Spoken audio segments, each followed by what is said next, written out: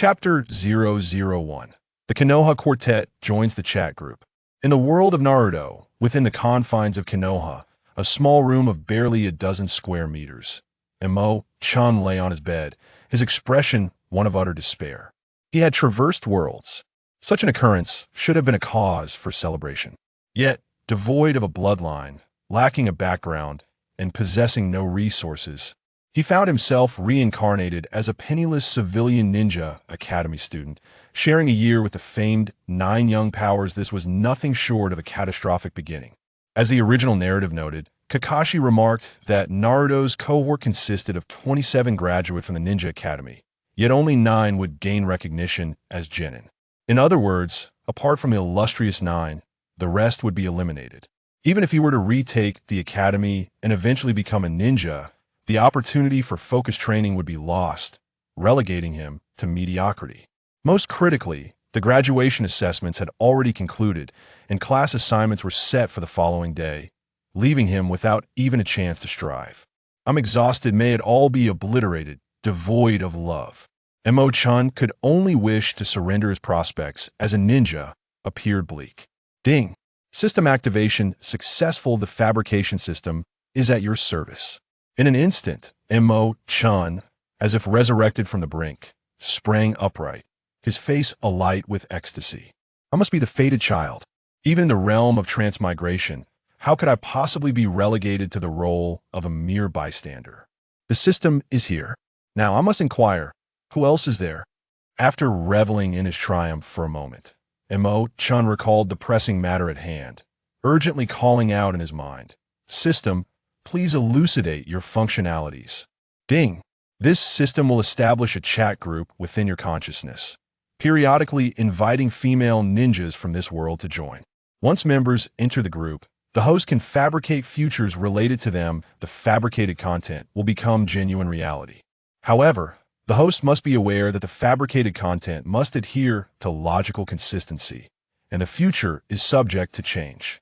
Mo Chen listened intently, contemplating earnestly, quickly grasping the system's purpose. A chat group is a splendid tool, especially composed entirely of female ninjas, a perfect choice for a man living off the fruits of others. Yet, the crux remains the ability to fabricate the future. As long as it is logical, he can fabricate at will, and the created content will materialize into reality. For instance, if Kaguya Otsutsuki were to join the group, Mo Chen could fabricate a future wherein she encounters him first upon her unsealing, subsequently becoming lost in reminiscence. Before the ninja era, Mo Chen had unwittingly traversed back in time, where he met Kaguya. Their bond deepened over time, resulting in 2 children. Ahem, but that is not the focal point. The essence lies in Kaguya granting him her powers, transforming him into a formidable warrior, after which he would return to his original timeline. Rational, right? It does not disrupt the original narrative structure. He becomes a strong warrior, with no apparent points of deviation. Perfect. This is precisely how one should utilize the ability to fabricate futures. I am truly a genius. And Mo Chen suddenly felt that, despite lacking a bloodline, his intellect was his own unique limit. Ding! Chat group activated. The system is now extracting new members for your chat group. Please hold on. Ding! New members have been selected and are being invited to join. Ding! Haruno Sakura has joined the chat group. Ding! Yamanaka Ino has joined the chat group. Ding! Hyuga Hinata has joined the chat group. Ding! Ten has joined the chat group. Lo and behold, the Konoha Quartet. His first attempt at recruiting members has resulted in a complete set. Well, with more members, there will be greater choices, which will certainly benefit the fabrication of futures. As he gazed at the names of the 4 who had joined the group, Mo Chen's mind began to conjure the futures he would fabricate. At that moment, Sakura was at home, daydreaming about her impending life as a ninja, when suddenly her vision blurred, as if she had encountered a peculiar interface. Simultaneously, a series of notifications echoed in her ears. Ding! Haruno Sakura has successfully joined Mo Chen's female protagonist group. Congratulations on becoming a member of Mo Chen's heroine collective. Please adhere to the following rules. 1. Mo Chen is the leader of this group. The leader's interests supersede All else group members are strictly forbidden from engaging in any actions detrimental to the leader. Two group members must coexist harmoniously, and plotting against one another is strictly prohibited. 3 future video segments will appear intermittently within the group. All content is genuine and requires no skepticism. For group members may receive enhancement effects, including talents, comprehension, combat power, and other attributes. The greater the loyalty to the leader, the stronger the enhancement effects. 5 members may freely exit the group, but all related memories will be erased. Sakura, Ino, who was dozing off in the flower shop, Hinata, secretly honing her skills in her backyard, and Tintin, who had just completed her mission and was preparing to head home for a bath, found themselves in similar predicaments, listening to the system notifications and witnessing the chat group interface materialize before them. As they were not transmigrators and had not been steeped in web literature, they were utterly bewildered by the appearance of the system notifications. Their first instinct was to assume they had fallen under an illusion, hastily attempting to discern a method to break the illusion. Had they been modern individuals, they would likely have concluded that they were destined figures upon the emergence of the system notifications. Of course, this was not an illusion, and thus their attempts to dispel it failed. Yamanaka Ino, wide forehead. Haruno Sakura, get lost. Pig-headed Ino, you're still as insufferable in this illusion. Hyuga Hinata, this might not be an illusion. Yamanaka Ino, should we meet up in person to ascertain the situation? Hyuga Hinata, sure, where should we gather? Yamanaka Ino, how about the dessert shop on Snack Street? They'll treat you. Haruno Sakura, with free desserts, I'm on my way. 10-10. So you all know each other? Yamanaka Ino, yes, might you be? 10-10, a Konoha genin, a graduate of the last Ninja Academy, team leader Mado guy. Yamanaka Ino, so you're a senior, huh? We just graduated, and our classmates' class assignments are tomorrow. Haruno Sakura, you just blurted that out. 10-10. Since this isn't an illusion, it seems we're communicating across distances after all. We're from Konoha, so we can trust each other. Hyuga Hinata, 10-10, you should join us to this group. Seems a bit strange. I attempted to communicate with my family, but discovered I couldn't disclose anything. 10-10, precisely what I was thinking. Within the chat group, Mo Chen observed everything with clarity. However, he realized he could not partake in the conversation. The members were oblivious to his existence within the group. He was as if cloaked in invisibility. Yet, this was fortuitous without knowledge of Mo Chen's presence. They could converse freely. Mo Chen could also tailor his actions based on their dialogue within the group. Just like now, knowing that the Konoha Quartet was heading to the dessert shop, Mo Chen utilized a transformation technique to disguise himself as an unremarkable passerby, arriving ahead of them. At this moment, they had only just entered the chat group, making it essential to grasp their intentions. Mo Chen ordered his dessert and chose a dimly lit corner to sit, awaiting the arrival of the Konoha Quartet, while his mind continued to ponder the matter of fabricating futures. Excluding 10-10, the other 3 were his classmates. Without delving into the future, at least before class assignments, there would still be some intersection. If Mo Chen wished to alter his destiny, he must diligently seize this fleeting time before class assignments. Chapter 002, Fabricating Futures, Awakening the Sharingan. Not long after, the Konoha Quartet successively appeared in the dessert shop. Upon seeing one another, they confirmed a singular truth. The chat group that had materialized in their minds indeed allowed for communication across distances. All dialogue was genuinely sent by real individuals, with no impersonation by others. If there's no trap, that would be splendid. Ino, after introducing everyone to 10-10, spoke up, "This way, we can relay information anytime, anywhere. This ability is even more convenient than our clan's secret techniques." 10-10 nodded in agreement. "We still don't know if there's a distance limitation, but we can be certain that the coverage extends at least across all of Konoha.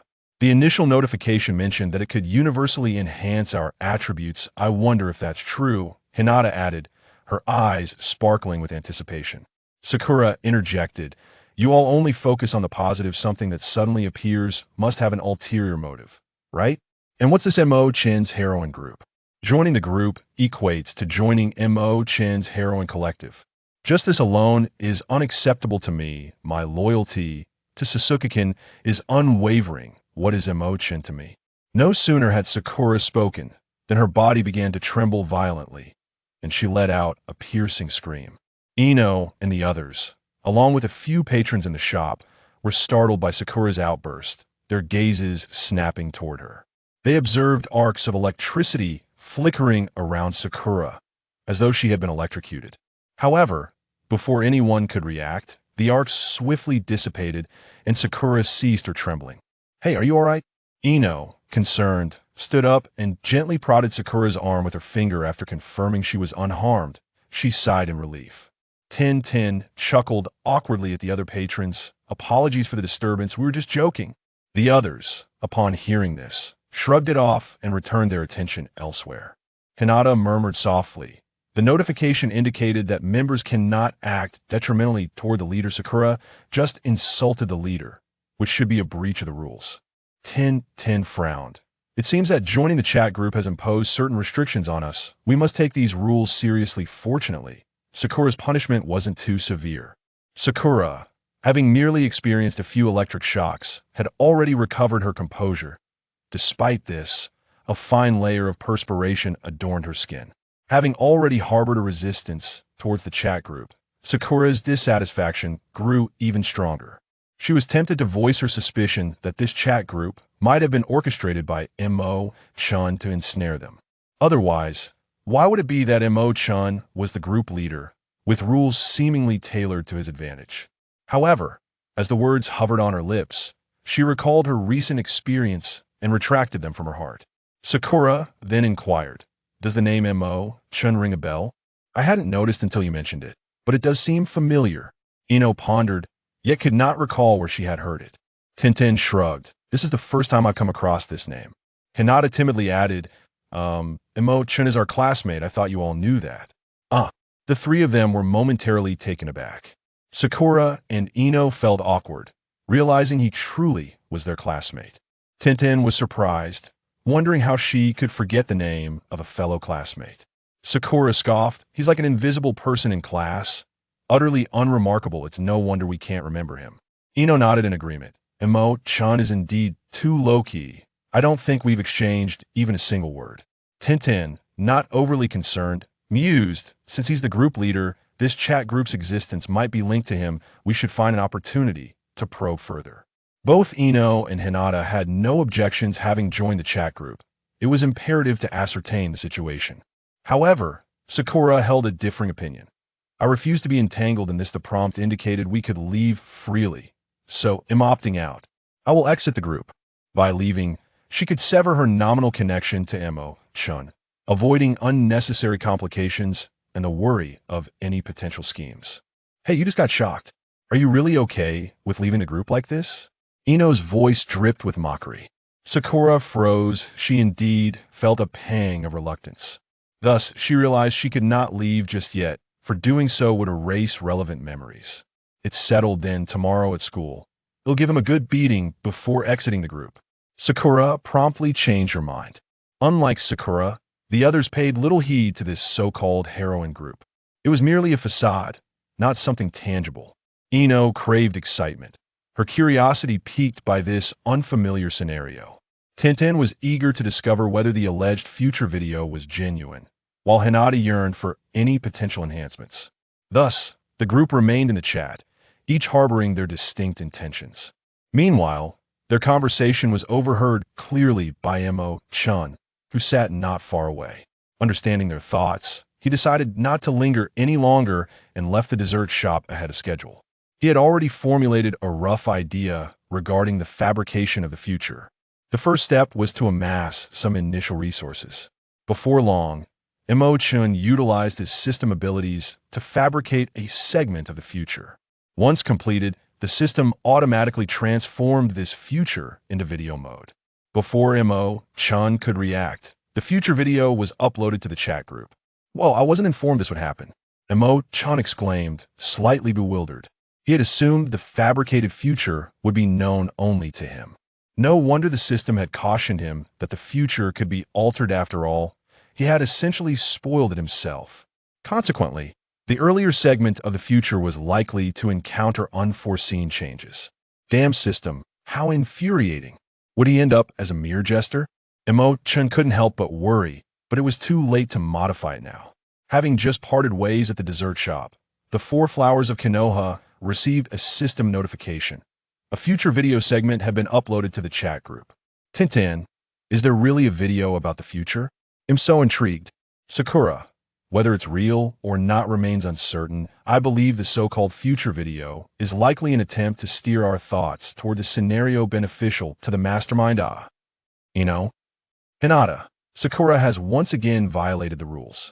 Tintin, Rule 3 states that the content of future videos is entirely factual. There's no need for skepticism. Sakura, you scoundrel. This is infuriating. Woe is me, it hurts. This is hilarious. I'm dying of laughter. Tintin, Sakura, in truth, we're not that significant. I doubt anyone would go to such lengths to manipulate us. Hinata, let's first view the video content, Future video scene.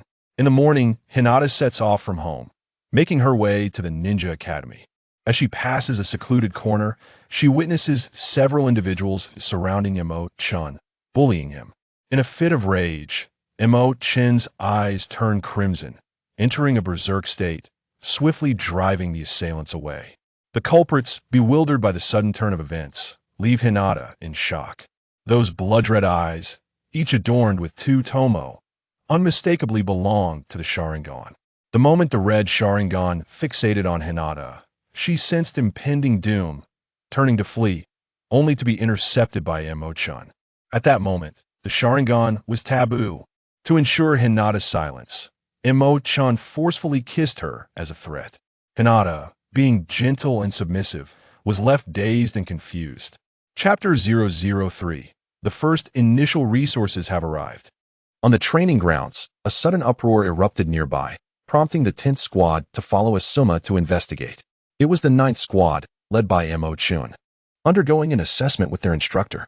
It appeared that due to the instructor's lack of approval, Mo Chen, in a fit of rage, awakened a formidable and sinister ability, nearly overpowering the instructor. The scene was left with a mass of dark, vine-like material that ensnared everyone except Mo Chen, absorbing chakra and rendering them defenseless. With the aid of Asuma and the arriving Umbu, they were rescued, while Mo Chen was taken to meet the 3rd Hokage. The video concluded here, spanning less than a minute and comprising 2 segments. On the surface, Hinata and Ino seemed to be the protagonists, yet the narrative revolved around Mo Chen, suggesting that he was far from an ordinary individual, possessing terrifying talent. In just one day, he awakened 2 extraordinary abilities. The Sharingan needs no introduction, being one of the legendary 3 dojutsu. The nature of the second ability, though unknown, nearly incapacitated a seasoned Nin in its fury. Tintin, is this what will happen tomorrow? Yumeka Ino, it appears so. I'm indeed in the same squad as them. How frustrating. I wanted to be with Sasuke. Haruno Sakura, Sasuke-kun is definitely mine. Hinata Hyuga, Tintin, Hinata was forcefully kissed. While I can understand Mo Chen's actions, his approach is too domineering, showing no regard for a girl's feelings. Haruno Sakura, exactly. There is not a shred of chivalry. Such a person is simply infuriating. Yumeka Ino, after being hit so many times, you still haven't learned your lesson. Hinata Hyuga, tomorrow, I will take a detour. I refuse to walk that path. Tintin, no worries, Hinata.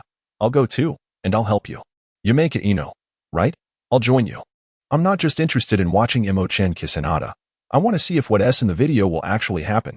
Hinata Hyuga, Haruno Sakura, why is it always me who gets hurt?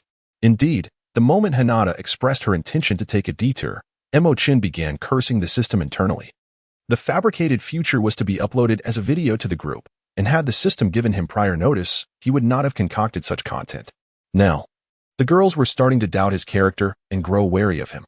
Tintin, to my knowledge, the Sharingan is a bloodline limit of the Uchiha clan, and there is but one remaining heir. What relation does Mo Chen have to the Uchiha? Yumeka Ino, I've never heard of him, nor have I noticed any interaction between him and Sasuke. Haruno Sakura, does Sasuke-kun also possess the Sharingan? If he awakens it, he would surely look striking. Tintin, regardless. Mo Chen is indeed extraordinary, even without the chat group. We must cultivate a good relationship with him. Yumeka Ino, Hinata, if you wish to take a detour, go ahead. I'll test Mo Chen for you. Hinata Hyuga? Haruno Sakura. Ino, are you planning to develop feelings for him and steal Mo Chen's first kiss? Yumeka Ino. Humph, what is wrong with that? Haven't you heard Tintin say that Mo Chen is a potential gem? Haruno Sakura. The less competition I have for Sasuke Koen, the better my chances. Tintin. If Ino goes instead, I feel Mo Chen wouldn't resort to the same tactics he used on Hinata. Hinata Hyuga. Huh? Why? Tintin. After all, you're classmates. He must understand your personalities. Haruno Sakura. That is true. Ino is shameless and wouldn't be intimidated by such things. If Mo Chen dares to forcefully kiss her, given Ino's temperament, she would likely retaliate fiercely, assuming she can overpower him. Yumeka Ino. Are you talking about yourself? Wide forehead. Haruno Sakura. I'm not as violent as you, Ino. I'm a lady. Yumeka Ino. Indeed, a lady with a wide forehead. Haruno Sakura. Ino. Do you want to fight? Yumeka Ino. Come on. Who is afraid of you? Wide forehead. Tintin. It seems you two are incompatible. Let me handle it tomorrow. Hinata Hyuga. Yumeka Ino. Haruno Sakura. Upon observing the chat group's discussions, Mo Chen felt a sense of relief. If Hinata planned to take a detour and avoid crossing paths with him, he would genuinely worry about whether the video's narrative would trigger. However, now that the others were intent on verifying the video's authenticity, they would undoubtedly stake out the location. As long as they showed up, the plot would inevitably unfold. Moreover, their reactions did not suggest any intention to preemptively intervene. All seemed well. Mo Chen was in high spirits, eagerly anticipating the unlocking of his Sharingan the following day. With its initial activation as a double tomo, his prowess was destined to soar. Although he still lacked some foundational depth, he was likely the strongest among his peers graduating this year. Perhaps his overwhelming anticipation led to a restless night, tossing and turning for the better part of it. Just as he finally succumbed to slumber, the alarm clock blared. Today marked the day of class assignments, and tardiness was not an option. Reluctantly, Mo Chen could only muster the strength to wash up with bleary eyes, hastily consume a morsel, and yawn his way out the door. Bam! In his dazed state, Mo Chen inadvertently collided with someone at the corner. In the next instant, he found himself dragged into a secluded spot, cornered by several individuals. You have quite the audacity, don't you, to dare bump into me? The leader, a chubby boy around 14 or 15, wore a fierce expression, clenching his fists menacingly. Your reckless actions nearly cost me my life. Now, tell me, how do you intend to compensate for this? Behind him stood three others, clearly rallying around him, all bearing sinister smirks. Was this a case of staged extortion? Mo Chen, having not had enough sleep, found his brain sluggish and slow to react. It was only when he noticed he was encircled by four street thugs with malicious expressions that he recalled the situation at hand. Goodness. He had truly forgotten the contents of the future video, heading straight for the Ninja Academy. It was only now that he realized the initial resources were about to be credited. Raising his gaze, he observed that he had never encountered these four individuals before. They appeared to be a group of lowly delinquents, born into misfortune and struggling in life. As for those who activated Mo Chen's Sharingan in the video, they were mere figments of imagination, lacking any distinct features, only presented through a series of indistinct glimpses. Even if the renowned Konoha Four were present, they would not discern any differences among them. Ah, yes. The Konoha Four should be nearby, shouldn't they? Mo Chen quickly glanced at the chat group. Indeed, the chat records revealed that the four flowers of Konoha had emerged early. They pinpointed their approximate location, and Ino employed her sensory technique while Hinata activated her Byakugan, patiently awaiting Mo Chen's arrival. As Mo Chen was confronted by the chubby figure and his companions, the four girls swiftly made their way to the scene, concealing themselves in the shadows to observe the unfolding events. Chapter 004. It seems Mo Chen harbors a secret. Hey, you insolent brat. Do you dare to disregard me? Are you seeking death? The chubby figure seethed with rage upon noticing that Mo Chen not only displayed no fear, but also wore a faint smile, lost in thought.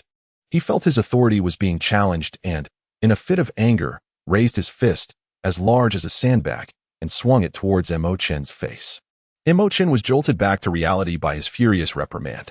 Upon witnessing the opponent's fist hurtling toward him, he swiftly dodged to the side. One must not strike the face. He still had to attend the graduation presentation shortly.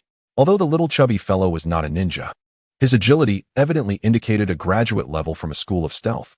Mo Chen attempted to evade the confrontation, yet he could not entirely escape. The stout boy's fist struck his shoulder, eliciting a pained grunt as he collapsed beside him. Dare to dodge again? If I strike you, do you still have the audacity to evade? It seems you truly wish for your demise. The stout boy cast a glance at a few companions behind him, rallying them to join in a collective assault on Mo Chen. Mo Chen found all avenues for evasion completely obstructed. He harbored intentions of counterattacking. Yet before his strength could coalesce, it was scattered. Ultimately, a person of common origin, regardless of whether they have just graduated from the academy or attained the rank of a Jinin or Chunin, if they do not encounter a distinguished mentor, their abilities remain at a mere cannon fodder level. Mo Chen found himself outnumbered 4-1. Resistance was futile.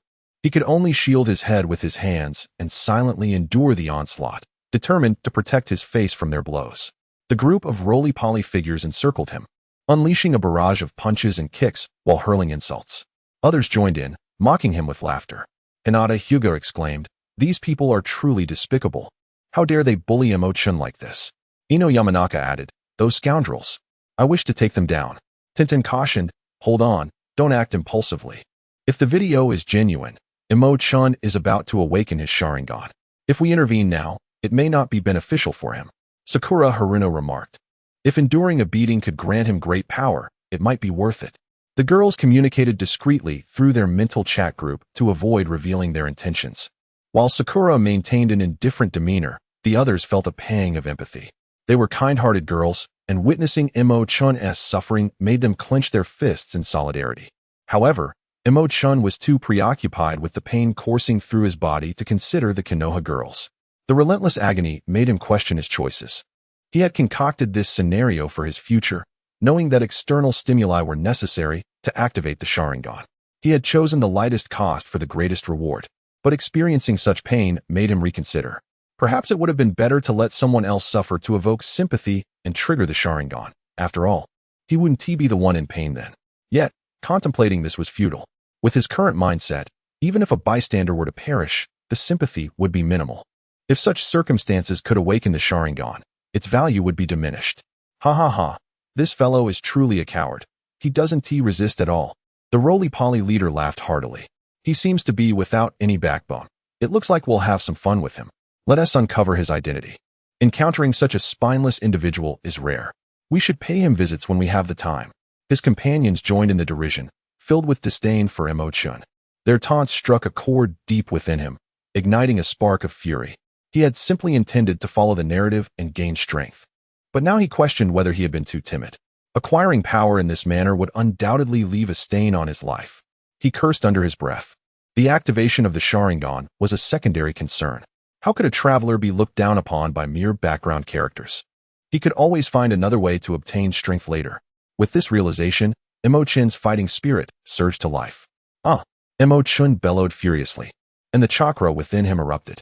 It was as if the sealed steam suddenly burst forth from the bottle's cap, the sudden surge of power forcefully scattering those who surrounded him.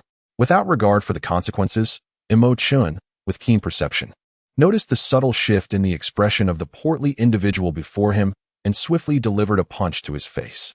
The rotund figure, seasoned in the art of combat, remained unfazed, a smirk of disdain lingering upon his lips. Yet, before he could utter another word, Mo Chen's strength and speed surged dramatically in an instant.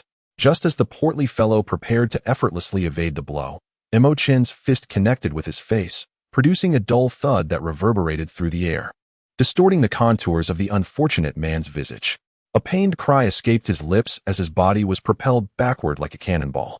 The impact of his nearly 100-kilogram frame against the wall was thunderous, leaving cracks in its wake.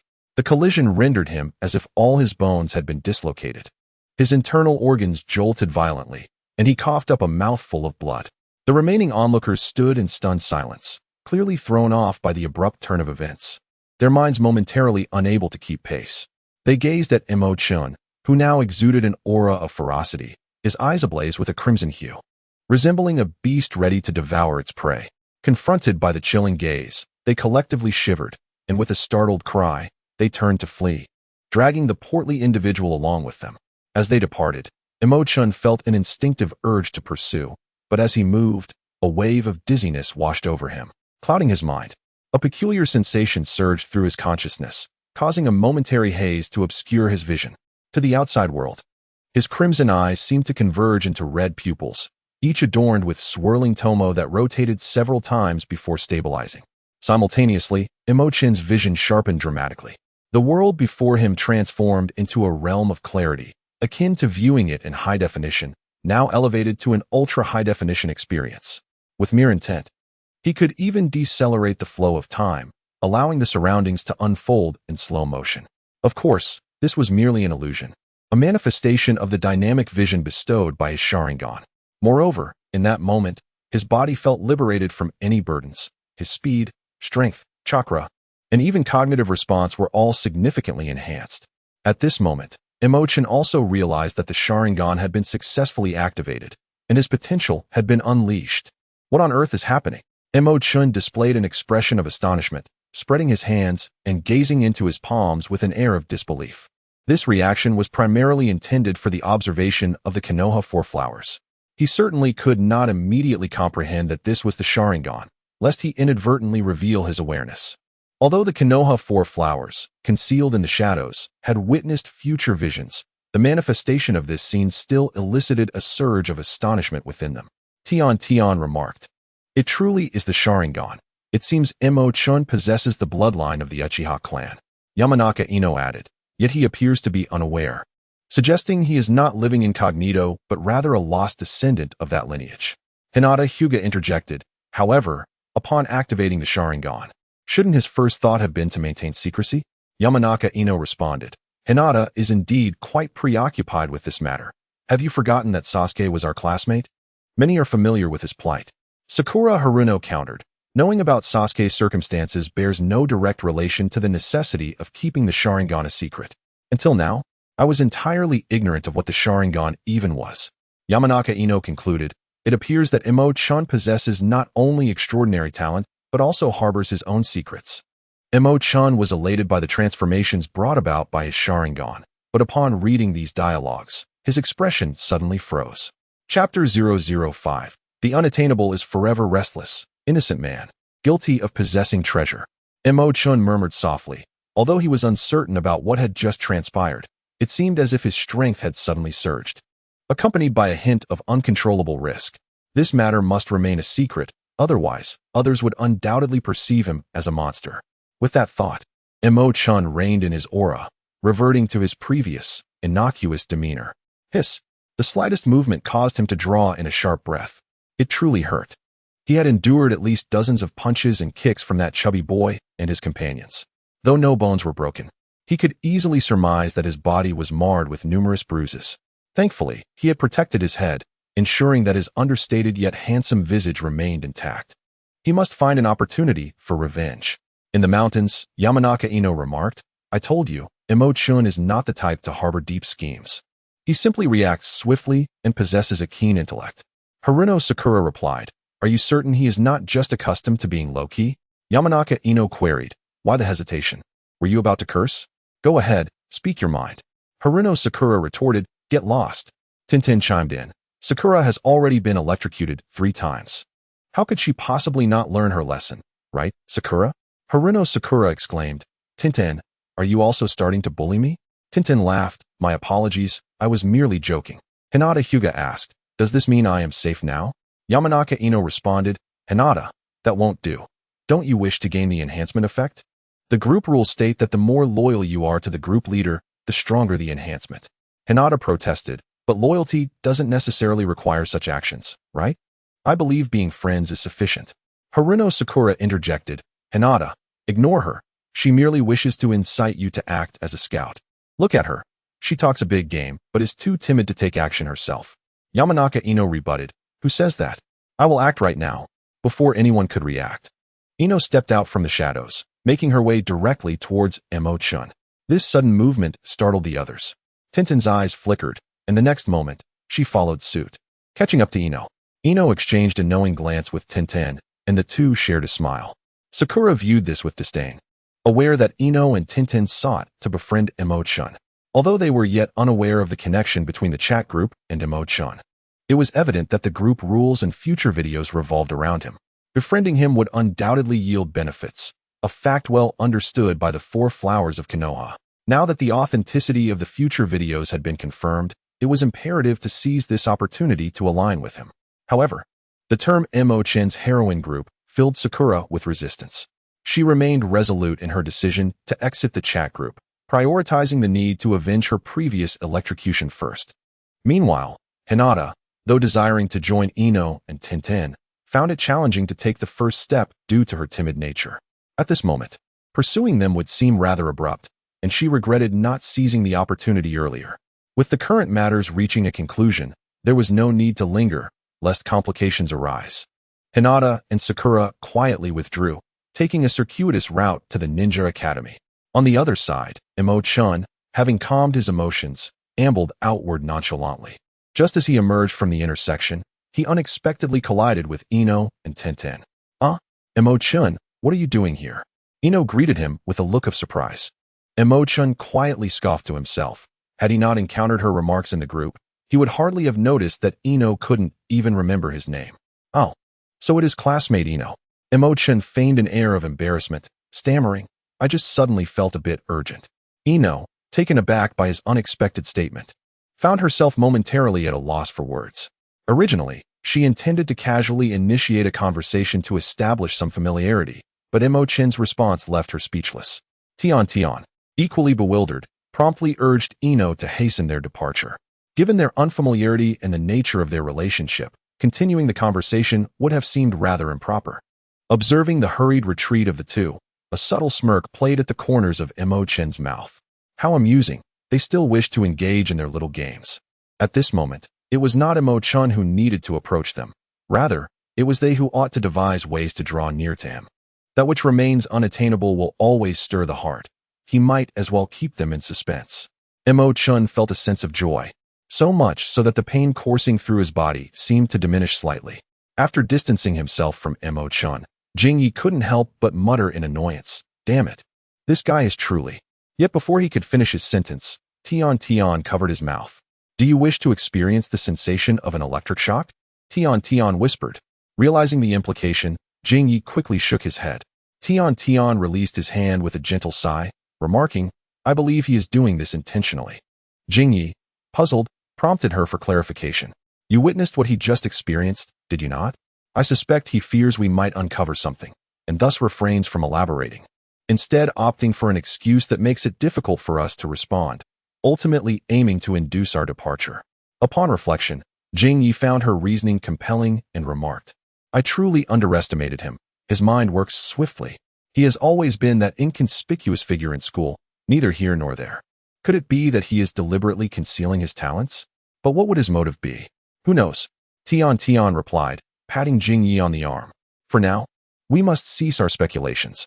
With more interactions, we will discern his true nature.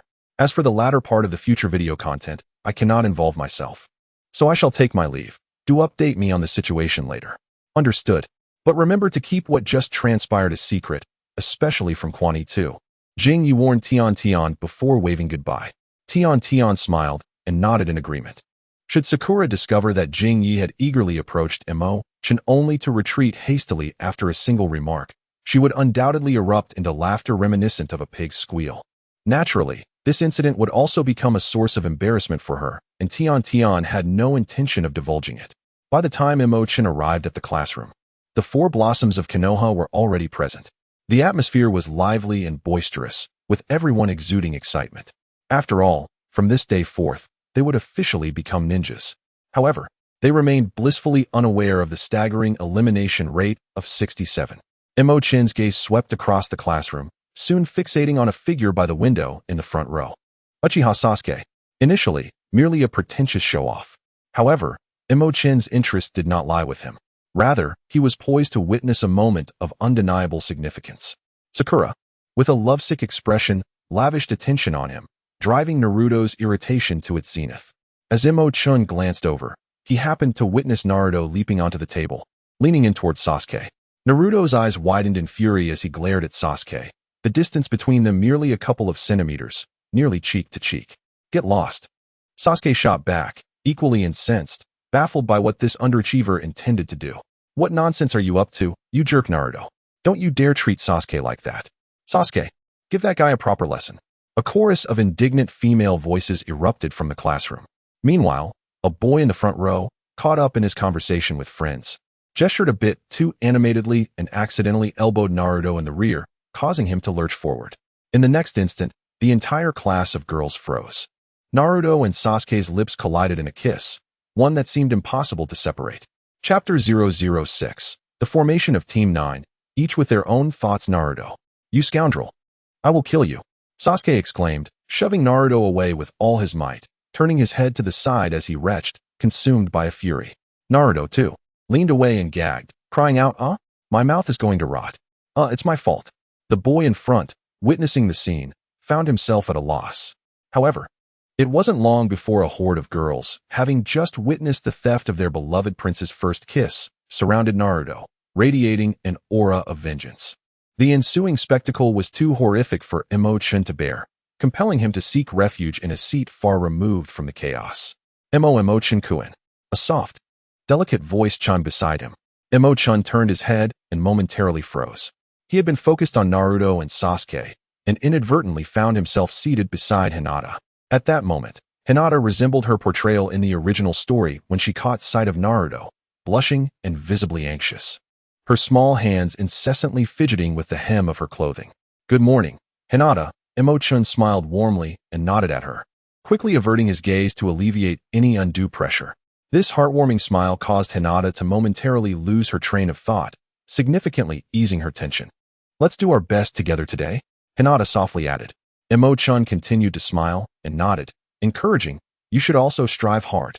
Hinata beamed, secretly thinking to herself, Mo Chen-kun is so gentle, I had never noticed this before. Meanwhile, on the other side, Naruto, who had audaciously stolen Sasuke's first kiss, was mercilessly beaten into a pulp by the girls in class. His disheveled appearance significantly alleviated Sasuke's wrath. Humph, what a colossal fool. Sasuke smirked, turning his gaze towards the window. Soon, their homeroom teacher Iriko arrived, delivering a few words of motivation before beginning the class assignments. In Class 7, Sakura Haruno and Naruto Uzumaki. Awesome, Naruto exclaimed, raising his hands in jubilation, while Sakura stood dejectedly beside him. And also, Sasuke Uchiha. Fantastic, Sakura cheered, raising her hands in excitement, while Naruto slumped beside her in disappointment. In Class 8, Hinata Hyuga, Kiba Inuzuka, and Shino Aburame. Such a pity. Hinata's expression dimmed as she glanced at Naruto ahead, then instinctively stole a glance at Mo Chen beside her. In Class 9, Chihiro Mai, Mo Chen, and Ryota. Mo Chen's gaze swept across the classroom, swiftly identifying his two teammates. Qinhui Wu, the only one in their team with a surname, appeared to be an ordinary girl. Her appearance, while not comparable to the four blossoms of Konoha, could be deemed above average, somewhat resembling the disciple of Gaara, Shaoji. However, her physique was remarkable, displaying an impressive figure at such a tender age. Liang Tai, on the other hand, seemed to possess a timid disposition, his presence in the class even less pronounced than that of Mo Chen. Among the trio, Qinhui Wu exhibited mediocre theoretical knowledge and below-average practical skills, while Mo Chen maintained an overall average level, and Liang Tai was only slightly better than the bottom of the class. Thus, as Irika had stated, the class assignments were intended to balance the overall capabilities of each team, which was utterly nonsensical. In Class 10, there were Yamanaka Ino, Nara Shikamaru, and Akimichi Choji. Sakura secretly signaled a victory gesture towards Ino, inciting her irritation to the point of gritting her teeth. However, having seen the future videos, Ino had long ceased to doubt her two teammates. Her annoyance stemmed solely from Sakura's smug expression. The students waited in the classroom for a while, until one by one, the leading jonin arrived to escort their respective teams away. I am Indo Daisho, and this is Class 9. Qinhui Wu, Mo Chen, Liang Tai. Follow me. A man in his 30s with a square face appeared at the classroom door, radiating an aura typical of a minor character, filled with boundless anticipation for the future. Qinhui Wu and Liang Tai eagerly followed him. Mo Chen greeted Hinata and followed along. They, as minor characters, were destined to be excluded from the main storyline. Fortunately, Mo Chen possessed his own unique advantage that allowed him to intrude upon the narrative. Nevertheless, in the early stages, he must first strive to enhance his strength. Having already acquired the Sharingan, the next ability awaited him. In future endeavors, the nature of this ability remained elusive, yet Mo Chen had left hints. Surely the system would not misdirect this power elsewhere? The leader of Team 9, Jonin Endo Daisho, escorted Mo Chen and his companions to a training ground. Firstly, I must convey an important matter, Endo Daisho declared, cutting straight to the chase. You are about to undergo a practical assessment, and the difficulty will be quite formidable for you. Upon witnessing Endo Daisho's serious demeanor, Qian Huiwu and Liang Tai swallowed nervously. Among the 27 graduates, only 9 will be recognized as Jinin. The rest will return to the academy for further training. This meant the assessment was an elimination round, with a staggering 66.7 elimination rate. Prepare yourselves mentally. If you lack the resolve to face me with the intent to defeat, you will have no chance whatsoever. You have half an hour to rest and prepare. After that, the evaluation will commence, and the challenge will be a 3-on-1 confrontation against me. With that, Endo Daisho produced a clock, set it, and placed it upon a nearby rock. He then found a clean spot to sit and closed his eyes in meditation. Is this a joke? Liang Tai stuttered. After all that effort to graduate, we face an elimination assessment? With our strength, how could we possibly compete against a Jonin? Are we not destined to return to the academy for a redo? Qian Huiwu maintained a measure of calm, pondering for a moment before addressing Liang Tai and Mo Chen. It's not entirely hopeless. As the teacher mentioned, 9 individuals will be acknowledged as Jinin. However, it's unlikely we'll be among those 9. Liang Tai crouched down, cradling his head in despair, embodying a sense of inevitable defeat. His poor ranking was already well known, and both Qian Huiwu and Mo Chen were also situated beyond the top 10. How could they compete for the limited slots? Qian Huiwu encouraged, if we give up, we are guaranteed to be eliminated. Is that what you truly desire? At least we are in a 3-on-1 scenario. Since the assessment was unavoidable, they might as well give it their all. Perhaps fortune would favor them. Our focus now should be on maximizing the strength of the 3 of us. Mo Chen cast a surprised glance at Qian Huiwu, then nodded in agreement. Regardless of having a golden finger, even in the face of certain defeat, one must struggle desperately to leave a mark on this world. Surrendering outright is an act of cowardice. Although Liang Tai still doubted the possibility of securing that coveted spot, he concurred with Qian Huiwu's perspective and resolutely rallied his spirits to engage in a discussion regarding their forthcoming battle strategy. What Mo Chen and Liang Tai were oblivious to was that Qian Huiwu was secretly mocking them. Given their abilities, no matter how fiercely they struggled, it was highly likely that they would face elimination. However, if the 3 of them coordinated effectively, perhaps one of them could be fortunate enough to advance. What she desired was precisely that fortunate opportunity. It was for this reason that she encouraged Mo Chen and Liang Tai, instigating them to take the lead against Endo Daisho. At that moment, Qian Huiwu could lurk in the shadows, seizing the chance to strike unexpectedly, thus enhancing her own prospects. Chapter 007, The Battle Against the Elite Ninja. Mo Chen faces betrayal. The moment the alarm clock rang, Endo Daisho opened his eyes. After silencing the alarm, he turned to face Mo Chen and the other 2, who had already devised their strategies. With an expression of indifference, Endo Daisho began. Next, the 3 of you will engage in a practical assessment against me alone. There are no rules during this evaluation. You may employ any tactics at your disposal and assault me at will. Your objective is to either defeat me or be defeated. Once a victor is determined, the assessment will conclude. Whether you remain as ninjas or are relegated back to the Ninja Academy for retraining will become evident in due course. Now, let the assessment officially commence.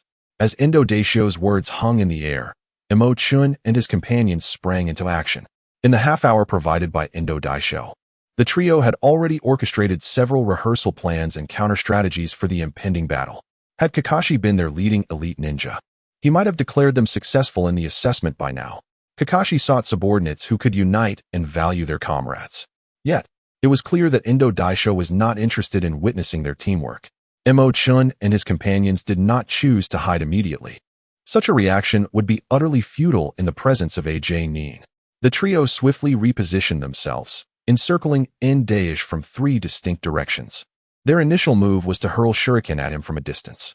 In an instant, dozens of shuriken were cast forth from the hands of Mo Chen and his allies, sealing off all surrounding space around Daesh. How naive. Daesh merely glanced at the barrage, not even flinching. Setting aside the lack of speed and power, many of the shuriken lacked sufficient accuracy. Standing firm, he found that only a scant few shuriken posed a threat to him. He simply drew a kunai and casually swatted away the few that threatened to strike him, dismissing the remainder with indifference. The trio, momentarily taken aback by the swift and decisive actions of Endo Hirotaka, remained composed. As they repositioned themselves, they continued to hurl shurikens while gradually advancing towards him. As Mo Chen observed Daisho Endo effortlessly lifting weights, his eyes narrowed slightly, and the speed at which he threw his shuriken diminished a fraction. The shuriken could merely serve to create distractions, its actual efficacy being quite limited. During their earlier strategic discussions, he had gleaned that the three of them, aside from the basic techniques taught at the Ninja Academy and the art of shuriken throwing, possessed no substantial ninjutsu. Defeating Daisho Endo? Such a notion was utterly fanciful. They lacked even the slightest chance of causing him any inconvenience. Moreover, Mo Chen was acutely aware that the 9 positions for lower-ranked ninjas had almost been predetermined. Regardless of their struggles, they were destined for elimination. Nonetheless, Mo Chen approached this battle with unwavering seriousness. He yearned to personally experience the prowess of a Jonin and, in the process, evaluate the extent of his own abilities now that he had activated his Sharingan. Swish! Mo Chen discreetly activated his Sharingan, transforming his perception of the world around him. However, to the outside observer, he merely emitted a fleeting wave of spiritual energy, failing to arouse any suspicion. Earlier that morning, after activating the Sharingan, he had taken a detour to an optical store to purchase a pair of tinted sunglasses, enabling him to conceal the change in his pupils and maintain the appearance of ordinary black irises. Once his Sharingan was engaged, Mo Chen swiftly launched 2 shurikens from each hand. The speed, force, and accuracy of his throws astonished Endo Daisho. Unfortunately, the disparity in their abilities was too great. Dodging was effortless for Endo Daisho. Yet, to his surprise, while he focused on Mo Chen's shurikens, he overlooked a crooked shuriken thrown by Liang Tai, which nearly struck him. Endo Daisho was momentarily taken aback. Was this a calculated move? Nevertheless, he reminded himself that the gap in their strengths was insurmountable. Reacting swiftly, he leaned back just in time to evade the errant shuriken. Although the shuriken lacked sufficient force to inflict serious harm, sustaining an injury against a genin would be rather embarrassing for an elite jonin. Indeed, among genin, such performance was commendable. Endo Daisho silently praised. Under ordinary circumstances, this level of skill would warrant recognition. Of course, his commendation was directed at Mo Chen's offensive strategy and composure, not Liang Tai's flawed shuriken. Before he could finish his thoughts, Mo Chen seized the opportunity while Endo Daisho was preoccupied with dodging the shuriken, accelerating towards him with a swift kick aimed low. Endo Daisho's expression darkened instantly. He regretted his earlier praise. This young man was a bit underhanded. However, such a straightforward assault could hardly land a hit on Endo Daisho. The kick struck, but Endo Daisho's form transformed into a wooden dummy. It was a substitution technique.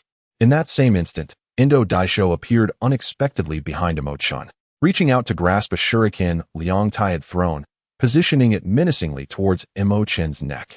It was over. Yet at that moment, a flurry of powerful shurikens was launched from the hands of Chikawamai, who had crept in close.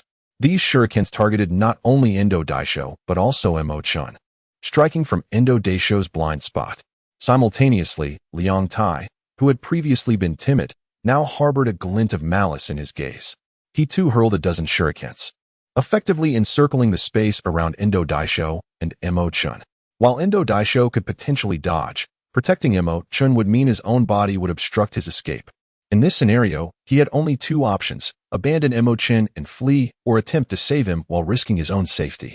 Time would not permit him to escape together with Mo Chen. Of course, this was merely the perspective of Chikawamai and Liang Tai. You too. Endo Daisho's countenance darkened, his eyes ablaze with fury. Those 2 had plotted against him, even involving Mo Chen in their scheme. It appeared that this was an agreement reached privately between Chikawamai and Liang Tai, effectively selling Mo Chen out. With a thunderous roar, an overwhelming aura erupted from Endo Daisho, a blue chakra radiating like a tangible force, sending the approaching shurikens scattering. He had intended to seize Mo Chen in the chaos to rescue him. However, as the chakra surged, Mo Chen's form exploded into a wooden dummy. A substitution technique? Endo Daisho was momentarily stunned. The timing was so precise that even he had not anticipated it. This young man was quite impressive. What a pity. In the next instant, Mo Chen emerged from behind a nearby tree. Yet, rather than launching another attack, he wore a composed expression as he regarded Chikawamai and Liang Tai. Initially, he had planned to utilize the substitution technique to outmaneuver Endo Daisho further, but he had not anticipated that these two would betray him, catching him completely off guard. Perhaps he had subconsciously overlooked these minor characters who had not appeared in the original narrative. This incident served as a stark warning. He must not allow such a fundamental error to occur again in the future. Chapter 008. Power Unleashed. Mo Chen's new ability Sakura Haruno. I'm so bored. Where's the Jonin leader? The classroom is left with just Team 7. 10-10. Have the teams been assigned already? Ino Yamanaka, what's the situation on your side? Ino Yamanaka, we're at the training ground. We just finished our self-introductions, and now we're preparing for a practical exercise. Sigh. Not only am I not in the same class as Sasuke, but our teacher is also a scruffy man with a full beard. It's infuriating. Sakura Haruno. Oh. Haven't you already moved on to Mo Chen? Why are you still thinking about my Sasuke-kun? Are you trying to play both sides? No way, right? Ino Yamanaka, don't get too smug. Wide forehead. Your teacher must be a repressed pervert. Sakura Haruno. Impossible. Don't ruin my resolve. Right now, I'm on a team with Sasuke-kun, which must be infuriating for you. Hee. 10-10. All right, you two, stop bickering. Have you forgotten rule number 2 of the group? Do you want to be penalized? Sakura Haruno. Ino Yamanaka. You're right. I can't end up like some wide forehead, getting addicted to electric shocks. Sakura Haruno. Ino Yamanaka. Ugh, this is so annoying. We still have to conduct the battle exercise, and later we will have to verify the authenticity of the future video. I envy those wide foreheads who can just lounge around in the classroom. Sakura Haruno. You can leave. I didn't mean to. Seeing the grim expressions of Indo Daisho and Mo Chen, Liang Tai collapsed onto the ground, nearly losing control. Chikawamai also panicked momentarily but quickly regained her composure. Attempting to defend herself, Daisho-sensei, you said earlier that there are no rules during the assessment, and we can use any means necessary. Moreover, during our time at the Ninja Academy, the teachers taught us that a ninja must prioritize their mission, no matter the cost. Such reasoning was indeed sound, as the world was one of survival of the fittest. However, whether it would be accepted was another matter entirely. Swish. Indo Daisho's form suddenly appeared before Chikawamai. That is indeed correct, but the assessment is not over yet. Do you intend to give up? His cold voice resonated in her ear. Chikawamai's expression shifted dramatically as she hastily drew a shuriken in defense. Yet, before she could make another move, Indo Daisho's fist struck her in the abdomen. He had no qualms about punishing someone who would betray their allies. If he weren't concerned about causing serious injury, he would have shown no mercy. Even so, his punch left Chikawamai gasping, her face contorted in pain, nearly incapacitating her. And you? Indo Daisho flashed to Liang Tai's side. His voice icy. If you find yourself surrounded by enemies during a mission, will you soil yourself in fear? Huo was so terrified that his face turned pale, and he opened his mouth to plead for mercy, even contemplating abandoning the assessment. However, Indu Daigo clearly did not afford him such an opportunity. He delivered a swift kick that sent Kyoya's body flying. With a resounding thud, Kyoya slid several dozen meters before crashing against the trunk of a large tree. Unable to catch his breath, he lost consciousness immediately. I admit defeat. Upon seeing Indu Daigo's gaze shift back to her, Chihiro's face turned white as she shouted, forcing herself to endure the pain in her abdomen. She feared that if she hesitated, the enraged Indu Daigo might strike her down. After her exclamation, Chihiro distinctly noticed a flicker of regret in Indu Daigo's eyes, indicating his intention to continue his assault on her. His demeanor was devoid of any semblance of a manner, and he showed no compassion. Chihiro gritted her teeth in anger. Just wait. I will never give up on becoming a ninja, she vowed inwardly. Once I find a way to enhance my strength, I shall return this humiliation tenfold. Chihiro was not one to forgive easily. She always repaid her grievances. Even if her current power was insufficient, she would seek alternative means to lift her spirits. Meanwhile, Mo Chen seethed with a desire to retaliate against Chihiro and Kyoya on the spot, but the timing was not right. After a moment's hesitation, he was taken aback by how swiftly Indu Daigo had dispatched Chihiro and Kyoya. Nevertheless, this did little to quell his frustration. A surge of energy within him seemed to ignite, rushing from his dantian throughout his limbs. Indu Daigo, oblivious to Mo Chen's unusual state, turned to him and, with a hint of regret, remarked, "Now it's just you left. I regret to inform you that your team has been eliminated. Despite your strength and temperament qualifying you for the assessment, to become a ninja, a team of 3 is essential, so you must return to school for a retake. Luck is also a part of fate. I hope you can find reliable teammates next time." With that, Indu Daigo prepared to conclude the assessment for Class 9 and announce its dissolution. Suddenly, Mo Chen threw his head back and let out a furious roar.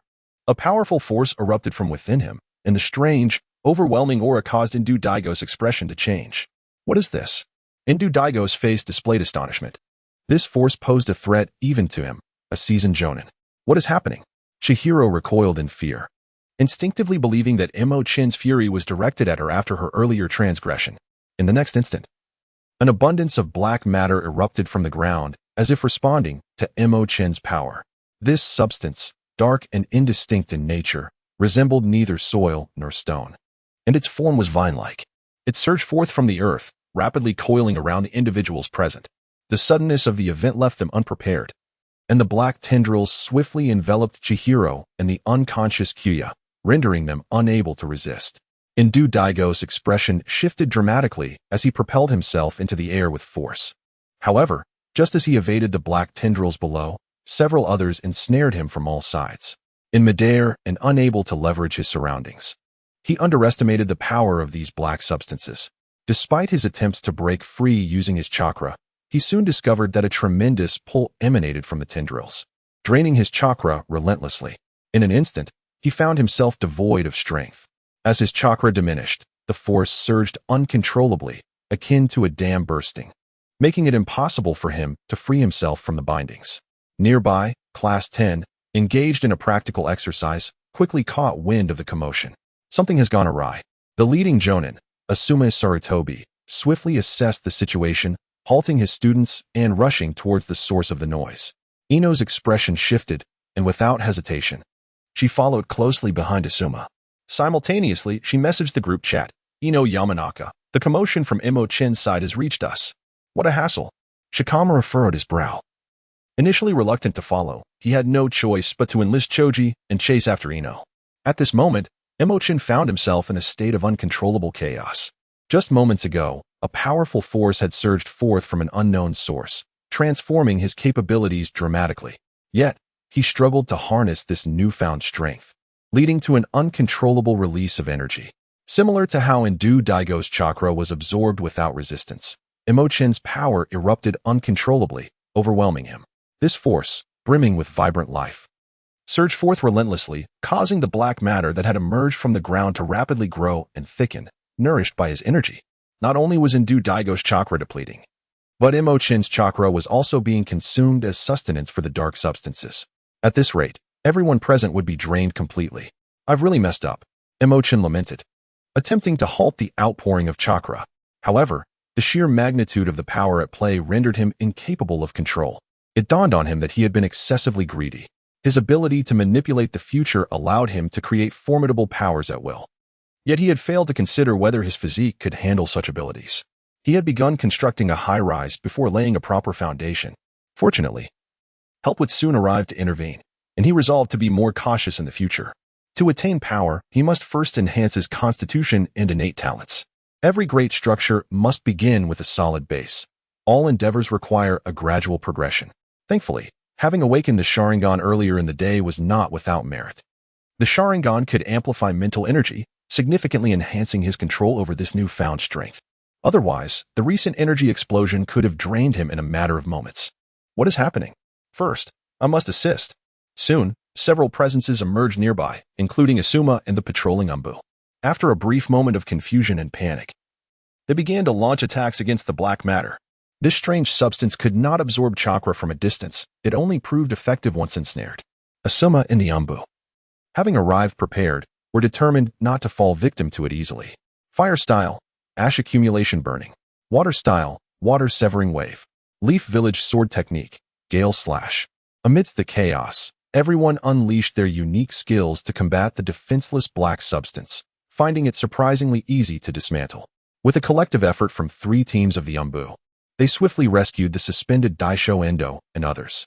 Overwhelmed by excessive chakra absorption, Daisho Endo appeared utterly drained, struggling to maintain his footing. As a jounin, his condition was dire, and the same could be said for Chi Hui and Ryota, who had been reduced to mere shadows of their former selves, their lives hanging by a thread. Observing the situation, the Umbu quickly dispatched one of their own to transport the two to the Konoha hospital. On the training ground, As the black substance was eradicated, its numbers dwindled, alleviating the burden on Mo Chen. When only about 1/5 remained, spanning a radius of several dozen meters, Mo Chen finally regained control of his power. The remaining black mass, bereft of Mo Chen's chakra sustenance, withered rapidly, losing its vitality at a visible pace. With the crisis averted, the assembled crowd exhaled in relief, casting wary yet curious glances toward Mo Chen. It was evident to all that this sudden crisis had been orchestrated by him. Had it not been promptly addressed, who could say how far it would have escalated? Mo Chen. In that moment, Ino arrived, her eyes widening in astonishment at the scene before her. Instinctively, she rushed toward Mo Chen, only to realize that their relationship had not yet progressed to such familiarity. She quickly composed herself, feigning confusion as she inquired, "What transpired? Was this your doing?" Following closely behind, Shikamaru was equally taken aback by the circumstances, his attention also drawn to Ino's peculiar reaction. Yet, with so little information at hand, even his sharp intellect could not decipher the situation, leaving him merely puzzled. "I have no idea what happened." Mo Chen shook his head, struggling to stabilize himself. The sudden surge of power within him was overwhelming. Not only did he feel invigorated, but his physical condition had significantly improved, and his chakra levels surged exponentially. He was unaware of the source of this newfound strength. Yet it was a manifestation of the ability he had acquired from fabricating the future, with these enhancements being merely ancillary. Despite the considerable energy expended moments ago, he felt no fatigue, only a slight disorientation. "Why are you all here?" Asuma signaled for Shikamaru to distance Ino from Mo Chen, emphasizing the need for caution given the bizarre circumstances that had unfolded. "We were concerned due to the commotion and wanted to see if we could assist," Ino explained, attempting to justify her presence, though her intentions were less than altruistic. Shikamaru regarded her with a knowing look, subtly pulling her along as he and Choji moved toward Asuma. "This is such a hassle," Shikamaru muttered, while adding, "After all, we're in the village. Who would anticipate any danger?" Asuma sighed, regardless of the threat level. "Your foremost priority is to ensure your own safety. As long as you don't cause trouble for others, that will suffice." "Asuma-sensei, you underestimate us. We're not children anymore," Ino retorted, somewhat indignant. At that moment, an Umbu approached and quietly reported, "We have clarified the situation." According to Daisho Endo, he was conducting a combat assessment with the new 9th Squad. The other two members, in their eagerness to win, attacked alongside Mo Chen and the teacher. Mo Chen likely awakened some latent power in a fit of anger, resulting in the current state of affairs. Asuma was so taken aback that the cigarette he held fell from his lips, staring incredulously at the bewildered Mo Chen. An awakening of power could cause such a scene? I've never heard of such a phenomenon. What kind of power is this? Seeing the Umbu shake their head, Asuma prepared to question Mo Chen directly. However, the Umbu restrained him, stating firmly, "This matter must be reported to the 3rd Hokage. Until then, I request that everyone present maintains absolute confidentiality regarding this incident." Asuma's expression turned grave as he realized the implications of Mo Chen's terrifying power. If word spread, it would undoubtedly attract unwanted attention and instill fear among the villagers. "Understood." Asuma nodded. "We saw nothing today." He then ushered Ino, who wished to linger, along with Shikamaru and Choji, away from the scene. The Umbu approached Mo Chen, speaking in as gentle a tone as possible. "Mo Chen, we need to report this matter to the 3rd Hokage. Please accompany us. Rest assured, this incident was not a result of your conscious actions, and the damage is minimal. The 3rd Hokage will not hold you accountable." "Wait," Daisho Endo exclaimed, struggling to rise. "Take me with you. I am the supervising Jounin, and I share responsibility for this matter." The Umbu hesitated, but Daisho insisted, "I'm merely fatigued. A moment's rest will suffice." Reluctantly, they acquiesced, clearing the area, erasing traces of the incident, and sealing the remnants of the black substance into scrolls before escorting Daisho Endo and Mo Chen to meet the 3rd Hokage. Chapter 10. Daisho Endo advocates for Mo Chen. Who would have thought Mo Chen possessed such formidable latent power, capable of overwhelming even a Jounin? As they made their way back, Choji munched on chips, marveling, once he masters that power, how strong will he become? Shikamaru, hands clasped behind his head, replied nonchalantly, "The greater the power, the more challenging it is to control. The effort required increases exponentially." Ino frowned. "If I recall correctly, Mo Chen's teammates are Chihui and Ryota, right? It's utterly disgraceful that they resorted to such tactics for victory. Indeed, finding trustworthy companions is a rare and invaluable fortune." Asuma chuckled, lighting a cigarette. Your families have deep connections that makes for the most suitable partnership. Wouldn't you agree? Both Shikamaru and Choji chuckled lightly. Even Ino refrained from retorting. They were indeed fortunate. Even in a newly formed team, as betrayal was the last concern on their minds. Now, let us not dwell on Moken's situation any longer.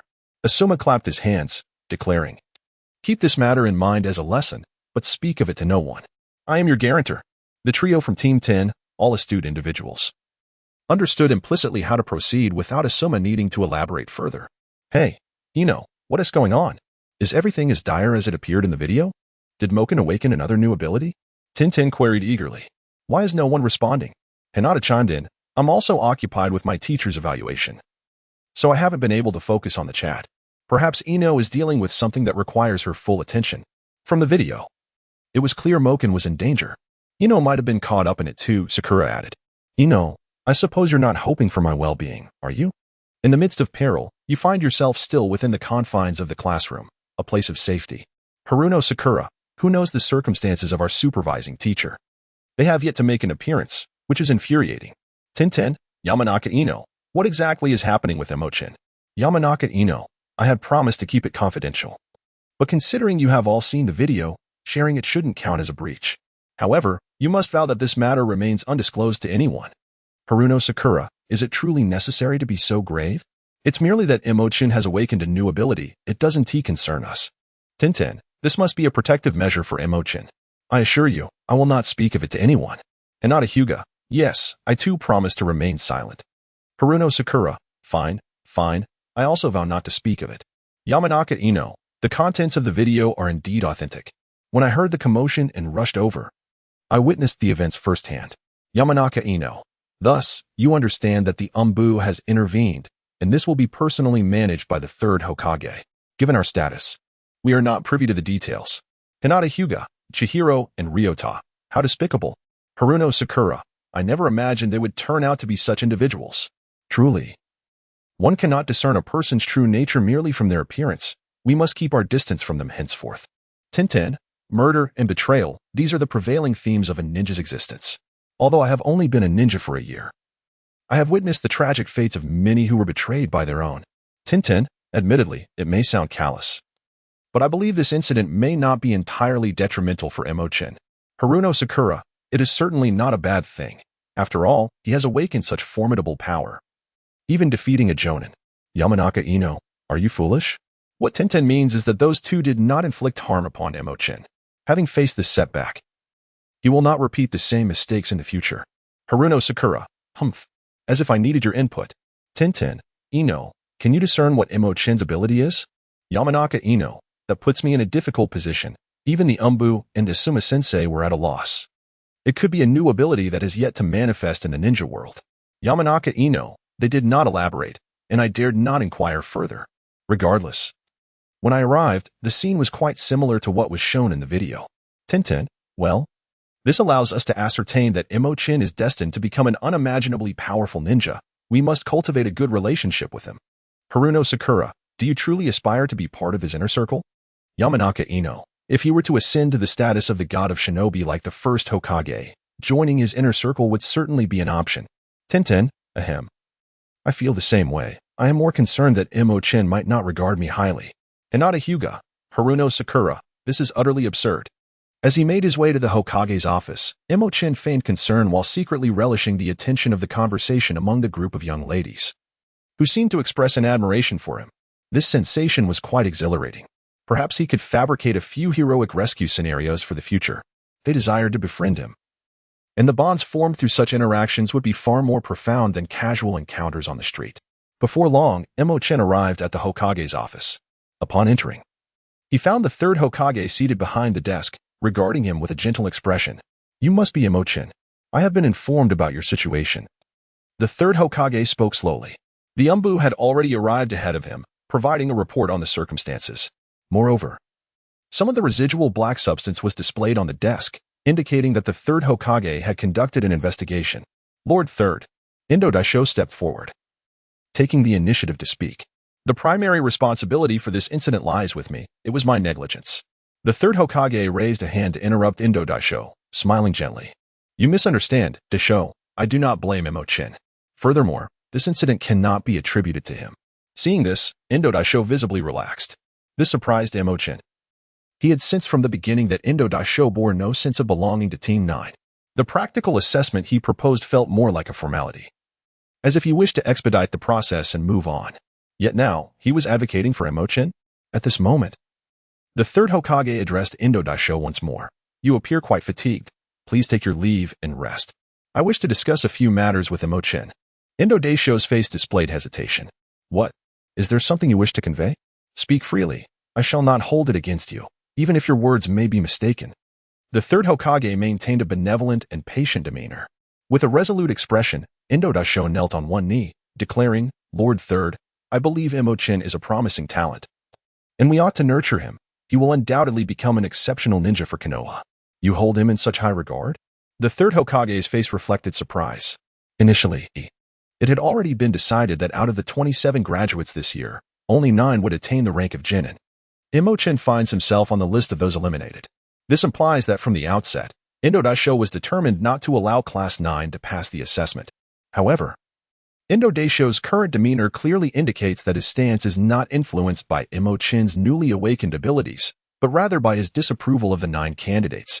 The title of an exceptional ninja is not merely a reflection of one's prowess. In Chapter 011, Mo Chen, do you possess the will of fire? It is evident that while numerous genin emerge from the Ninja Academy each year, the number truly nurtured by the village remains quite limited.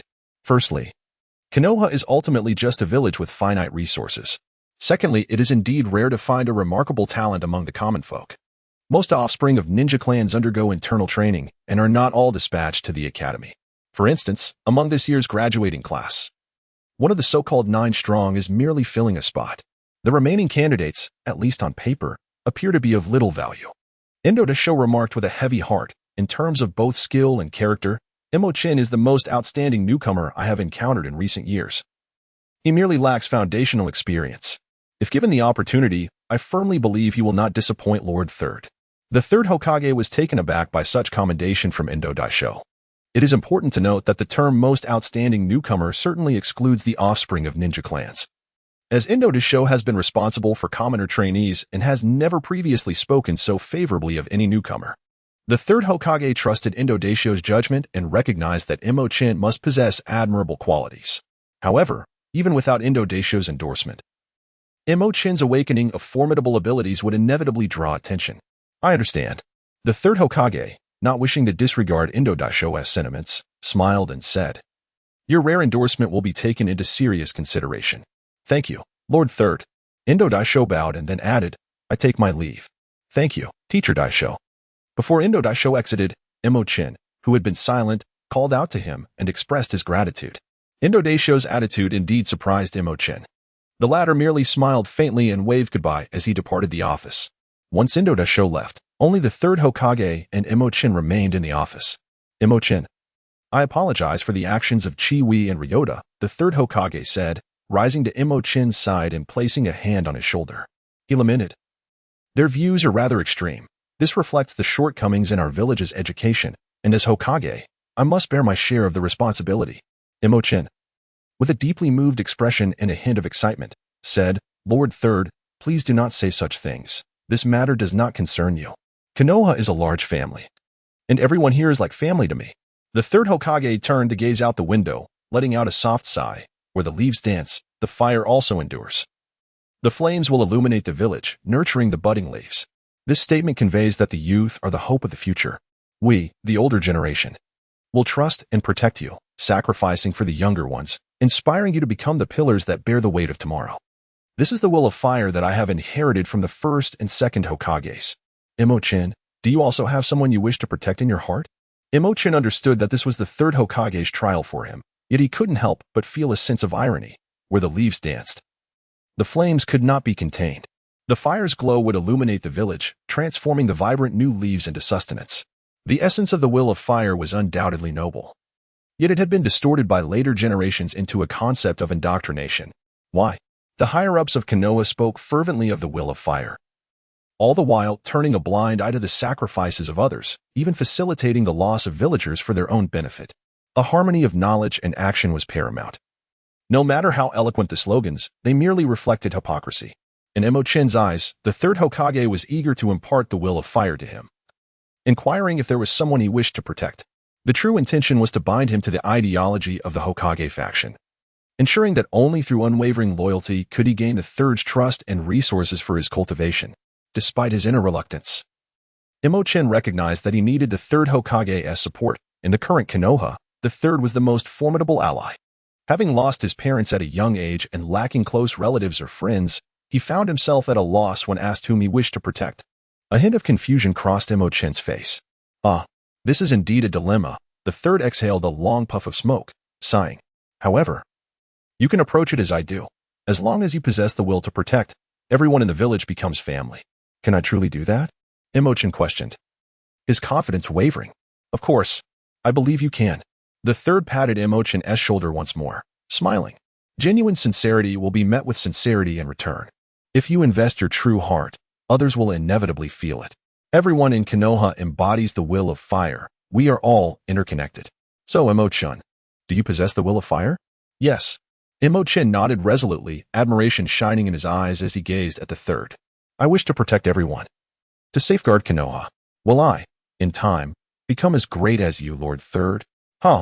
Indeed you will. However, if you aspire to become Hokage, you must prepare yourself for an arduous journey ahead. The third laughed heartily. I will certainly strive for that. Mo Chen's face radiated determination. Excellent. I have faith in you. The third laughed joyfully once more. Mo Chen quietly gazed at the aged face adorned with liver spots, presenting a bashful smile on the surface while secretly scoffing within. This old fool truly believed he could brainwash him, thinking his 2 lives were mere fabrications. When it comes to acting, he was certainly not inferior to anyone else. Knock, knock, knock. At that moment, the office door was rapped upon. The third generation composed himself, resuming his seat with a tranquil demeanor, and stated, "Come in." Shortly thereafter, an individual clad in a dark mask entered, kneeling on one knee and declaring, "Lord of the third generation, Tian Song has come to report." Tian Song? Mo Chen's heart stirred, and he began to grasp the situation. He was surprised that the third Hokage possessed such keen insight. Rise. The third gestured, tossing a piece of black substance from Mo Chen's newfound ability to Tian Song, saying, "Examine this." Tian Zong paused momentarily, somewhat bewildered, yet he scrutinized it with earnest attention. After a while, he expressed a hint of astonishment. "Lord Third, where did this come from?" "I wish for you to ascertain its essence," the third replied, a glimmer of anticipation hidden in his gaze.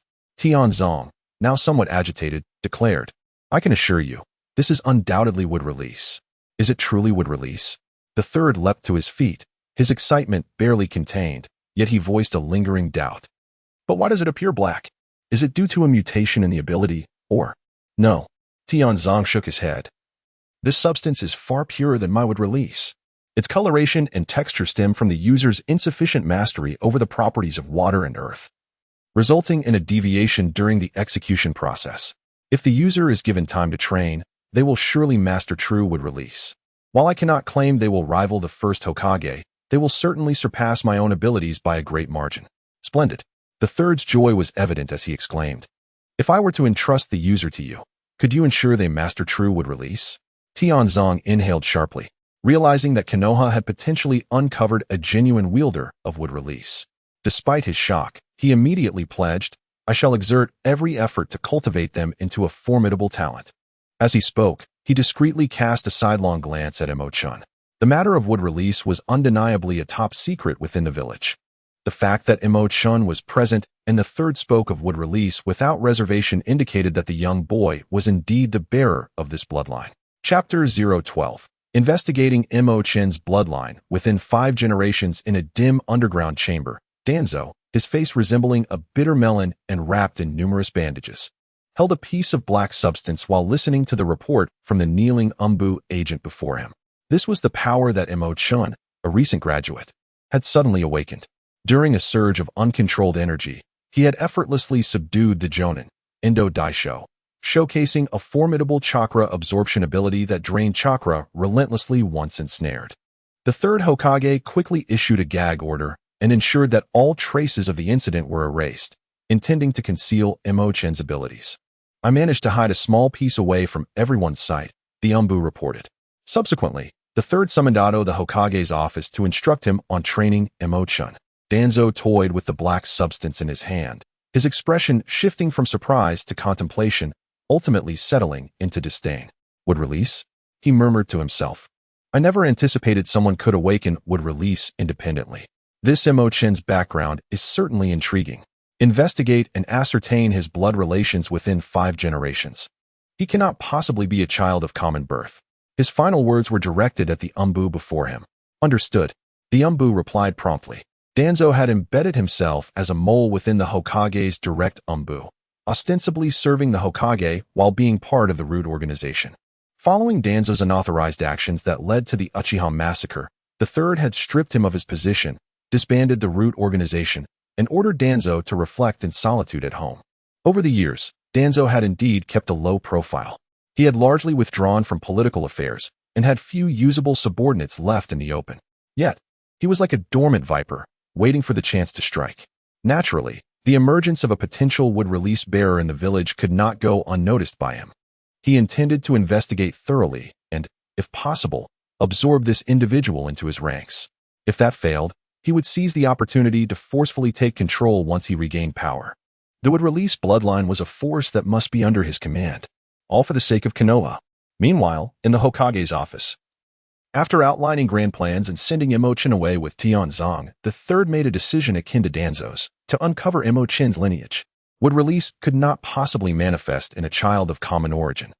It either related to the would-release experiments of Ur or was a direct descendant of the Sinjar clan. Regardless of the possibility, it must be clarified. And this bloodline must be firmly secured in his grasp. However, the third was not overly anxious. Mo Chen was merely a child, and he was the beloved third Hokage of the village. Through their brief interaction, he felt considerable confidence in molding Mo Chen to his will. Investigating Mo Chen's background was merely an added precaution. In the forest, Ino sighed, finally, it's over. Our leading jonin, Asuma-sensei, may appear disheveled, but his strength is genuinely impressive.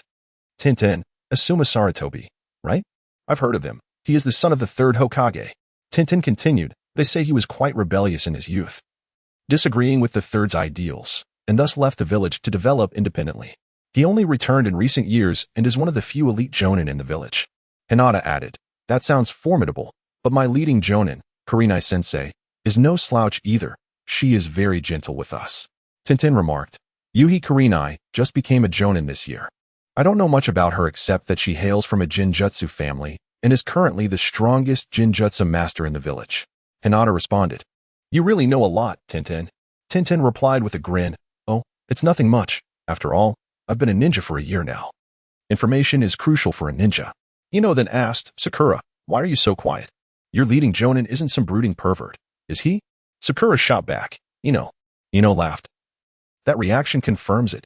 Ha ha ha, you're hilarious. Sakura retorted, get lost. We haven't even seen our jonin yet. Who knows what they're like? I can only be certain of one thing. They are undoubtedly unreliable. Hinata interjected, are you still waiting in the classroom? What if something went awry and they couldn't get away? Sakura scoffed, please, they're a jonin and in the village. How could anything major happen? If it did, I'd have to question their strength. I genuinely worry about our future as ninjas. Tintin mused, in that case, I might know who Sakura's leading jonin is. Sakura exclaimed, oh, do tell. Tintin revealed, Kakashi Hitaki, another elite jonin of Konoha. He was hailed as a genius ninja from a young age, graduating from the Ninja Academy at 5. Becoming a chunin at 6 and a jonin at 12, even developing an A-rank jutsu on his own. Hinata gasped, wow, that's incredible. Ino questioned, is that for real? Sakura, in disbelief, asked, you must be joking. Tintin clarified, because he is our teacher's rival, his name comes up often, and I've heard quite a bit about him. They say he has become somewhat listless due to certain events during the Ninja World War and is notoriously late. Sakura exclaimed, listless and perpetually late. Ino concluded. So he didn't encounter any trouble, he is just deliberately late. Sakura Haruno, as the days ahead stretch long, I extend my sympathies to you. After rejecting the teacher's invitation for a new gathering, Ino briefly engaged in the chat group before redirecting her focus to the present. Before her stood a colossal edifice emblazoned with the words Konoha Hospital, clutching 2 bouquets of flowers. She approached the front desk and inquired briefly before making her way to the inpatient area. Once her figure vanished from the reception area, 2 individuals, exhibiting a somewhat furtive demeanor, appeared to be following her. These two were none other than her recently assigned teammates, Nara Shikamaru and Akimichi Choji. The former sporting a languid expression and the latter munching on chips. Shikamaru pulled Choji over to the front desk, asking, "Which way did that girl go?" The nurse at the front desk, without hesitation, directed them to the inpatient ward B. How strange. What could Ino be doing at the hospital? Is someone unwell? Choji pondered with a puzzled expression.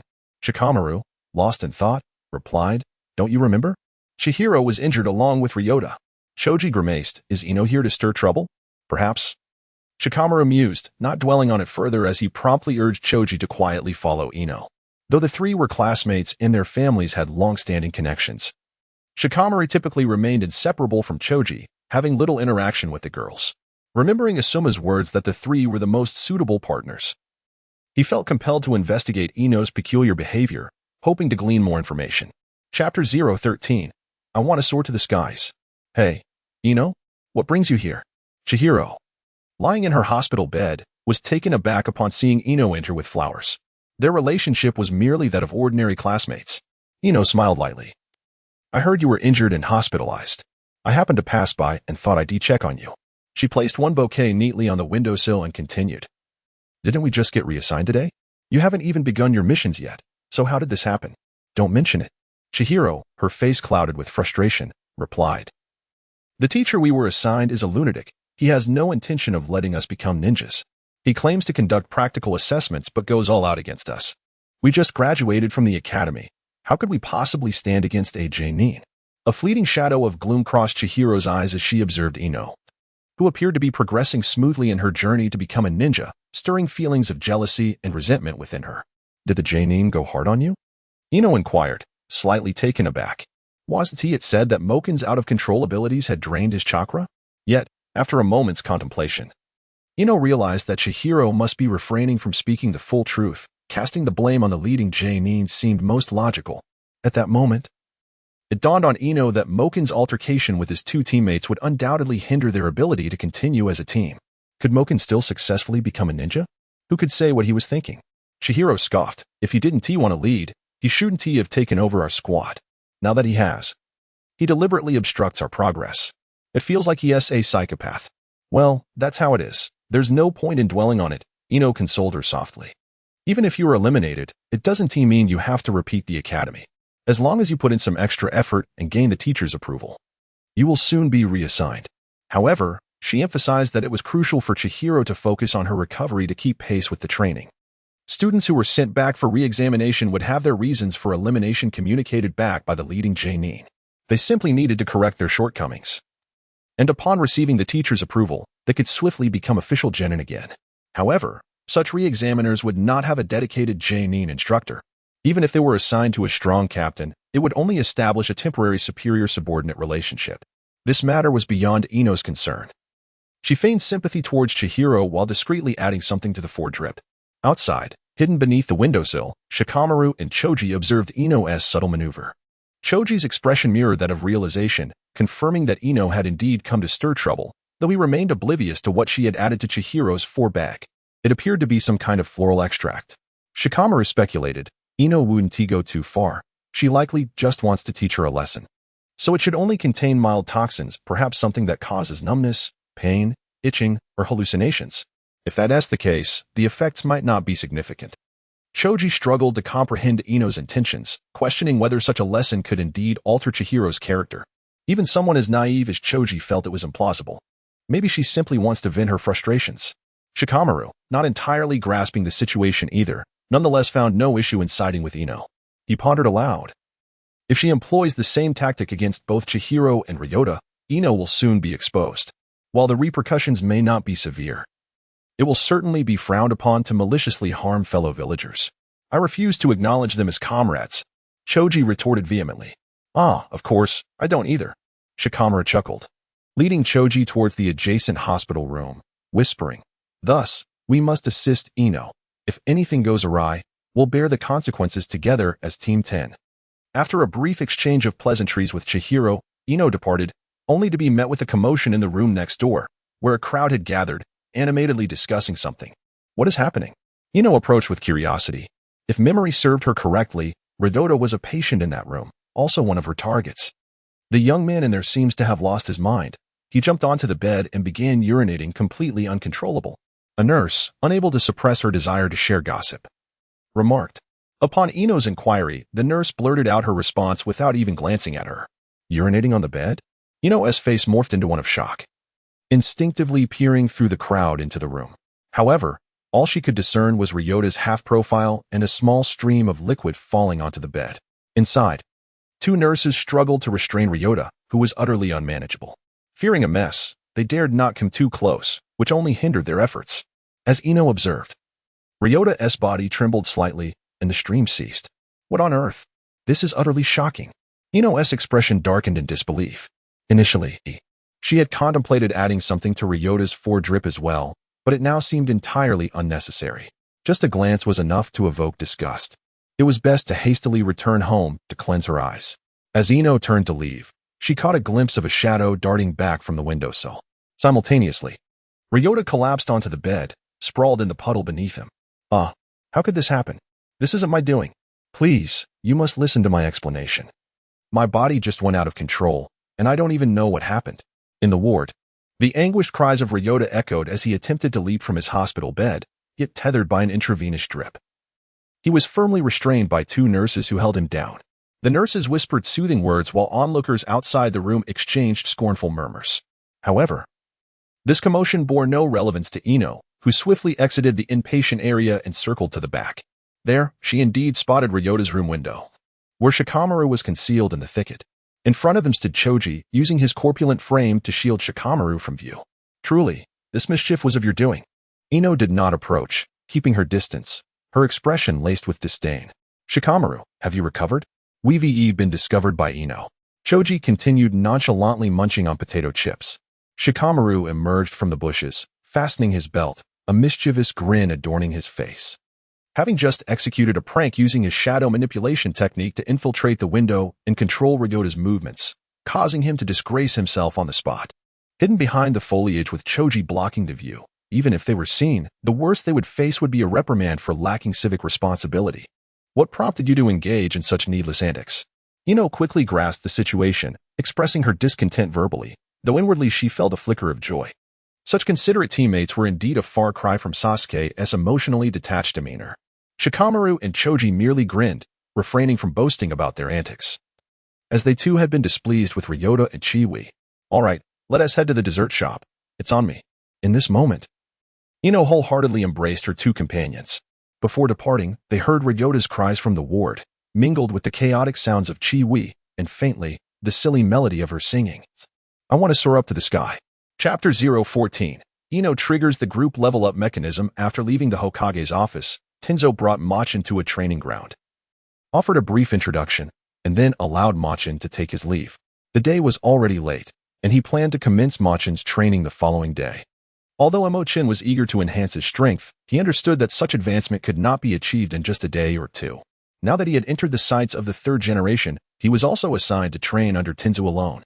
For the time being, he only needed to focus on his cultivation, unlike the 9 little strong ones who were busy with D-rank missions. Suddenly, a crisp system notification echoed, causing Mo Chen and the members of the Konoha 4 Flowers in the chat group to pause in astonishment. Congratulations to group member Yamanaka Ino. Your group level has risen from LV0 to LV1, granting you a total attribute enhancement of 200. In the next moment, the chat group erupted with excitement. Tenten Ino, what did you do? Sakura Haruno, you didn't go and offer yourself to Mo Chen, did you? Hinata Hyuga, a 200 enhancement? Does that mean your strength has doubled? Yamanaka Ino, wow, I feel as if I've transcended to a new realm. Yamanaka Ino, the enhancement applies not just to strength but also to speed, power, defense, and constitution. All attributes have been significantly amplified. My physical and mental energy have also doubled, leading to an increase in chakra. Yamanaka Ino, moreover, my brain's reaction speed and memory have improved as well. If I train now, my efficiency will be vastly greater than before. Yamanaka Ino, I feel as though I've entered an entirely new domain, as if the constraints of the world around me have diminished. This sensation is utterly exhilarating. Tenten, Sakura Haruno, this can't be true, can it? Hinata Hyuga, that's incredible. Yamanaka Ino, I assure you, it is indeed true. And it's not the kind of sudden boost that is hard to control. There is no risk of losing control over my power. It feels as though I have always existed in this state, and those around me have not noticed any change. Tintin, so what exactly did you do? Yamanaka Ino. Hee, I merely gave a little lesson to Chihiro and Ryota, avenging Mo Chen in the process. Yamanaka Ino. I added a little something to Chihiro's drip, causing her to hallucinate and go wild in the hospital room. She should be dancing right now. Yamanaka Ino. As for Ryota, it was Shikamaru and the others who dealt with him. Had I known such benefits would come from this, I would have handled it myself for even greater enhancement. It was evident that Ino was immensely thrilled, her messages flooding in without pause. However, she had clarified her intent. And Mo Chen felt a flicker of understanding pass through him. This girl was cleverly examining the group rules and had grasped the conditions for triggering the group enhancement effect. Initially, Mo Chen had thought Tintin would be the first to trigger this mechanism, given her apparent maturity and composure among the four. Of course, while Ino had triggered it first, that did not guarantee she would maintain her lead. Now that the conditions for triggering this mechanism were known, the others would undoubtedly strive to enhance themselves for the sake of the benefits, and it would then depend on whose methods proved to be more ingenious. As for Mo Chen, he merely needed to enjoy the situation. They would seek every means to win his favor. Unfortunately, the group was still quite small, consisting only of 4 blossoming young flowers, yet to fully bloom. If only they had a few more mature individuals. Tintin, how could I not have thought of that? Ino, where are you now? Let us go to the training ground and spar a bit. I want to see your current state. Yamanaka Ino, not right now. I promised to treat Shikamaru and Choji to desserts. Hinata Hyuga, if I were to go teach Chihiro and Ryota a lesson now, I think I'll pass. Tintin, don't worry, Hinata. There are plenty of opportunities ahead for just us in this group. No need to rush. Hinata Hyuga, Sakura Haruno, humph. I'm not envious at all. My heart and soul will always belong to Sasuke-kun. Yamanaka Ino, you can cling to your fantasies while we leave you far behind. Let us see if your Sasuke-kun will pity you then. Sakura Haruno, your speed of changing affections is astonishing. Yamanaka Ino, I've merely come to a realization. Sasuke was but a distant dream during my naive days, yet the reality differs from such illusions. Moreover, Mo Chen is the true dream now. Tintin, I wholeheartedly support you. Ino, Mo Chen is one of a kind. The more we invest in him while he is still developing, the greater our future rewards will be. This is not just a dream, it is reality. Hinata Hyuga, that perspective feels somewhat mercenary. Sakura Haruno, indeed, you're both utterly shameless, lacking any principles. Sakura Haruno, the curse leading Jainin has finally arrived. I can't chat with you anymore. Mo Chen observed the lively exchanges within the chat group, feeling a profound sense of satisfaction. He could easily envision that. In the forthcoming days, several enchanting maidens would exert their utmost efforts to win his favor. He need not invest anything. He merely had to bask in their attention. As for the ever-contrarian Sakura, her presence was indeed somewhat irksome, prompting Mo Chen to contemplate expelling her from the group. However, after careful consideration, he refrained from doing so. It was not out of reluctance. Initially, Sakura held little allure for him, her value reduced to mere novelty. Keeping Sakura in the group was not entirely without merit, as she could serve as a cautionary example. Moreover, the presence of a dissenting voice ensured that life remained vibrant, filled with the ebbs and flows of spirited discourse. The ups and downs, the lively banter, contributed to a sense of fulfillment. Regardless, within the confines of the chat group, Sakura's antics would hardly create a significant stir. Furthermore, she would undoubtedly mature, and the future version of Sakura would likely be quite admirable. Mo Chen. A sudden voice from across the way interrupted his reverie. Mo Chen looked up in surprise, only to find it was Tian. Had she come specifically to seek him out, or was it merely a coincidence? It was evident that a flicker of excitement flashed in Tian's eyes, though she swiftly suppressed it. Adopting an air of composure, she inquired, I haven't mistaken your name. Have I? We just met this morning. You are a classmate of Jingyi, correct? Mo Chen understood that this was merely a pretext for conversation, a deliberate attempt to forge a connection. Mo Chen merely responded with a shy acknowledgement, seemingly at a loss for how to engage in conversation. I am Tian. A year your senior. You may call me senior sister. Tian completely disregarded Mo Chen's reaction, her face radiant with enthusiasm. As your senior sister, feel free to seek my assistance if you encounter any difficulties. Thank you, senior sister. Mo Chen replied, displaying an embarrassed demeanor. Haha. Tian chuckled. There is no need to be so tense. I want E-Bite, and I genuinely enjoy looking after juniors like you. Since we fortuitously met on the street, allow me to treat you to something to eat. Let us head to that dessert place. There's a milk tea shop over there. Let us go enjoy some milk tea. Chapter 15. Tian's calculated plans. Tian's intentions were crystal clear to Mo Chen. He had no intention of being led by the nose, and with a hint of hesitation, he replied, "Senior sister, it's getting late. And I need to buy groceries to prepare dinner. I'm quite exhausted after a long day." Tian paused, surprised to learn that Mo Chen cooked for himself. "How about I treat you to a meal instead?" She pondered. "What would you like to eat?" "I'm more accustomed to home-cooked meals," Mo Chen responded. "I see." Tian quickly declared. "Then I'll accompany you to buy groceries and help you cook."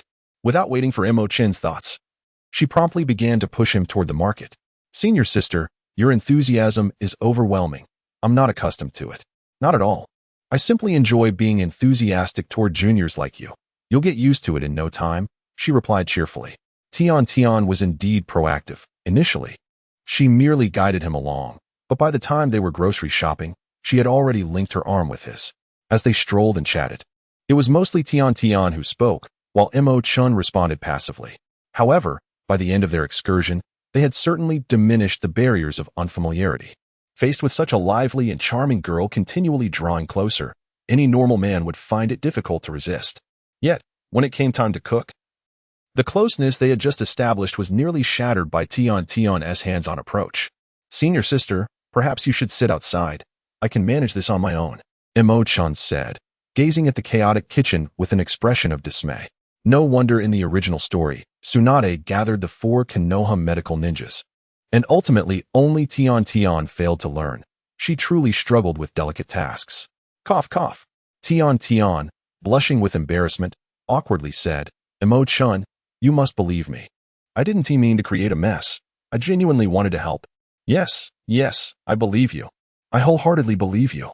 Mo Chen placed his hands on her shoulders, gently pushing her outside the kitchen while stating, "For now, your presence here is more than enough assistance." "Really? This hardly seems like a show of faith," Tian complained, somewhat displeased. Yet, she recognized her own limitations and did not insist on continuing as a sous chef. While Mo Chen busied himself in the kitchen, she took up cleaning tools and diligently tidied up both the interior and exterior of the house. When Mo Chen finally emerged with the prepared meal, he found the living room and bedroom immaculate, gleaming with cleanliness. Moreover, he noticed that even his discarded, unwashed underwear on the bedside, as well as a few pairs of worn socks under the bed, had been laundered and hung up to dry. Was it really necessary to go to such lengths? Mo Chen felt a sense of emotion. In her quest for enhancement effects, Tian was truly giving her all every day. Observing the beads of sweat glistening on her forehead, yet seeing no hint of seeking praise, Mo Chen could not help but feel a pang of sympathy. He conceded that he was someone who placed great value on appearances, and it was fortunate that Tian was both adorable and beautiful. Were she of ordinary looks, no matter how exhausted she became, he would remain untouched. After setting the table, Mo Chen took a damp towel to wipe Tian's face, speaking in a gentle tone. "Senior Tian, your diligence will spoil me. If you were to cease assisting with the chores, I would find it quite difficult to adjust." Suddenly, a crisp system notification chimed. Ding. "Congratulations to group member Tian. Your group level has risen from LV0 to LV1, granting an enhancement of all attributes by 200. This announcement invigorated Tian, who had felt fatigued until that moment. She blurted out, "No worries. If necessary, I'll come by every day to help you tidy up. It's merely a small task after all. Who told you to be my charming and handsome junior?" The notion that simply assisting with household chores could yield such a tremendous reward was nothing short of delightful. Feigning humility, Mo Chen did not allow Tian to respond, swiftly guiding her to sit at the dining table. "You've worked hard for so long. Let us eat first, and you may sample my culinary skills."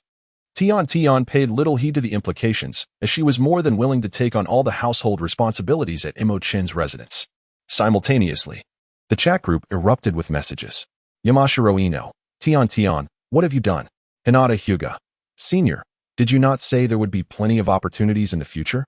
Why the rush?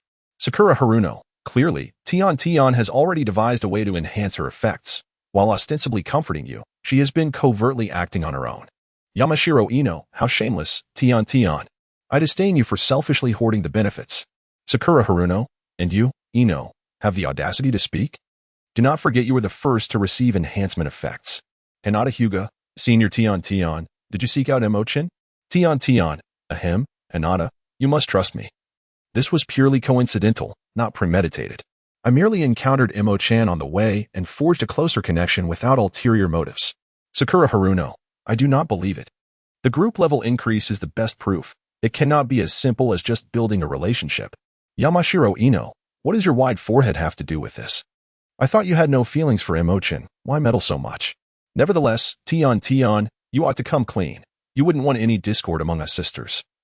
Would you? Hinata might get upset. Hinata Hyuga, I am not. Tian, I assure you, it was truly a coincidence. I simply clung to him and helped tidy his place. Nothing more. Hinata Hyuga, tidying up? So that works too. Yamashiro Ino, it seems that as long as we do something beneficial for Mo Chen, we might enhance the group level and improve our effects. Sakura Haruno, why go through all that trouble? Just offer yourself, and I guarantee you'll hit the jackpot. Tian, please, Ino, stop causing trouble. If you do not wish to befriend Mo Chen, then simply remain a spectator. Yamashiro Ino, exactly. Ino, you're just here to stir the pot. Let us ignore her for now. Sakura Haruno, so, are you all just here for chaos? Tian, for heaven's sake. I'm in the middle of a meal. Yamashiro Ino, I too am eating. Sakura Haruno, I am also eating, but I have no reservations. Ha ha ha ha. Just as Tian had taken a bite of her dish, she nearly choked in disbelief. Mo Chen couldn't help but stifle a chuckle. Maintaining an outward composure while feeling a hint of nervousness as he addressed Tian, Senior, is the dish I prepared not to your liking? Not at all. Tian swiftly waved her hand. What you made is delicious and perfectly suited to my palate. I merely lost my train of thought for a moment and almost choked. After taking a few bites, she raised her thumb in admiration, adding, I never anticipated that your culinary skills would be so remarkable. Earlier, you mentioned I might spoil you. But now I feel inclined to say that you might just spoil me instead. How about this? I could come over daily to help you with cleaning, and in return, you could prepare meals for me? Mo Chen cast a sidelong glance at her, pondering the audacity of her intentions. Was she truly seeking a secure position on their very first encounter? Would her family, who seemed to hold her in such high regard, truly consent to this arrangement? Affecting a feigned concern, Mo Chen remarked, though we are senior and junior, we have yet to truly interact. Can your family be at ease with you spending time with me in such a manner? Chapter 016, The Innocent Tian, shamed away? Ah. There's no need for such worries. They hardly concern themselves with my affairs. Tian waved her hand dismissively. Ever since I became a ninja, my family has ceased to monitor my every move. I am responsible for my own matters. Furthermore, I often train late into the night, usually having dinner away from home. I see. Mo Chen contemplated her words for a moment before nodding in agreement. Very well, it merely adds another set of chopsticks to the table. Besides, Tian, you have aided me, so it is only fitting to reciprocate. Mo Chen had recently traversed to this new realm, and as time passed, he would undoubtedly feel the pangs of solitude if he were to remain alone. However, the prospect of returning home each day to find someone waiting for him would imbue him with a sense of belonging, dispelling the feelings of being a solitary wanderer. Most importantly, he intended to establish a benchmark within the chat group, aiming to elevate the group's standing more swiftly. The tangible benefits he could reap would surely incite envy among the other members, compelling them to vie for his favor. How splendid that would be! Tian, elated at the prospect of receiving Mo Chen's approval, leaped with joy. Having just acquired the augmentation effect, even without testing it, the impact felt remarkably pronounced. If he could ascend several more levels, resulting in a multiplicative enhancement of the effect, it was simply beyond imagination. In her exuberance, Tian's face radiated delight, and she impulsively embraced Mo Chen, planting a fervent kiss on his cheek.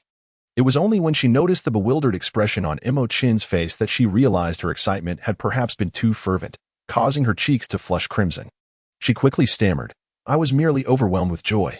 I meant no other implication. Please don't misunderstand. Mo Chen gently touched his cheek, feigning confusion as he remarked, Senior, you are quite peculiar. We only just met today. Moreover, you assisted me with the cleaning, and in return, I shall prepare a meal for you. Surely this constitutes a fair exchange.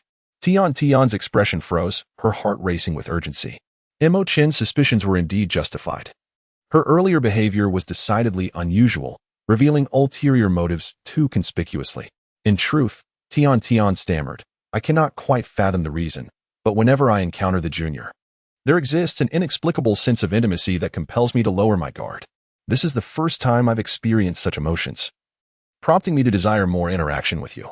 I feel a profound sense of comfort in your presence. That is essentially it. After much contemplation, Tian finally unearthed a somewhat acceptable rationale, yet her words exuded an impatience that suggested a yearning to be closer. As she spoke further, her entire countenance flushed crimson, and she instinctively covered her burning face, overwhelmed by embarrassment.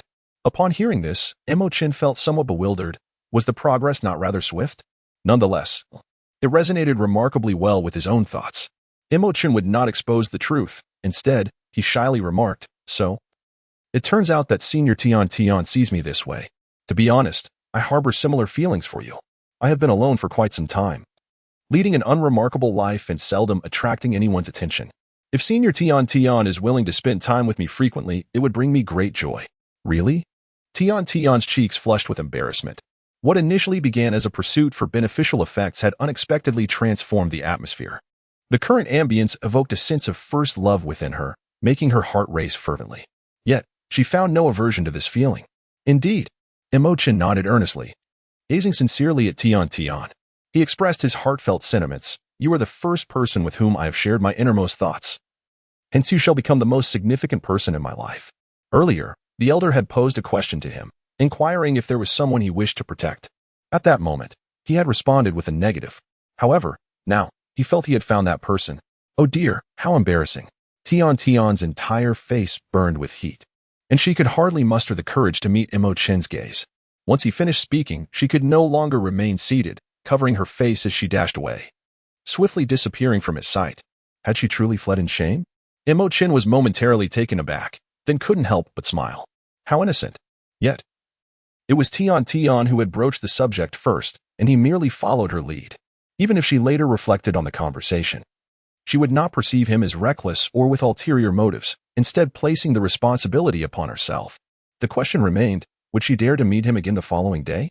Mo Chen did not dwell on it for long. After all, with the chat group in existence, he could not escape even if he yearned to. As long as she desired to enhance her abilities, she would naturally adjust her mindset and return to Mo Chen's side. By this time, night had fallen. Mo Chen tidied up the dishes and attended to his personal hygiene before reclining in bed.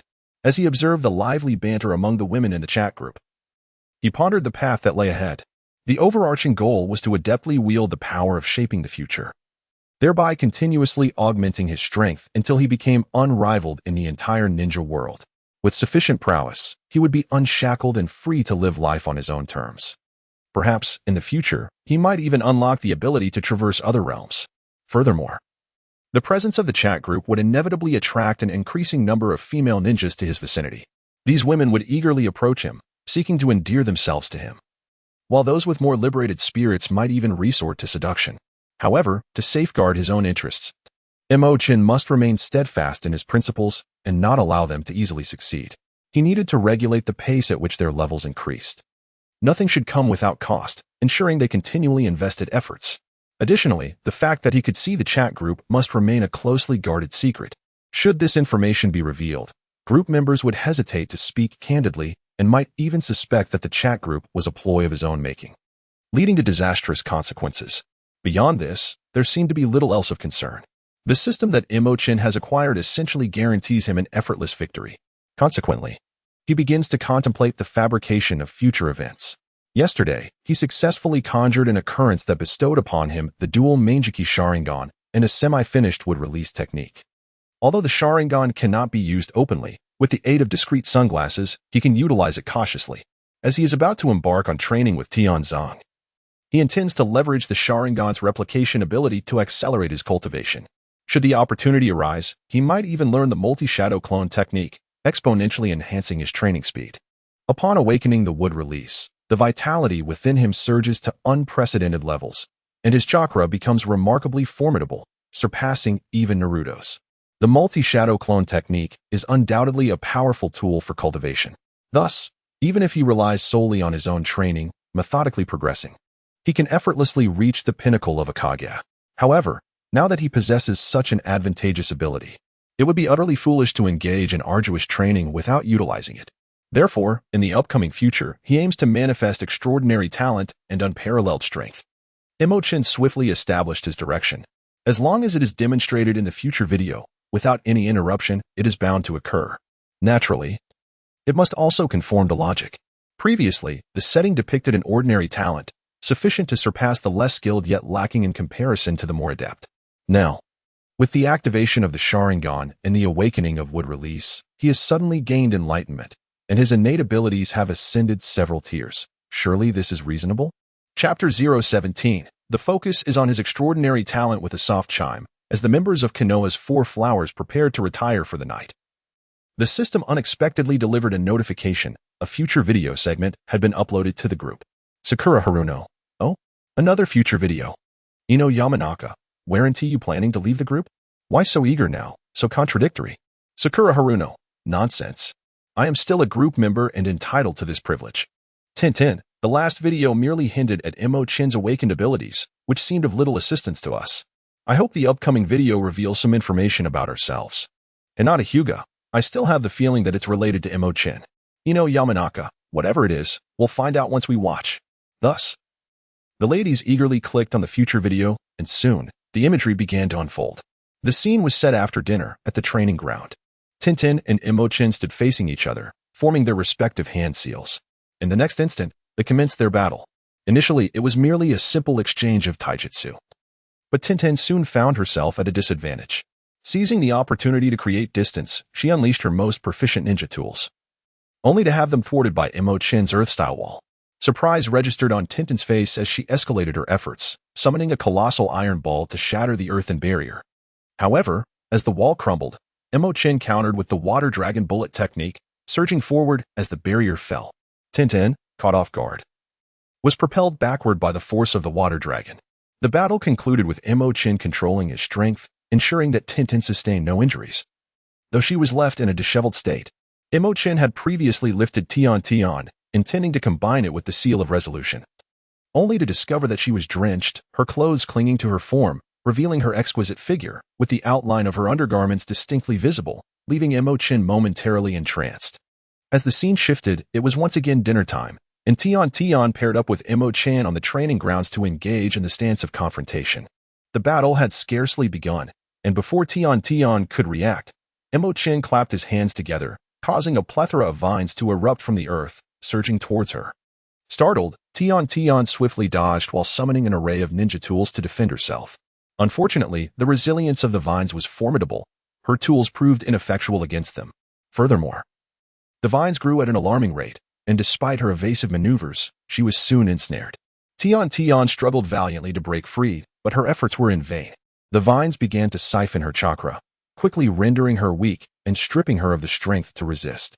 Mo Chen approached with a playful smile, freeing Tian from her restraints. She fell into his embrace, her cheeks flushed as she playfully hit him a few times, resembling a tender display of affection. Their relationship had evidently grown more intimate since their last encounter, suggesting that some indescribable events had transpired between them. I can't believe it. After merely 2 days of training, I am no match for you. After their playful banter, Tian exclaimed in awe, I have never encountered anyone with such astonishing talent as yours. Even Niji, the so-called prodigy of my team, would likely fall short against you if you were to train for a while longer. I shudder to think of how formidable you would become. The video concluded with 2 brief segments, showcasing the sparring sessions between Tian and Mo Chen.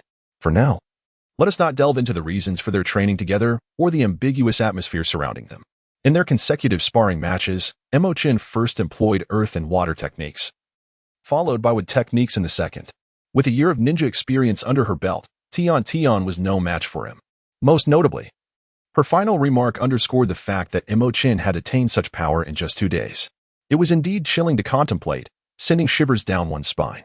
In the mountains, Ino remarked, 2 days of training? That must mean tomorrow and the day after? Why on earth are you training alone with Mo Chen, Tian? Care to explain? Tian replied, how could I possibly know? It hasn't even happened yet. Hinata added, Mo Chen must have used wood techniques just now, right? Is that the complete version of the ability he displayed during his power surge today? Sakura interjected, I'm not concerned with that. I just want to know why Tian continues training with Mo Chen after being seen in a vulnerable state. Is this an indication of being in love? Tian responded, hey, shouldn't your focus be on Mo Chen's strength? In just 2 days, he can effortlessly defeat me. Ino remarked, but Mo Chen is the group leader. Isn't that quite normal? Sakura countered, he isn't even on the same team as me. What does it matter how strong he is? Hinata pointed out. From the very beginning, didn't everyone realize that Mo Chen was extraordinary? Sakura pressed on. So, Tion, are you truly in a relationship with Mo Chen? Ino added. You previously claimed it was merely to assist him with chores, and now I'm beginning to doubt that. Training together tomorrow and showing him your undergarments today? I absolutely do not believe nothing has occurred. Hinata inquired, Tion, you wouldn't want others to harbor ill feelings towards you, would you? Sakura warned, confess freely. Or face severe consequences. If you don't come clean, the repercussions will be dire. Tion exclaimed, enough already. The more you talk, the more absurd it becomes. Even if something did happen, so what? We're both unmarried. What is wrong with dating him? Sakura pressed, so you're admitting it? Ino declared, this is too much. How could you go behind our backs and make advances on Mo Chen? I'm breaking off our friendship. Hinata insisted, sister, we must share resources. Tion sighed, all right. I'm exasperated with you all. I merely made a deal with Mo Chen. I'll help him with chores every day, and in return, I'll have dinner at his home. Perhaps that's why we train together afterward. Ino exclaimed, dinner at his place? Okay, I'm coming too. Sakura offered. I can help wash and chop the vegetables. Hinata added, I'll be in charge of grocery shopping. Ino declared, remember this, Mo Chen belongs to everyone. No one is permitted to monopolize him. Sakura voiced a concern, I have a question. Both future videos contain 2 segments. Hinata is featured first, Ino second. But Tion monopolizes both. What about me? Why am I absent? Ino retorted, what do we need you for? Didn't you express disinterest in joining Mo Chen's leading group and even considered leaving? Tion agreed, exactly. So you can skip tomorrow. Sakura insisted. My reluctance is my business, but we all joined the group together. Why am I left out? Hinata pointed out, but Sakura, you frequently violate group rules. Ino exclaimed. Got it, wide forehead? Sakura scoffed. Truly a gaggle of girls, discussing such trivial matters. If you dare show up tomorrow, I'll make you all drink something awful. Meanwhile, Mo Chen lay in bed, observing the group chat with a smirk. He had pondered for quite some time to fabricate this segment of future content, primarily to highlight his extraordinary talent. Furthermore, after mastering wood techniques, he had refined his image, appearing even more handsome and charismatic. The vitality coursing through him had facilitated remarkable self-improvement. How reasonable. Yet, what were they discussing? The more they spoke, the further they strayed from the main point. It felt as though he was performing for the blind or singing for the deaf. Happy New Year. I wish everyone prosperity, smooth sailing in all endeavors, academic progress, and a harmonious family in the coming year. Chapter 018, The Desire for Recognition from Tenzo as dawn broke the following day. Mo Chen hastily consumed a light breakfast before heading to the training ground that Tenzo had shown him the previous day. It was just past 6 in the morning. And to his surprise, Tenzo was already waiting there. Apologies, Teacher Tenzo, for my tardiness. Mo Chen rushed over to apologize. Realizing the importance of maintaining a respectful demeanor as he prepared to learn ninjutsu. No, I arrived early. Tenzo instinctively waved his hand, but then, as if recalling something, his eyes widened behind his mask. What did you just call me? Teacher Tenzo. Mo Chen replied, momentarily taken aback and perplexed. Is there a problem with that? And no. Tenzo swiftly shook his head. In a sudden burst of energy, he continued, the early morning is the best time for both the body and mind. Which is why I requested you come early. Training at this hour yields remarkable results. With enthusiasm, Tenzo inquired, by the way, have you eaten breakfast yet? At your age, it's essential to have a proper breakfast. If you have tea, I can send a clone to fetch some for you. Nutritional balance is crucial. Breakfast should include milk, some fruits and vegetables, and Mo Chen's head was adorned with a row of question marks. Tian Song spoke to himself, not pausing for Mo Chen's response, and had already created a wooden clone that dashed out to procure breakfast. Mo Chen opened his mouth, only to swallow back the words that lingered on his lips. Tian Song had meticulously planned the nutritional composition, and to claim he had already dined would surely undermine the kindness offered. Never mind, he decided to accept the meal.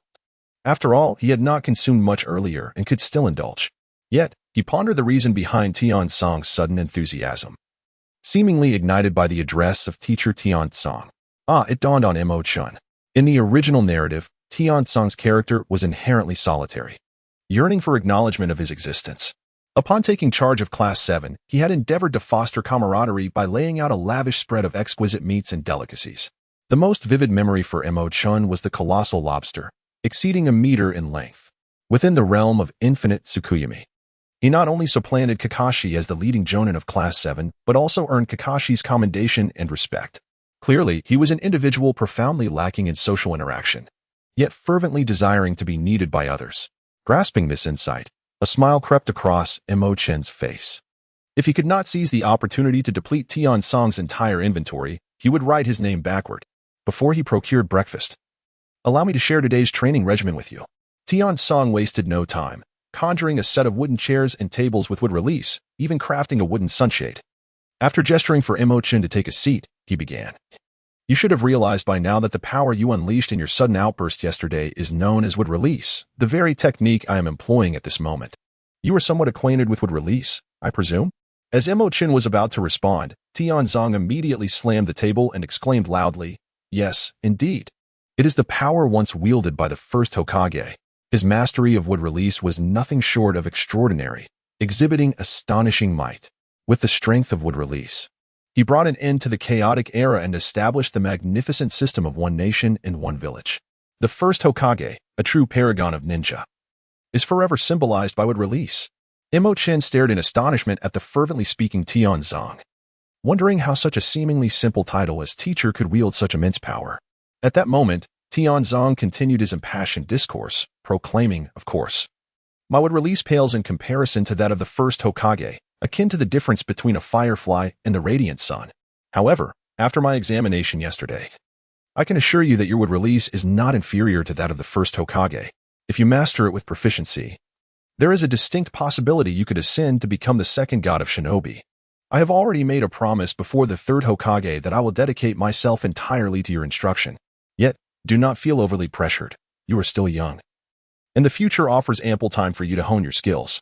Thus, simply progress at your own pace. With a brief pause, Tian Song seemed to allow Mo Chen a moment to absorb his words. Once he was sure Mo Chen comprehended his message, he continued, as I mentioned yesterday, the unusual state of your wood release is due to your incomplete grasp of the transformations of water and earth properties. Therefore, in the upcoming period, I will focus on teaching you to refine these two elemental transformations. Remember, until then, do not attempt to execute wood release, as it may lead to fundamental injury. At this juncture, Tian Zhang's shadow clone appeared, carrying several lunchboxes through the use of the body flicker technique. Mo Chen finally seized the opportunity to speak, nodding with a look of gratitude as he said, "Thank you for your explanation, teacher Tianzong." At that moment, Tianzong's breath hitched, and with a loud thud, his clone transformed into a wooden figure before dissolving into a puddle of black mud on the ground. The wooden clone vanished abruptly, and the lunchbox he was holding nearly fell to the floor. Fortunately, Tianzong's original self reacted swiftly, reaching out just in time to catch it. Ahem. I ran too quickly and momentarily lost my breath. After taking several deep breaths to regain his composure, he forced out an explanation and proceeded to open the lunchbox one by one. Mo Chen cast a glance and found himself momentarily taken aback. Milk, rice balls, grilled fish, natto, vegetables, miso soup, and a fresh fruit platter adorned the table. Wait, is this truly breakfast? Well, indeed, all these items are breakfast foods, albeit laid out in abundance. All right, the breakfast may be somewhat modest, as there weren't many food options available. Tian Song clapped his hands and remarked, "Come noon, I'll prepare something more sumptuous for you. For now, let us make do with this. Just in time, I shall explain the nature transformations of earth release and water release and how to cultivate them." Mo Chen felt that if this continued, he would inevitably gain weight within a few days. However, the warmth of hospitality was difficult to refuse. Initially, he intended to invite Tian Zong to share the meal, but Tian Zong explicitly stated that he had already dined, leaving a single portion intended for Mo Chen. With no other choice, Mo Chen embraced a sense of justification as he indulged, nearly overindulging in the process. Fortunately, after awakening his wood release, his digestive system proved to be far more efficient than he had anticipated. With a slight manipulation of his chakra, he quickly restored his normal functioning. Following the meal, he formally entered a state of cultivation.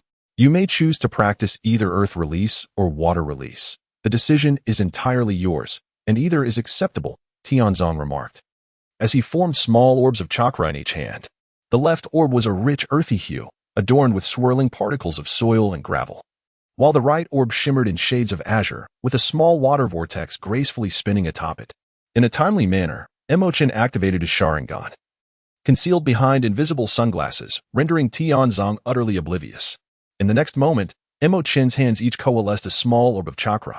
The left hand manifested earth release, while the right hand summoned water release. What?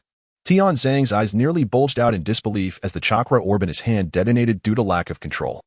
Fortunately, it was merely a minuscule amount of chakra, and thus, even an explosion, it posed no threat to anyone.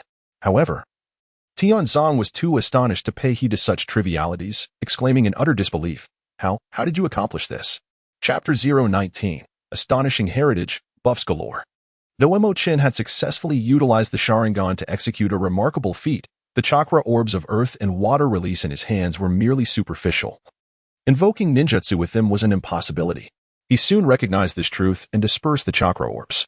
Mo Chen scratched his head and said to Tianzong, I merely imitated your movements, but it seems I lack the power. No, Tianzong exclaimed, filled with astonishment. You have already manifested the embryonic form of nature transformation. And astonishingly, you are channeling two attributes simultaneously. This surpasses my expectations. It is nothing short of prodigious. Although your current chakra attributes are insufficient to support ninjutsu, having acquired this embryonic form means that with a bit more practice, you will swiftly master it. Furthermore, it appears that you have bypassed the initial stage of chakra control that newcomers typically must navigate. The mere fact that you can condense two distinct chakra orbs in each hand attests to your high level of chakra control. Is that so? Mo Chen pondered for a moment before speaking. Teacher Tianzong, why not teach me the art of shadow clone? I have heard that the experiences of the clones accumulate back to the original. Once I master this technique, I could simultaneously practice earth release and water release, thereby saving time and enhancing training efficiency. While the effectiveness of wood release clones would undoubtedly be superior, Mo Chen had yet to master true wood release. Tianzong hesitated, instinctively preparing to refuse. The training method for shadow clones had never been attempted before, and one could easily surmise the inherent dangers. Even creating one or two clones for simultaneous training would prove overwhelming for an ordinary person, posing a risk comparable to a low-tier ninja employing the multiple shadow clone technique. However, Tianzong quickly reconsidered. Mo Chen had awakened the complete version of wood release. He approached to assess Mo Chen's physique and discovered that his chakra was as vast as an ocean. Wood release signifies vitality, and abundant life force would naturally facilitate chakra growth. No, this could not merely be termed chakra, it should be called a chakra sea. Of course, given Mo Chen's current level, he could effectively utilize only about 10 to 12%, or even less. Nevertheless, as long as he could withstand the mental impact upon the dissolution of the shadow clones, he could certainly employ this method for training. I can teach you the shadow clone technique, Tianzong cautioned sternly, but remember, training with shadow clones carries risks. It is not merely a matter of evenly distributing chakra. Both physical strength and mental energy will be concurrently expended. I am not concerned about your chakra, but excessive depletion of physical strength and mental energy could lead to sudden death.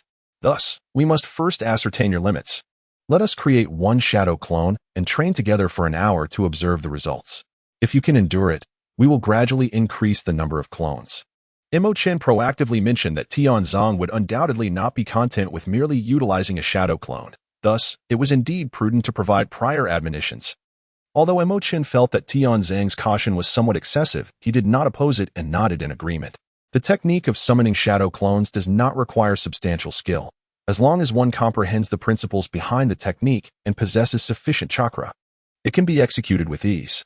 Furthermore, due to the influence of his fabricated future, Mo Chen now sensed his innate talent was remarkably formidable. This straightforward and rudimentary ninjutsu did not even necessitate the use of the Sharingan. Merely by listening to Tianzong's descriptions, he successfully performed the technique without awaiting a demonstration. Tianzong, once again marveling at Mo Chen's astounding talent, created a clone to provide one-on-one instruction. One practiced earth release while the other focused on water release.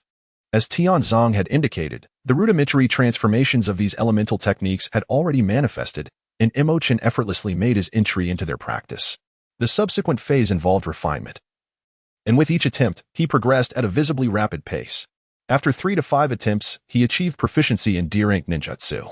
Within approximately 10 minutes, he reached the level of C-rank ninjutsu. By half an hour later, he was already adept enough to merge with wood release techniques. However, Tianzong refrained from immediately teaching him wood release.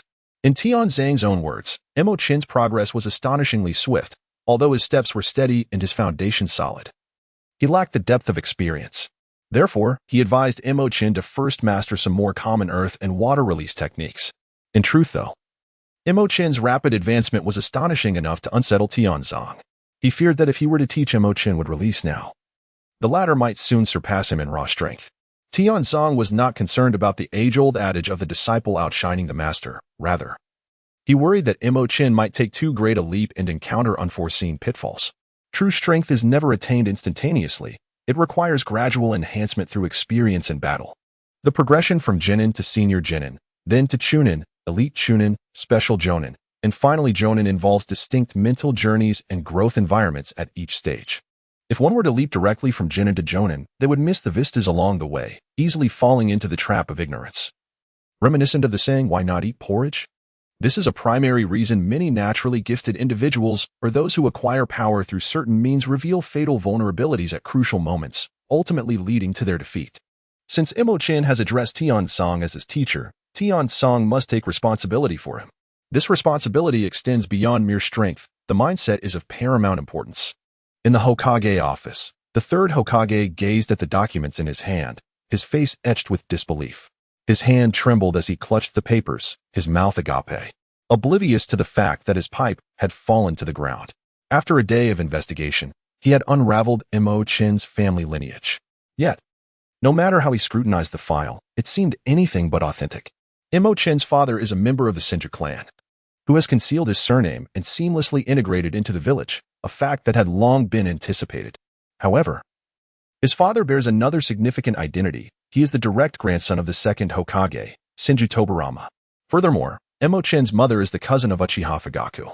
Due to her clandestine romance with Mo Chen's father, she found herself at odds with the Uchiha clan.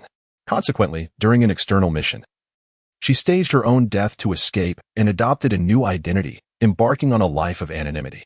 Mo Chen's grandfather, who is the son of Senju Tobarama, was personally concealed by Tobarama himself, unbeknownst even to his disciples. Therefore, the records from that period are rather obscure.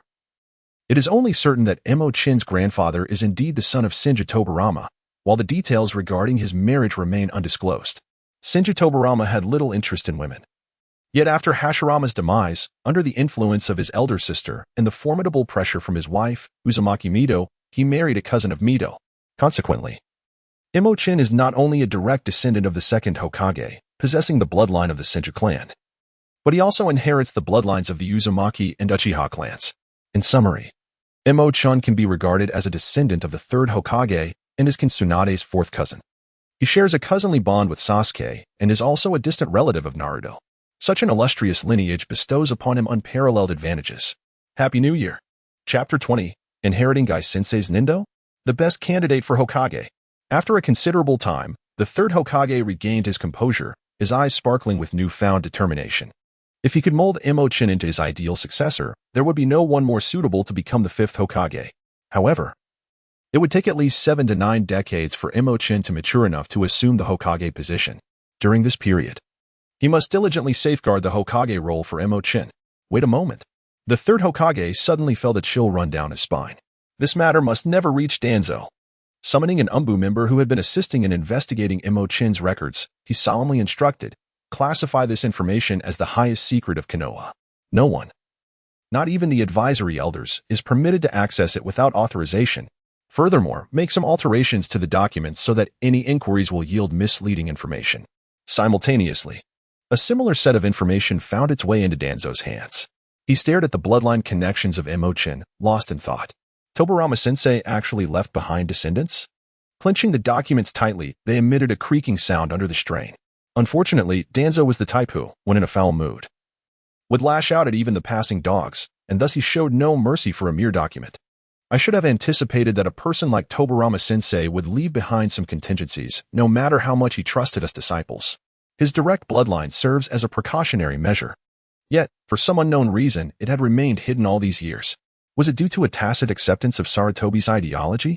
Or had he been swayed by Sarutobi long ago? Regardless, if Tobarama-sensei were still alive, he would never have endorsed Sarutobi. It is I who truly understands and embodies the teachings of my master. Danzo's thoughts raced, quickly convincing himself. Summon someone to assist in the investigation of Mo Chen's records. He commanded, his voice low and serious. Subtly manipulate the information regarding Mo Chen's lineage so that any inquiries will yield inaccuracies. Understood, replied the subordinate as he departed. Mo Chen, the great-grandson of Tobarama-sensei. Danzo's gaze flickered as he murmured to himself, it seems I should find an opportunity to have a serious conversation with him. Sakura Haruno, how infuriating.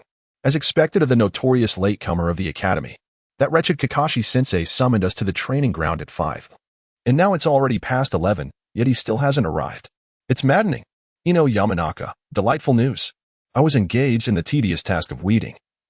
And I was about to complain.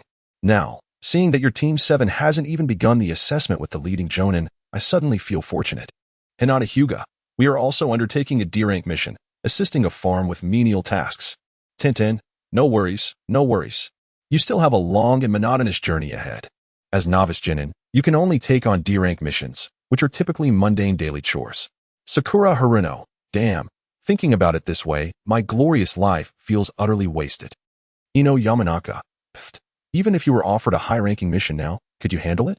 With your meager skills, you'd be lucky to survive a minute. Yamanaka, but you should first consider how to navigate the assessment with the leading jonin. You might end up having to redo your training at the academy. By then, your dear Sasuke-kun might be gone. Sakura Haruno, nonsense. I may not be able to say this about Tintin and Hinata, but I am undoubtedly stronger than you. Yamanaka, I have the enhancement effect. Sakura Haruno, have you even tested its effectiveness? Yamanaka and Tintin, well, how should I put it? Weeding is now faster than before. One person can accomplish the work of 3. Sakura Haruno, have you ever weeded before? Yamanaka, does arranging flowers count? Sakura Haruno, Tintin, I just knocked our team's genius flat on his back. Previously, he always looked down on me. Hehe. Hinata Hyuga. Oh? Tintin. Oh right. He's a member of the Hyuga clan, just like you, Niji Hyuga. Hinata Hyuga, brother Niji? Tintin. Niji is your brother? Hinata Hyuga. Well, that's a bit complicated to explain. Tintin. All right. I think I understand now. Hinata is the main family's eldest daughter. On the training grounds of Team 3, Guy and Rock Lee stared at Tintin in shock. Their faces filled with disbelief. Today, they had no missions, and as usual, Guy-sensei led a few students in routine training. Lee followed closely behind Guy, engaging in various physical exercises, while Tintin trained with ninja tools and assisted Niji in his practice. Despite Niji's Byakugan having blind spots, the gap in their strength was so vast that Tintin could not inflict any harm on Niji, no matter how hard she tried. However, just moments ago, Tintin demonstrated her prowess. The speed and power of the thrown ninja tools surpassed her previous capabilities by more than double. Caught off guard, Niji found himself at a disadvantage from the start. Though he quickly regained his footing and activated his Kaiten, Tintin's powerful strike shattered his defense, allowing her to land several close-range attacks, resulting in Niji ending up bruised and lying on the ground. Ahem. Tintin scratched her head, feeling awkward. Do you believe me when I say I didn't do it on purpose? Every day, she had watched Niji act as if he were superior, as if everyone owed him something, belittling others at every turn. Tintin had long wished to teach him a lesson, but her strength had always held her back. Now, she finally felt relieved. Wow, Lee exclaimed. Guy-sensei, did you see that? Tintin actually knocked Niji down? I saw it. Guy, filled with excitement, wiped away tears of joy. It seems Tintin is truly the most suitable candidate to inherit my Nindo. My efforts have not been in vain. This is the essence of youth. Ah, how could this be? Lee wailed, clutching his head in despair. The one who should inherit Guy-sensei's Nindo is me. How could Tintin have beaten me to it? Is my youth already withering away? Guy suddenly punched Lee in the face, sending him flying into a tree. Baka, I will not allow you to speak of yourself that way. Our youth is without regrets. Although Tintin may have taken the lead for now, if you work twice as hard, you will surely catch up. Little Lee was instantly rejuvenated, his expression brimming with fervor as he declared, if 2,000 push-ups, 2,000 punches, 2,000 kicks, 5,000 jumps, and 500 laps around Konoha are insufficient, then I shall double it. If doubling proves inadequate, I shall triple, quintuple, or even decuple my efforts. I am determined to demonstrate that perseverance can indeed triumph over genius. Lee, you have finally comprehended, Kai exclaimed, his face awash with joy, tears streaming down as he embraced little Lee. What a clumsy yet endearing disciple you are. Kai-sensei, Lee, Kai-sensei, Lee. The two shared a heartfelt embrace, both weeping openly. Yet, The hideous lines adorning their green spandex suits and their unsightly watermelon hairstyles left Tian visibly distressed, her lips twitching in disgust. Inheriting Kai-sensei's ninja way. I must decline. Meanwhile, Niji, who had been lying on the ground questioning his existence, was jolted upright in disgust, roaring at Tian again. Chapter 021. Tomorrow begins the fusion of wood release. All right. Today's training concludes here. We shall reconvene at the same time tomorrow, Tianzong announced, observing the panting Mo Chen with a calm demeanor. However, upon closer inspection, one could discern a slight tremor in his voice. Such a prodigy. In my lifetime, I have neither witnessed nor even heard of such talent. Tianzong's gaze grew distant, his heart reeling from the shock. In the span of a single day, Mo Chen had transformed from a mere civilian ninja academy graduate, proficient only in the three-body technique, to a formidable practitioner. He had swiftly mastered the nature transformations of earth and water release, acquiring all B rank and below ninjutsu techniques in those categories that Tianzong possessed. Remarkably, this was achieved under Tianzong's deliberate guidance. Mo Chen truly mastered the art of ninjutsu in just a single morning. After indulging in a sumptuous lunch and allowing his meal to settle, Tianzong commenced a practical training session with Mo Chen. Initially, his intention was merely to help Mo Chen integrate the knowledge acquired in the morning. However, it was only during the actual combat that Tianzong realized the true essence of genius and the extraordinary nature of a prodigy. Mo Chen has never experienced the concept of being a novice. Everything he has learned can be executed with remarkable proficiency, devoid of any hint of awkwardness. Naturally, it is not to say that the entire afternoon was spent idly. Mo Chen had never truly engaged in battle, thus, he required a gradual adaptation and comprehension of when to employ various tactics. Moreover, he was merely at the beginning stages of his physical training. Initially, Tianzong could suppress his strength to a level comparable to Mo Chen's during their encounters. However, as time progressed, Tianzong began to exert greater levels of power. Ultimately, although he appeared relaxed on the surface, he was, in fact, using all his might merely to maintain an advantage over Mo Chen. This indicated that, solely relying on earth style and water style, combined with the physical prowess and combat experience he had gained today, Mo Chen's abilities could undoubtedly be classified among the elite of the Chunin. With just one or two more secret techniques, one could even say he was on par with a special Jonin. Such a pace of advancement was truly astonishing, arguably the most remarkable in the annals of the ninja world. Tianzong refrained from displaying his astonishment, offering only a few words of encouragement before promptly sending Mo Chen away. He sought a tranquil place to reflect alone. However, before he could act on this thought, an Umbu approached him, stating that the third Hokage wished to see him. It was evident that the third was keen to inquire about Mo Chen's training progress. Indeed, as soon as Tianzong entered the Hokage's office, without even exchanging pleasantries, the third Hokage eagerly inquired, "How did Mo Chen perform today?" His tone was casual, as if it were merely a passing question. Tianzong paused for a moment, responding with caution, "Mo Chen possesses the most extraordinary talent I have ever witnessed. He has already mastered the nature transformations of water style and earth style. Although he utilized shadow clones to expedite his experience, even without this method, he would reach his current level in just a few days."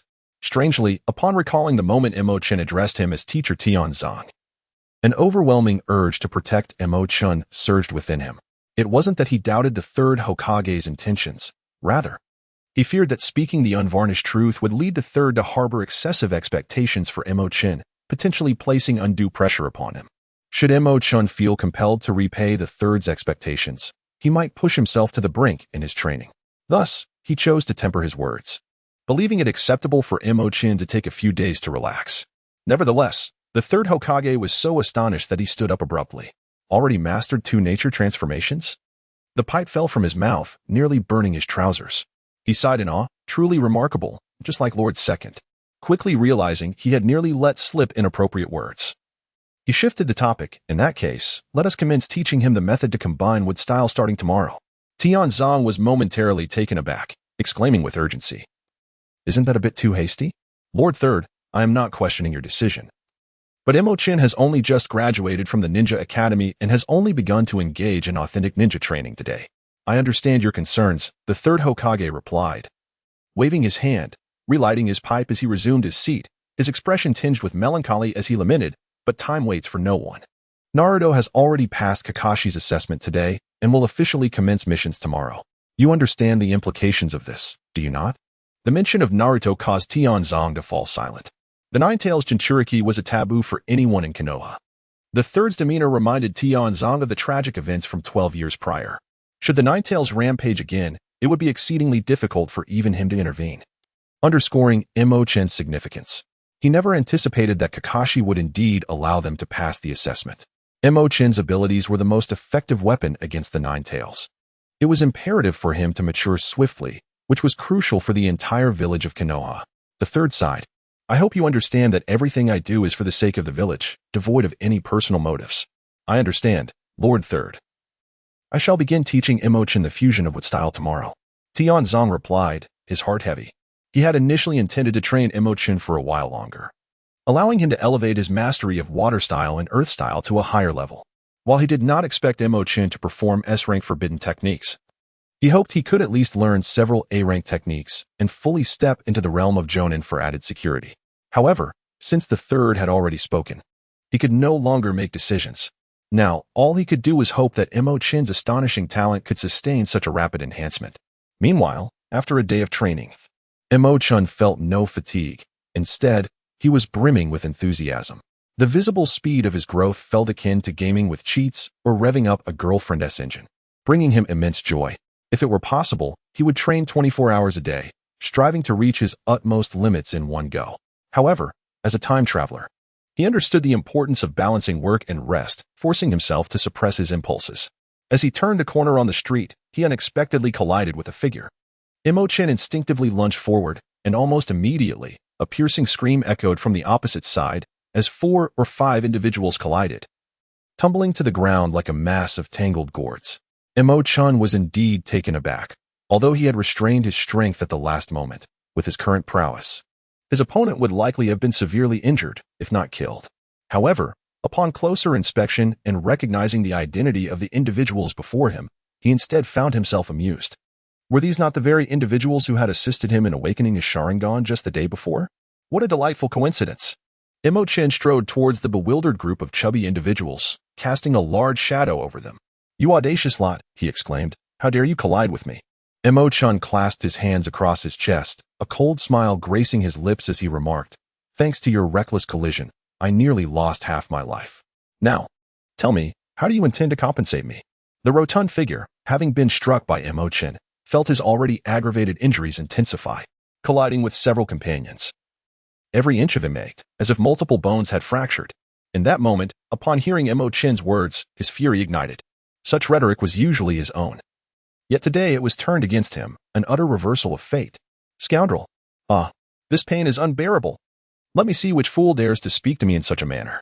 The little chubby one, with the aid of his companions, managed to sit up, gazing up only to be met with Mo Chen's seemingly jovial yet devilish countenance, which drained the color from his face. Chapter 022. The leaves of Konoha seek to ride the wave boss. He is merely a small fry. Why should we fear him? One of the companions beside the chubby one recognized Mo Chen and, with a fierce expression, declared, yesterday, he merely took advantage of our unpreparedness to launch a sneak attack. Are the 4 of us truly intimidated by him? Indeed, echoed another, he is simply stronger. There is nothing remarkable about that. The chubby one found this reasoning compelling. After all, they were a quartet of seasoned fighters. The advantage lay with them. Right, he exclaimed, straining to rise, only to grimace in pain as his injuries protested. Yet, he dismissed his discomfort, waving his hand. Forget about me for now. Let us confront him together. How dare he put on airs before me? We must teach him a severe lesson today. I will make him understand why flowers bloom so vividly. All right, boss. No problem, boss. His 3 companions shouted in unison, leaving the chubby one behind as they approached Mo Chen with malicious grins. Their initial shock had given way to simmering anger. They would not admit to cowardice. They had been seeking an opportunity to reclaim their dignity, and now that Mo Chen had presented himself, there would be no courtesy extended. Oi, you rascals! The chubby one, unable to maintain his balance, fell back to the ground, yelping in pain. But his subordinates were wholly focused on Mo Chen, neglecting him entirely. You little brat. You chose the wrong path. This is your own doing. Since the boss has given the order, even if you kneel and beg for mercy, it will be of no use. Stand still and let us give you a proper beating. If you cooperate, I might go easy on you. Falling into our hands is your misfortune. I just carved my way from East Street to West Street, and no one here dares defy me. And you, a mere runt, dare to provoke even my boss." The three of them advanced menacingly, their faces twisted with malice as they uttered threats, drawing closer to Mo Chen, evidently intending to instill in him the palpable tension of their impending assault. Mo Chen was eager to inquire whether the third individual's eyes were dry. Yet he ultimately decided against wasting too much time on them. There was an excess of chatter. This was my time to shine. Who permitted you to embellish your roles? Mo Chen swiftly darted between the three men, and with a resounding crack, 3 sharp slaps echoed through the air, accompanied by anguished cries. The trio of the little chubby one's henchmen were sent sprawling, one atop the other, collapsing onto their leader. "Oh no, we're doomed." The little chubby one, crushed beneath them, emitted a wail that was more harrowing than that of his subordinates. Unfortunately, after receiving a slap from Mo Chen, the three of them were left dazed, their heads buzzing, unable to rise for quite some time.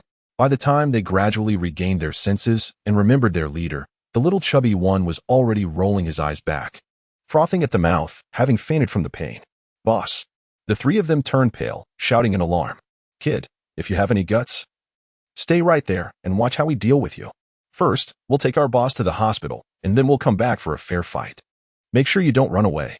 "Ah yes, precisely like that." Two of them hoisted the little chubby one, eager to escape, while the last one hesitated for a moment before following closely behind. Whoosh! Mo Chen swiftly positioned himself in the path of several individuals, skillfully wielding a kunai as he toyed with it. "Spare us, noble hero. We shall never dare again." The two men supporting the rotund figure immediately knelt, clasping their ears in a gesture of submission, pleading for mercy. The remaining individual, though slightly delayed, soon followed suit and joined them on the ground. "Awoo!" The rotund figure tumbled to the ground with a thud, jolted awake by the pain, and began to wail loudly. "Enough! Silence yourselves."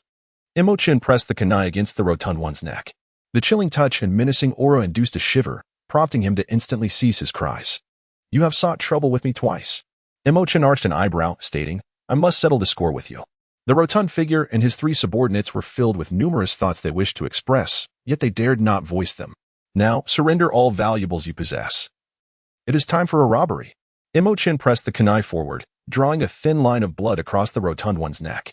"Do not kill me. I will comply. I will comply." The rotund figure, terrified to the brink of losing control, shouted urgently, "Did you not hear this esteemed gentleman? No, my lord, did you not hear him? Quickly, hand over all your money." Soon enough, an assortment of items lay scattered on the ground. "This paltry sum is insufficient to purchase your lives," Mo Chen remarked with a hint of disdain after glancing at the collection. The total value barely amounted to 1,000 taels, a truly pitiful sight. He was indeed serious about robbing them. After all, he was merely an orphan, devoid of parental figures, and the future was uncertain, but he was currently in dire straits. Although he could seek assistance from Tianzong or the third generation, who would surely oblige, the experience of earning money through his own efforts was incomparable. "My lord, we truly have nothing left," the rotund figure lamented, on the verge of tears. "If they had money, would they still be loitering in the streets? I care not for your plight. It bears no relevance to me," Mo Chen declared harshly. "There are 4 of you, and I shall calculate each head at 10,000 taels. You, plump one, will owe 20,000, totaling 50,000 taels. You have 3 days to deliver the money to my residence or face the consequences. Of course, you may also opt to relocate and evade my grasp. But do not say I did not warn you. I am currently a favored figure before the third Hokage and shall soon join the Umbu." At that point, Mo Chen let out a cold chuckle twice, carefully stowing away the concealed dagger before turning to leave. This was merely a minor outlet for the displeasure he felt regarding yesterday's events. As for whether they would deliver the money, he was not particularly concerned. Even if they chose not to, he would not actively seek them out. Naturally, should fate bring them together again, it would be misfortune that awaited them. What Mo Chen did not anticipate, however, was that the little chubby ones indeed showed timidity, lurking in the darker corners of the village to ambush solitary passers-by. That very night, they were apprehended by the Dark Division and subsequently imprisoned.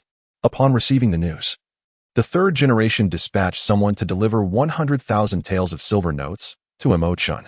This turn of events was indeed somewhat unexpected, further solidifying his standing in the eyes of the third generation. After swiftly dealing with these petty characters, Mo Chen soon set the matter aside. Upon his return home, he found Tian waiting for him. Oh, but it wasn't just Tian. All 4 of the Konoha blossoms had gathered. to facilitate Tian's cleaning endeavors. Mo Chen had given her a key. The four had evidently not been there for long. As Tian and Hinata were tidying up while Sakura and Ino busied themselves in the kitchen, their bickering was audible even from the entrance, rendering it unnecessary for Mo Chen to step inside to know who was present. Clearly, they all sought to curry favor with Mo Chen, with even the seemingly aloof Sakura not immune to the allure. Mo Chen felt a secret delight, yet lamented that these were merely a few small flower buds. Otherwise, it would have been quite a spectacle. Chapter 023. Why did Sharingan not receive the enhancement? It must be said that although they are but small buds, they are indeed charming little blossoms. Mo Chen did not disturb them. Instead, he stood quietly at the door, admiring the busy figures of Tian and Hinata. Even though he was aware that their approach was driven by ulterior motives, the mere sight of their charming appearances brought him a sense of comfort. Oh, Mo Chen is back, Tian exclaimed, turning around suddenly, her petite form inadvertently aligning with his gaze, nearly startling her into a gasp. Upon hearing Tian's exclamation, Hinata, who was nearby, flinched slightly and also turned, her expression tinged with anxiety and embarrassment. After all, their uninvited presence felt somewhat intrusive, especially since they were not well acquainted and had entered Mo Chen's home without permission. However, this was merely Hinata's perspective. In the kitchen, the two individuals had heard the commotion and immediately rushed out, clattering against one another. Mo Chen, you have finally returned. We have been waiting for you for quite some time, Ino declared boldly as she approached and wrapped her arms around one of Mo Chen's. Just hold on a little longer. The food will be ready shortly, Sakura chimed in, seizing his other arm and casting a fierce glare at Ino, signaling that she would not easily concede. The two were unwilling to yield, and their exchanged glances sparked with intense rivalry. Mo Chen had not anticipated that his first formal encounter with them would unfold in such a manner. Did these two have no intention of concealing their intentions at all? Yet, one must admit, even at her age, Ino was quite impressive. Sakura, though somewhat less remarkable, still possessed her own charm. The softness of their feminine touch was undeniably delightful. However, Mo Chen chose to mask his thoughts behind a facade of bewilderment, feigning confusion as he inquired, what is the meaning of this? Tian hurriedly squeezed between them, forcefully prying Ino and Sakura's hands apart while glaring at them in warning, simultaneously issuing threats in their group chat. Everyone, tone it down. Not a whisper about our chat group must leak, or else I shall have no qualms about expelling you both. My relationship with Mo Chen is currently the closest. Sakura scoffed. What's the big deal? I'm merely being a bit more enthusiastic. Ino chimed in. This is all your fault, wide forehead. You've declared your unwavering loyalty to Sasuke, so don't come here causing a ruckus. Besides, didn't you say you were going to leave the group? Why haven't you yet? Sakura retorted. This is my own business and none of your concern. Hinata urged. Everyone, please stop arguing. Let us deal with the situation at hand, or else Mo Chen might become suspicious. Tian exclaimed. Silence, all of you. After a rapid exchange in their chat, Tian pulled Mo Chen aside and awkwardly explained. I apologize, Mo Chen, for bringing them here without your consent. They just became ninjas and were so excited about going out to celebrate. When they heard I was coming here, they insisted on joining. They mentioned they're your classmates, so I thought it would be fine. But I never expected them to be so forward. If you're upset, I can send them away right now. With that, she shot another fierce glare at Ino and Sakura. Sakura appeared unbothered, acknowledging her envy of Ino and Tian's enhancements. Indeed, she had hoped to benefit from their presence.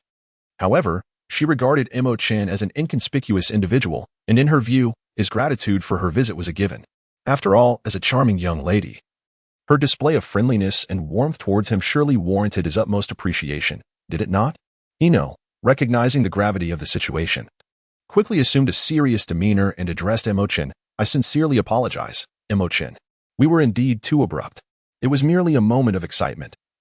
And if we caused you any discomfort, I am truly sorry. Mo Chen-kun. Hinata approached, her voice laced with nervousness and shyness, adding, I too am very sorry for coming without your permission. Mo Chen cast a cursory glance around the room. Although he was unaware of what Sakura was contemplating, her expression revealed that she was an individual who could be easily unsettled. Everyone, please don't be alarmed. I bear no grudge against you. Mo Chen spoke with a gentle smile. I was merely taken aback by your unexpected arrival. It's quite rare for anyone to visit my home, so I am genuinely pleased to have you here. Sakura's lips curled into a slight smirk as she exchanged triumphant glances with Ino and Ten. See, it's only you two who are overly dramatic. Unfortunately, her satisfaction was met with eye rolls from Ino and Tintin. Ding. Congratulations to group member Hinata Hyuga. Your group level has risen from LV0 to LV1, granting you an enhancement of all attributes by 200. It seemed that the group system, sensing Mo Chen's sentiments, provided a timely notification. A flicker of surprise danced in Hinata's eyes, while Sakura, having waited in vain for the next announcement, felt her mood darken instantly. She was tempted to unleash a torrent of curses and vent her frustrations in the group chat. However, being as astute as she was, she quickly realized that such actions would render her a fool. Ino Yamanaka, congratulations, Hinata. What a delightful surprise. It appears that Mo Chen truly holds no ill will toward us. Wouldn't you agree, broad forehead Sakura? 10-10. Hinata has also earned Mo Chen's recognition. Congratulations, Hinata. Isn't that right, Sakura? Sakura Haruno. Thank you. But I must admit, I am puzzled as to why I did not receive an enhancement. Ino Yamanaka, indeed. What could be the reason, Sakura? Care to enlighten us? Sakura Haruno. Enough already. Sakura was on the brink of exploding with frustration. She had a vague inkling of the reason behind it, yet she was adamant in refusing to acknowledge it as her own failing, instead attributing it to the group chat system's bias against her. Ino winked at Sakura, her eyes gleaming with mischief, and then turned to Mo Chen with a teasing smile. Mo Chen, I've heard that the third Hokage bore you no ill will regarding yesterday's incident. Although it's unfortunate you couldn't become a ninja, I believe there will be other opportunities for you. Moreover, I must let you in on a little secret. I paid a visit to the hospital yesterday and had a stern word with those two who ambushed you. They're quite notorious in the hospital now. They were so frightened they sought to discharge themselves before their ailments were fully treated. Ino, eager to gain the benefits of the enhancement, understood the importance of fostering a closer relationship with Mo Chen and naturally wouldn't let her good deed go unnoticed. True to her expectations, Mo Chen expressed a glimmer of gratitude, sincerely saying, "Thank you so much, Ino. I truly did not anticipate that they would resort to such actions. By the way, it was actually Teacher Desyang who interceded on my behalf with the third Hokage. I must pay him a visit to express my gratitude." Had Ino not brought up the matter, Mo Chen might have forgotten about the troublesome duo, Xianhui and Liantai. He would need to find an opportunity to seek retribution. After all, Mo Chen was somewhat vindictive. As for Desyang Indo, he was merely a supporting character, inconsequential to the larger narrative. However, since he had advocated for Mo Chen, it would be ungrateful not to acknowledge his assistance. Mo Chen is truly considerate, Ino complimented, gently guiding him to sit on the sofa. As a form of compensation for our uninvited presence, you shall rest here while we take care of dinner. Mo Chen noticed a fleeting glimmer of disappointment in Ino's eyes. Perhaps she felt disheartened after her attempt to take credit, only to find that no elevation in their group status was forthcoming. Chapter 024. Sakura excluded from the circle among the four blossoms of Konoha. Sakura was the only one yet to receive any enhancement. This realization sparked her fervor anew. She promptly expelled Ino from the kitchen, determined to prepare dinner on her own. Although the meal was palatable, her attitude remained less than commendable, depriving her of the recognition from the chat group system, or rather, from Mo Chen himself. This fueled Sakura's frustration, leading her to storm off before finishing her meal. Haruno Sakura, if I ever treat Mo Chen kindly again, I might as well be a pig. Yamanaka Ino, that might not be so bad. Sakura pig. Tion, I must speak fairly. You cannot place the blame solely on Mo Chen for this. Hinata Hyuga, I believe that to receive enhancements, one must genuinely treat Mo Chen well. Besides, he is indeed quite a remarkable person. Haruno Sakura, indeed. In the first future video, you were forcibly kissed by him. Since he is so wonderful, why not seize an opportunity to make amends? You might even level up. Yamanaka Ino, Sakura pig, have you lost your mind? Are you ready to snap at anyone? This is your own issue. First, you blamed Mo Chen, and now you're shifting blame to Hinata? Haruno Sakura, Ino pig, are you looking for a fight? Yamanaka Ino, am I afraid of you? Tion, Sakura, if you continue this unreasonable ruckus, do not blame us for leaving you out. And do not forget rule 2 of the group. You have already crossed the line. Haruno Sakura, I truly feel I have overreached in associating with you all. I don't need your company. I shall draw a clear boundary now. This wretched group can stay as it is. I am leaving. It was evident, as Tion stated, that Sakura had once again violated the group rules. Rule 2 dictates that members must coexist harmoniously. During the system verification, Sakura disrupted the harmony among members, due to her significantly worsened attitude compared to previous incidents. The punishment this time was even more severe. Before she could confirm her exit from the chat group, the punishment descended upon her. The currents coursing through her body were exponentially stronger than before, accompanied by heavenly flames, their combined force potent enough to turn her to ashes in an instant. Yet, under the influence of a certain power, Sakura could distinctly feel the pain, though her body remained unharmed. The electric shocks ravaged her flesh and bones, akin to being devoured by 1,000 ants, a torment both agonizing and numbing. The scorching heat of the flames was not only painful, but also excruciatingly unbearable. Suspended in midair, Sakura was engulfed in pulsating bolts of lightning and flames, her cries echoing in a desperate wail. However, her voice seemed to be stifled. Trapped within the confines of her small space, tears of regret streamed down her face as she struggled against the unbearable anguish, yearning for relief, yet finding herself ensnared in a cycle of helplessness and terror for the first time in her life. She longed to apologize and seek assistance from her fellow sisters in the group, but was utterly powerless to send a message. The ordeal persisted for a full 10 minutes, each second stretching into an eternity. Sakura's cries rendered her voice hoarse. This experience left an indelible psychological scar. Having endured it once, she dreaded facing it again. When the punishment finally ceased, Sakura collapsed to the ground, her eyes rolling back, drooling uncontrollably. She resembled someone just fished out of water, drenched in sweat, her clothing clinging to her form. A gentle twist would yield a cascade of perspiration. After 10 minutes of punishment, it took Sakura 2 hours to regain her composure. Strangely, during that entire duration, not a single soul passed by her. She was not traversing a dark alley. Though the hour was late, it was not too late either. Typically, there would be people frequenting this area. Once she regained her wits, fear gripped Sakura, compelling her to exit the chat group immediately. She could not bear to remain in this dreadful place, uncertain of when she might face punishment again. Just as she prepared to confirm her exit, the contents of the chat group caught her eye, halting her actions once more. Yamanaka Ino, serves you right. You've been punished again? Haven Tiyu? Your scream sounded dreadful. This punishment must be harsher than before. Tion, Sakura, be more mindful. Surely, this time you'll learn to be wiser. Hinata Hyuga. Sakura's words were indeed excessive this time. Upon hearing Sakura's cries, the other 3 women understood the situation. Yet, they continued their meals and drinks, seemingly unfazed. Exiting the chat group would erase any related memories, rendering her previous sufferings in vain. Moreover, they had all received enhancements, meaning the gap between them would only widen in the future. Would she not appear a mere fool then? Sakura harbored a tinge of resentment towards her so-called sisters, who not only collectively criticized her, but also took the opportunity to kick her while she was down. No, she could not simply withdraw. She needed to devise a means to attain a superior enhancement, document everything that transpired in the group, seal it within a scroll, and only then exit the chat group. Humph, at that point, it would be her turn to look down upon them. Sakura quickly conceived what she believed to be the most astute plan, to reap the benefits from the chat group and then discard it, a flawless strategy. However, she would need to be more cautious in her words and actions going forward. She would never wish to endure such punishment again. Clearing her thoughts, Sakura dusted herself off and stood up, determined to return home as if nothing had transpired. In Mo Chen's household, Sakura suddenly threw a tantrum and stormed out. Although Ino and the others feigned indifference in their group chat, they harbored a hint of concern in reality.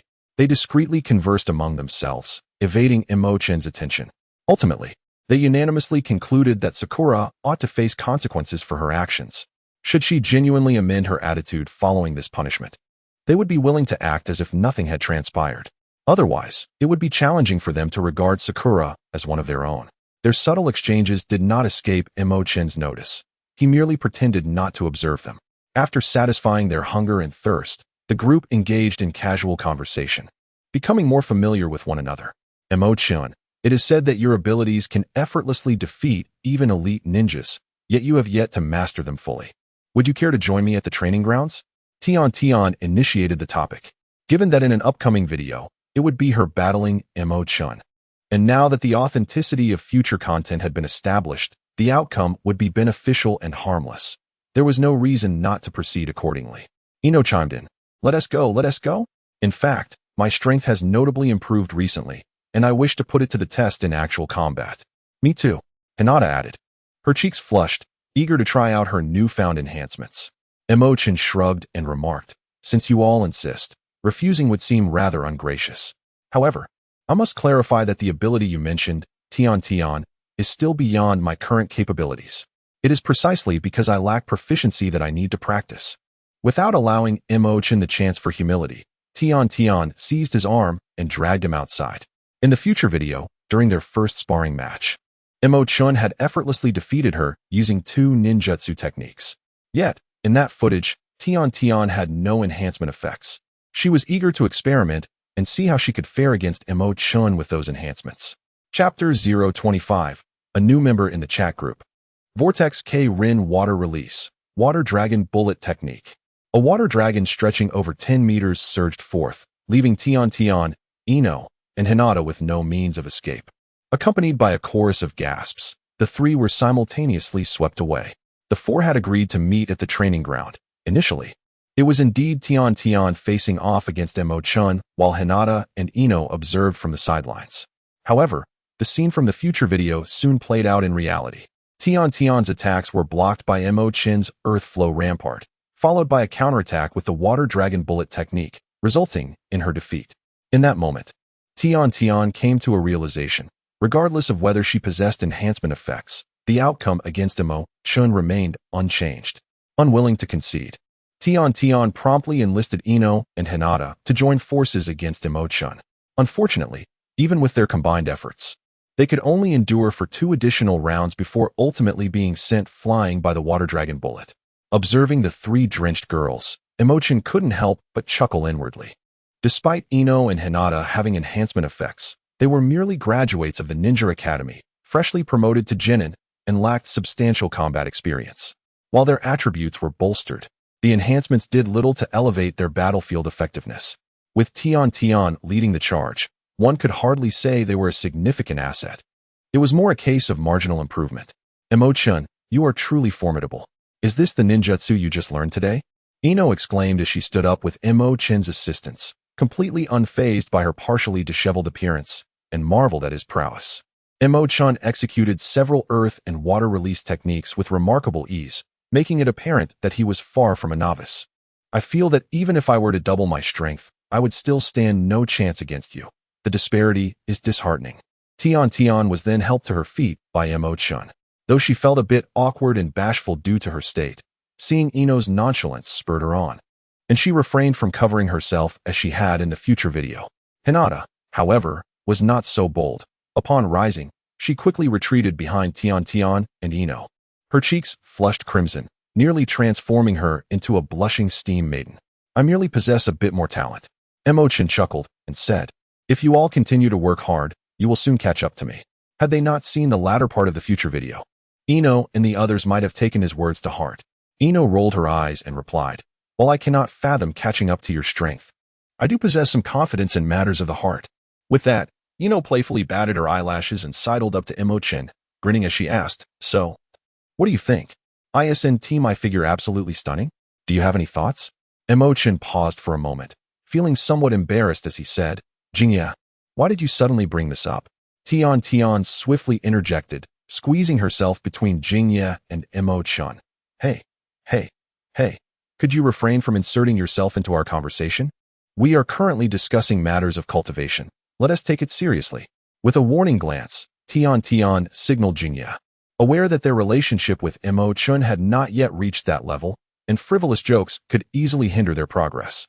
Jingya, realizing her impatience, playfully stuck out her pink tongue and replied, I was just joking. Mo Chen surely wouldn't mind, right? Mo Chen cleared his throat a couple of times, opting not to respond, merely appearing somewhat uneasy. Of course, this was merely a performance for the 3 young girls. He was currently embodying the role of an innocent young man, neither taking the initiative nor refusing, yet skillfully managing the pace, ensuring that things did not progress too swiftly. Tian, observing this, shot a glare at Jingyi, feeling a hint of helplessness within. She then remarked, we are all soaked. We must hurry back to change our clothes. Moreover, the hour is getting late, so we should disperse for now. Initially, there was still much to discuss, but alas, the ambience had been disrupted. Tian could only bid farewell to Mo Chen, forcibly dragging Jingyi along with Hinata as they departed. Mo Chen said little, and after the 3 women departed, he returned home alone. Ding! A new member has been added to the group. The system is currently selecting a new member at random. Please hold on. And Mo Chen had just finished his bath and lay on his bed when a notification from the system echoed in his ears. A new member? How could there suddenly be a new member? Who could it be? A flicker of anticipation surged within him. Ideally, it would be someone more mature. If the newcomer sought to elevate the group's level for benefits, that would be splendid. Ding. Selection complete. The new member is Vortex Xianglin, currently being added to the group. Ding. Vortex Xianglin has joined the chat group. Xianglin? Mo Chen paused, feeling a twinge of disappointment. Another budding flower. However, upon seeing the name, he suddenly recalled that at this moment, Xianglin seemed to be in dire straits. With this thought, his expression turned serious. Meanwhile, the 4 flower girls of Konoha, now back home, received the final notification from the group system. Yamanaka Inoha? A new member? I thought this chat group was just us. I didn't realize newcomers could join. Tion, Vortex? Is she from our village? Hinata Hyuga. I haven't heard that name before. Yamanaka Ino, Vortex Xianglin. Please introduce yourself. In the outskirts of the village hidden in the grass, in a dilapidated little cabin, a red-haired girl curled up on the floor beside her bed, hugging her knees and burying her head deep within them. Mama, the red-haired girl murmured, tears streaming uncontrollably down her cheeks. Suddenly, her vision blurred, as if she were witnessing a strange scene. The girl hastily removed her glasses, wiped her eyes, and shook her head. When she looked again, the bizarre image remained. Ding. Vortex Xianglin has successfully joined Mo Chen's female lead group. Congratulations on becoming a member of Mo Chen's female lead ensemble. Please adhere to the following rules. 1. Mo Chen is the group leader. The leader's interests supersede all, and group members are strictly forbidden from engaging in any behavior detrimental to the leader. 2. What is this? The red-haired girl listened to the notification echoing in her ears, confirming it was not an illusion, and a sense of dread began to envelop her. At that moment, she felt exceedingly sensitive and timid. The sudden appearance of this unknown entity frightened her, prompting her to close her eyes and bury her head deeper into her legs. Yet, even so, the strange scene remained vividly present. She could also see the chat history, where someone was urging her to speak. Vortex Xianglin, I am Xianglin. Yamanaka Ino, I know your name is Vortex Xianglin. It's right there. I meant to ask about your identity. Tion, don't be nervous. We're not bad people, nor will we harm you. If you have questions, we can help clarify. Let me explain the situation of this chat group first. Tion. So, do you understand now? Yamanaka Ino, violating group rules will result in punishment. Someone broke the rules before and was subjected to a severe electric shock. That is an experience I would prefer to avoid. So, Xianglin, rest assured, we won't harm you. Hinata Hyuga, yes. This chat group only allows a select few to join, so those who come in are all allies. Vortex Xianglin, is that so? Are you ninjas from Konoha? But I am in the village hidden in the grass. Ding. The number of group members has reached 5. A new function has been unlocked. Chapter 26. The plan to save Xianglin. Future video. Ding. The number of group members has reached 5. A new function has been unlocked. The sudden system notification rendered the chat group momentarily silent. Mo Chen also heard this notification. A new function? It seems there are hidden perks. Hopefully, they would be beneficial to him. Ding. The new function of the chat group has been successfully unlocked. Group members can initiate video calls by consuming chakra. Video calls. What does that entail? Mo Chen found himself at a loss for words. If one were to argue the utility of this feature, it indeed serves a purpose in critical moments. Yet, if one were to claim it as useless, it undeniably feels somewhat superfluous. What a letdown. Yamashiro Ino video chat? What does that mean? Tion. I took a look and have roughly figured it out. Without delay, Tion activated the video function, broadcasting to everyone in the chat group. In the next instant, the chat interface displayed a new image, revealing Tion, dressed in a nightgown, reclining on her bed.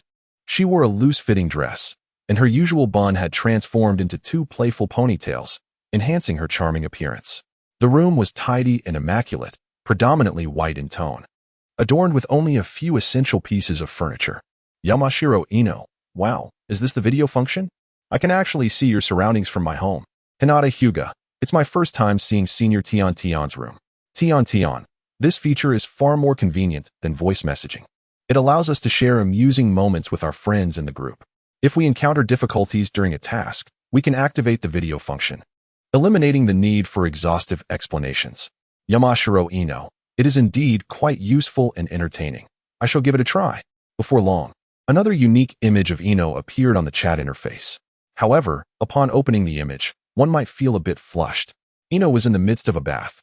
At that moment, she lay bare in the bathtub, surrounded by bubbles. The image was in ultra-clear mode, showcasing her fair, supple skin with remarkable clarity, even revealing her pores. Yamashiro Ino. I can really see it, and I can adjust the angle myself, even catching glimpses of what lies behind me. This function is not merely for your viewing pleasure. In certain circumstances, it can also serve my own needs. Hinata Hyuga. Wow, Ino's skin is so beautiful. It truly makes one envious. Tion. Ino, be careful. Yamashiro Ino. We are all sisters here. There's no need to be shy. Saying this, Ino even stood up from the water, striking a few poses and playfully winking, declaring, not only do I have great skin, but how many can rival this figure? Although it might seem a touch brazen, there was truth in her words. Mo Chen was utterly stunned. His nose felt warm, and he nearly had a nosebleed. Of course, he had faced many trials and tribulations before. Even though the scene on the screen was incredibly vivid, it was not enough to make him lose his composure. Steady. Remain composed. If they were to discover this matter, I would undoubtedly meet a most embarrassing demise. Mo Chen hurriedly recited the calming mantra in his mind. Prosperity, democracy, civilization. Harmony, freedom, equality. At that moment, another image appeared in the chat group, belonging to Hinata. She was curled up in her blanket, revealing only her shy little head. Hinata, I just wanted to try. This chakra consumption seems quite minimal. Tion. Yes. This level of chakra consumption is negligible. It wouldn't affect you even in battle. Yamanaka Ino. Vortex Karine, why don't you turn on your video as well? Let's get to know each other. Vortex Karine, I. Tion. It's perfectly normal to have questions about the chat group. Just take your time to adjust. If you need assistance, feel free to ask. Hinata, but Karine is from the grass village, isn't she? Isn't that quite far from us? Yamanaka Ino. Do you think there will be people from other villages joining us in the future? Tion. It's uncertain, but it seems likely that newcomers will continue to join. I just wonder how these new members are chosen. Hinata. It seemed like new members just appeared suddenly, without any warning. Not only were they pondering this question, but Mo Chen was also contemplating, albeit without a single clue, and soon he dismissed the thought. Since Karine had joined the chat group, as the group leader, Mo Chen was determined to find a way to rescue her. Once he mastered would release tomorrow, he would possess sufficient strength to save her. Therefore, he would concoct a narrative about rescuing Karine, ideally set within the next few days. According to the original plot, Karine's mother would be drained of chakra and died during this period. It remained uncertain if she had already passed, having inherited her mother's abilities. Karine would be immediately replaced after her mother's death and become a human pill for the grass village. Initially, she would be in a hospital, then taken to the battlefield, and before long, brought to Konoha to participate in the Chunin exams. This time frame marked the darkest period of Karine's life. Even within the infinite Tsukuyami dream, she sought redemption by altering the outcome of this period. System, oh system, I hope you deliver. Don't make me exert too much effort. Mo Chen quickly crafted a future for Karine, silently praying before choosing to submit it. After fabricating future events twice, he had begun to discern a pattern. The future content should not be overly lengthy, and the details should be kept minimal. It sufficed to highlight the desired theme. As for the rest, the narrative would naturally steer itself in that direction. However, this time, he aimed to infiltrate the grass village to rescue someone, which posed considerable danger. As evidenced by the Blood Prison movie, despite being a small village, the grass village held an extraordinary position within the ninja world. The village was home to the city of Kirigakure, which housed notorious rogues from various nations who could not be dealt with independently for various reasons, including significant cross-national criminals. The grass ninjas tasked with overseeing such criminals were formidable warriors. With a soft chime, just as the women in the group were chatting and preparing to sleep, the system delivered a notification that a future video clip had been uploaded. Tion. Future video? Is it one a day? Hinata. It was around this time yesterday too. Is there a pattern? Yamanaka Ino. Who cares about patterns? Let us just watch. I hope this one is related to me. Tion. Ahem. Let us watch first. In truth, they all felt that the upcoming future video was more likely to concern Sakura. However, due to Sakura's previous sulking and silence in the group, they refrained from bringing it up. Unfortunately, upon opening the video, it was not Sakura at all. among the newly joined members of Konoha. 3 of the 4 appeared in the future video, leaving Sakura conspicuously absent. Soon, the future video began. In the corridor of the grass hospital, a burly man grasped a girl by her red hair, dragging her forward. Initially, the red-haired girl cried and protested, but her expression soon turned numb. They passed by a shadowy little room where a figure lay covered with coarse cloth, motionless, with strands of red hair visible from the seams. The red-haired girl immediately broke free and rushed toward the figure. Before she could unveil the coarse cloth, a hand, riddled with bite marks, fell limply from beneath it. The girl froze momentarily before running to the side and gagging. The burly man entered, once again dragging the red-haired girl away, indifferent to her struggles and cries. Moments later, he brought her into a room filled with injured individuals, throwing her onto the ground. After exchanging a few words with others, several injured patients approached the red-haired girl with sinister grins. One of them grabbed her arm and opened his mouth to bite down. Suddenly, with a thunderous crash, the door burst open, sending that particular patient flying. A figure clad in a grass village umbu mask and draped in a black cloak swiftly arrived beside the red-haired girl, shielding her. With a swift motion, he executed the water release, great waterfall technique, sweeping everyone away save for the red-haired girl. The grass umbu seized the opportunity to carry the girl away and also took the red-haired woman, previously covered with cloth. The grass umbu swiftly transported them away from the grass village to a desolate mountain outside. Upon removing the mask, the revealed face was unmistakably Mo Chen. Mo Chen infused the vast vitality of wood release into the body of the red-haired woman, astonishingly reviving her. It turned out that the woman had merely been drained of her chakra, her life force depleted, yet she was not entirely lifeless. Mo Chen's chakra was sufficient to restore her. At that moment, a recollection unfolded from Mo Chen's perspective. Mo Chen, after 3 days of cultivation under the guidance of Tianzong, earned his complete approval. The 3rd generation deemed that Mo Chen's training could reach a conclusion and subsequently assigned him to the Shadow Division. Mo Chen's inaugural mission upon joining the clandestine organization was to covertly infiltrate the hidden grass village to investigate a particular matter. Upon his arrival, he inadvertently discovered the plight of a red-haired mother and daughter, which stirred a profound sense of compassion within him. He chose to interrupt his mission and take extraneous actions to rescue them. The video content concludes here. Initially, Mo Chen's plan was to discreetly locate the residence of the mother and daughter and extract them without alerting anyone. Unfortunately, according to the system's assessment, this strategy proved ineffective. Mo Chen pondered for a moment, speculating that perhaps Xiang Lin's mother would not be returning. Even if he were to hasten to the hidden grass village now, it was unlikely he would encounter her at her residence. Thus, he had no choice but to push the timeline a little further back and fabricate events directly in accordance with the original narrative. This plan, surprisingly, passed scrutiny without issue. However, the prospect of storming into the hidden grass village and seizing their human-shaped pills was fraught with difficulty. Any misstep could lead to being encircled. Moreover, even if he managed to extricate the individuals from the hidden grass village, there could very well be pursuit teams on their heels. It was quite a headache. Mo Chen rubbed his temples. The main issue was the pressing time constraint. Given a bit more time, he could simply use a kaleidoscope to appear and send anyone into a state of pregnancy with a mere glance. No need for such arduous efforts. Fabricating the future could not be done haphazardly. At least for now, despite his rapid progress, he could not activate the kaleidoscope in a logically coherent manner. And the 3-tomo Sharingan was insufficient to allow him free reign in the hidden grass village. In the mountains, Ino Yamanaka remarked, "Is this Xiang Lin? It must be, right?" Tintin exclaimed, "Oh my god, is Xiang Lin living this kind of life in the hidden grass village with her mother?" Hinata Hyuga responded, "That is so unfair." Ino added, "I never imagined such things existed in the ninja world, or perhaps this is the kind of world one only sees after becoming a ninja." Tintin interjected, "No, I have never seen such things either, but I know there are many dark aspects in this world, and ninjas can encounter situations that are even darker than this at any moment." Xiang Lin asked, "Is that person Mo Chen, the group leader?" Ino confirmed, "Yes. Those 2 future videos were saved in the group files. Have you watched them?" Xiang Lin replied, "I have. But will he really come to save my mother and me? That seems unbelievable." Tintin explained, based on the timeline in the videos. Mo Chen will join the umbu in 2 days and take on the mission to go to the hidden grass village. The distance from Konoha to the hidden grass village is about a 2-day journey, so Mo Chen will arrive there in 4 or 5 days at most. Ino reassured, Don't worry, Xianglin. Since you and your mother were saved by Mo Chen in the video, it will surely happen. We have verified the previous 2 future videos.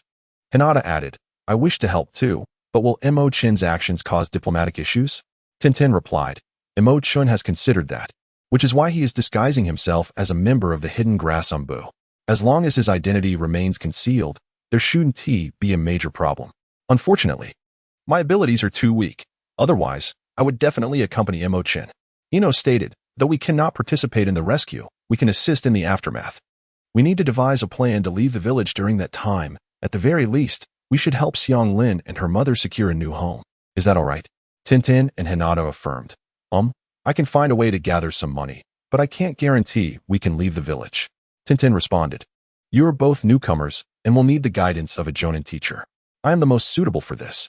I will find a way to take on a personal mission that allows me to leave the village. Leave this matter to me. Xianglin expressed her gratitude. You all, Ino reminded. Hinata mentioned before that everyone in this group is on the same side. With this chat group, we will undoubtedly become strong in the future. Ino added, Now is the time when you need help the most. We will definitely support you. When the time comes that we need assistance, we will ask for your help in return. Tintin acknowledged, though it may seem a bit self-serving, that is the essence of our bond. Xianglin, remember that our group is the most unique in the ninja world. One day, we will astonish everyone. Hinata agreed. Yes, I feel much more confident than before. Xianglin expressed her heartfelt thanks. Thank you all. The transformation in Sakura's mindset was evident as she observed everything unfolding in the group. Initially filled with resentment and incessantly cursing, she now fell silent. She suddenly realized that compared to Xianglin's plight, her previous grievances were trivial. Ultimately, Sakura had only been somewhat self-indulgent and capricious. Her heart was still inherently kind, for otherwise, she would not have inherited Tsunade's legacy in the original narrative. The impact of Xianglin's situation was profound, broadening Sakura's perspective. While it was unrealistic to expect an immediate turnaround, the stubbornness that had once resided in her heart gradually diminished without her even noticing. Chapter 028. Joining the Umbu and heading to the hidden grass village in the following 2 days, Mo Chen devoted himself to rigorous training under Tenzo.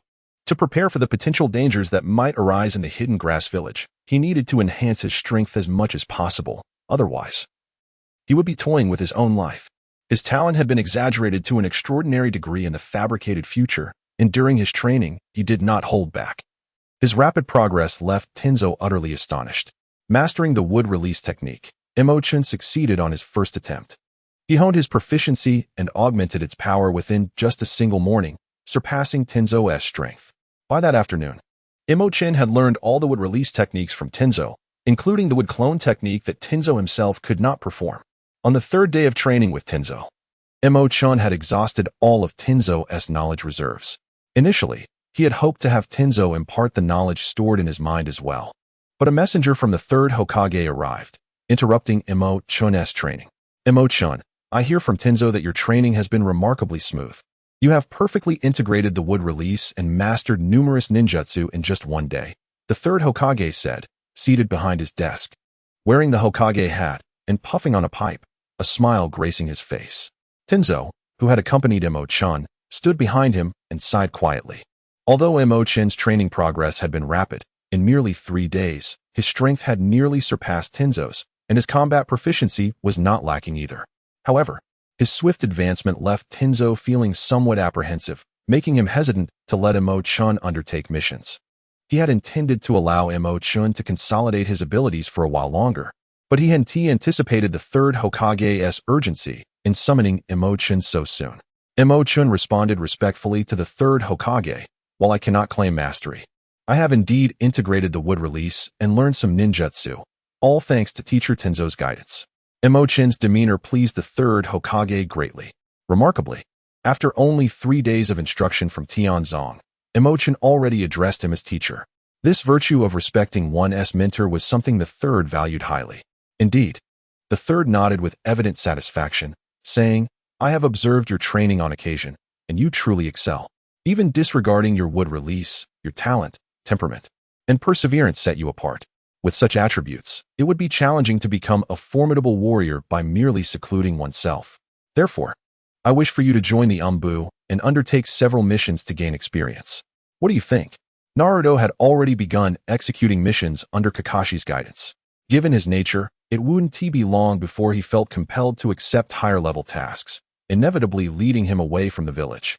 Although Kakashi, an elite jonin equipped with the Sharingan, provided protection, the third still held reservations.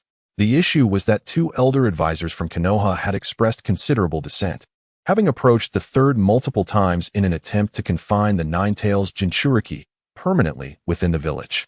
However, the third had his own considerations. By diligently nurturing Mo Chen, he was effectively providing an insurance policy for Naruto. Should Mo Chen truly develop his potential, this safeguard would become unassailable. All as you command, Lord Third. Mo Chen outwardly displayed an attitude of complete compliance. Joining the Umbu to undertake missions was a path he had orchestrated himself through the fabric of his foresight. And the timing was impeccable. The system indeed proved its prowess. Without external interference, the narrative unfolded precisely as depicted in the future video. Very well then. From this moment forward, you shall be a member of the Hokage's direct Umbu, assigned to the 3rd Division under Tianzong, the third said with a cheerful nod. Tianzong was elated, having not anticipated such an arrangement where Mo Chen would become his subordinate, allowing him to continue mentoring Mo Chen in due course. Yet, before Tianzong could ponder further, the third continued. However, there is an urgent mission for you, which will also serve as your assessment for joining the Umbu. Once you successfully complete this task, you will officially commence your role. Yes, Lord Third. Mo Chen had no objections. Consequently, the third began to outline the details of the mission. In 3 months, Konoha would host a grand Chunin exam. Although the event would take place in Konoha, it was a collaborative effort involving all allied ninja villages from the Land of Fire and its surrounding territories. Given the multitude of participants, the preparatory work alone would require significant manpower and resources. Notably, the invitations to the allied ninja villages would be dispatched over the coming days by various ninja teams. Mo Chen's responsibility pertained to the direction of the Land of Grass. However, he was not tasked with delivering the invitations himself, as another team would undertake that duty. Mo Chen's mission was to follow the team to the Hidden Grass Village and conduct a covert investigation into the candidates dispatched by the village for the Chunin exams. After outlining the mission, the third Hokage elaborated, stating that such tasks typically require seasoned intelligence ninjas, and it would be challenging for a novice like Mo Chen, who had never undertaken a mission before, to fulfill such a role. However, given the cover provided by the visible team and the recent depletion of the village's defensive forces, the third Hokage believed that with caution, Mo Chen could manage the task with his current abilities. Tianzong expressed his concerns, remarking that Mo Chen had just graduated from the Ninja Academy and had never left the village, lacking proper training in intelligence gathering. While the academy had imparted some foundational knowledge, it was merely superficial without any concrete operational plans. The third Hokage waved his hand dismissively, assigning Tianzong the responsibility of teaching Mo Chen the necessary skills. They had one evening for preparation, with Mo Chen scheduled to depart the following morning. The Hokage had confidence in Mo Chen's talent, believing he would quickly become adept. Though still apprehensive, Tianzong refrained from voicing further objections. Thus, the matter was settled. And before their departure, the third Hokage handed Mo Chen a dossier containing information about the team assigned to deliver an invitation to the Hidden Grass Village. To Mo Chen's surprise, this team was led by Tian, who had just received the mission notification and shared it in their chat group. Tian, I was initially looking for an individual task outside the village, but I just got the news that our team will be undertaking a mission. Coincidentally, the destination is the Hidden Grass Village, and we're set to depart early tomorrow. Yamanaka Ino, what a coincidence. But with the team, will you have time to meet K-Rin? Hinata Hyuga, good luck, Senior Tian. Tian, this mission is relatively simple, so there should be ample time. I'll think of a way to avoid our team's notice, but I'm unsure if that will help Mo Chen and K-Rin. Uzumaki K-Rin, please prioritize your safety. I wouldn't want you to endanger yourselves for my sake. Tian, don't worry, K-Rin. I want to act recklessly. And if something goes awry, as a Konoha ninja with an elite jonin instructor by my side, the Hidden Grass Village won't dare to cause us trouble. Tian, most importantly, Mo Chen is exceptional. You can always trust him. Yamanaka Ino, make sure to do a live stream when the time comes. Chapter 029. Mo Chen's first kill, tree-bind killing in the past 2 days. Mo Chen refrained from utilizing his ability to fabricate the future. focusing instead on solidifying his fundamental skills. No matter how many abilities one possesses, a solid foundation is far more substantial. With the Sharingan and wood release now at his disposal, he understood that enhancing his raw strength was paramount. Everything else was merely superficial. After leaving Tianzhang's home, the sky had already darkened, and Mo Chen returned home to find that the cleanliness of the house had already been attended to, and a note lay on the table. This note was left by Tian after she completed her cleaning chores, having not waited for Mo Chen's return. Its content informed him that she would be leaving the village early the next morning to undertake a mission, necessitating that he return home and rest early. Consequently, she would be unable to assist him with his cleaning duties for several days. Including today, Tian had helped him clean 3 times, shared 2 dinners, and practiced together at the training ground on 2 occasions.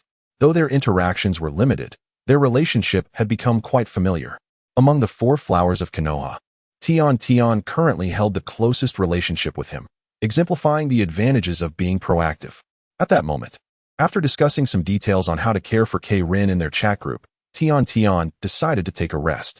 The remaining trio, Ino, Hinata, and Rin, engaged in casual conversation. After a couple of days of acclimatization, Rin began to speak more frequently in the group. The chat group had transformed into a sanctuary for her, fostering a sense of hope for the future.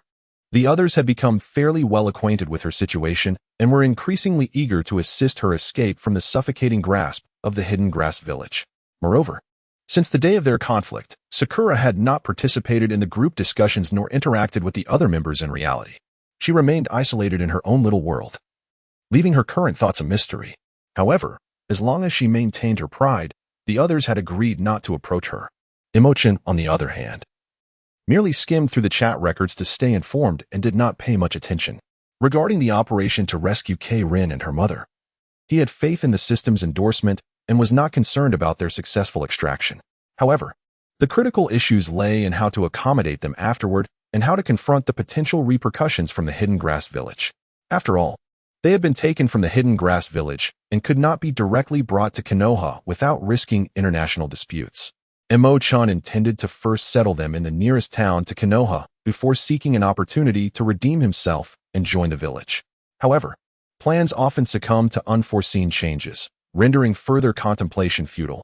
He resolved to proceed step by step as circumstances unfolded. Soon enough, Mo Chen ceased his musings, gathering his energy to face the forthcoming tasks. As dawn broke the next day, Mike Guy set forth with his trio from Team 3. Mo Chen donned the covert gear bestowed upon him by Tianzhang and trailed quietly behind. Thanks to his wood release ability, as he traversed the wilderness, Mo Chen's presence seamlessly melded with the essence of nature, significantly enhancing his sensory perception. Within Team 3, Niji's Byakugan might have detected him. However, Niji did not maintain his Byakugan at all times. Furthermore, the Byakugan's vision is inherently diffuse, unless one were to focus intently. Even if Mo Chen fell within Niji's sensory range after blending into nature, he would be difficult to discern. Thus, the journey remained tranquil, and after 2 days of travel, the group arrived at the village hidden in the grass. Tian remarked, "We have reached the village hidden in the grass. Once we submit our mission items, this task will be deemed successful, and we shall rest here for half a day." She continued, "However, based on previous conjectures, Mo Chen should arrive around this time as well. I wonder if I might encounter him." Vortex Xianglin expressed her anxiety. "I feel so nervous. My mother has not returned for several days. Is everything truly all right?" Yamanaka Ino reassured her. Tian, please start the video live stream." She added, "Xianglin, rest assured. Did we not inform you that the content in the future videos is beyond doubt? Your mother will surely be fine." Hinata Hyuga chimed in. "I too believe in Mo Chen. He will surely succeed." Tian confirmed. "All right, I have initiated the video live stream. It's quite peculiar. The villagers here seem overwhelmingly busy and tense, giving off an air of heightened vigilance." Vortex Xianglin explained, "That is due to the war." She continued, "The village hidden in the grass is currently engaged in conflict with neighboring nations, resulting in a surge of casualties. As for my mother," Hinata Hyuga interjected, "the concept of war feels so distant from us." Tian confessed, "I suddenly feel a bit anxious. Could the war possibly affect me?" Yamanaka Ino reassured her. Mo Chen's mission should not be related to this matter, right? Tian replied. The future videos did not disclose any details. We only know this is his first mission since joining the Umbu. Reflecting on this, it is evident that Umbu missions differ significantly from those of ordinary ninjas, and his first task is likely at least B rank or higher. Hinata Hyuga noted, after all, Mo Chen's strength is beyond our comparison. Tian agreed, indeed. In the livestream, Tian and her companions closely followed a grass village ninja as they progressed, while numerous hurried grass ninjas raced past them. Meanwhile, Mo Chen lingered just outside the village hidden in the grass. Drawing upon the wisdom imparted by Tian Zong, he meticulously surveyed his surroundings. He soon discovered that unlike Konoha, the grass village did not have an encompassing barrier shielding the entire village. However, there were numerous patrolling ninjas, both overt and covert. The latter, of course, were members of the grass village's Umbu. Mo Chen's lips curled into a smirk, as the system seamlessly propelled the narrative toward the fabrication of future events. With minimal effort, he swiftly dispatched an undercover sentry, utilizing wood release to absorb the opponent's chakra. Tree-binding death.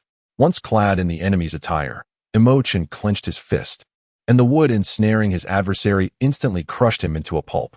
Subsequently, under Mo Chen's control, the trees concealed all traces by dragging them underground. This marked Mo Chen's first kill in this world. Although he did not engage directly, the experience still elicited a slight sense of revulsion, albeit not overwhelmingly so. He simply averted his gaze and took several deep breaths to regain his composure. According to the original storyline, Kankuro resided in a secluded area of the hidden grass village, where a solitary wooden cabin stood, devoid of neighboring dwellings. Thus, locating her would not prove to be a daunting task. Mo Chen effortlessly infiltrated the hidden grass village, maneuvering discreetly to evade the public gaze. Clad in the attire of the Umbu, even if some individuals caught sight of him, none would pay him any heed. Initially, he intended to ascertain the whereabouts of Xianglin, yet he stumbled upon the location of the hidden grass hospital instead. Perhaps it would be prudent to visit the hospital first. There might be a chance to rescue Xianglin's mother in the process. Mo Chen's gaze flickered momentarily before he swiftly altered his course, making his way toward the hospital. In these times of war, the hospital was bustling with activity, presenting a scene of chaotic commotion. Mo Chen confidently strode through the entrance without arousing the slightest suspicion. After all, even the covert agents could sustain injuries and require medical attention. As the system had assessed, although Mo Chen encountered little difficulty locating Xianglin's mother, it was regrettable that by the time he found her, she had already succumbed. Chapter 030. Someone seeks to seize the humanoid pill. So that was the case. Mo Chen could not help but reflect inwardly, gaining a deeper understanding of the impact that fabricating the future could have on reality. Had he sought out Xianglin first, her mother might truly have been beyond salvation. Yet, as he contemplated finding Xianglin, he unexpectedly caught sight of the Kusanagi Hospital, which prompted a shift in his focus. Within the confines of the Kusanagi Hospital, he discovered Xianglin's mother and, during his investigation, transmitted a fragment of life force to her, preserving the last flicker of her vitality. This spark of life would enable her to endure for a while longer, until Mo Chen could escort both mother and daughter away from Kusanagi village. After all, at this moment, Xianglin and her mother were not in the same location. Regardless of whom Mo Chen chose to rescue first, it would inevitably alert the others, making it exceedingly difficult to save the second. Tap, tap, tap. At that moment, a series of footsteps approached from afar, and Mo Chen soon beheld a burly man donning a Kusanagi forehead protector, yanking Xianglin's hair as he dragged her closer. This was precisely the scene that initiated the unfolding narrative. Mo Chen furrowed his brow and cast another glance at the chat group. On the other end, Tian was still live-streaming, and the third squad, led by Mike Guy, was engaged in discussions with the leader of the hidden grass village regarding the upcoming CH-NEEN exams.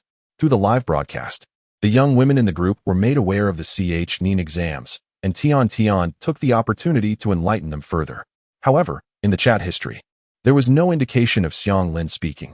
She had not sought help from Tian and the others. Mo Chen could surmise Xianglin's thoughts. She wished to avoid implicating Tian and was eager to verify the authenticity of the future video for herself. Since the video depicted Mo Chen successfully rescuing both her and her mother, there was no need to complicate matters further. With this realization, Mo Chen stealthily retreated into the shadows of the room.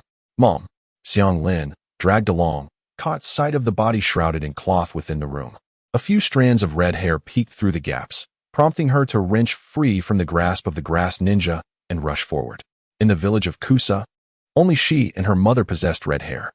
However, before Xianglin could approach, a pale arm fell limply from the cloth, marred by unsightly bite marks. The sight caused her stomach to churn. She immediately turned aside, retching uncontrollably. Tears welled in her eyes as she pondered the torturous fate her mother must have endured. Simply unimaginable.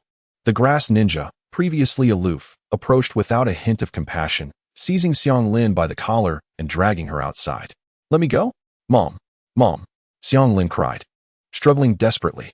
"To protect the village, this is the only way," the grass ninja remarked coldly. "It is regrettable that you have lost your mother, but many wounded await treatment." He continued to drag Xianglin towards the ward ahead, where the anguished cries of severely injured patients echoed throughout. The grass ninja unceremoniously threw Xianglin to the ground and approached the attending physician for consultation. After a moment's hesitation, Xianglin instinctively turned to flee. Unfortunately, her efforts went unnoticed as she was swiftly pulled back. "No, let me go? No," Xianglin cried out helplessly. Whether Mo Chen would come to rescue her was still uncertain to Xianglin, even with the knowledge that Mo Chen might arrive. She could not escape the grip of fear in such a dire situation. The grass-hidden ninja, with an expression of indifference, declared, "We have taken you in. A homeless soul, you must earn your own sustenance." Yet, at that moment, a voice, even colder and laden with a chilling malice, suddenly pierced the air. "Then, what shall you do if you find yourselves incapable of sheltering her any longer? Who goes there?" The grass-hidden ninja felt a shiver run down his spine, his body freezing in place. He dared not move. That frigid intent to kill was entirely focused upon him. He was acutely aware that even the slightest motion could lead to his untimely demise. The temperature in the room plummeted several degrees, and this abrupt shift rendered the atmosphere silent, as if one could hear a pin drop. Tap, tap. The sharp echo of footsteps resonated, each sound striking like the tolling of a death knell, causing the hearts of those present to race, leaving them breathless with trepidation. What manner of oppressive force was this? Only Xianglin remained unaffected by the fear, yet she instinctively turned her gaze toward the doorway, following the eyes of the others. There, a figure of moderate stature, yet imbued with an overwhelming presence, strode in with heavy steps. His face was obscured by a white, patterned umbu mask, and a dark cloak concealed his form, rendering his features indistinguishable. Was this Mo Chen? A wave of elation surged within Xianglin as she sensed an inexplicable familiarity emanating from him, prompting her to take a step forward. This scene, however, diverged somewhat from the visions of the future she had seen. In the video, Mo Chen appeared only when someone was about to harm Xianglin, deliberately creating a sense of tension. Yet reality, as always, held the potential for deviation, and the predetermined future could indeed be altered by the butterfly effect. Mo Chen, having adequately prepared himself, would never intentionally procrastinate, waiting for the opportune moment to make a grand entrance. "Halt!" the attending physician suddenly shouted, extending his hand to grasp Xianglin's. She was a strategic asset of the grass-hidden village, the crux of their potential victory in war. How could they allow her to depart? Alas, the grass-hidden ninja who had escorted Xianglin felt a sudden jolt of trepidation, realizing the gravity of the situation. The words of the newcomer made it evident that he was there for Xianglin. Sure enough, before the attending physician could reach her, a figure darted past. Blood splattered as the physician's arm was severed and sent flying high into the air. Mo Chen, revealing himself as a member of the grass-hidden's umbu, had somehow positioned Xianglin behind him, wielding a short blade with a drop of blood dripping onto the floor. His aura of lethal intent still enveloped the previous grass-hidden ninja. The ninja had intended to create distance and prepare for battle during Mo Chen's attack, but alas, Mo Chen's speed was overwhelming, leaving him paralyzed with fear. Only then did the attending physician emit a blood-curdling scream, his wails echoing throughout the hospital. While those in the room remained in a state of silent panic, chaos erupted outside in response to the agonizing cry. How comforting! This was Mo Chen, protected by him. Xianglin gazed at his silhouette, her eyes filled with adoration. At that moment, she was oblivious to everything around her. That figure represented the dawn of hope, the embodiment of her lifelong dreams and aspirations. "I will take you away from here." Mo Chen's gentle voice resonated in Xianglin's ear.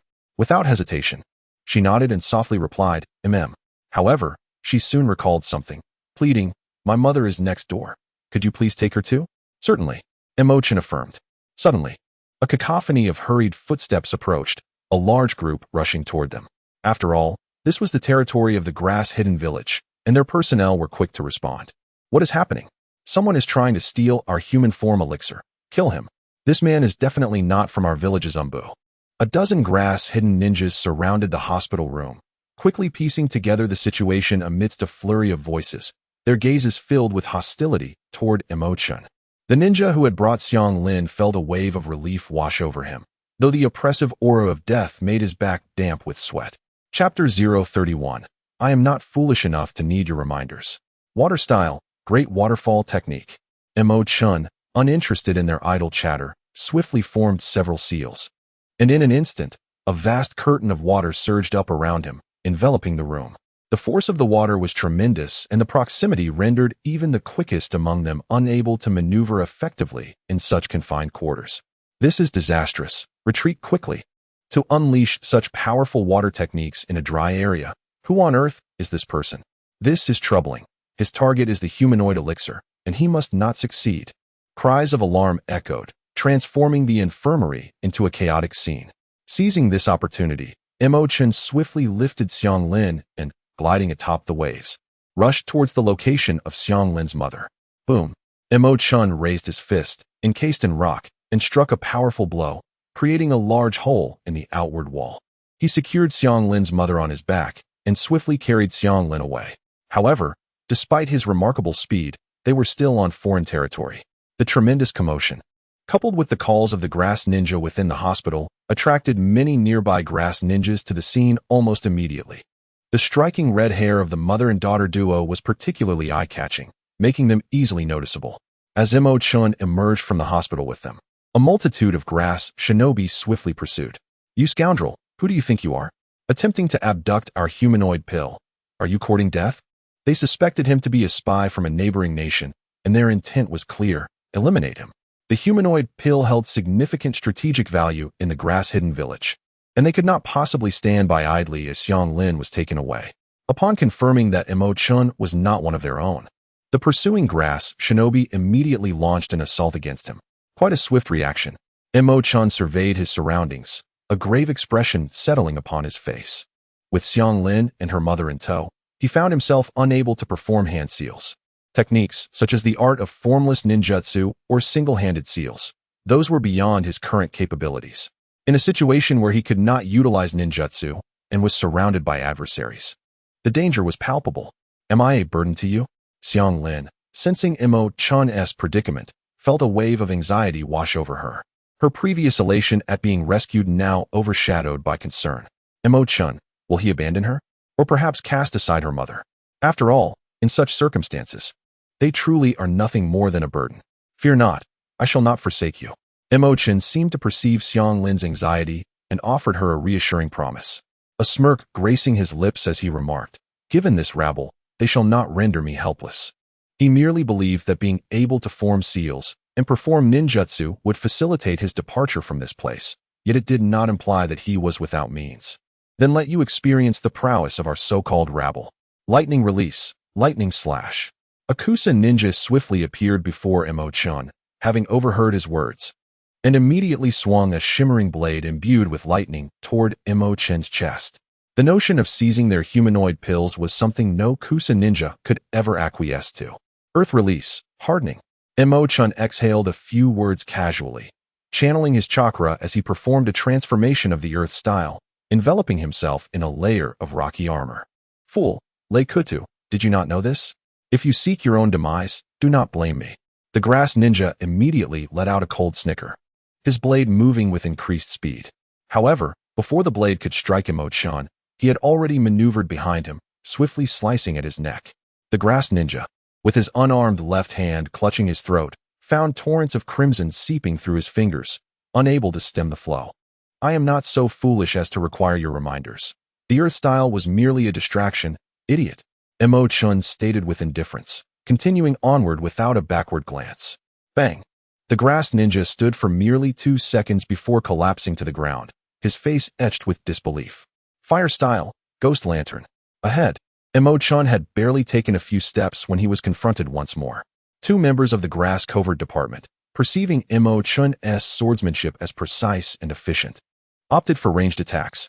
This ghost lantern technique conjured several fireballs adorned with ghastly faces, directed by the caster's will, striking wherever intended. While the power may not have been formidable, it served perfectly to obstruct or distract an adversary. Moreover, once struck by a fireball, evading the subsequent onslaught would prove exceedingly difficult. Alas, such attacks still paled in comparison to Mo Chen's prowess.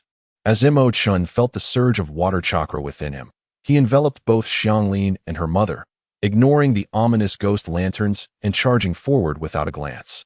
The fire technique, lacking the potency of even a mere fireball, was but a jest in the face of his chakra mastery. He shattered 3 ghost lanterns in swift succession, prompting the 2 grass village Umbu to exchange glances, realizing that their jutsu posed no threat to Mo Chen, and thus they resorted to alternative tactics.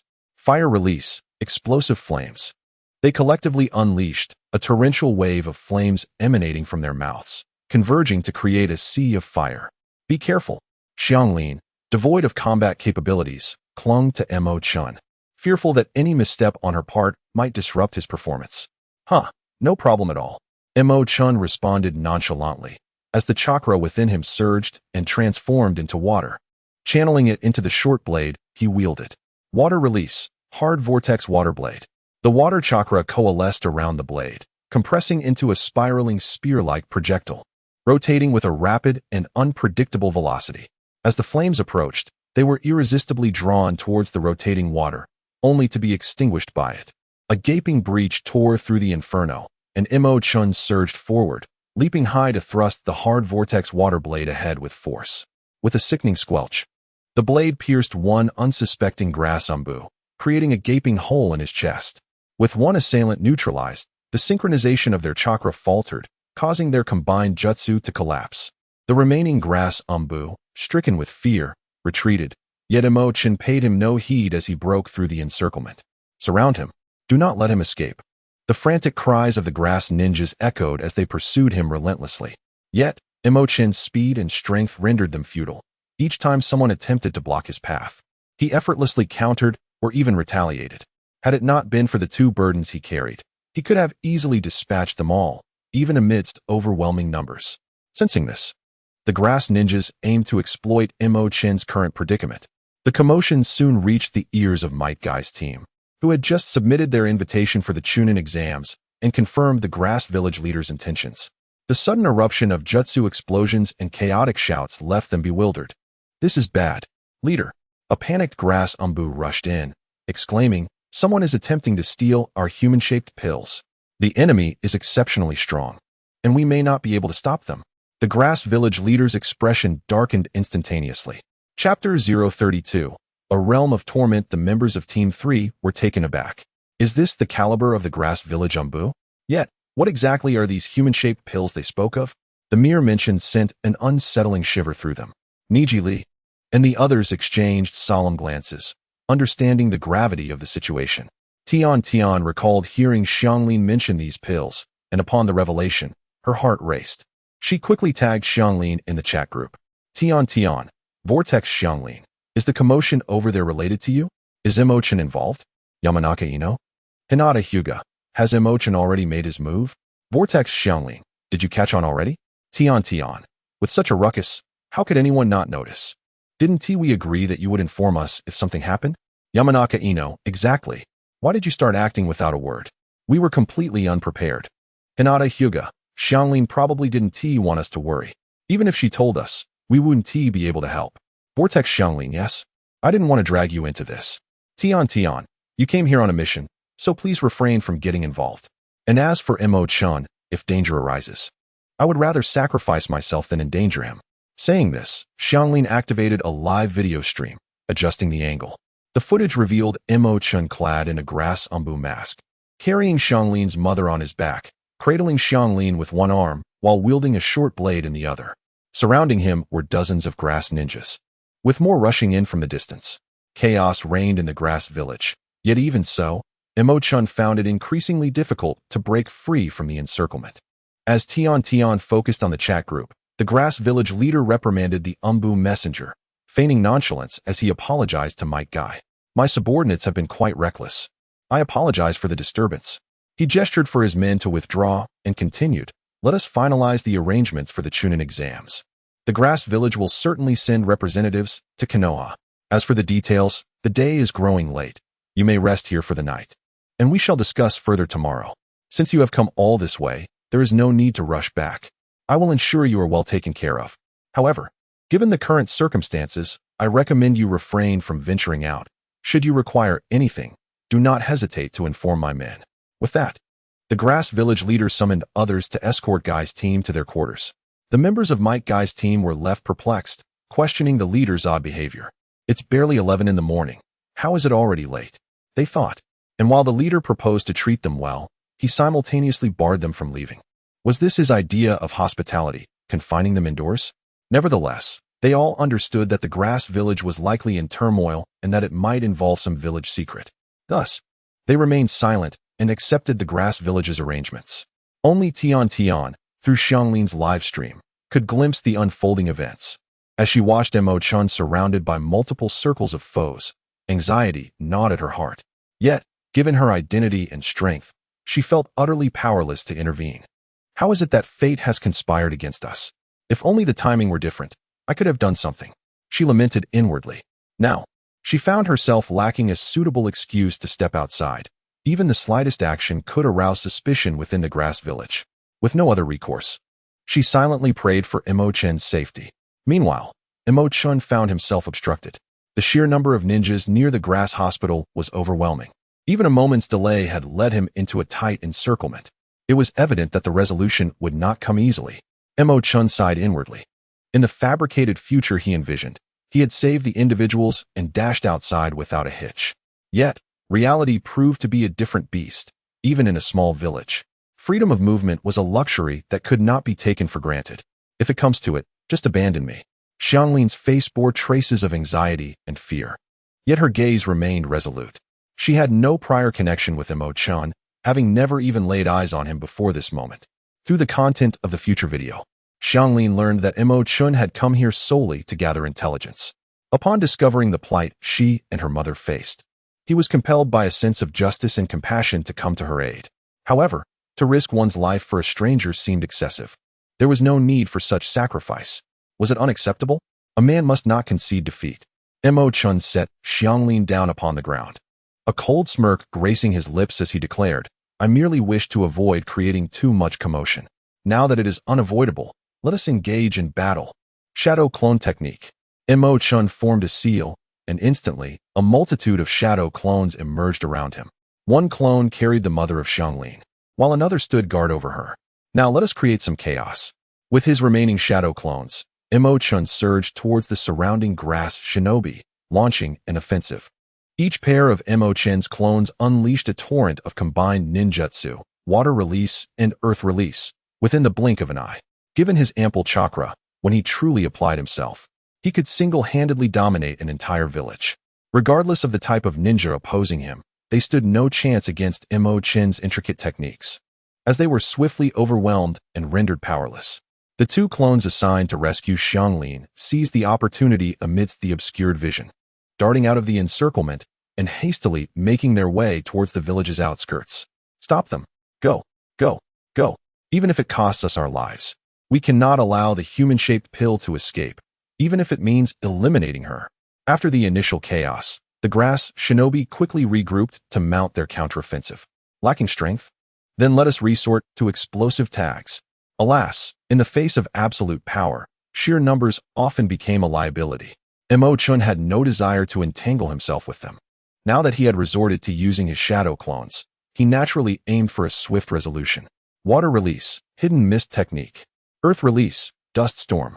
The mist combined with flying debris enveloped the entire field of vision.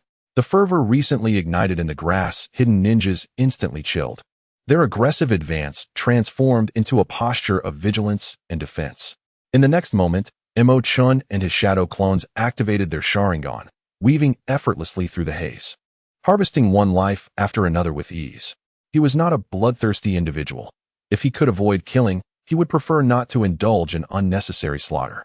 Yet, the fervent obsession these individuals displayed towards the so-called human-shaped pills was disturbingly evident.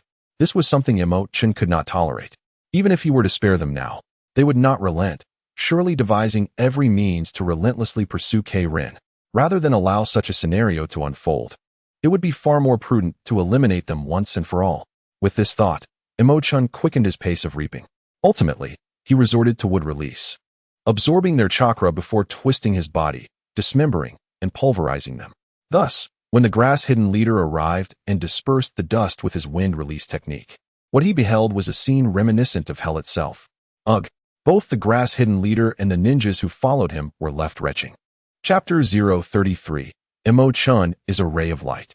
Mo Chen still could not break free from the confines of Grass-Hidden Village. Although he had dealt with the group outside the hospital, he was soon obstructed by others. The remaining shadow clones had already been recalled, leaving only his true self and two shadow clones guarding the mother and daughter, Xianglin. Damn it, release the human-shaped pill. Leave the human-shaped pill behind and kneel and surrender. Or Grass-Hidden Village will pursue you to the ends of the earth. Do you think you can escape alive? Our leader will not spare you.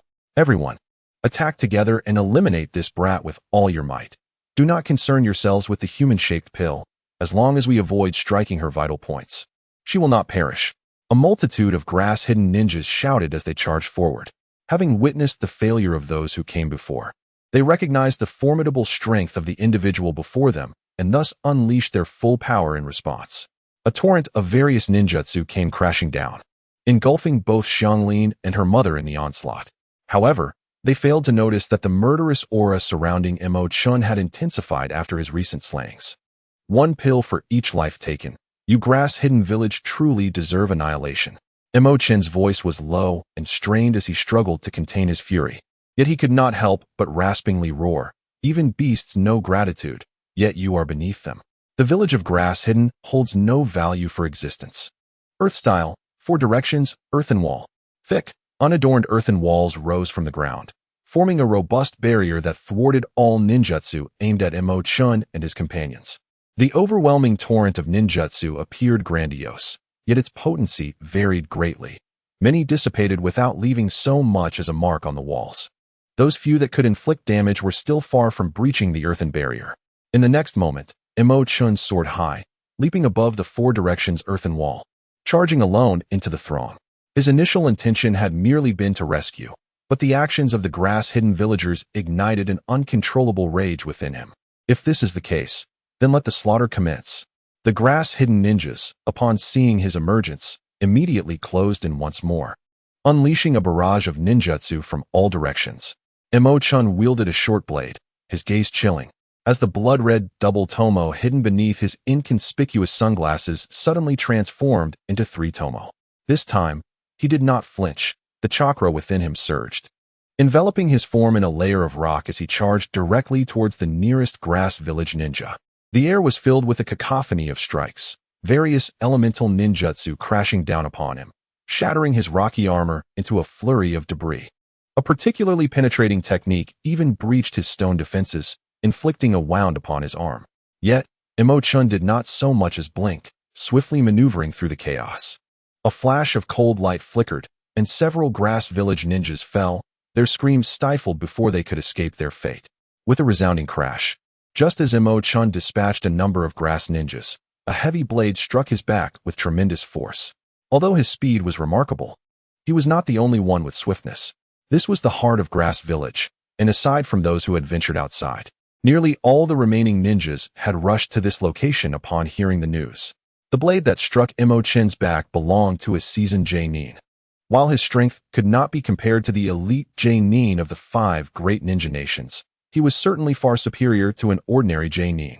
This strike was imbued with the power of earth, delivering a force comparable to nearly 1,000 pounds. Mo Chen spat out a mouthful of blood, as the rock armor behind him shattered, leaving a gruesome scene of flesh and blood. Damn it, Teacher Tian Song truly went easy on him.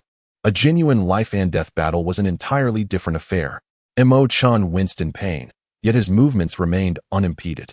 Rather than confront the formidable foe wielding a large blade, he harnessed the force of the strike to propel himself a considerable distance forward. In a flurry of swift actions, several more grass-hidden ninjas met their demise. Concurrently, the wood-style chakra surged within him, rapidly healing the wounds on his back, emitting steam as they restored to their original state. What manner of creature is this? The grass-hidden ninja, clutching the large blade, widened his eyes in astonishment, rooted to the spot. This brief lapse in concentration allowed the hard-won opportunity to slip away, making it nearly impossible to catch up with Mo Chen. Subsequently, Mo Chen surged into the midst of the grass-hidden ninjas like a tiger among sheep, penetrating their encirclement with relentless ferocity.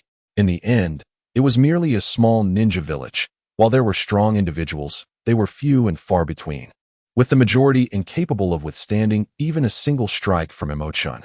Furthermore, as time passed, Mo Chen's movements grew increasingly fierce, his combat experience soaring at an astonishing rate. Simultaneously, a handful of grass-hidden ninjas circumvented Mo Chen and targeted the earthen barriers surrounding them. With a resounding roar, the combined efforts of a dozen nines swiftly breached one of the earthen walls. Water-style, exploding water wave. Unfortunately, they were met with a colossal wave of water.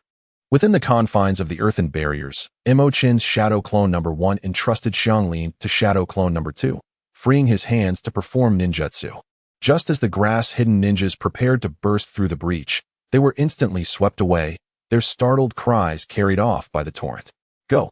Shadow Clone No. 1 commanded, leading the charge. Shadow Clone No. 2, bearing Xianglin's mother on his back and cradling Xianglin in his arms, swiftly followed suit. Nowhere to run. The large-bladed grass ninja, having lost sight of Mo Chen's true form, turned to see Mo Chen's two shadow clones poised to flee and immediately gave chase. Multiple shadow clone technique.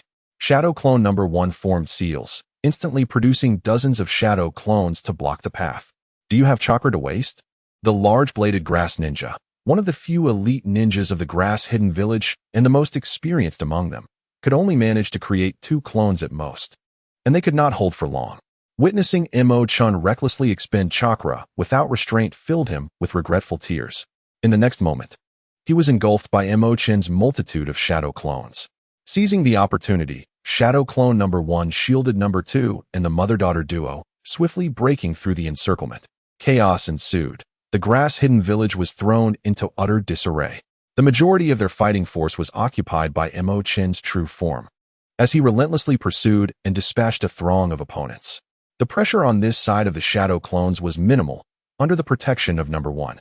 They drew ever closer to the entrance of the grass-hidden village. Xianglin nestled in the embrace of Shadow Clone No. 2, tightly clutching his neck.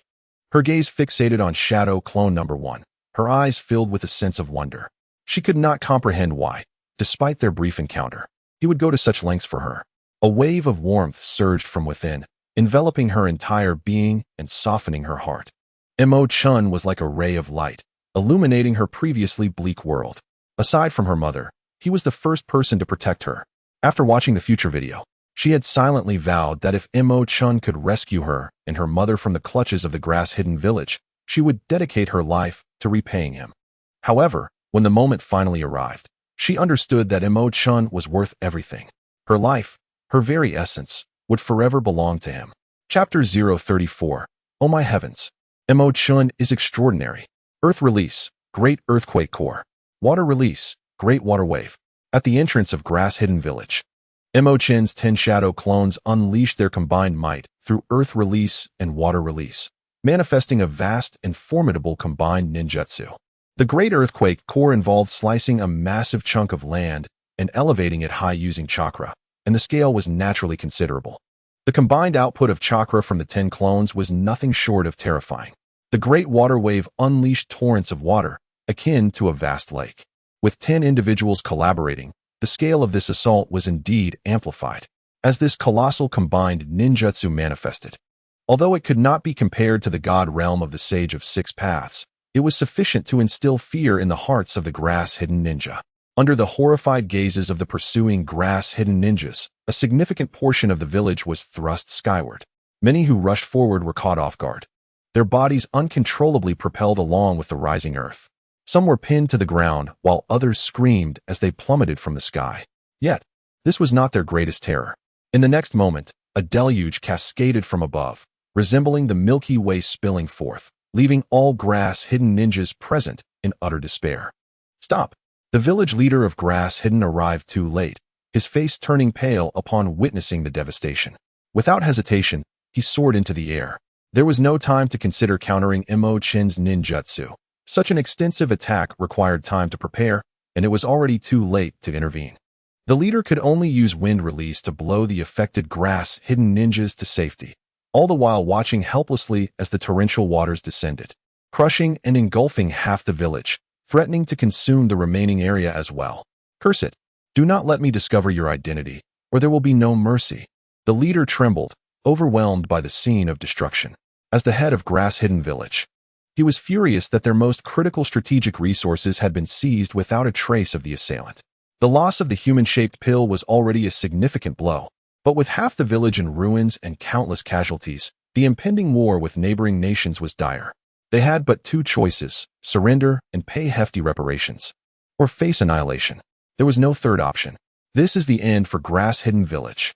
The leader's face turned ashen, and with a cough, he spat blood, collapsing to the ground. The chaos within the village escalated further with the leader's unconsciousness, leaving everyone in a state of panic and despair, with no one to coordinate relief efforts for the afflicted. In the distance, Mike Guy's team stood atop a hill, aghast at the tumultuous scene, uncertain whether to intervene. As allies, they felt a moral obligation to assist, yet without understanding the situation, their interference might prove unwelcome. What on earth had transpired? An invasion by an enemy nation? Little Lee felt a pang of sympathy. Had it not been for Guy-sensei holding him back, he would have dashed forth to help. Hinata, using her Byakugan, scanned the area, shaking her head. The assailant has already departed, and their intentions remain unclear. However, with the grass-hidden leader incapacitated, there is no one to oversee the situation. If enemies were to invade now, they would deserve it. Tian found a certain satisfaction in this turmoil, as she was privy to the truth. Her consciousness still engaged in a chat group, captivated by Xiang Lin's live stream. At this moment, Mo Chen had successfully extricated himself and the mother-daughter duo from danger, with the grass-hidden ninjas too preoccupied to pursue. Seeing this, Tian relaxed entirely. As long as Mo Chen and Xiang Lin were safe, nothing else mattered to her. Mike Guy pondered for a moment before addressing his students. Konoha and Grass Hidden are allies. While we cannot interfere too much, let us at least help the injured. With that, he led his students toward the site of suffering. Tian was somewhat reluctant, based on Xiang Lin's previous descriptions in the chat group. Few within Grass Hidden Village were innocent.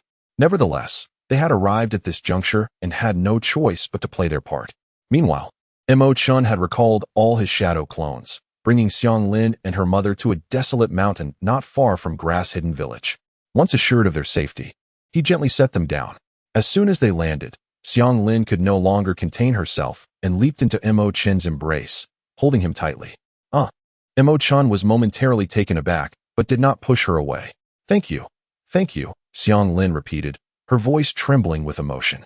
At that moment, she still felt as if she were in a dream. Everything seemed so surreal. She had truly left Grass Hidden Village, and from now on, she would no longer endure their torment. After a while, seeing that she had not yet calmed down, Mo Chen sighed. Please let go of me. We can talk later. I need to check on your mother. Xiang Lin's mother was still clinging to life, and if he delayed, she might truly pass away. Xiang Lin jolted back to reality. Mom. She hurriedly rushed towards her mother. Although she had witnessed Mo Chen revive her mother in the video and had verified the video's authenticity, she had seen her mother seemingly lifeless in the hospital, devoid of any breath. Mom, please wake up. We are safe now, please wake up. Xiang Lin cried. A mix of laughter and tears. She was no longer worried about her mother's safety. She simply wanted to share the good news, certain it would bring her mother immense joy. All right, let me handle this. Mo Chen smiled, kneeling beside Xiang Lin's mother and taking her right hand in his. Through their palms, he transmitted his life-infused chakra. This was not a ninjutsu. As a member of the Uzumaki clan, Mo Chen's vitality was abundant. Although Xiang Lin's mother had been drained of chakra, it was only temporary. If not for the grass-hidden ninja's excessive exploitation, she would not have been reduced to such a state. As long as there was some chakra remaining within her, her Uzumaki constitution would allow her to recover swiftly. Thus, the grass-hidden ninjas truly deserved their fate.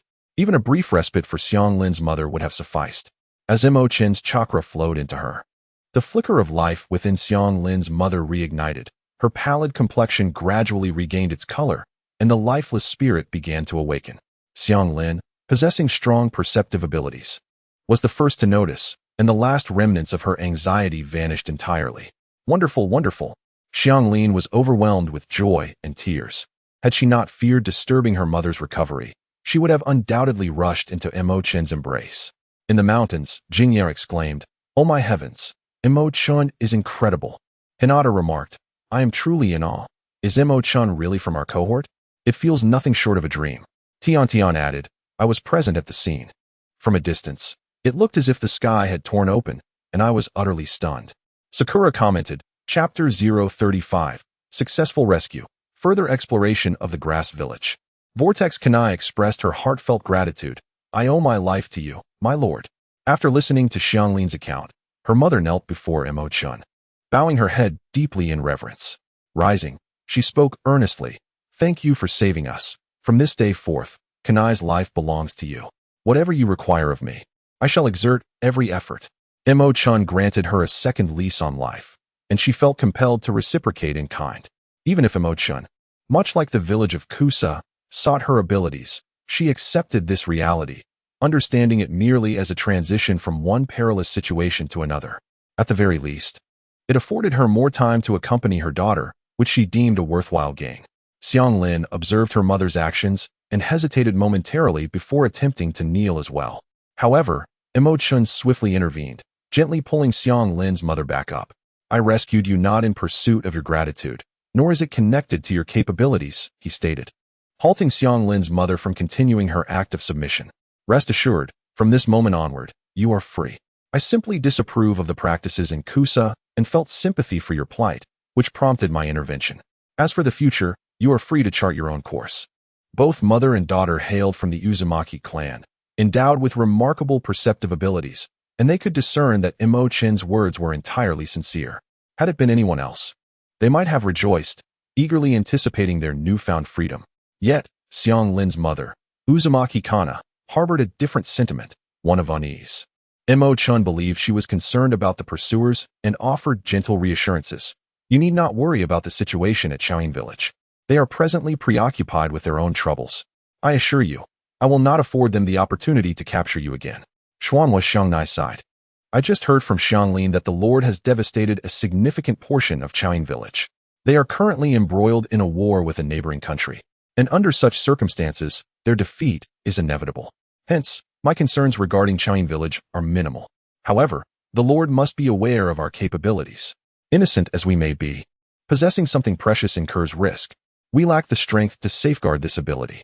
Even if the Lord does not require our gratitude, I shamelessly beseech you to protect us. At the very least, I implore you to accept my daughter, Xiang Lin. She is still quite young and lacks a conducive environment for her training. If only the Lord grants her time, she will undoubtedly become a valuable ally in the future." Ah, the heart of a parent is truly pitiable. Xiangnai's words stirred deep emotions within Mo Chen. The circumstances of Xiang Lin and her mother were dire. Without protection, even leaving Shaoyin Village would not guarantee their safety. This pair of beautiful women, lacking in combat prowess yet possessing unique qualities, would find limited options even if granted freedom. "Very well, then. Let us first return to the Land of Fire, where I shall find a suitable place for your accommodation, and we shall address the rest later." Mo Chen contemplated before speaking. He had never intended to abandon Xiang Lin and her mother. Xiang Lin's talents would undoubtedly prove useful in the future. Not to mention, she was a member of their chat group. Mo Chen possesses the extraordinary ability to fabricate the future, particularly in relation to the members of his group. In essence, he can enhance their strength and bestow upon them new abilities through his manipulations of fate.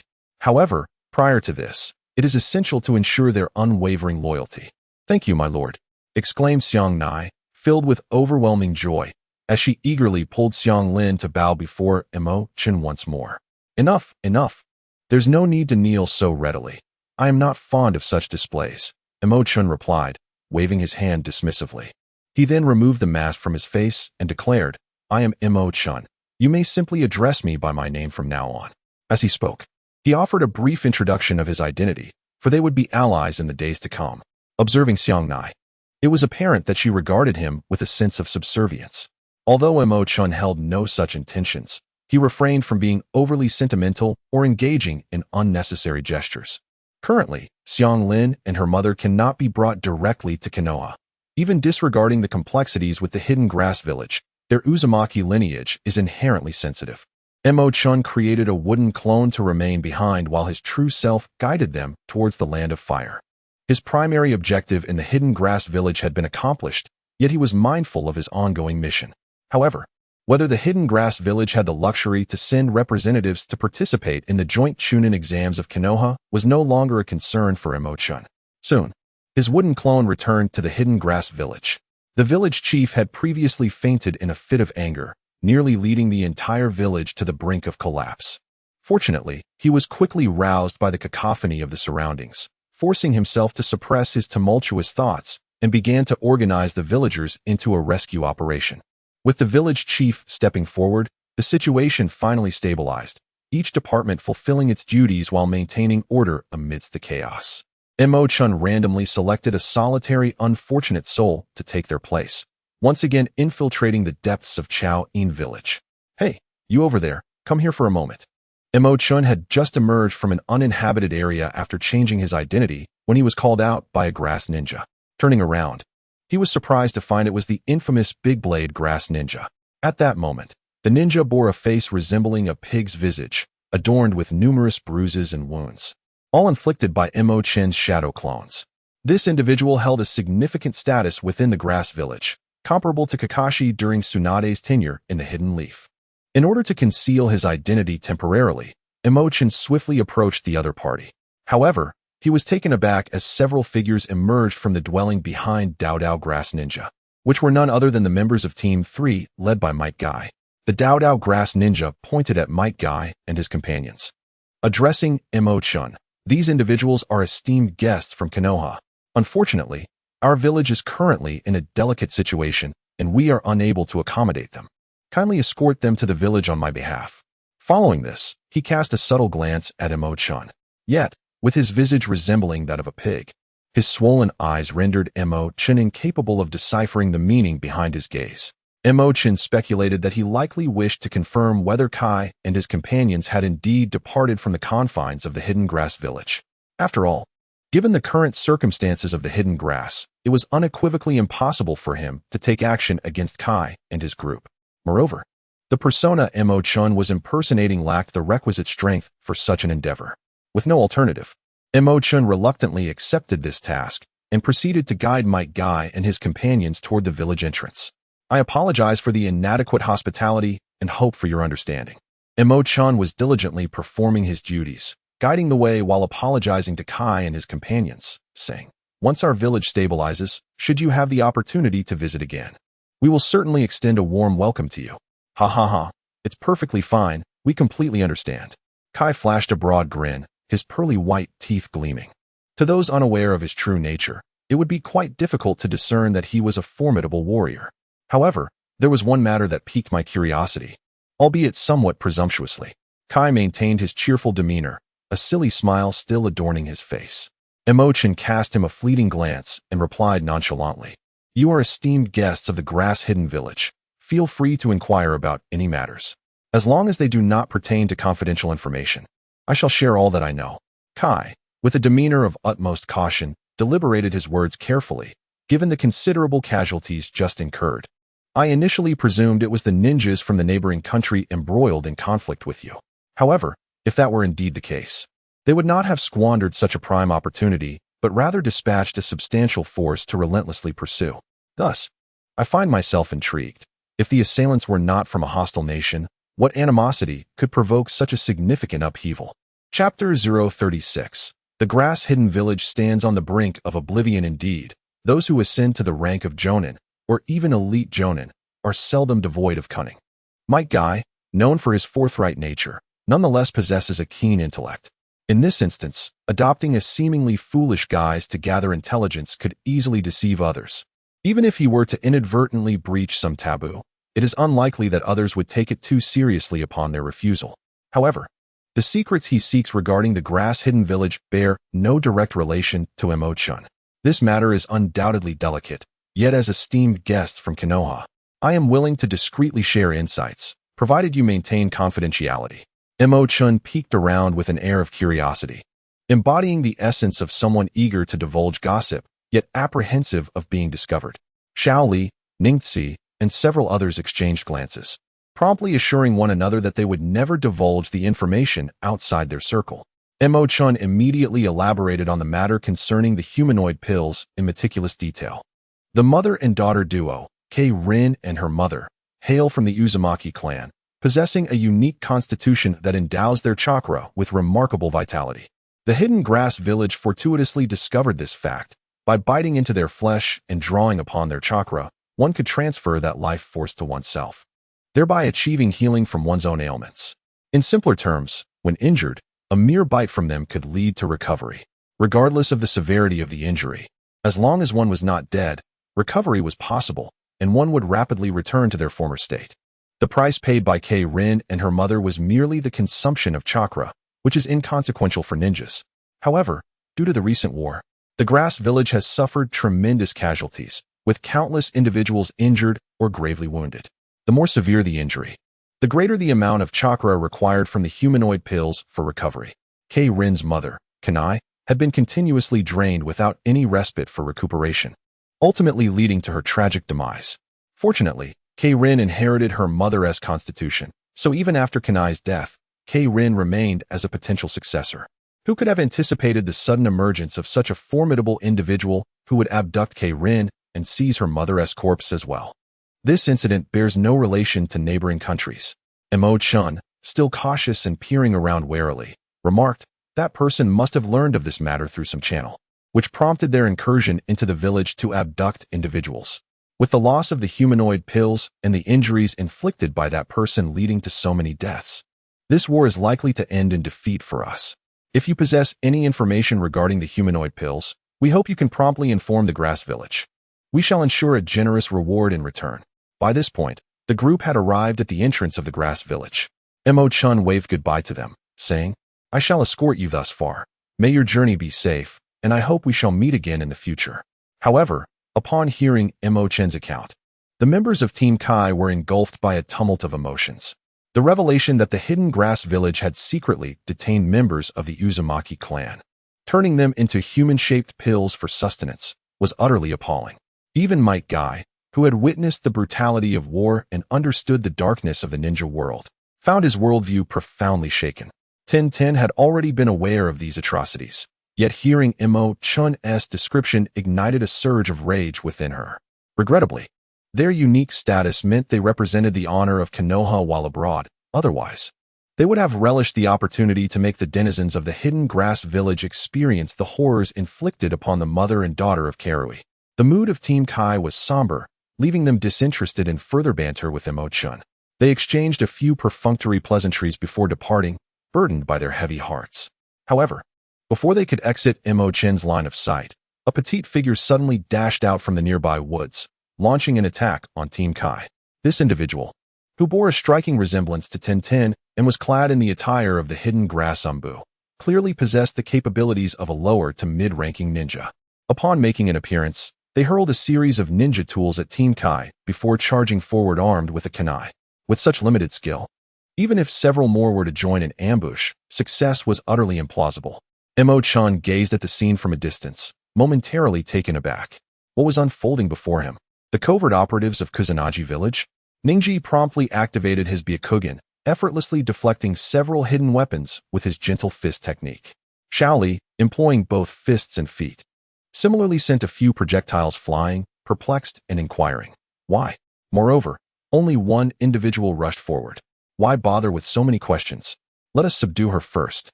Tian unfurled a scroll, from which an abundance of blades and clubs erupted, intercepting the remaining ninja tools. Judging by the figure, it appeared to be a petite girl, comparable in size to Tian herself. Nonetheless, since a confrontation had commenced, she was undoubtedly an adversary. Kai swiftly maneuvered, appearing behind the individual in an instant, delivering a precise strike to her neck, causing her to crumple to the ground. Such audacity to attempt robbery? At that moment, Mo Chen, along with several Kusanagi ninjas who had witnessed the event at the village entrance, arrived on the scene. Tian, and the others immediately fell into a defensive stance. While Ningji spoke with gravitas, "What is the meaning of this, Kusanagi village? Do you intend to declare war on Konohagakure?" One of the Kusanagi ninjas hastily exclaimed. "It's a misunderstanding. We are just as bewildered as you are. Kusanagi village harbors no ill intentions towards you, nor do we wish to oppose Konohagakure." Xiao Li, ever vigilant, retorted. "How do you explain her actions? She is undoubtedly one of your covert operatives, is she not?" Following Mo Chen's earlier explanation regarding the humanoid pill, they had already developed a deep-seated animosity towards Kusanagi village. Under such circumstances, even a minor clash could potentially escalate into a full-blown conflict. Mo Chen stood by, observing with a cold gaze, even wishing for a confrontation between the two parties. Might Guy returned, dragging the unconscious Umbu from the grass village and tossed him before several grass ninjas, declaring, "We demand an explanation." The grass ninjas, beads of cold sweat forming on their foreheads, hastily responded, "Wait, please, I will clarify this as quickly as possible." They could not afford to offend Konoha, especially during such a critical period. One of them rushed forward, unveiling the mask of the Umbu to reveal a delicate face. "Longja," several grass ninjas gasped, utterly bewildered by the situation. They had previously believed that an imposter from their village had attacked Konoha ninjas in an attempt to incite conflict between the two nations. Yet, Longja was one of their own. Mo Chen raised an eyebrow. This was a character from the theatrical version of Blood Prison, possessing the forbidden technique of dragon rebirth, capable of exchanging one life for another, yet still too inexperienced. Longja did not strike one as the type to instigate conflict. How could he engage in such foolish behavior? Soon, Longja was roused by the Kusanagi ninja. Under their interrogation, he turned his face away defiantly and declared, "I have nothing to say. Since the mission has failed, do as you please with me. Are you aware of what you are doing?" The leading Kusanagi ninja, furious, shouted, "Your actions could bring catastrophic ruin to Kusanagi village. Confess your deeds. Or do you mean to say you have betrayed the village? Catastrophic ruin? Do you have the audacity to mention that?" Longja seemed to have been stepped on his tail, leaping up in anger. "It is your coercion that turned Aunt Xiang Nai into a human-shaped pill that has led to all this. Even without my involvement in this mission, how long do you think Kusanagi village can endure? 10 days? Half a month? The village is on the brink of destruction, and it is entirely of your own making. What did you say?" The other Kusanagi ninjas, excluding Mo Chen, were all enraged. Chapter 037. Happy ending. Mo Chen recalled that the village of Grass Hidden was divided into two factions. Though the specific terms eluded him, one could describe them as hawks and doves. The hawks advocated for any means necessary to elevate Grass Hidden above the 5 great nations, with the ultimate treasure box being their endeavor. However, the doves were not merely benevolent. They too desired a formidable nation, albeit through more tempered methods. Regardless of their differing approaches, both factions found themselves in unexpected agreement concerning the matter of Xiang Lin and her daughter. Within the entire village, scarcely anyone harbored pity for them. Long Shi, now defending Xiang Lin and her daughter, stood as an anomaly. Although their plight had precipitated the village's current predicament, none believed they had erred. The true culprits were those who had abducted Xiang Lin and her daughter, instigating this entire debacle. Do you truly comprehend the gravity of your words? With that single statement, I could deem you a traitor to the village. Even if you were treated as a rogue ninja, no one would object. The leader of the Grass Hidden ninjas bellowed. Long Shi had uttered such sentiments before, but previously, they went unnoticed due to her perceived impotence. Yet now, before the Leaf ninjas, not only had she spoken out, but she had also instigated an assault. Inciting animosity, this transgressed their limits. Long Shi remained defiant, retorting coldly, "If our paths diverge, then let it be. If you possess the courage, kill me." After all, her childhood companion, Wu Gu, was beyond return, and she had lost all hope in this world. "Do you genuinely believe I would hesitate to kill you?" The Grass Hidden ninja seethed, several eager to act. "Wait," Might Guy interjected, addressing Long Shi. "I am unaware of the intricacies within your Grass Hidden village. But what does your plight have to do with us? Why must you attack us?" A few Grass Hidden ninjas began to recognize the issue and momentarily paused their aggression. Long Shi's gaze was laden with complexity as she sighed softly. "I apologize, but I have nothing more to say." "How audacious!" the leading Grass Hidden ninja thundered. "At this juncture, you still refuse to confess. If Grass Hidden were to fall, it would surely be due to your actions." Long Shi replied with a mocking expression. You wretched creature. Unrepentant to the end, eliminate her. Keeping her alive would undoubtedly be a liability. She was not aligned with the village's interests. Such thoughts were perilous, and there was no need to spare her. She would not divulge anything, so let her be slain. The grass-hidden ninjas erupted in fury, fearing that the leaf ninjas might impose punishment upon them, which would only exacerbate their plight. Mo Chen appeared contemplative and speculated. Surely you do not intend to leverage Konoha's accountability towards Kusa to achieve a roundabout salvation for the village? Longshi's expression stiffened, and he responded somewhat defensively. I do not comprehend what you are saying. This was an evident case of trying to conceal the truth. Yet the others failed to grasp the implication of Mo Chen's words and began to inquire further. Mo Chen elucidated, given Longshi's prowess. Even the most obtuse individual would recognize that she could not inflict any harm upon the esteemed members of Konoha. Her intentions were clearly to court death. However, her demise would not absolve her of the grave sin of openly assaulting a ninja of an allied nation, which would inevitably lead Konoha to hold Grass Hidden accountable, possibly sending envoys to demand an explanation. Should Konoha intervene, our conflict with neighboring countries would be interrupted. Even if Grass Hidden were pushed to the brink of desperation, neighboring nations would not dare to exploit the situation. If her aim was indeed assassination, Longshi's preparations could not possibly be so rudimentary. From the outset, Mo Chen understood that she had come to embrace death, yet even in such a pursuit, a justification was requisite. Mo Chen had not grasped the truth until he witnessed the look of guilt on Longshi's face as she faced Kai and the others. Upon hearing Mo Chen's analysis, everyone present was left in stunned silence. Could it truly be so?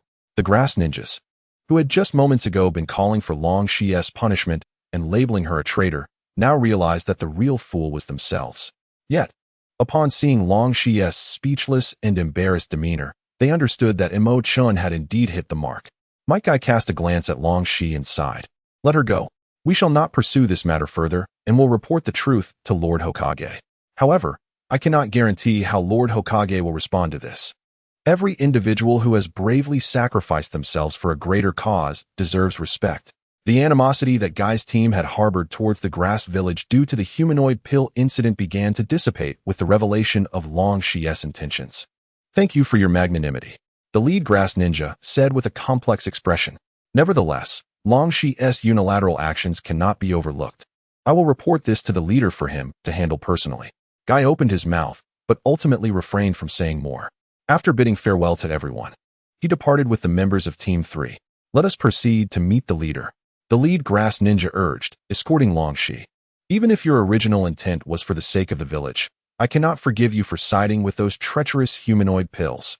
The sentiments were shared among the others. They had taken in the mother and daughter duo of K-Rin, and their contributions were deemed a matter of course. You are truly beyond redemption. Longshi fumed, storming ahead in anger. The lead grass ninja turned to Mo Chen and said, Jian-ta, you have accomplished a great feat this time. I will commend you to the leader. Soon, Mo Chen found himself alone in the clearing.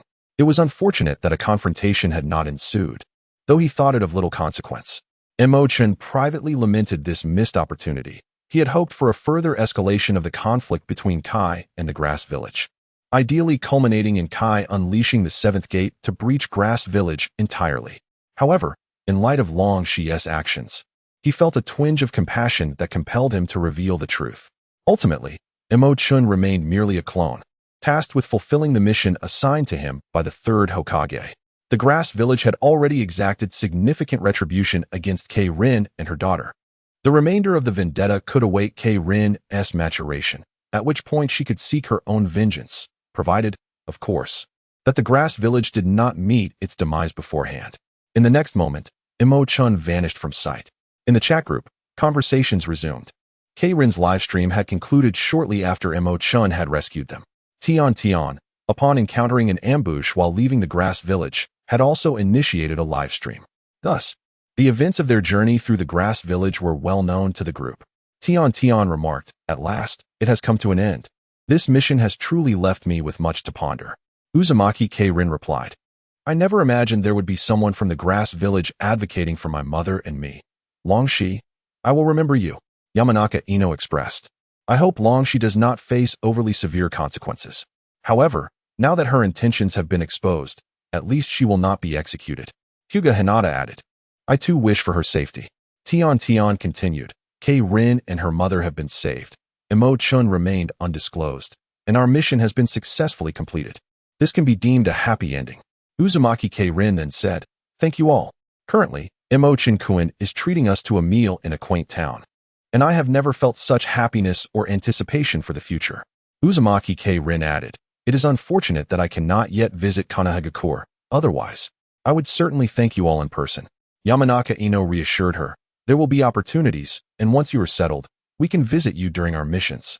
Hyuga Hinata said, I feel as though I have not contributed at all. Tian Tian replied, We are all sisters in this group. There is no need for such formality. Chapter 038. Has Niji's youth withered? 2 days later, within the land of fire, in the nearest town to Kanahagakure, Mo Chen arranged for Xiang Lin and Xiang Nai to settle here, renting them a courtyard and providing ample daily necessities. For the time being, you shall reside here.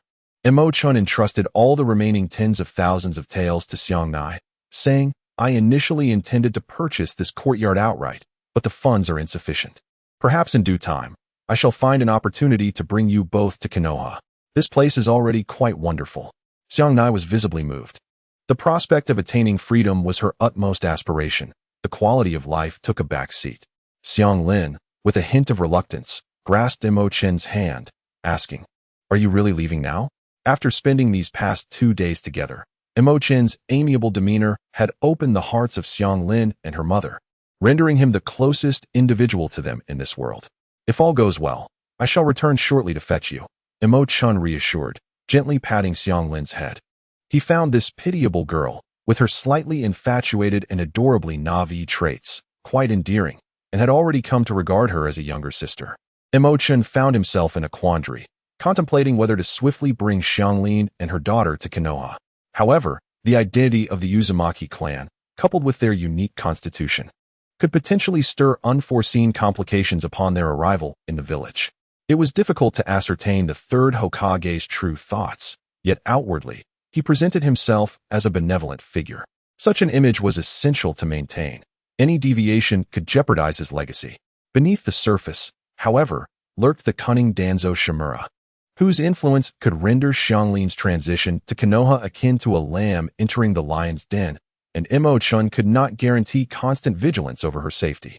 Nonetheless, these dilemmas might be navigated by fabricating a prospective future, though Mo Chen required time for contemplation. My lord Mo Chen, you have my deepest gratitude, said Xiangnai earnestly. To leave the land of grass and lead a life akin to that of an ordinary person is the greatest aspiration of my existence. While I yearn to remain at your side, feeling ineffectual in your endeavors, I would at least wish to tend to your daily needs as a means of repaying your immense kindness. However, I implore you not to undertake any actions that may put you in a difficult position for our sake. A hint of helplessness flickered across Mo Chen's face as he corrected Xiang Nai several times, yet she remained insistent in addressing him as my lord. You need not concern yourselves with my affairs. I possess certain privileges in Konoha. However, as I am still a newcomer, my influence is limited, which is why I am unable to make arrangements for you. Mo Chen waved his hand and then said, Aunt Xiang Nai, during my absence, you must conceal your identities. If you need to go out, please wear the hats I bought for you. Although members of the Uzumaki clan with red hair are few, there are still some. It would be unfortunate if we encountered them. Additionally, when you have time, let Xiang Lin learn the secret techniques of the Uzumaki clan. They will surely come in handy soon. Understood. Xiang Nai complied with Mo Chen's orders without hesitation. All right, don't be sad. We will see each other again soon. Mo Chen gently patted Xiang Lin's head before swiftly disappearing from sight. At that moment, Kai Ban had also arrived in the small town. They had left the hidden grass village just after Mo Chen, and since the distance to Konoha was not far, Kai had intended to return at once. However, because Tian Tian was there with Xiang Lin, she insisted on purchasing some items in the town. She wanted the others to return first, but Kai, at times, had a thought process that was difficult for ordinary people to comprehend. Eager to return to the village, yet unwilling to leave Tian Tian alone, he decided to stay behind while constantly urging her from behind. Tian Tian's face was filled with exasperation, yet she felt helpless. She needed to devise a way to extricate herself from their company. Having such a teacher and a teammate like Xiao Li, who was like a mold, was truly exhausting. Life was not easy, Tian Tian sighed. Soon, As they passed an ice-cold beverage shop, an idea struck Tian Tian. She turned to Kai and the others, saying, "We've been busy traveling these past few days. Allow me to treat you to some drinks. You can rest in the shop while I go buy some items. Once I'm done, I'll return to gather you." "That won't do." Shaoli immediately objected. "We are a team, bound by life and death. How can we rest while you go off alone? If I accompany you, I can at least help carry things." Shaoli spoke the truth. Kai slapped Tian Tian's shoulder with force, causing her to stagger. With a grin that revealed his shining white teeth, Kai exclaimed, "Youth must never be squandered. If you need any assistance, do not hesitate to ask." Tian Tian's mouth twitched. Having them stay in the beverage shop would be the greatest help they could offer her. Yet, once these two stubborn mules set their minds to something, no amount of persuasion would change them. With no other recourse, Tian Tian turned her pleading gaze towards the only relatively sane member of the group, Niji. Niji, somewhat skeptical, could not understand why Tian Tian was so insistent on separating from them. However, being one of the brightest minds among the 12 young ninjas, he quickly devised a suitable rationale for her. She must be purchasing feminine supplies, right? Hence, it's difficult for her to speak about it. It would indeed be inconvenient for us men to accompany her. "All right, Teacher Kai Shaoli," Niji said, pulling Kai and Shaoli towards the beverage shop. Since Tian Tian has expressed her wishes, she certainly has her reasons. While it is commendable to wish to assist a comrade, excessive enthusiasm can sometimes be burdensome. This place is not far from Konoha, and we are unlikely to encounter any danger. Let us wait here peacefully. With that, he gave Tian Tian a reassuring glance. "Wait, are you suggesting that we are a burden to Tian Tian?" Shaoli exclaimed in disbelief. "How could that be possible? I merely wish to help." "Oh no," Kai lamented, clutching his head in despair. "How could you, Niji, utter such cold-hearted words? Concern for our comrades should be fervent and passionate. Only through enthusiasm can we truly honor the vibrancy of youth. Has Niji's youth already withered?" Shaoli followed suit, shouting, "This is something I cannot allow." "No, you are not the Niji I know." Kai continued to shout, "So the Niji who has been with us all along has been replaced. How did I not notice? No wonder you wanted to separate us from Tian Tian. This is a clever ruse. Truly, Kai-sensei, you discerned that Niji was an imposter at a glance." Shaoli roared, flames of indignation igniting in his eyes. "Where's the real Niji? Speak up. Witness my Konoha whirlwind. Konoha Great Gale." The beverage shop erupted into chaos, interspersed with Niji's exasperated voice. "I am Niji, the Byakugan, 8 trigrams, 64 palms, returned to heaven." Outside the shop, Tian Tian's mouth twitched uncontrollably as she helplessly rubbed her forehead. When executing missions, these individuals were incredibly reliable teammates. Yet, once they relaxed, they turned into clowns. Even the usually serious Niji was no exception. "Forget them. I should go meet Xianglin first." Having finally extricated herself from the two stubborn companions, Tian Tian wasted no time and swiftly made her way to the location where she was to meet Xianglin. Chapter 039, New member of the chat group. Mitarashi encoding. Group member slot 1. Randomly selecting a new member, please wait a moment. As Mo Chen had just departed from the quaint town where Xianglin and her daughter resided, a notification from the system echoed in his mind. "Oh, is another newcomer joining?" The addition of members to this chat group seemed to lack any discernible order, appearing to be entirely based on whims. Nevertheless, the sentiment remained unchanged. It would be preferable if no more budding flowers were to arrive. Mo Chen desires maturity, fullness, and an S-shaped figure. Ding. Selection complete. The new member is Miyuki Azuki, currently being added to the group. Ding. Miyuki Azuki has joined the chat group. Azuki. Mo Chen's eyes instantly brightened. Nice. The system has truly responded to him. This must surely be an S. Meanwhile, outside Konoha village, Azuki, on a patrol mission, momentarily lost focus as a peculiar sound echoed in her mind. Ding. Miyuki Azuki has successfully joined Mo Chen's female lead group. Congratulations on becoming a member of Mo Chen's female lead team. Please adhere to the following rules. 1. Mo Chen is the group leader. The leader's interests supersede all else, and group members are strictly prohibited from engaging in any actions detrimental to the leader. Mo Chen, female lead group? What is this? Azuki felt utterly bewildered. Accompanied by the series of notifications, a strange image appeared before her eyes. The screen displayed several names and phrases flashing rapidly. Genjutsu? This childish trick dares to flaunt itself before me. The corners of Azuki's mouth curled upwards slightly, and she took her time to dispel the illusion. She discreetly released a few summoning snakes, maintaining vigilance while sensing the subtle movements around her. Over there, Azuki suddenly called out, swiftly throwing a kunai bound with an explosive tag into the thicket. Boom! The kunai penetrated the foliage, and the explosive tag detonated, scattering the underbrush in all directions. However, as Azuki approached with a look of triumph, she was met with the sight of a small rabbit, turned upside down by the explosion, emanating an enticing aroma. Azuki's smile faltered, momentarily embarrassed. If there had been enemies, she had undoubtedly alerted them. In a flash, Azuki formed hand seals to disrupt the flow of chakra within her. Jinjutsu release. The chakra stagnated momentarily before bursting forth. Yet, alas, there was no change. The situation remained as it had been. It was then she noticed that the strange image before her contained names that seemed to belong to villagers from her own community. And it appeared that someone was calling her. Tintin, Uzumaki Karen, I've shaken them off. I'll be there shortly. Uzumaki Karen. But how do I introduce you to my mom? We've never met in reality. Yamanaka Ino. I wish I could join too. Hyuga Hinata. Me too. Tintin. All right. Karen has settled in here. There will be opportunities to meet in the future. Tintin. Uzumaki Karen. Didn't you just go out shopping? Just say we met on the way. And we hit it off. I'm here for a visit. Yamanaka Ino. That's rather straightforward, but is that okay?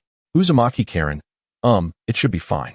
My mom isn't one to delve into details. Additionally, the bond between them is inherently strong. Tintin's goodwill towards Karen is palpable. As long as this is established, even if there are doubts, Kana will refrain from asking too many questions. At that moment, the notification of Azuki joining the chat group appeared. Yamanaka Ino, huh? Another newcomer? Hyuga Hinata. Is that name from Konoha? Tintin. I think I've seen that name. It must indeed belong to a Konoha ninja. Yamanaka Ino. Let's ask and find out. Miyuki Azuki. Welcome, newcomer. Please introduce yourself. Hyuga Hinata. Welcome. Tintin. Miyuki Azuki. What you see is not an illusion. Aside from Karen, everyone else here is a Konoha ninja. Since joining the chat group, you can speak here through thought, regardless of your location. Tintin. Currently, it's purely a chatting and messaging function, with video live streaming, and occasionally, you can catch glimpses of future videos. Moreover, fostering a good relationship with Mo Chen will yield beneficial effects.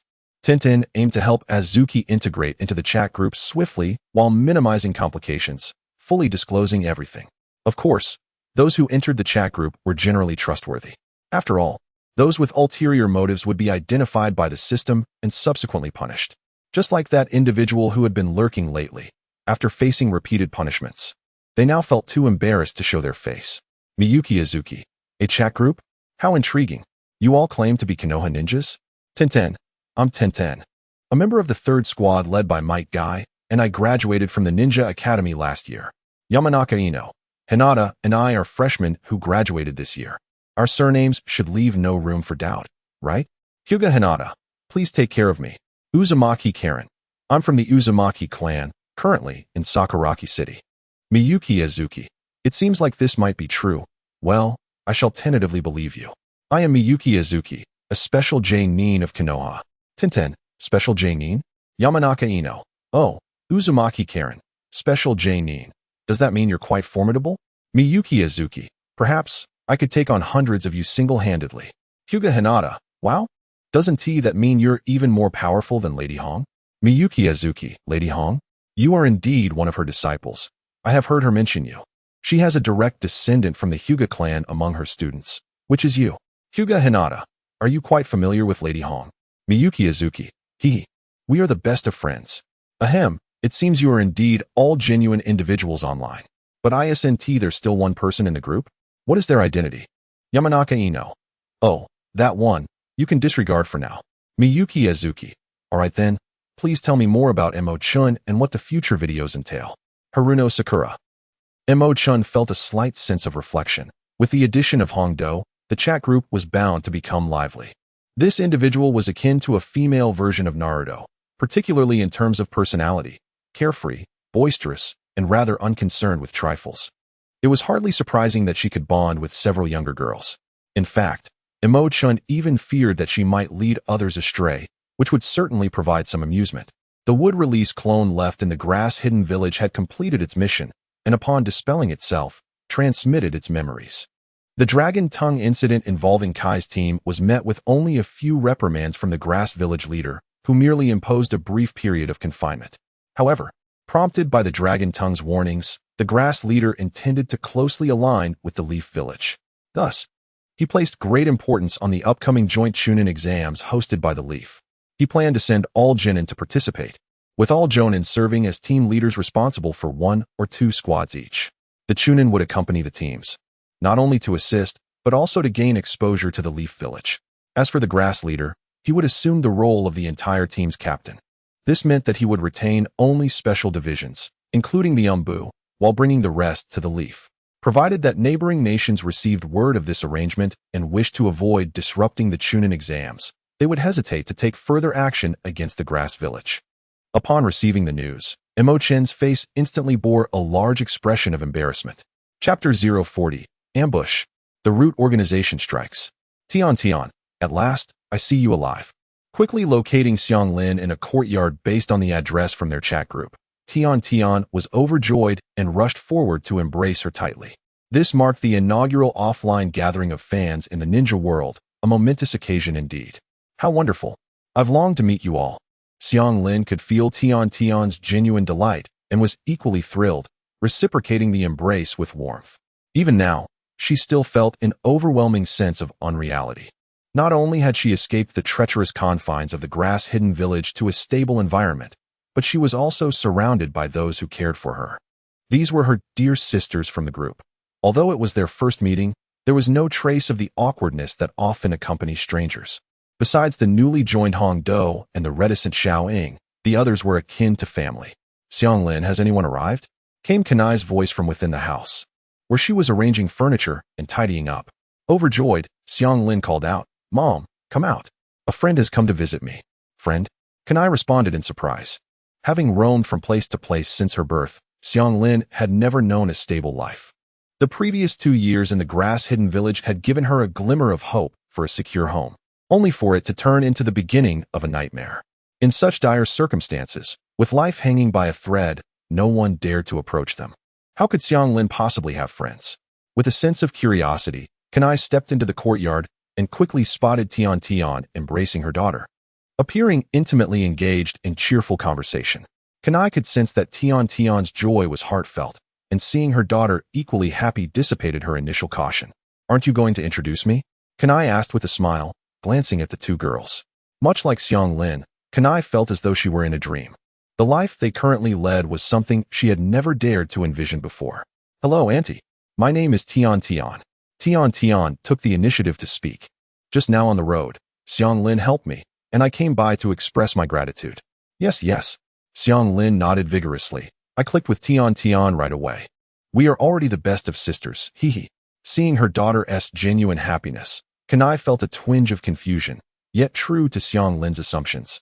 She refrained from probing further and instead felt elated for her daughter. Tian, my dear, I entrust Xiang Lin to your care from now on. Kanai said with a smile, nodding. You 2 play in the courtyard for a while. I will prepare some pastries for you. It's been a long time since I've cooked, so I hope my skills haven't diminished too much. I trust you won't find them lacking.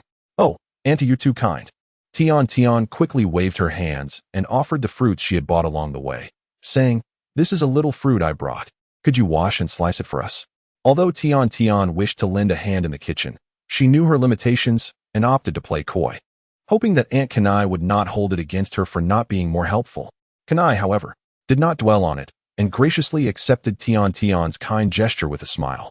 As Mo Chen traversed a secluded woodland, his hurried steps abruptly halted, and his eyes narrowed slightly through the eye holes of his dark mask. With a swift motion, a grayish-white barrier illuminated in a radius of several hundred meters around him. Is it coming for me? Who could it be? Mo Chen stood still, his 3-tomo Sharingan wide open, meticulously scanning his surroundings. He felt no debuffs. This barrier seemed to serve merely as a means of isolation. It was evident that the barrier had been meticulously arranged long before, lying in wait for someone to breach its confines. If it were merely a random ambush, such elaborate measures would be unnecessary. Therefore, it must be that someone had accurately predicted his passage through this area and had made preparations in advance. Yet, Mo Chen was merely a novice who had just graduated from the ninja academy, having only offended the village hidden in the grass. Not to mention that his identity had not been exposed. Even if it were, the grass village would not respond with such swiftness, nor possess the audacity to attempt an assassination on him at the outskirts of the Hidden Leaf village. The only possibility that Mo Chen could conceive was that wretched rat, Shimura Danzo, lurking in the sewers. Whoosh! As Mo Chen's thoughts raced, a multitude of shurikens came hurtling towards him from all directions. If it had been an ordinary novice, a single encounter would have left him riddled like a hedgehog. Even someone of Sasuke's caliber would have suffered some injuries and found himself in a flurry of confusion. However, under the watchful gaze of the three-tomo Sharingan, Mo Chen felt no need to defend himself. He didn't even move his feet from their original position. With a mere subtle shift of his body, he effortlessly evaded all the shurikens that threatened to strike him. In the next moment, 8 figures emerged from various angles, charging directly at Mo Chen. Dressed as members of Konoha Zumbu, their cloaks were even more concealing than those of the Hokage's direct Umbu, and their masks bore slight variations. This was unmistakably the attire of the Root organization. Before they could close in, each began forming hand seals, completing the incantation in the blink of an eye. Earth Release, Earth Dragon Bullet Technique. Lightning Release, 50,000 volts. Combined Ninjutsu, Lightning and Earth Dragon Bullet. These 8 individuals, for utilizing Earth Release and 4 employing Lightning Release, merged their techniques into 4 composite ninjutsu, launching their assaults from 4 distinct directions towards Mo Chen. Judging by their prowess, all 8 were elite shinobi, each at least special Jonin level, far surpassing the capabilities of those pathetic miscreants from the grass village. Mo Chen's gaze sharpened. He was indeed targeted, and it was a complete manifestation of elemental counteraction. It is essential to recognize that Mo Chen currently commanded the arts of water release and earth release. Given that earth counters water and lightning counters earth, coupled with the intricacies of combined ninjutsu, any attempt by Mo Chen to confront them with his existing techniques would result in his utter defeat. Thus, they were compelling him to resort to wood release. This realization further solidified Mo Chen's conviction that the assailants were undoubtedly from Danzo's Root organization, with no possibility of impersonation. Alas, they seemed to underestimate their own understanding of him. Mo Chen's lips curled slightly beneath the mask as he calmly formed hand seals. Multiple Shadow Clone Technique. Earth Release, Earth Dragon Bomb. Water Release, Water Dragon Bomb. Combined Ninjutsu, Earth Water Dragon Bomb. While 8 individuals conjured for combined ninjutsu of the Dragon Bomb technique, their attributes were decidedly countered. Although the faces of his adversaries were obscured, Mo Chen could distinctly sense their disdainful demeanor upon witnessing his response. It was, after all, a rather foolish endeavor to employ a technique with an attribute that was completely countered, particularly after a delayed initiation. Yet, in the next moment, all 8 of them widened their eyes in astonishment. While it is true that Mo Chen's timing in casting his technique was somewhat delayed, the speed at which he executed it was astonishing. Moreover, each of his Earth-Water Dragon bullets was more than twice the girth of the Lightning Earth Dragon bullets. Before the latter could reach him, the Earth-Water Dragon bullets had already materialized, instantly launching a counterattack that collided head-on. Under the astonished gaze of the 8 practitioners of the Lightning Earth Dragon bullets, an Earth-Water Dragon bullet shattered one of their projectiles, its momentum unabated as it surged towards the 8 individuals. How could this be? Quick, take cover. Damn it, is this fellow a monster? The 8 members of the Root organization were thoroughly alarmed, each exclaiming in shock as they scrambled to evade. Boom, boom, boom, boom. Even though the Earth-Water Dragon bullets had lost some of their potency, the remaining force was still formidable. 4 of these projectiles crashed into the forest, instantly reducing the surrounding trees to rubble. The powerful shockwave rippled outward, causing one of the more fragile Root members to spit out blood. Although the others managed to evade, they were all left reeling. Thank you all for your support and gifts. Consider this chapter an additional update. Due to the festive season, I have been quite busy lately, but updates will accelerate in the coming days. Thank you once again. Chapter 041. Wishing to experience would release? As you desire. Is this individual truly only 12 years old? It is hard to fathom how much his strength will grow given a little more time to develop. Let us exert ourselves fully. Do not afford him a moment's respite. After a brief exchange among several Root members, they quickly regained their composure. They were already aware of Mo Chen's would release and his astonishing chakra reserves. but they had not anticipated his talent to be so exceptional. According to intelligence reports, Mo Chen had only just graduated from the Ninja Academy and had trained for merely a few days. The deployment of so many personnel was merely a reflection of their esteem for wood release, albeit somewhat excessive. However, their perspective had shifted. This individual before them, regardless of his wood release abilities, was indeed a formidable opponent. As the root members steadied their resolve and reorganized their assault, Mo Chen's expression grew slightly more solemn.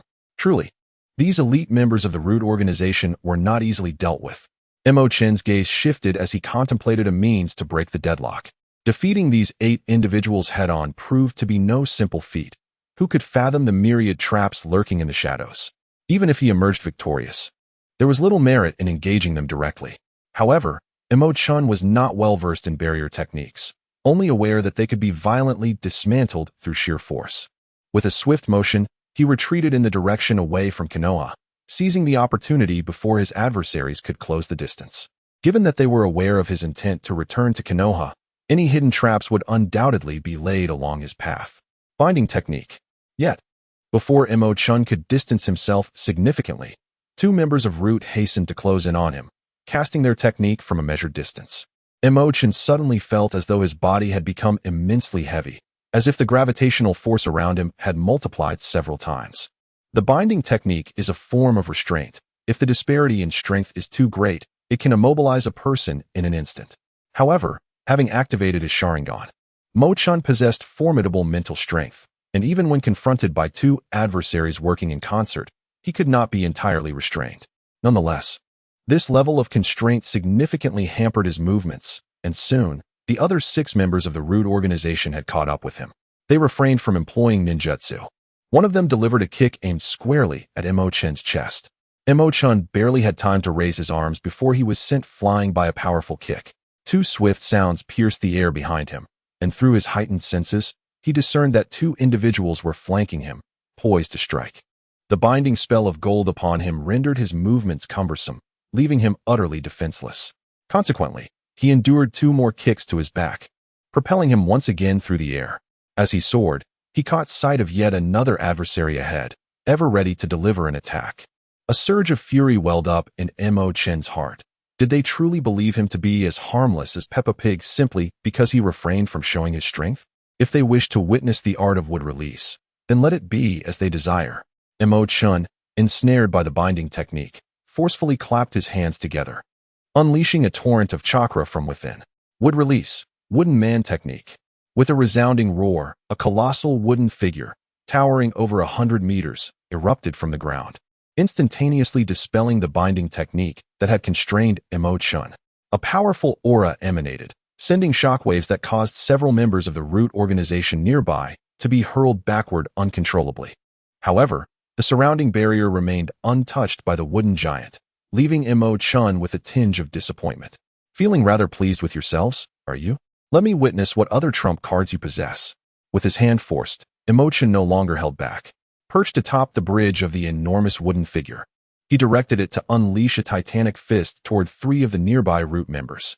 Their previous maneuvers had aimed to provoke Mo Chen's wood release, undoubtedly anticipating a countermeasure. To Mo Chen's surprise, among the 3 Root members, 2 panicked and narrowly evaded the wooden fist, while 1 appeared momentarily stunned, reacting too slowly and having half of his body grazed. With a gasp, the unfortunate member of the Root organization spewed a copious amount of blood, and with a swift motion, he was smashed into the ground, creating a vast, human-shaped crater, his breaths becoming shallow. Mo Chen raised an eyebrow, followed by a broad grin.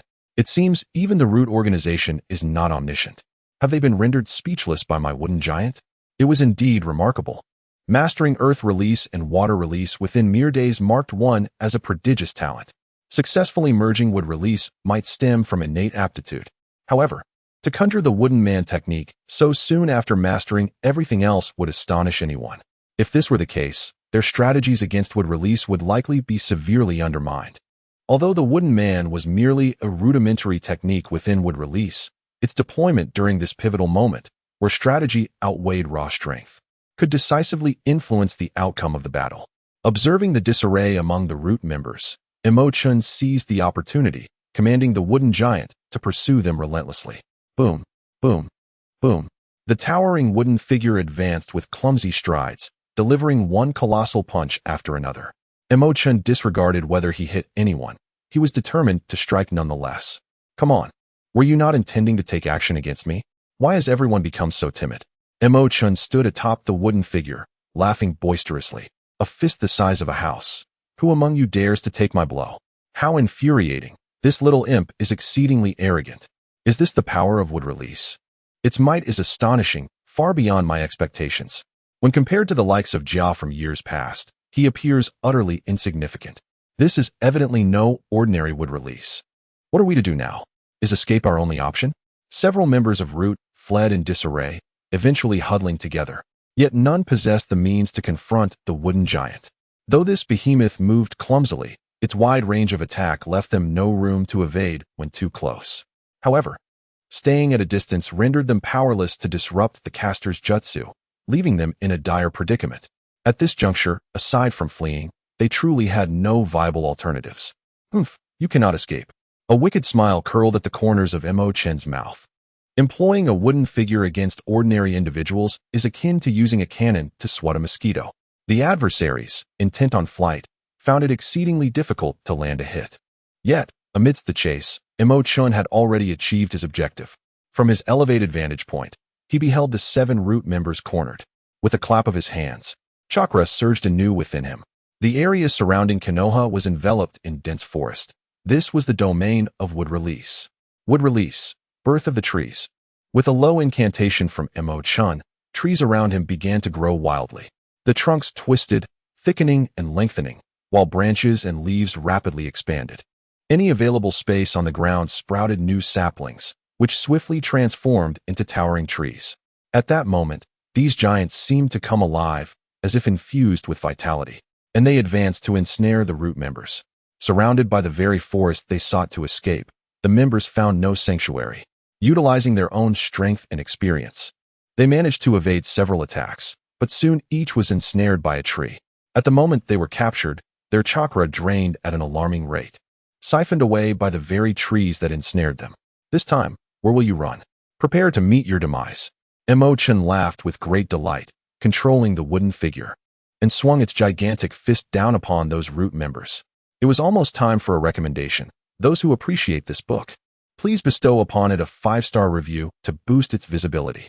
I do not oppose installment payments, but do exercise caution when stepping out to avoid a tumble.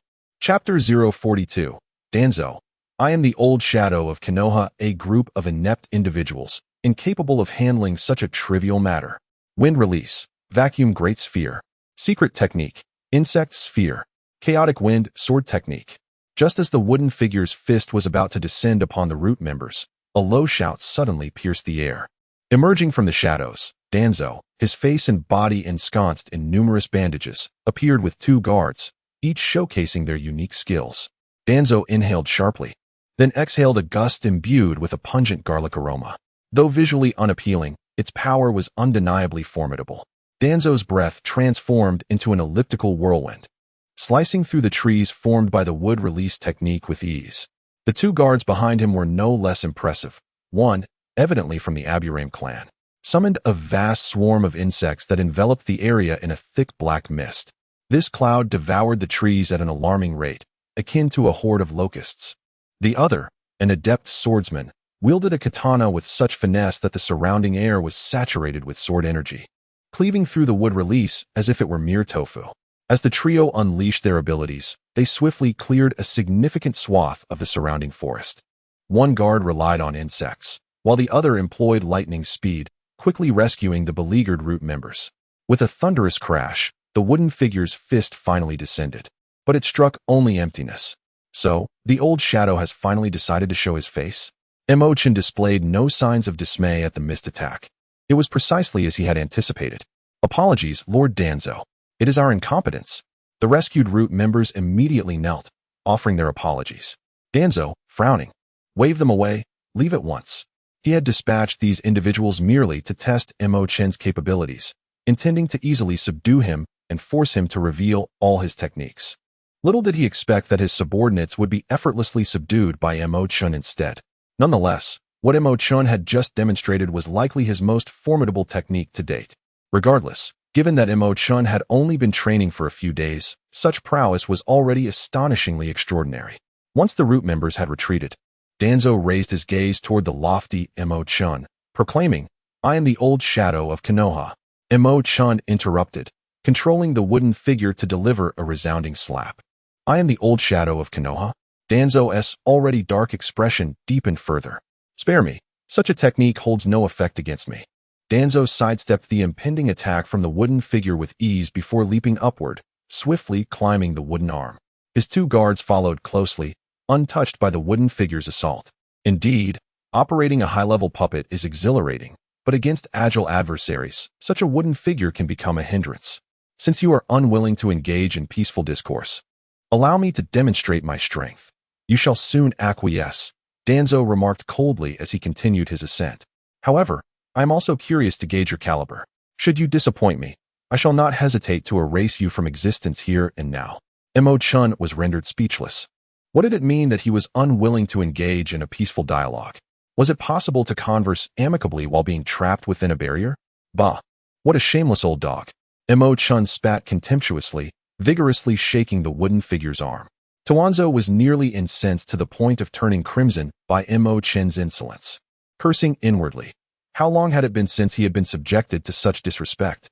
The two guards were equally furious. An affront to their master was an affront to them as well. If they could only close the distance, they would surely teach this insolent brat a lesson in decorum. However, as the wooden figure's arm swayed, even they found it challenging to maintain their balance, and nearly toppled off. At that moment, Tuanzo and his guards were too preoccupied to engage in verbal sparring with Mo Chen, focusing instead on amplifying the chakra beneath their feet, leaping from the arm of the wooden figure to other parts of its body. Is this truly a display of prowess? Mo Chen mocked. Is your strength merely that of performing as fleas? I must admit, it has indeed posed a nuisance. Mo Chen deftly maneuvered the wooden puppet's hands, relentlessly striking forward and compelling the trio of Danzo to keep their distance. Despite making significant progress, they were swiftly repelled back once more. Mo Chen's audacious demeanor proved intolerable for the two guards. "Lord Danzo, we shall provide cover for you. Do not hesitate to charge forward." The oil-wielding clan sentinel barked, transforming into a swirling mass of black mist that ensnared the descending hand of the wooden figure. Secret technique, insect consumption. The black mist enveloped the wooden hand, which visibly withered away, as if being devoured by the relentless insects, reducing its strength and speed. Seizing the moment, Danzo swiftly maneuvered past, climbing several feet upward. However, the wooden figure's other hand swung toward him, this time not as a slap, but as a fist. Blade technique, swift light slash, continuous slash. I shall slash, and slash again. The swordsman guard leapt high into the air, evading the wooden hand's assault as he struck at the joint with his katana. After several relentless strikes, he finally severed the arm just before the wooden figure could launch its attack. Danzo, however, paid no heed to the commotion, confident in the prowess of his guards. Without so much as a glance, he ascended to the shoulder of the wooden figure, narrowing the distance to Mo Chen to just the height of the wooden head. At this proximity, Danzo was within range to launch his own attack. A malevolent smirk crept across his lips, laced with disdain. In his eyes, Mo Chen was still far too young. If he possessed such abilities, he could single-handedly topple a nation. How could he be so easily approached? "Submit to me, and I shall grant you the esteemed title of Danzo," he began, but was nearly interrupted by an involuntary exclamation. Mo Chen, with a cheerful smile, clapped his hands and retorted, "I've been waiting for you." Wood release, wood dragon technique. A massive wood dragon, adorned with spines and a long hooked nose, emerged from the trees that had previously been summoned. Even as Danzo and his companions climbed the arm of the wooden figure, Mo Chen had been preparing this technique.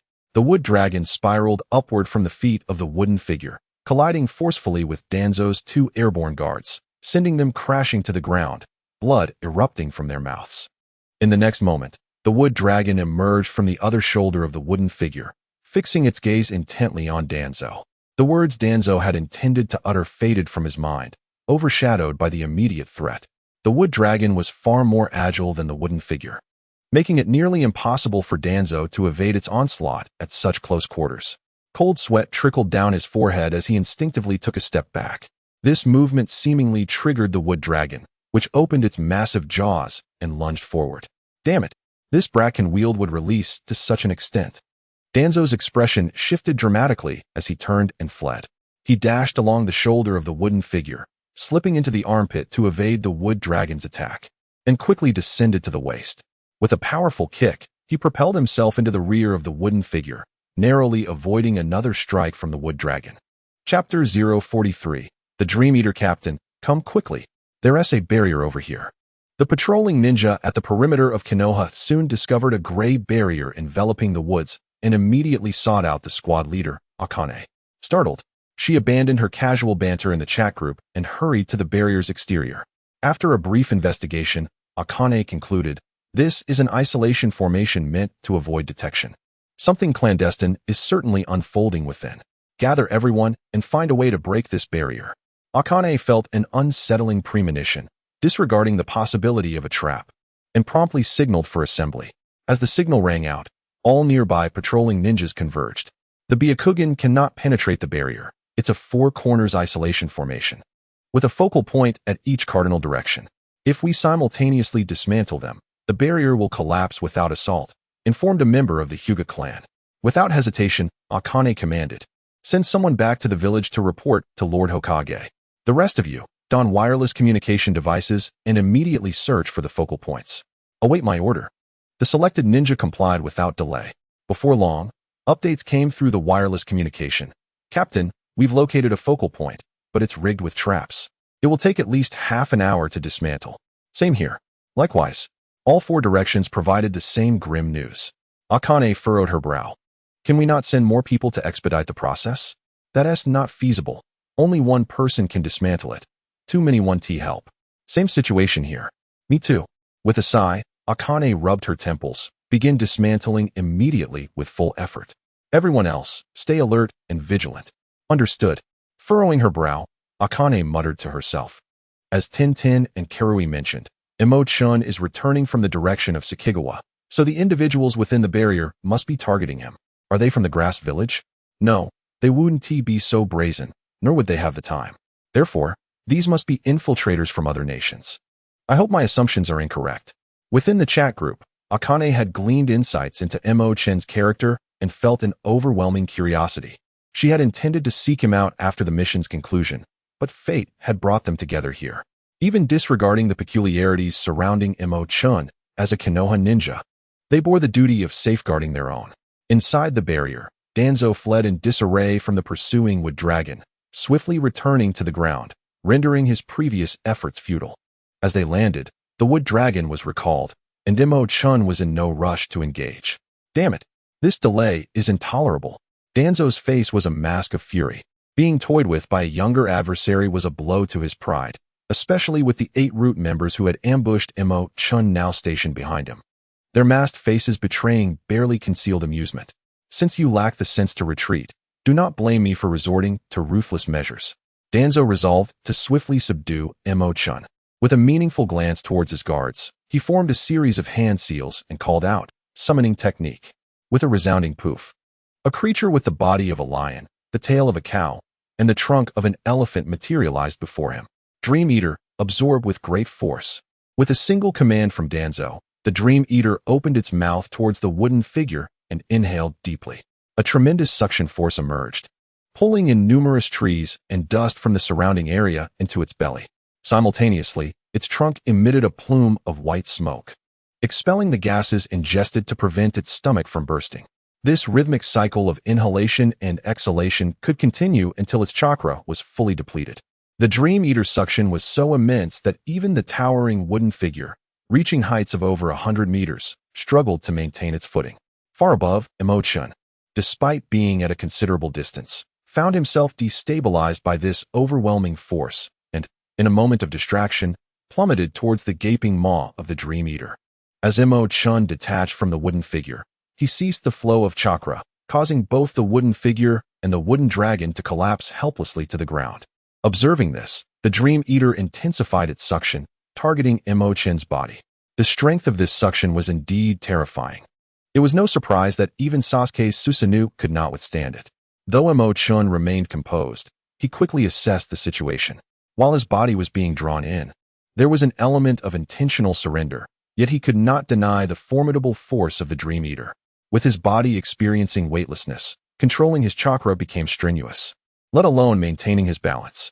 However, if even Sasuke could perform jutsu under such conditions, Mo Chen refused to believe he was weaker than the Eagle Sasuke at this moment. Meanwhile, Danzo was fully dedicated to assisting the Dream Eater, rendering him unable to intervene, which contributed to the Dream Eater's remarkable power. The two guards had also stepped forward, ready to subdue Mo Chen the instant he was pulled closer. Though it may seem slow, the entire sequence unfolded in mere seconds, and Mo Chen had traversed a distance of over 100 meters. Nonetheless, he managed to regain his stability, opening his right palm and aiming it at the Dream Eater. Wood release, insertion technique. A multitude of wooden spikes erupted from Mo Chen's palm, falling like a rain of wooden spears. This display of might, despite its inherent weaknesses, was scarcely inferior to the power wielded by Obito during the Fourth Great Ninja War, enhanced by the strength of the Ten Tails. Mo Chen's chakra was inexhaustible, utilized to its fullest potential without restraint. Any problem that could be resolved with chakra was not considered a problem at all. A multitude of wooden stakes fell, causing the expressions of Danzo and his companions to shift dramatically. Even though the Dream Eater's suction was formidable, its mouth was limited in size, rendering it incapable of absorbing all the wooden stakes.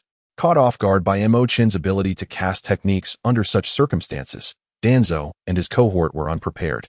Their only recourse to avoid injury was retreat. Consequently, the trio swiftly withdrew, with Danzo opting to abandon the Dream Eater. He had anticipated that the creature would sustain only minor injuries, but after his retreat, the Dream Eater's suction diminished significantly, resulting in numerous wooden stakes plummeting and piercing its body with ease. The most horrifying aspect was that the wooden stakes lodged within its body detonated, causing a multitude of branches to burst forth from its flesh. The Dream Eater barely had time to emit a howl before being transformed into a pincushion. Blood gushed forth, and it soon succumbed to its injuries. Such a summoning beast was merely a source of amusement. Mo Chen let out a derisive laugh, his feet firmly planted on the ground. Despite its immense suction, any thrown ninjutsu would cause it to explode without the need for precision, limiting the Dream Eater to combat against the weak. However, one must ponder whether it was necessary to summon a spirit beast at all to confront the feeble. On that note, perhaps it was time to contemplate acquiring a spirit beast of his own, preferably one capable of flight. Secret technique, insect jewel. Sword technique, gale slash. Danzo's two guards could no longer tolerate Mo Chen's arrogance. Following the wooden stake incident, they seized the opportunity while Mo Chen was momentarily unsteady to launch an assault against him. Having already witnessed Mo Chen's tenacity, they unleashed their full strength from the outset. Mo Chen clapped his hands, summoning a series of wooden pillars that arched upwards from the ground, forming a protective barrier around himself. The greater the chakra he possessed, the stronger the wooden wall's defensive capabilities became. Even with the presence of two of Danzo's guards, they were insufficient to breach this defensive ninjutsu. Danzo's gaze sharpened. He had already lost enough face in this confrontation, and time was running short. He needed to subdue Mo Chen swiftly. Suddenly, from behind the root members, a cacophony of smoke erupted. The onlookers gasped in shock and turned to witness a total of 7 shadow clones of Mo Chen. These were the very shadow clones he had conjured at the onset of the battle. The faces of the root members paled drastically. During their initial sneak attack on Mo Chen, they had unleashed 4 compound ninjutsu, and at that moment, Mo Chen had countered with 7 shadow clones working in harmony with his true self, also utilizing 4 compound ninjutsu. After that confrontation, Mo Chen's shadow clones had seemingly vanished, leading them to believe that he had recalled them after expending his jutsu, as was customary for most ninjas, whose chakra was limited and who could not afford excessive consumption. However, who could have anticipated that Mo Chen was unperturbed by chakra depletion, having retained all his shadow clones, merely transforming them into stones on the ground while they lay in wait? With all attention diverted to Mo Chen's true form, the sudden appearance of the shadow clones caught them utterly off guard. Would release, tree binding kill. Each shadow clone targeted a single root member, executing individual assaults. 7 towering trees surged from the earth, swiftly ensnaring the root members. The trunks twisted and constricted, and in the next moment, those members were obliterated into a mist of blood. In the blink of an eye, out of 8 root members, Only one remained, the one who had been wounded by the initial compound ninjutsu. You seek death. Danzo was genuinely enraged now, a palpable aura of malice emanating from him. The deaths of his subordinates did not particularly concern him. As long as he achieved his objectives, he was willing to accept significant sacrifices. Yet, Mo Chen's actions were akin to a slap in his face. Don't rush, there is still one left. Mo Chen retracted the wooden barrier and snapped his fingers, pointing at the last remaining root member. The 7 shadow clones of Mo Chen chuckled sinisterly in unison, turning their attention towards the solitary root member. That member, paralyzed by fear, fell to the ground, his legs scrambling backward in sheer terror. Please, don't kill me. Don't kill me. Although the root members were trained as killing machines, they were not devoid of human emotion. The prospect of death instilled fear. Moreover, witnessing the gruesome demise of 7 comrades was a visual shock that few could withstand. Danzo's face darkened, simmering with rage. Not just at Mo Chen's audacity, but also at the comical behavior displayed by his subordinate. Naturally, Danzo's 2 guards could not allow their master to be humiliated without intervention, and they immediately turned to charge at the 7 shadow clones of Mo Chen. Senju Mo Chen, you will regret this, Danzo coldly declared to Mo Chen, disregarding the chaos unfolding behind him. Mo Chen was momentarily taken aback. Senju Mo Chen? When did he acquire the surname Senju? However, he dismissed it without much thought, presuming that Danzo had instinctively associated him with the Senju lineage upon realizing his mastery of wood release. Yet, in Mo Chen's own understanding, he was merely a nameless commoner. The ability to wield wood release stemmed solely from the knowledge he had fabricated about the future, bearing no connection to the Senju clan. Why should I harbor any regrets? Mo Chen let out a cold, disdainful laugh and remarked, You suddenly emerged to attack me, yet you expect me not to retaliate? I care not for your identities, nor do I wish to fathom the motives behind your assault. I am not a magnanimous individual. Once you lay hands upon me, you must be prepared for the consequences. This includes you, old dog. Tuanzo retorted sharply, Do you know who I am? Do not presume that mastering wood release grants you the liberty to disregard everyone. I am not to be trifled with. Mo Chen raised his hand, piercing it with a wooden spear, which he then hurled forcefully at Tuanzo. The latter swiftly dodged, his fury igniting further. This insolent wretch would not even permit him to finish his words, clearly intent on preventing the revelation of his identity. This implied that, even if Mo Chen was unaware of who he truly was, he harbored some suspicions. However, as long as Tuanzo's identity remained concealed, Mo Chen could act without restraint. Understanding Mo Chen's intentions, Tuanzo ceased his superfluous dialogue and swiftly lifted the bandage concealing his right eye. Since you are so obstinate, do not blame me for turning you into a heartless puppet. His right eye possessed the Kodo Amatsukami of Uchiha Shursui, which he had refrained from utilizing until now. Applying it to Mo Chen was indeed worthwhile. Alas, Mo Chen was well acquainted with him. The moment Tuanzo unveiled his right eye, Mo Chen already discerned his intentions.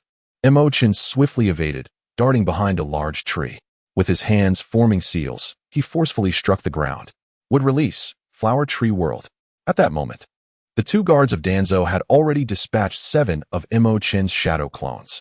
Unfortunately, shadow clones dissipate upon taking damage, making it exceedingly difficult to withstand such elite ninjas. However, it was not in vain. Before several clones vanished, they managed to eliminate the last member of the root organization. Just as the 2 guards prepared to turn and assist Danzo, the surrounding forest seemed to come alive. Trees grew at an astonishing rate, accelerated several-fold compared to the previous tree world descent. Even with the combined strength of Danzo and his companions, they could not fell these massive trees in such a hurried manner. As the trees expanded, their standing space was constricted, forcing them to dodge incessantly. Damn it! Why does it feel like he knows what I intend to do and has preemptively evaded? A heavy sense of foreboding weighed on Danzo's heart. He had just revealed his Sharingan, yet before he could cast his technique on Mo Chen, the latter had already concealed himself. No, impossible. The Kodo Amatsukami is under my control. Only that one person knows of its existence, and he could never have intersected with Mo Chen. This guy, Mo Chen, merely possesses luck, fortuitously evading just to execute this technique. Danzo quickly devised a reasonable explanation for himself, allowing his heart to settle. The Kodo Amatsukami must remain undisclosed, not only due to its questionable origins, but also because it is his trump card. Suddenly, a guard from the Oil Woman clan shouted, "The pollen above is toxic." Thanks to Mo Chen's ninjutsu, which enlarged all the trees, the ground space had diminished significantly. As Danzo and his companions attempted to evade, they could only leap upwards, plunging directly into a cloud of yellow pollen. The flower tree world is an enhanced version of the tree world descent, in addition to the emergence of numerous giant trees. A colossal flower blooms at the center. The pollen released from this flower can paralyze an enemy's nerves, rendering movement arduous and gradually leading to unconsciousness. Danzo was certainly aware of this technique, but as decades had passed without anyone mastering true wood release, the details of this ninjutsu had faded from his memory. Moreover, his focus had been predominantly on the Kodoame Tsukumi until the guard's warning jolted him back to reality. Regrettably, it was too late. Under Mo Chen's covert manipulation, vast clouds of yellow mist converged from all directions, ensnaring them in a dire predicament. Below, massive trees were also launching attacks. The trio could not afford to remain passive in the face of such peril. They immediately unleashed their respective techniques to disperse the pollen. While effective against tangible foes, their abilities yielded limited results against the amorphous toxic mist, merely serving to delay the inevitable. Lord Danzo, if this continues, we will all succumb. Even if we hold our breath, we cannot endure for long, one of the Oil Woman clan guards warned, having sensed the threat level of the pollen through his technique. With the ground nearly occupied by the giant trees, they had no foothold, forcing them to seek refuge above. Yet, the upper air was equally suffused with pollen, leaving no safe haven. The primary issue was the barrier's presence, which trapped the pollen inside, preventing it from dissipating. The longer they lingered, the greater their peril became. Lord Danzo, we must retreat. Reinforcements should have arrived outside the barrier by now. Even if we manage to subdue Mo Chen, we likely cannot escape. We must concede this time and seek another opportunity later. The swordsman guard, recognizing Danzo's sullen silence, took the initiative to suggest withdrawal. Retreat. Danzo gritted his teeth and signaled immediately after the swordsman's words. Indeed, he had contemplated retreat long before. He merely required a prompt. The swordsman and the Oil Woman guard exchanged glances, nodding in agreement. They formed seals and unleashed a pair of guiding beams toward the distant barrier. However, before the beams could strike the barrier, it suddenly trembled violently and shattered into countless glimmering particles. The barrier had been breached from the outside. With the barrier broken, the pollen that had been confined within instantly began to disperse, thereby diluting the area occupied by Danzo and his companions. Let's go? Without regard for the situation beyond the barrier, Danzo waved his hand and charged forth with his two guards. This mission had already failed, and delaying further would only lead to greater troubles. Mo Chen discerned their intentions at once and promptly channeled his chakra, commanding a multitude of vine-like tendrils to ensnare them in an attempt to halt their advance. Regrettably, the distance was too great, and the force of his assault was insufficient to impede Danzo and his companions. Who goes there? Stop them! A cacophony erupted from afar, accompanied by the clamor of clashing sounds, which swiftly faded into silence. It was evident that Danzo and his group ultimately managed to escape, leaving Mo Chen pondering whether those outside had recognized his identity. Mo Chen was aware that with his current strength, he could not deliver a fatal blow to Danzo. He merely wished to create a bit more trouble for him. Now that he had fled, he felt no loss, for he had ample time to engage in the game at his leisure. The longer he waited, the easier it would become to deal with Danzo. Whoosh!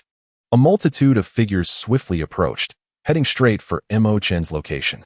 Mo Chen recognized that these were all Leaf Village ninjas, predominantly from the Umbu. Before they reached his side, his aura suddenly weakened, and he collapsed to the ground in a feeble state. Dressed in Umbu attire, they were indeed his allies. Soon, several Umbu members approached Mo Chen.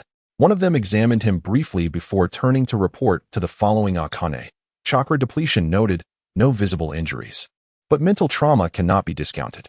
Through the video in the chat group, Akane identified the figure sprawled on the ground as Mo Chen. Yet full confirmation required a glimpse of his face. However, Mo Chen was currently wearing an Umbu mask, and revealing the true identities of the Umbu was not permissible. Thus, under these circumstances, it was inappropriate to remove Mo Chen's mask. Fortunately, at that moment, the third Hokage arrived with a group. Having grasped the situation, the third turned to Mo Chen, who was struggling to rise and bow respectfully, and inquired solemnly, "What has transpired?" Mo Chen spoke weakly. I have just returned from completing a mission and was ambushed here.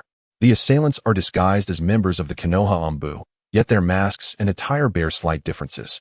Leading them is a man whose face is partially obscured, and his right arm is wrapped in bandages. Accompanied by 2 guards, one wielding parasitic insects, and the other possessing exceptional swordsmanship. They demand my submission to the bandaged man, threatening to eliminate me should I refuse. Mo Chen succinctly recounted the events, though he refrained from delving into excessive detail. The third Hokage's inquiry was merely to ascertain his identity. The intricacies of the situation were not meant for public disclosure. Nevertheless, the information Mo Chen disclosed hinted at much, allowing those in his vicinity to surmise the unfolding circumstances. The third Hokage, though seething with anger internally, maintained a composed demeanor and gestured, "I shall have someone escort you to the hospital for a thorough examination. Once you have recuperated, we will discuss this matter in greater detail. Rest assured, I will ensure you receive an explanation. I share a portion of the responsibility for this incident. Permit me to care for him." Hongdo volunteered eagerly. As she was tasked with patrolling the village outskirts today, she felt a degree of accountability, particularly since the individual involved was Mo Chen. Had it been anyone else, she would have likely remained indifferent. The third Hokage, not pondering the matter further, nodded in acquiescence. He instructed his subordinates to clear the battlefield, and as he surveyed the remnants of the conflict, he was struck by a profound sense of reflection. The entire terrain had been irrevocably altered. Such was the formidable power of wood release. Yet, he had not anticipated that Mo Chen, having trained with Tianzong for merely a few days, could possess such strength that even Danzo, leading his own team, had failed to subdue.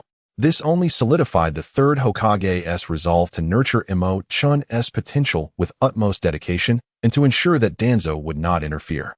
The remnants of the battle left the third Hokage astonished, and the Anbu tasked with cleaning up were equally taken aback, some recognizing the unmistakable signs of wood release. Each of them was deeply shaken, yet as members of the Hokage's direct Anbu, they understood the unspoken rules of discretion without needing explicit instructions. Meanwhile, Hongdo scooped Mo Chen into a princess carry and dashed towards the Konoha hospital. "How are you feeling now?" she inquired, suppressing her urge to remove Mo Chen's mask. Mo Chen's breath was feeble, his head resting against Hongdo's shoulder, appearing utterly drained as he spoke. "I have no strength left, my entire body aches. I feel as though I could perish at any moment." Yet, despite his words, his heart secretly marveled at the allure of mature women. Her figure was simply exquisite, bursting with vitality. Unbeknownst to him, Hongdo remained oblivious to his subtle gestures. She quickened her pace, urgency lacing her voice. "Just hold on a little longer. We will reach the hospital soon. I will ensure your safety." After all, he was the leader of their chat group, a presence that likely held it together. Having recently discovered the joys of their group, Hongdo was resolute in preventing any harm from befalling Mo Chen. Ding! Congratulations to group member Yusho Washi Hongdo. Your group level has risen from LV0 to LV1, granting you a total attribute boost of 200.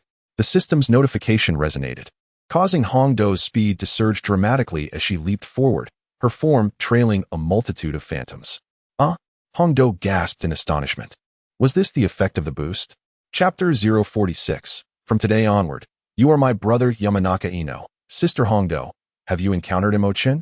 Tian, is the efficiency this rapid? Uzumaki Karen, how did you manage that? Why not me? Yusho Washi Hongdo.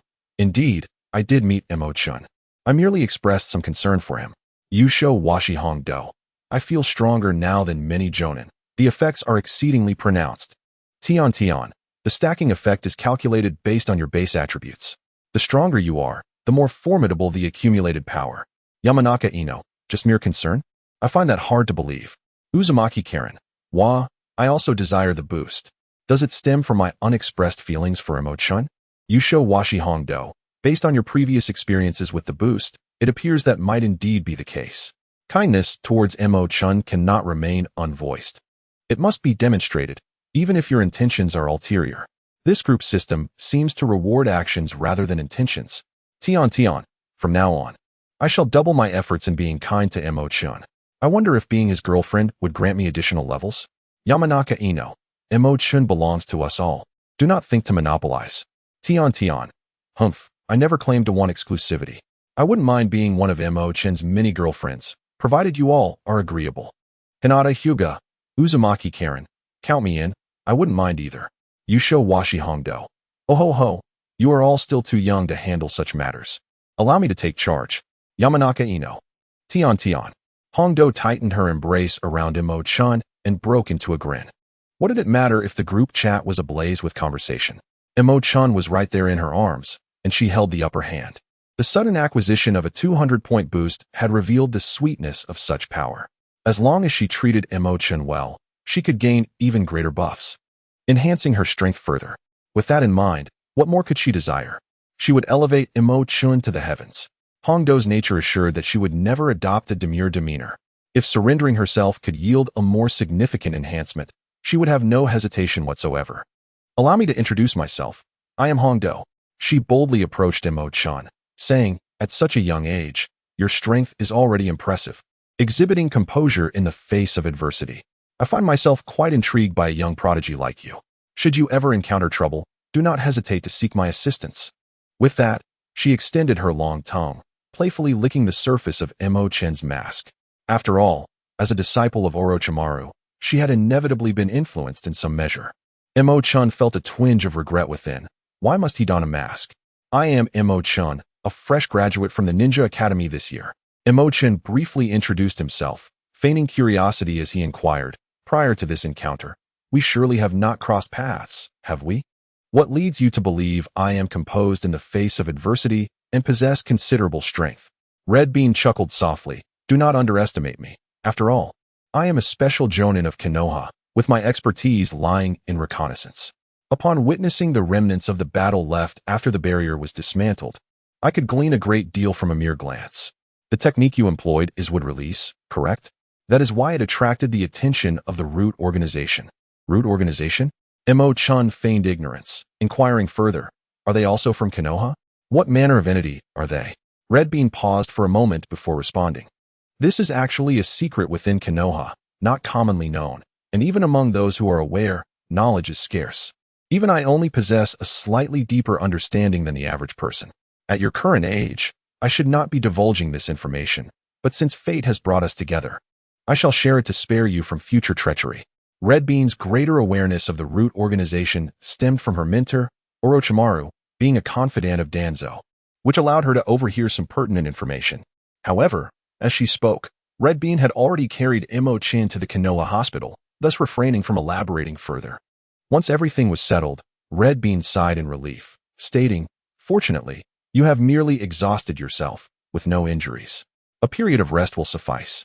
Mo Chen's feigned weakness was merely a fade. Possessing the immense vitality of wood release, it was a challenge even to sustain an injury. While he did not possess the automatic healing ability of Hashirama, he could expedite the regeneration of cells by stimulating his wounds with wood release chakra, facilitating rapid recovery. As for his act of vulnerability, there is a saying, the child who cries receives milk. He intended to compel the third Hokage to adopt a more stringent stance regarding him, even if he did not wish to confront Danzo directly. It was certain that the third would be considerably firmer in addressing his situation. Thank you, Sister Akkad. Mo Chen expressed his gratitude. I have been orphaned since childhood, with few who cared for me, and rarely anyone who would go to great lengths for my sake. Ahaha, your words make me feel somewhat bashful. I haven't been of much help. The boisterous Akkad could not endure the weightiness of the atmosphere, her expression turning awkward. Yet soon, her eyes sparkled with a revelation. Being orphaned since childhood, lacking care from others? This was fortuitous. Decided. Akkad suddenly clapped her hands, her face alight with excitement. From this day forth, you shall be my brother, my dear brother. With the establishment of their sibling bond, she could now approach Mo Chen openly, and no matter how well she treated him, it would not arouse suspicion. He would likely not object either. Akkad, you truly are a genius. Mo Chen thought, though he mused, isn't this rather inappropriate? He was well aware of Akkad's intentions, yet he felt no aversion. Whether they were biological siblings or not mattered little, for he was the one benefiting from the arrangement. There's nothing wrong with it. It's settled. Akkad declared resolutely, seizing the moment to lift his umbu mask when he was distracted. Oh my, what a handsome young man you are. I consider myself fortunate, she exclaimed with a grin. Now that I know your true identity, should you refuse, I would be breaking the rules and would face punishment. Little Mo Chen, I'm certain you wouldn't want to see your sister punished by the third Hokage because of this, would you? Akkad threatened him with a playful yet intense gaze. And Mo Chen shivered, his heart exclaiming that he could hardly bear it. Sister Hondo, your words are easily misinterpreted. Reflecting on the past, Mo Chen had once been an inconspicuous figure in class, his appearance merely ordinary. However, after mastering the art of wood release and harnessing his ability to foresee the future, he transformed his demeanor and refined his looks. Although he retained a semblance of his original self, he now bore a striking resemblance to someone enhanced by beauty filters. This change had caused a flustered Tian to blush and flee during their second sparring session on the training ground. The specifics of that incident are best left unmentioned, as few would find them compelling. Little Mo Chen, little Mo Chen. Hondo nudged him, waving her hand before his eyes. What are you daydreaming about? If you disagree, I might just resort to force. Seeing the mischievous grin on Hondo's face, Mo Chen couldn't help but chuckle, feigning defeat as he replied, all right, Sister Hondo? Haha, now that's more like it. Hondo planted a hearty kiss on his cheek. Chapter 047. You regret my shadow, wait. Where's the door? Bang. In the dark base of the Umbu, Danzo had just finished his tea and smashed the cup onto the ground, shattering it into pieces. Teacup, you think you're so great, so aloof. Upon returning, Danzo's anger only intensified. Since taking control of Konoha, he had faced countless challenges, yet he had never suffered such a humiliating defeat. During his escape, despite the pollen obscuring his vision and his mask and black cloak providing some cover, he knew these were mere futile disguises. Many from the Hokage's direct Umbu team had surely recognized him.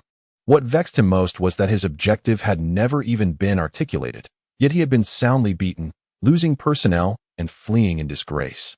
Unable to even approach that little brat, his two guards, equally disheveled, stood speechless, utterly embarrassed. It was a tremendous disgrace. Their target was merely a 12-year-old rookie. If not for the boy's youth and lack of depth, they might not have returned at all. Even if they found another opportunity to ambush Mo Chen, his prowess would likely be even more formidable by then. Wood release must remain under my control. This is non-negotiable. A flicker of malice passed through Danzo's eyes, as if he sensed the thoughts of his two subordinates. Mo Chen's wood release is far beyond the level of A, and it is something that cannot be left unchecked under any circumstances. Just then, two figures crashed heavily before Danzo, the guards he had stationed outside. Danzo's gaze narrowed instinctively, ready to explode. But in the next moment, a flurry of figures appeared in a flash, surrounding an elderly man of short stature, adorned with a Hokage hat and robe. He took a deep puff from the pipe in his mouth, raised his head with a cold expression, and gazed at Danzo, exhaling the smoke slowly. Danzo's body stiffened, his voice low and menacing. Sarutobi Hiruzen, what is the meaning of this? Danzo, you have crossed the line. The third Hokage spoke, emphasizing each word. Danzo stubbornly retorted, what have I done to cross the line? Even if I am removed from my position as Hokage's advisor, I am still a Konoha ninja, a veteran with merit. You have brought so many people here and injured my men. Even if you are the Hokage, you must give me an explanation today. As he spoke, Danzo's resolve hardened. He straightened his back and met the third Hokage's gaze with an ironclad defiance. The two guards stood in shock. Realizing why Danzo was the master and they were mere hounds, they lacked the audacity that was even more resilient than Mo Chen's wooden wall. The third Hokage, however, was completely unfazed. After decades of friendship, he was well aware of Danzo's character. I am not here to exchange words with you. The third Hokage's expression remained impassive as he continued. I do not know how much you understand about Mo Chen's situation, but you better not extend your hand. This is the first and the last warning. Danzo's face darkened again. Just as the third Hokage understood him, he too comprehended the seriousness in the third Hokage's tone. The presence of so many people was a clear indication that if Danzo did not comply, force would be employed. You should know what would release means for the village. Danzo had no intention of backing down. The third Hokage countered, precisely because of that. I do not wish for him to be tainted with darkness. You are too naive. Sarutobi. Danzo slammed the table, voice raised, allowing him to grow unchecked. How can you guarantee his loyalty? A weapon must be fully controlled, otherwise, it is merely a facade and may even backfire. Just like your attitude towards the Nine-Tails Jinchuriki, I have always opposed it. That is a different matter. The third Hokage's tone was equally fiery as he retorted, both Naruto and Mo Chen are the inheritors of the will of fire, just as we were for our predecessors. They are not weapons. They are Konoha ninjas. In my view, they are all the same. So-called ninjas are merely tools. Danzo scoffed, returning to his seat. His expression calming as he said coolly, "You should understand, you cannot convince me. Thus, I have brought a large contingent." The third Hokage said solemnly, "Danzo, in my capacity as the third Hokage, I hereby issue a formal order. If you or your subordinates make a move against Mo Chen again, regardless of the outcome, I will declare you a traitor to Konoha and notify the 5 great nations."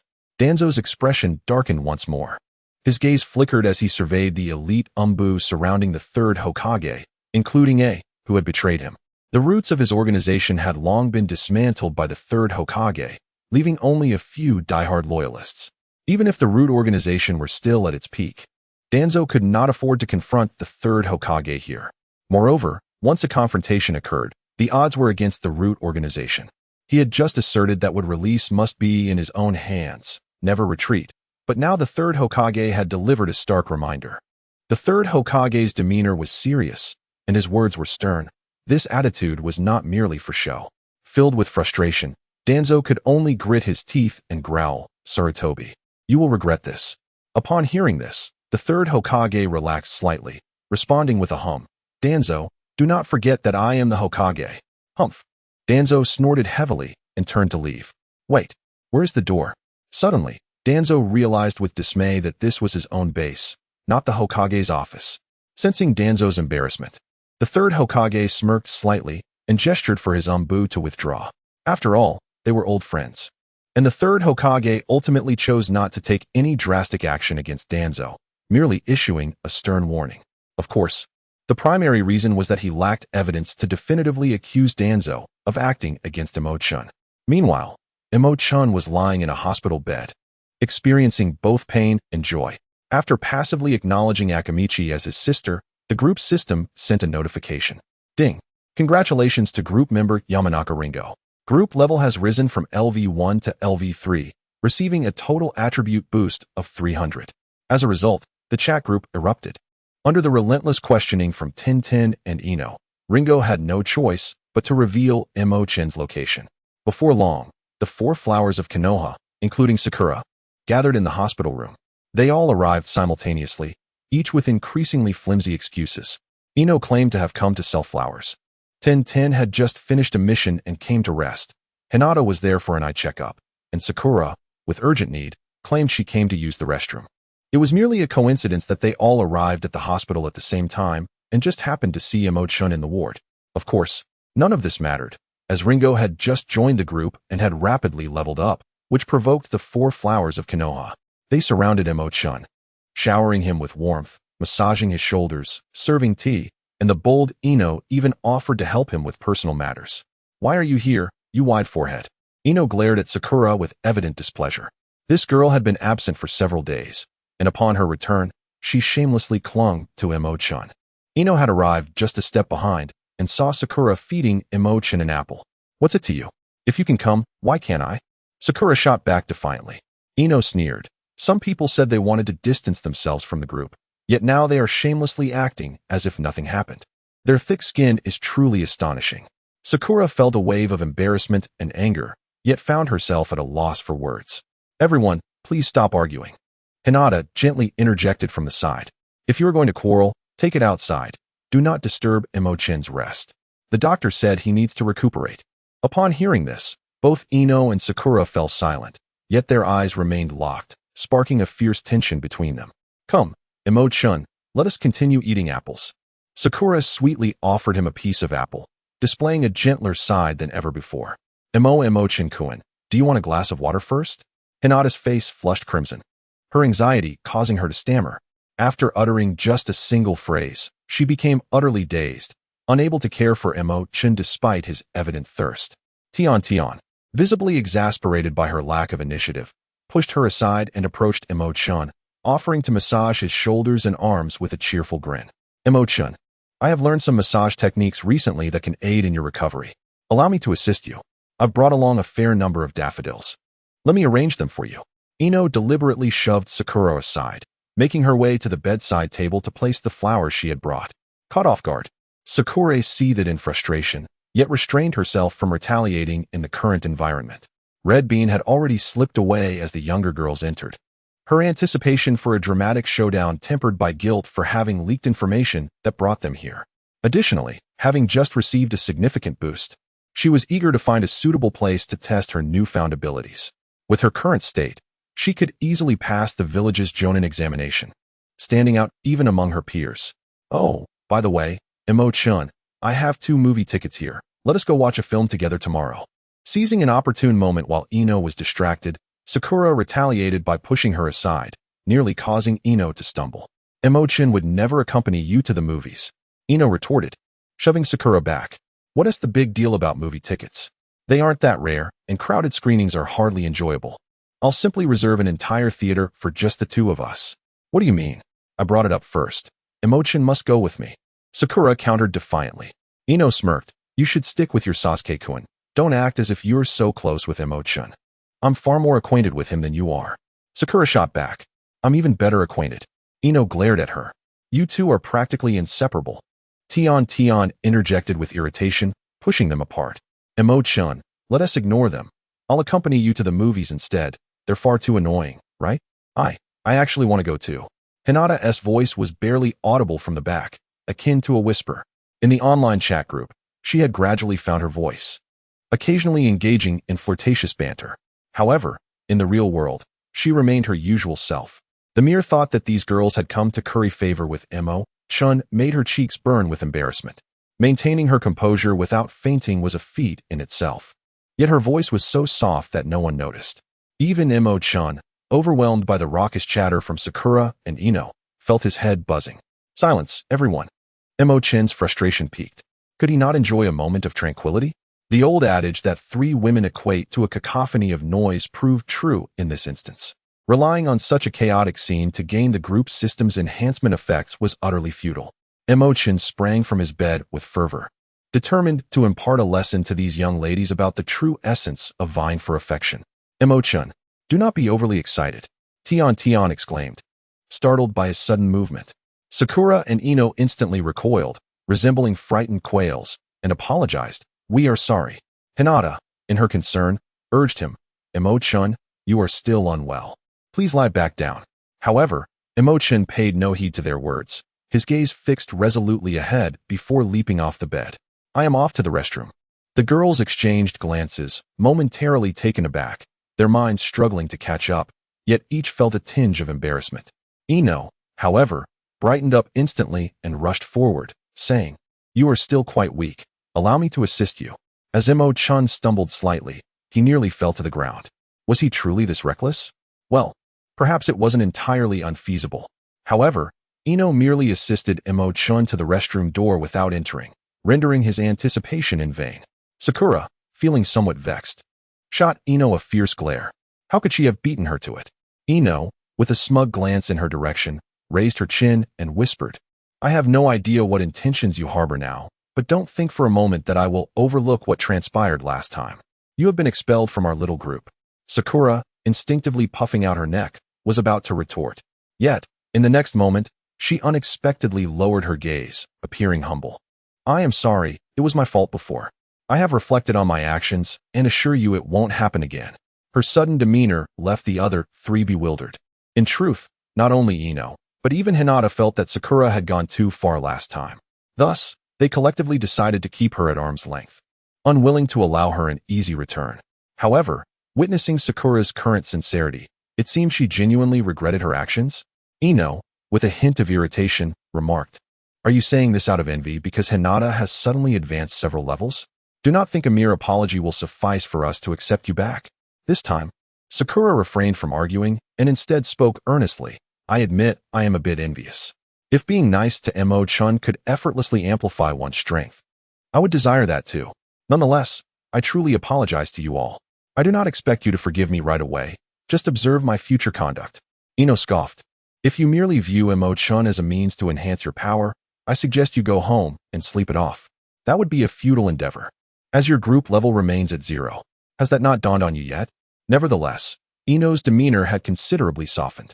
Ultimately, she had always regarded Sakura as a close friend. The root cause of their current predicament lay within Sakura herself. After exiting the restroom, Mo Chen dismissed the 4 girls, allowing none to linger. This decision proved to be wise, as the girls convened a small meeting within their chat group, agreeing that they must never again exhibit such disgraceful conduct in Mo Chen's presence.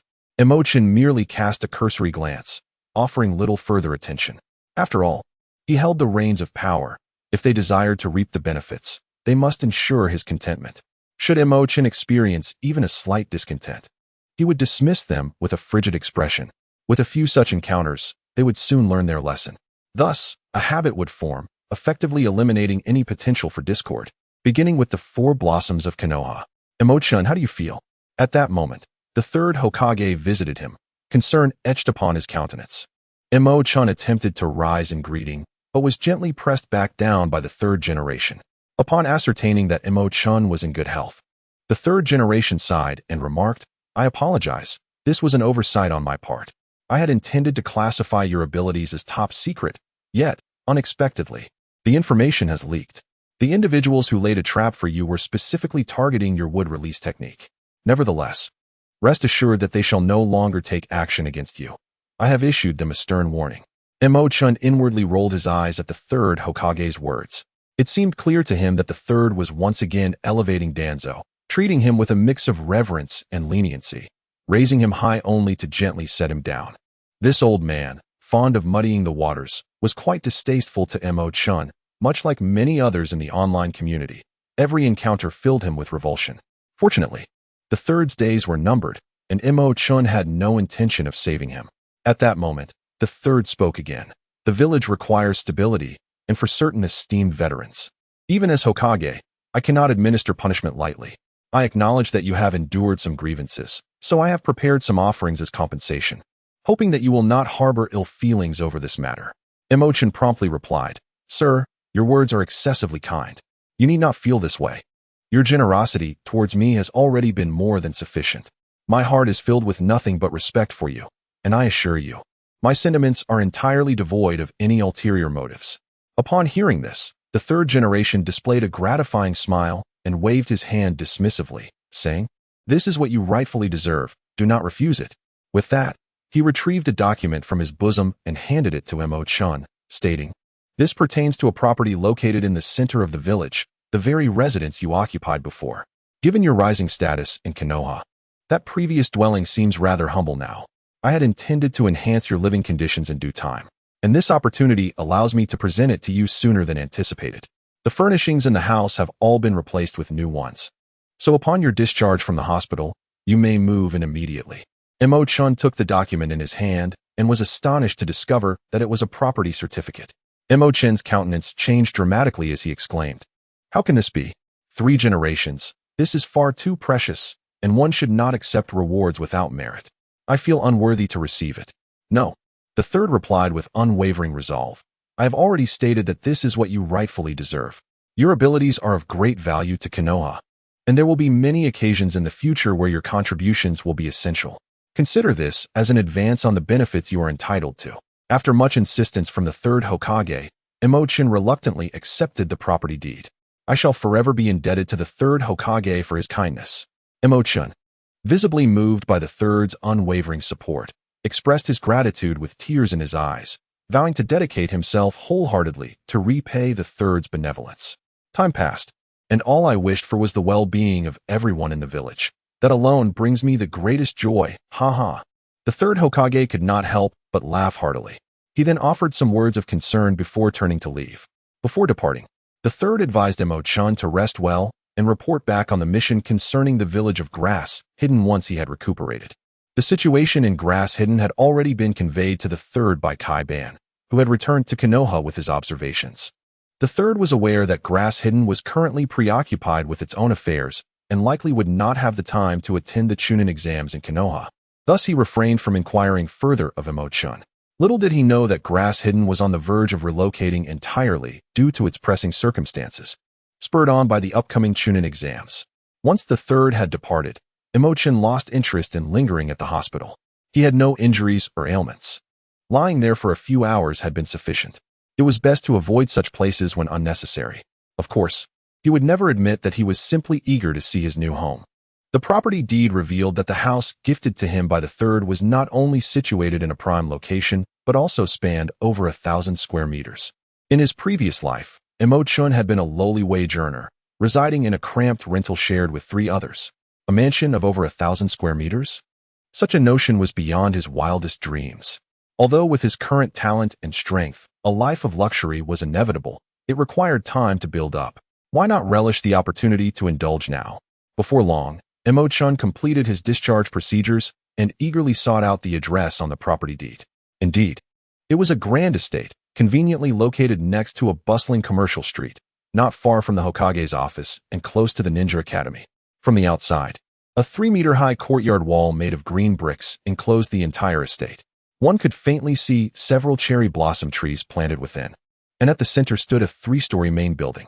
The estate's entrance was crafted from sturdy redwood, adorned with exquisite carvings, exuding an air of solemn elegance.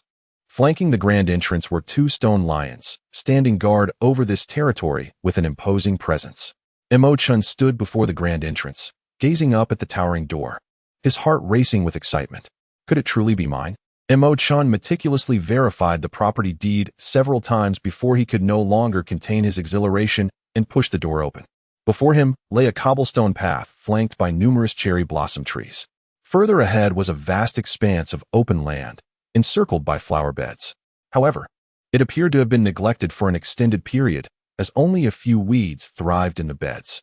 This open space connected to a 3-section courtyard, where the central courtyard featured a 3-story main building, accompanied by a row of 5 single-story rooms housing a martial arts hall that spanned over 100 square meters. The courtyards on either side mirrored each other, each consisting of a house with 3 bedrooms and 2 living areas, complete with a yard. After a brief exploration, Mo Chen was so overwhelmed with excitement that he could hardly contain his joy. It was astonishingly vast and opulent, leaving him with a sense of unreality.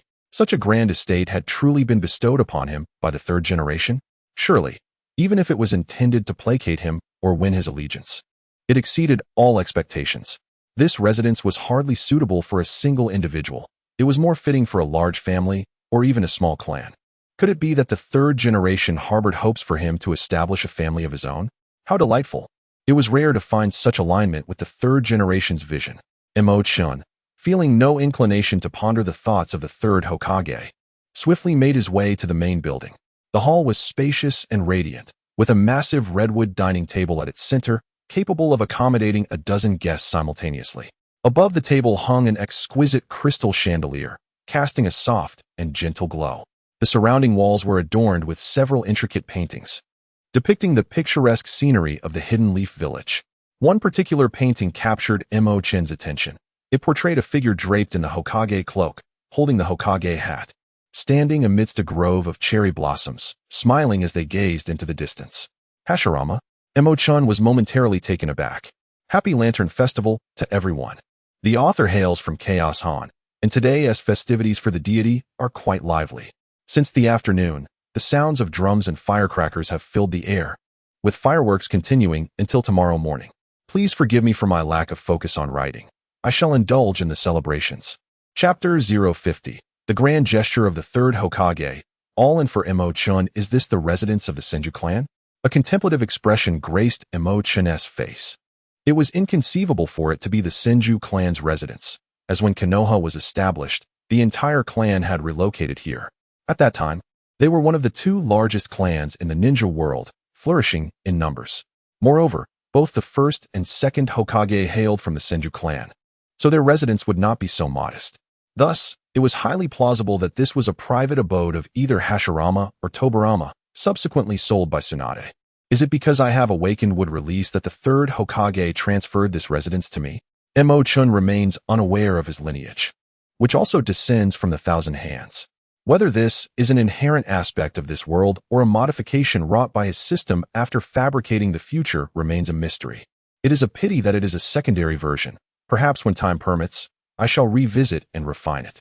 Mastering wood release and earth release should not pose a challenge for me. Mo Chen did not ponder for long and continued to wander through the residence. To the left of the grand hall was a spacious sitting room, furnished with comfortable sofas and a coffee table.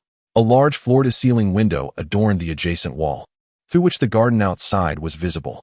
Much like the front courtyard, the garden had fallen into disrepair, devoid of vibrant flowers, instead overrun with weeds.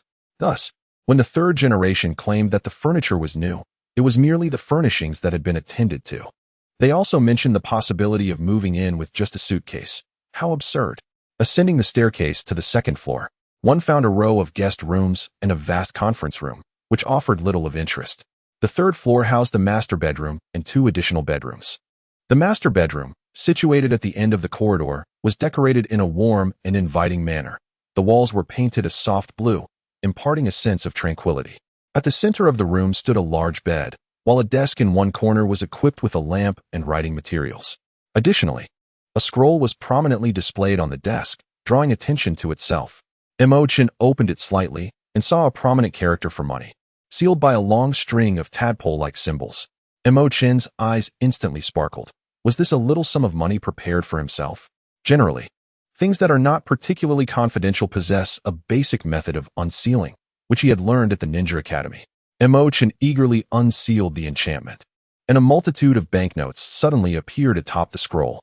Upon careful inspection, he discovered a staggering total of 5 million taels.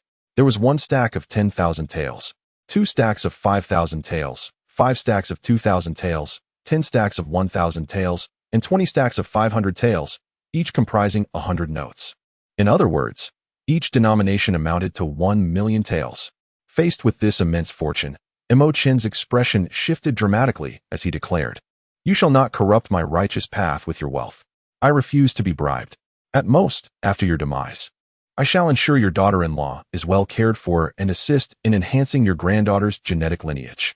Mo Chen wiped away the tears streaming from the corner of his mouth and turned his gaze to other areas. Beside the desk stood a bookshelf, adorned with a myriad of books and scrolls. Mo Chen briefly glanced through the materials, which encompassed the cultural and historical narratives of the ninja world, the evolution of ninjas, various travelogues, and biographies. There was even a complete set of Jiraiya's Ninja of Tenacity and Paradise of Affection.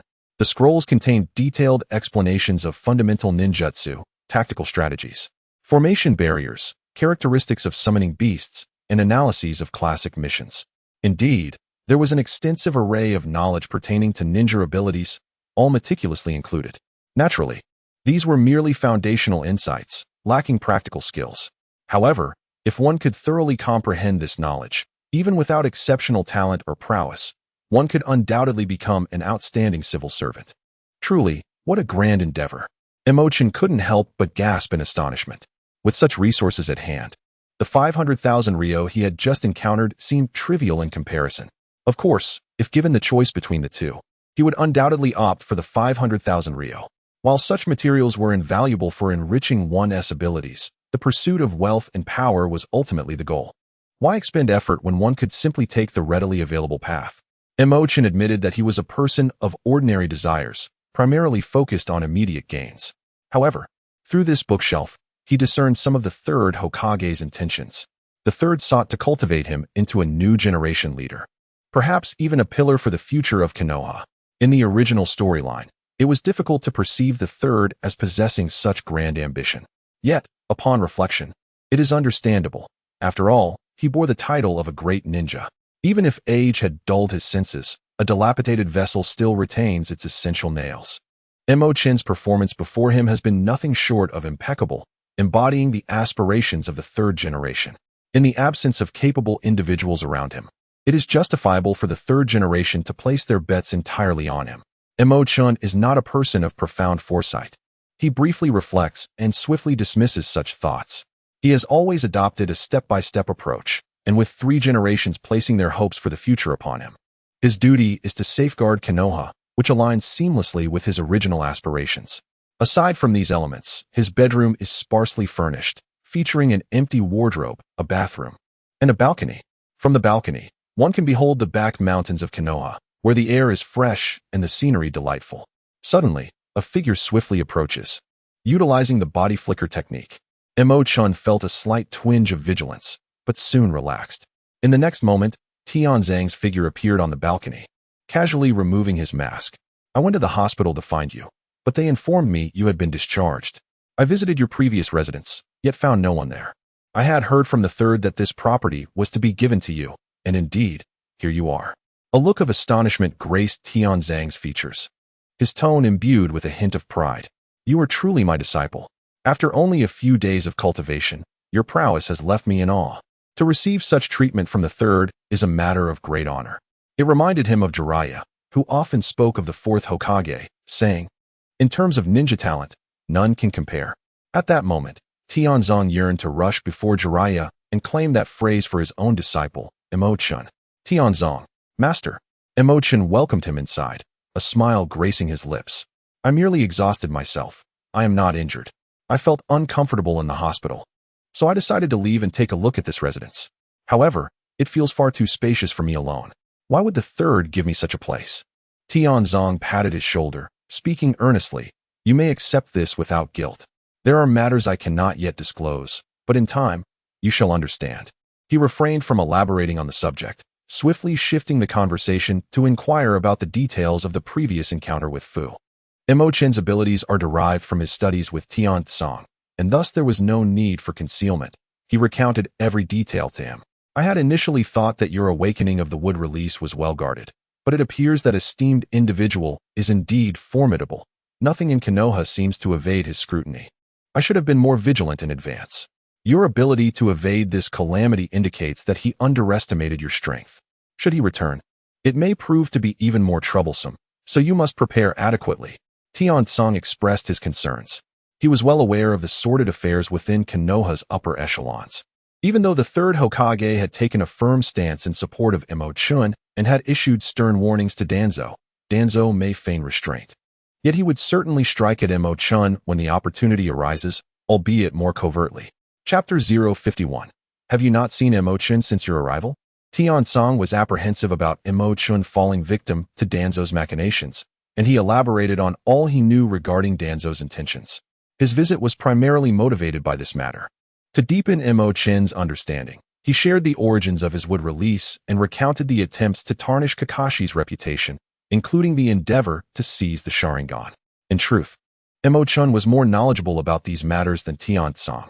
Nevertheless, this was a reflection of Tianzong's concern for him, and Mo Chen could only feign earnest attentiveness.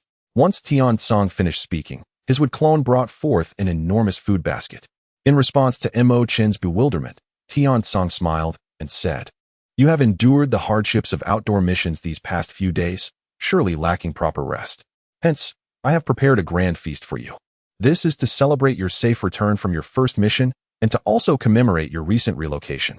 Tianzong led Mo Chen to the dining table downstairs, where he meticulously arranged the food from the basket. It was indeed a lavish spread. Fish, shrimp, beef, and various meat dishes, accompanied by rice bowls, miso soup, and an array of fruits, filled the table meant for a dozen guests. Under the glow of the crystal chandelier, the dishes shimmered with a delightful radiance. It felt as though they had transcended the world of ninjas and entered a culinary paradise. Mo Chen, momentarily at a loss for words, gazed at the feast. Tianzong chuckled and patted his shoulder, saying, Sit down and eat. You need not stand on ceremony with me. This is your first mission's safe return. Truly a moment worthy of celebration. No, Mo Chen hastily clarified. I meant to say, I understand, Tianzong interjected. Thus I insist you need not be formal. He gently pressed Mo Chen into a chair, adding, If you call me teacher, I must fulfill my responsibilities as one. I may not be able to offer much else, but I do have some spare funds. Preparing a meal is a trivial matter, especially since I live alone and have little else to spend on. Mo Chen spoke at a rapid pace. What I meant to say is, with so much food, I cannot possibly finish it all.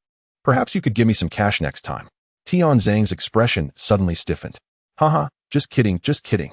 Mo Chen laughed heartily before adding earnestly, but in all seriousness. Teacher Tianzong, I truly cannot consume all of this.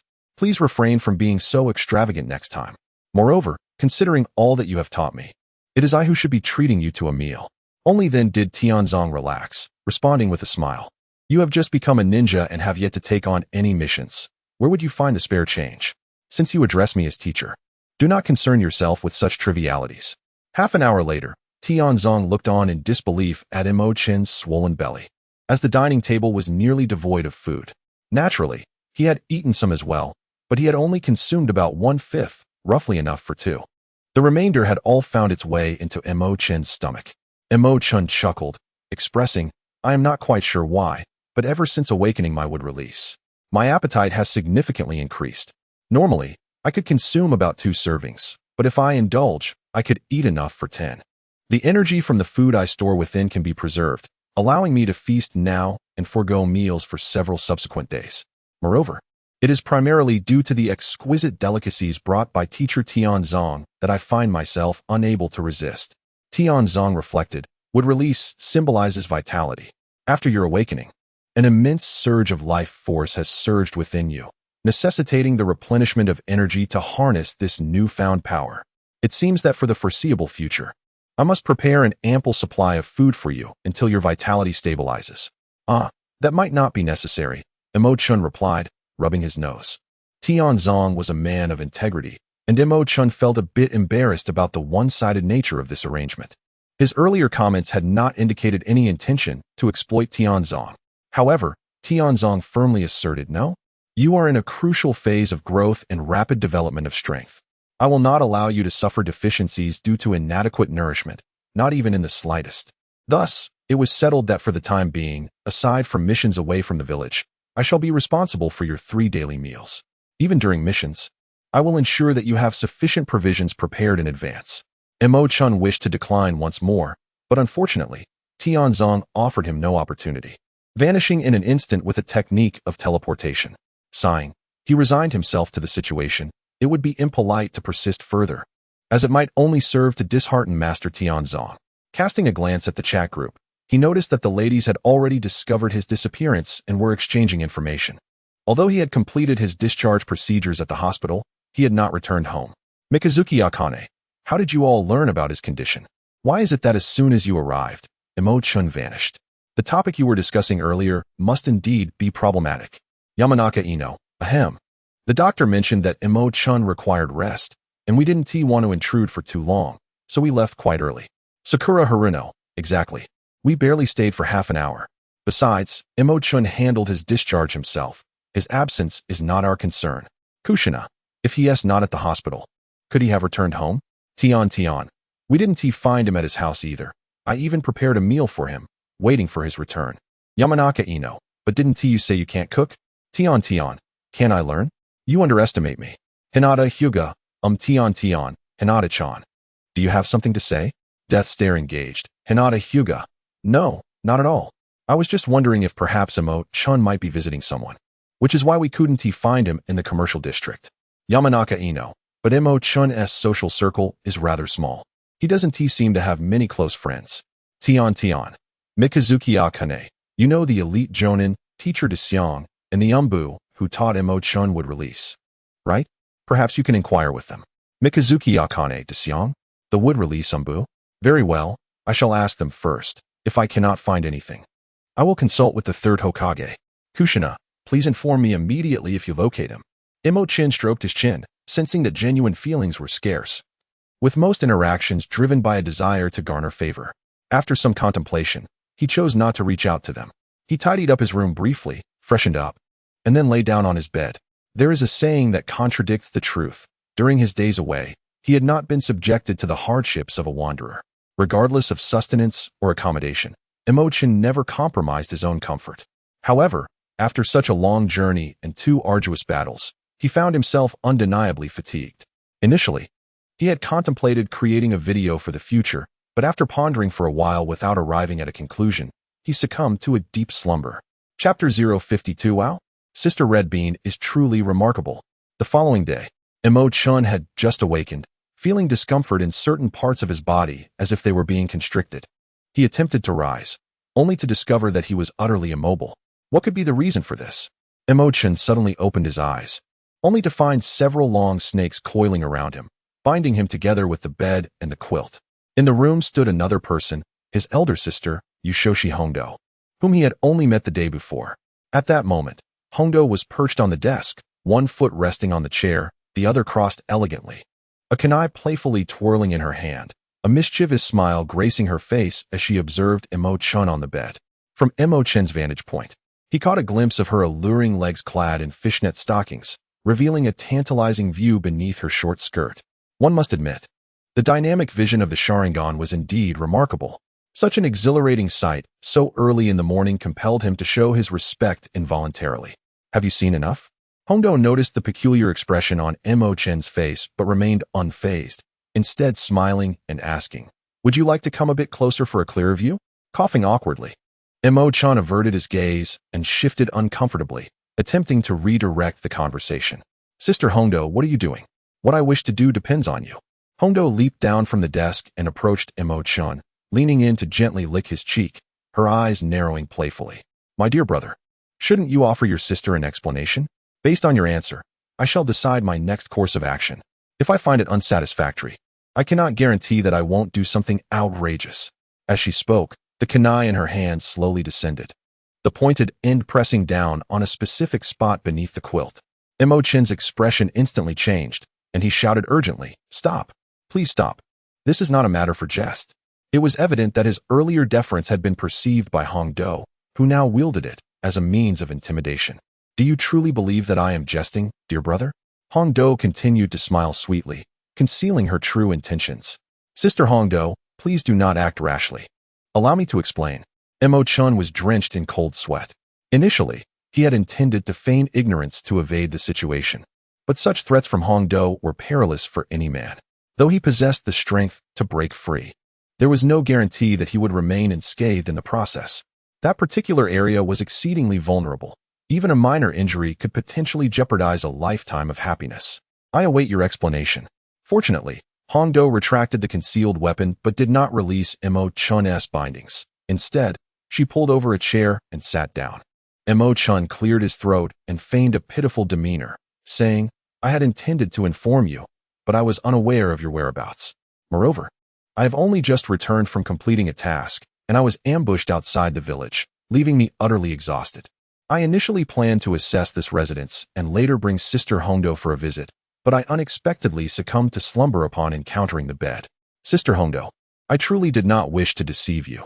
The events unfolded abruptly and coincidentally. Even had you not sought me today, I would have found a way to notify you." Since Hongdo had managed to locate this place, it was evident that she was already aware of the existence of this residence, rendering further explanation unnecessary. Indeed, the adage rings true. The child who cries is the one who receives. Upon hearing this, a look of guilt crossed Hongdo's face as she promptly retracted the long serpent-like embrace that had ensnared Mo Chen. "I apologize, dear Mo Chen. I was unaware of the circumstances. I thought you had moved into a grand estate and looked down upon someone from a humble background like mine." After saying this, Hongdo personally helped Mo Chen to his feet, tidying his clothing and hair, then planted a firm kiss on his cheek, exclaiming, "Sister misjudged you, and this is my recompense." Hongdo's straightforward nature was disarmingly candid. She was refreshingly easy to persuade. Mo Chen felt a secret delight within, yet wore a mask of sincerity on his face as he spoke. "Sister Hongdo, you are indeed the sister I have wholeheartedly acknowledged, a bond that lasts a lifetime.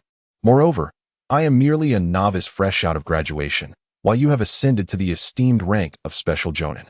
I even feared you might look down upon me. Hee, but now I too have attained the rank of Jonin." Hongdo proudly produced a certificate of Jonin as evidence of her accomplishment. Mo Chen was momentarily taken aback, but soon came to a realization. Hongdo had elevated her group level to level 3 yesterday, boasting a 300 buff enhancement, making the CH exam seem almost effortless. However, he did not expect her to be so impatient. They had only parted ways yesterday afternoon when work ended, and now the dawn had barely broken outside. Mo Chen could easily envision that Hongdo had undoubtedly utilized her endearing smile, coupled with her exemplary behavior and eloquent demeanor, to persuade others to assist her with the assessment during off-duty hours. It was entirely possible that this other included the third generation as well. "Wow, Sister Hongdo is truly remarkable," Mo Chen exclaimed joyfully as he rushed towards her. Not only did Hongdo not shy away, but she also embraced him, nearly sending Mo Chen flying. Fortunately, her quick reflexes allowed her to pull him back just in time. Alas, the elasticity was astonishing, and Mo Chen almost suffered a nosebleed. Indeed, this member of the chat group was far more captivating than those few budding flowers. At that moment, a figure appeared on the balcony, carrying a food basket. It was none other than Tian Tsang. This time, however, he He was not wearing the Dark Division mask. "I apologize for interrupting you," Tiansong said, slightly embarrassed as he observed the scene of Mo Chen being held in Hongdo's embrace. Hongdo felt even more awkward, teasing a young boy only to be caught by someone else. Despite her carefree personality, she couldn't help but feel a bit flustered. Mo Chen appeared to be completely at ease, resting his head in front of Hongdo, gazing with bleary eyes at Tianzong. It seemed to take him a while to recognize the visitor, eventually greeting him with a cheerful, "Good morning, Teacher Tianzong. What brings you here so early?" Upon closer inspection, Tianzong realized he might have misjudged the situation. After all, Mo Chen was still quite young. While Hongdo had already matured into a woman of considerable experience, it was inconceivable that anything untoward could exist between them. Indeed, his thoughts had wandered into inappropriate territories, largely influenced by Kakashi-senpai. Yes, that must be it. Quickly regaining his composure, Tianzong stepped in from the balcony, raising the food basket in his hand and declaring, "I figured it was about time for you to rise. I brought you breakfast. As I mentioned yesterday, from today onward, I shall take care of all your meals." Mo Chen was taken aback. Could it be that Tiansong was genuinely serious?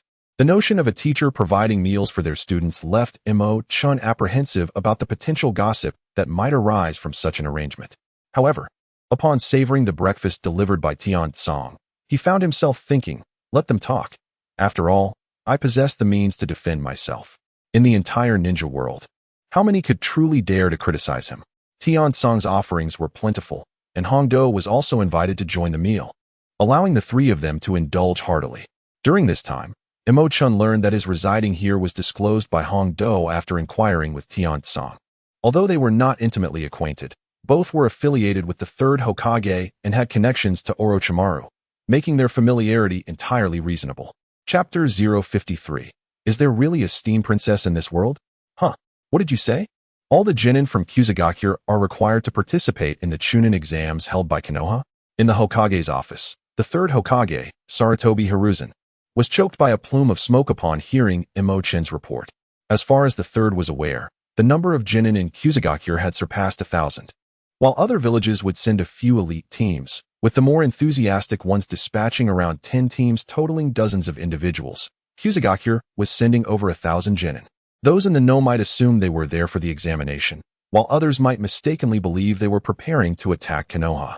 This was in stark contrast to Guy's report. Had something transpired after Guy's departure from Kusagakure? Mo Chen had anticipated such a reaction from the third generation.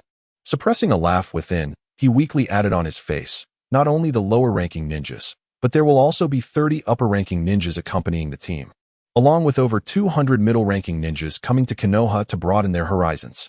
However, the true leader of this Chunin exam is their chief, Wu Chang."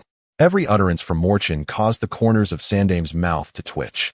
What madness is this? Is the entire clan relocating to Konoha to claim dominion? What on earth has transpired? Sandame rubbed his brow, finding even the smoke less enjoyable. Mo Chen adjusted his expression slightly before commencing a detailed report on the mission he had undertaken. Naturally, the account was a blend of truth and fabrication. Mo Chen arrived at the village of Grass Hidden and, noticing the lax security at the periphery, launched a surprise attack on a member of the Umbu, usurping their identity to infiltrate the village. Shortly thereafter, he witnessed an assault on the Grass Hidden Hospital, where a red-haired girl was abducted. The village exerted all its effort to counter the intruders, yet they were effortlessly routed by this group. Indeed, in Mo Chen's account, the individual who had taken Xianglin had transformed into a collective of assailants. Clad in black robes, their faces obscured by patterned masks, their identities were indiscernible. Yet each was an elite warrior, possessing strength superior to that of Special Jonin. Most notably, this very group had recently attacked him on the outskirts of Konoha. Mo Chen was earnest in his vendetta. Danzo had repulsed him once, and although he could not confront Danzo openly at the moment, he was determined to retaliate in kind. The plight of the Uzumaki remnants, treated as human vessels for experimentation by Grass Hidden, had reached the ears of the third Hokage through Guy. Regrettably, Guy was unable to intervene at that time, leaving him in the dark regarding the fate of that Uzumaki remnant. The third Hokage felt a twinge of regret. Had they been able to locate the individual, they could have trained them as a potential Jinchuriki for the Nine Tails. Now, however, he learned that this Uzumaki remnant had fallen into Danzo's hands. The third Hokage's expression turned grave, as he harbored no doubts about Mo Chen's loyalty, thus accepting the veracity of his words. What was Danzo's intention in seizing an Uzumaki remnant while simultaneously coveting Mo Chen, who had awakened, would release? Was he aspiring to cultivate a Jinchuriki of the Nine Tails that belonged solely to him? The third Hokage could not afford to ponder this matter further. If given the opportunity, Danzo would undoubtedly pursue such a scheme. Nevertheless, he refrained from elaborating, merely signaling for Mo Chen to continue his account. Mo Chen remarked that the battle was fierce at that time, and amidst the chaos in the grass-hidden village, it was more opportune to gather intelligence. Thus he avoided that battlefield. Later, due to the significant losses suffered by the grass-hidden village, the leader, Wu Chang, grew concerned that the enemy might exploit the situation. And he lacked the inclination to properly receive Kaiban, who had come to deliver a message. He merely offered a few casual remarks and sent them away. However, the incident with Longshi made Wu Chang realize that aligning with the mighty Konoha would be the most prudent course of action, prompting his outrageous decision to send over 1,000 lower ninjas to participate in the Chunin exams in Konoha. Were they here seeking refuge? Only then did the third Hokage grasp the situation, nearly taken aback. Was this a sign of aging? Regaining his composure, he addressed Mo Chen with a gentle demeanor, saying, "You have performed admirably. This mission is rated as excellent. In my capacity as the third Hokage, I hereby grant you formal admission into the Umbu. The mission rewards will be distributed by the Umbu, and thereafter, you shall report to Tens." It had already been decided that Mo Chen would join the 3rd Division of the Umbu, becoming a direct subordinate of Captain Tens. "Yes, Lord Third," Mo Chen responded with respect. The third Hokage, somewhat preoccupied with his thoughts, did not focus on instilling the will of fire in Mo Chen this time. After offering a few brief words of encouragement, he allowed him to leave. Tens was actually waiting outside, eagerly anticipating the arrival of his new disciple. Mo Chen's induction into the Dark Division brought an exuberance to Tianzong that surpassed even his own. Consequently, for the following period, Mo Chen was accompanied by Tianzong as he familiarized himself with every aspect of the Dark Division. The experience was overwhelming. He felt as though his head might explode from the sheer volume of information, almost transforming him into a caricature of a large-headed child. However, amidst this whirlwind, he became acquainted with numerous individuals, most of whom regarded him with admiration due to his youth and remarkable prowess, displaying a notably amiable demeanor. Regrettably, he failed to commit their appearances to memory. He had intended to locate an individual with purple hair, but alas, she was not in his squad. After a day filled with activity, Mo Chen finally found a moment to glance at the chat group. Hongdo had already informed others that the 3rd generation had arranged new accommodations for Mo Chen, and he had since relocated, which was why they had been unable to find him the previous day. However, Hongdo, with her own motives, did not disclose Mo Chen's new residence to them. Throughout the day, the other women employed various tactics to curry favor with Hongdo, hoping to extract the elusive address from her. Mo Chen smiled faintly, intending to return to his old residence to tidy up a bit, when he suddenly realized that he was being followed. Mo Chen discreetly activated his Sharingan to ascertain the identity of the individual, and upon confirmation, he found himself momentarily taken aback. Glancing once more at the chat group, he noted Hinata Hyuga's message. "Did not Sister Hongdo say yesterday that we should face challenges together? Mo Chen-kun belongs to all of us and cannot be monopolized." Mo Chen once again employed his Sharingan to scrutinize the situation, confirming the identity of his pursuer. As he passed through a secluded grove, he suddenly quickened his pace, deftly vanishing from his original position. The individual trailing behind appeared momentarily stunned, cautiously peeking out from behind a tree trunk, revealing none other than Hinata. Despite her insistence in the chat group that one should not monopolize attention, she had taken on the role of a discreet shadow, trailing him like an infatuated admirer. How intriguing! Little Hinata's persona had crumbled.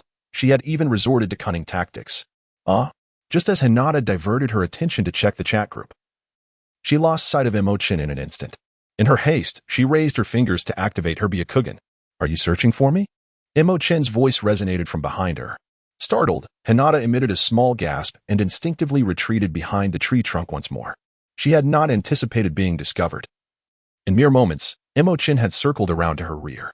Mo Chen looked at Hinata, who resembled a startled little rabbit, with a bemused expression, refraining from approaching her immediately. This young lady presented a stark contrast between her online persona and her real-life demeanor. In the chat group, she occasionally dared to confront others. Yet just moments ago, She was shy and soft, embodying the essence of a delicate girl. "Hinata, what is it that you wish to achieve by following me?" Mo Chen inquired as he noticed her in a daze. I don't have anything," Hinata stammered, her head bowed as she fiddled with her fingers. Suddenly, Mo Chen leaned closer, their faces merely a few centimeters apart. In an instant, her face transformed from pale to crimson, resembling a shrimp boiled in water. The entire transformation occurring in the blink of an eye. The next moment, steam seemed to emanate from Hinata's forehead, her eyes turning into spirals, and she fell backward. It turned out that steam girls truly existed in this world. Mo Chen found it quite amusing, yet he could not allow Hinata to fall like that. He placed his hands on her shoulders, intending to guide her to lean against the trunk of a tree. "Stop. Let her go." Suddenly, a delicate voice exclaimed, followed by a figure swiftly rushing towards them. Mo Chen turned his gaze and was met with the sight of a petite girl clad in a kimono. Chapter 054, Little Hanabi. I shall make you weep with my strumming. Suddenly, the little girl dashed towards him from a distance, leaving Mo Chen momentarily bewildered. With her nimble frame and swift movements, she had closed the several hundred meters between them in an instant. With a spirited leap, the little girl raised her hand to strike at Mo Chen. "Oh, isn't this little sister Hanabi? Her personality is indeed far more assertive than her sister Hinata's." Mo Chen silently praised himself, swiftly lifting Princess Hinata into his arms and retreating to evade his sister-in-law's attack. "Release her," Hanabi exclaimed, surprise flickering across her face when her strike missed its mark. Witnessing Mo Chen not only refusing to relinquish Hinata, but also cradling her closely ignited a spark of anger within her. Upon landing, Hanabi wasted no time and charged at Mo Chen once more. At that moment, someone else approached at a brisk pace, seemingly another member of the Hyuga clan. To avoid being misjudged as a lecher, Mo Chen, after dodging Hanabi's next assault, gently placed Hinata back on the ground, allowing her to lean towards Hanabi. "Oh, Nachan." Hanabi could only support Hinata, abandoning her pursuit of Mo Chen. Mo Chen maintained a respectful distance, observing Xiaohuahua with keen interest. At this moment, his sister-in-law was merely 7 years old, her features yet to fully develop, and her frame was slender, resembling a golden-haired little girl. Nevertheless, the attack she had just launched was surprisingly potent. Had Mo Chen been a typical graduate from the Ninja Academy, he might not have withstood her assault. Indeed, in her presence, he might have found himself utterly defenseless. "Miss Huohua, what has happened to Lady Hinata?" A girl clad in a maid's outfit, possessing white eyes, hurriedly approached. Her expression tinged with anxiety. Her name was Hinata Natsu, a member of the Hyuga branch family, and she served as a maid for the main family. Entrusted with the care of Huohua, she had departed with Huohua moments ago, only to find the little girl sprinting away in the blink of an eye, almost losing track of her. Now, having caught up, she was confronted with the current scene. Should anything untoward occur to Huohua or Hinata, she would undoubtedly face severe repercussions. Fortunately, at this juncture, Hinata regained her composure and slowly awakened. "Sister, are you all right?" Huohua's anxious demeanor softened slightly as she hurriedly inquired. What? Hinata's mind was still somewhat sluggish, and she queried in confusion, "Why are you here?" "That should be my question for you, sister," Huohua retorted, steadying Hinata while casting a vigilant glance at Mo Chen. "Sister, did that man just bully you?" Huohua had observed from a distance as Mo Chen approached Hinata. After which Hinata had collapsed, and Mo Chen had extended a sinister hand toward her beloved sister. Hinata turned to Mo Chen, finally grasping the situation, and could not help but gasp, her cheeks flushing once more. So it was true. Upon witnessing Hinata's reaction, Xiaohuahua instantly misconstrued the events. "How dare you bully my sister? I shall not let you escape unscathed." She clenched her teeth and exclaimed, activating her Byakugan to unleash her gentle fist technique as she charged at Mo Chen. "Miss Huohua," Hinata Natsu exclaimed in alarm. Though she wished to intervene, she was not a ninja, and thus could not impede the unfolding confrontation. In the face of Huohua's fervent assault, Mo Chen merely smiled slightly, effortlessly dodging all her strikes. Indeed, while Huohua was already formidable for her age, surpassing many graduates from the Ninja Academy at just 7 years old, she was still no match for Mo Chen, who could easily contend without even activating his Sharingan. "Stop, Huohua." After Mo Chen evaded Huohua's several attacks, Hinata finally regained her full senses and urgently called for Huohua to cease her onslaught. However, Huohua was resolute in her beliefs, convinced that Hinata had been wronged, and felt compelled to teach Mo Chen a stern lesson. Oni-chan is hers, and no one can bully her. Instead of halting, Huohua intensified her assault, fearful that Hinata might intervene. "Are you Hinata-chan's younger sister?" Mo Chen inquired with a slight smile, deftly evading Huo's blows and then playfully flicking her forehead with his finger. With a sharp sound, Huo emitted a startled cry, halting to clutch the spot where she had been flicked. The light touch brought tears to her eyes, her lips pouting in a display of indignation, though she valiantly held back her tears. Huo. Seeing this, Hinata rushed forward to embrace her. Wah. Oni-chan, it hurts. Ultimately unable to contain herself, Huo buried her face in Hinata's embrace and cried out. Hinata, at a loss for what to do, could only soothe her gently. Do not cry, Huo, do not cry. Hinata Natsu also approached to assess the situation. Relieved to find that Huo merely bore a red mark on her forehead and was unharmed, before turning her gaze toward Mo Chen with ire. Mo Chen spread his hands, displaying an innocent expression as he smiled at Ri Xiangxia. This maid was indeed quite attractive, yet she was not a ninja, thus unlikely to join the chat group. I apologize, Mo Chen-kun, I too am unaware of how this happened. After soothing Huakong's emotions, Hinata glanced timidly at Mo Chen, her cheeks still slightly flushed. The incident stemmed from her, and at that moment, Hinata resembled a child who had erred, feeling guilt towards the three others present. Huakong, however, became anxious and exclaimed, Sister, why are you apologizing to him? Clearly, he has bullied you. It's not like that, Huakong. Hinata hurriedly clarified. Mo Chen-kun is my classmate. It was merely an accident. You misunderstood. Huh? Little Huakong's expression stiffened. Had she indeed caused a blunder? And then received a reprimand in return? Her little mouth pouted again, feeling quite embarrassed. However, she quickly shot a fierce glare at Mo Chen. No, it was still this guy's fault. Had he not bewildered her sister, how could she have possibly misunderstood? Moreover, she was just a child. Even if there was a misunderstanding, he should have shown her a bit of grace instead of flicking her forehead. Such a lack of decorum. Yes, exactly. Mo Chen paid no heed, casually waving his hand and saying, it's merely a trifling matter. However, Hinata's younger sister possesses remarkable strength and is quite adorable as well. Of course, Hanabi declared proudly, placing her hands on her hips. I have sworn to protect my sister and ensure that no one dares to bully her. Then you must strive with great effort. With such limited strength, you cannot yet safeguard Hinata. Mo Chen remarked, playfully flicking his fingers. Startled, Hanabi quickly covered her forehead. Realizing that Mo Chen was merely teasing her, which caused her cheeks to puff up in indignation, she muttered defiantly, I may be young, but it won't be long before I surpass you. When that time comes, I'll return the favor. 3 flicks, no, 5. I shall make you cry. Mo Chen was utterly enchanted by her adorable demeanor, leaving Hinata both amused and perplexed. She longed to inform her sister that Mo Chen had been weaker than her not long ago, and his current prowess had been cultivated in a matter of days, rendering Hanabi's aspiration to surpass him nearly impossible. However, such words would undoubtedly be disheartening, so she swallowed them back. Lady Hinata, Miss Hanabi, we must take our leave. Hinata Natsu, unaware of Mo Chen's true identity, hesitated to allow him to engage too closely with her young mistress and swiftly reminded them in a hushed tone. Hinata intended to inquire about Mo Chen's current residence, but with others present, the question felt inappropriate. Thus, she once again conveyed her apologies to Mo Chen and, accompanied by the visibly disgruntled Hanabi, departed with Hinata Natsu. Before leaving, young Hanabi turned back and made a silly face at Mo Chen. Chapter 055. Mo Chen resembles Red Sensei's own that evening. Mo Chen lay in bed, contemplating the fabrication of future abilities. He had previously conjured futures 3 times. The first unlocking his Sharingan and awakening would release. The second enhancing his innate talent and mastering would release. The third, aimed primarily at rescuing Kankuro, could be disregarded. Not long had passed, and his strength now rivaled that of a Kage. However, in terms of tactical awareness and combat experience, he could only be classified as an elite jonin. Ultimately, his rapid ascension in power left him with insufficient foundation, which could only be cultivated over time through extensive battles. Now, as he pondered how to further elevate his capabilities in a short span, the answer emerged: illusion techniques. His Sharingan had already awakened to 3 Tomo, primarily utilized for dynamic vision and replication, yet the true strength of the Sharingan lay in its enhancement of Genjutsu. As Chiyo had described, facing an opponent with a Sharingan alone would necessitate retreat.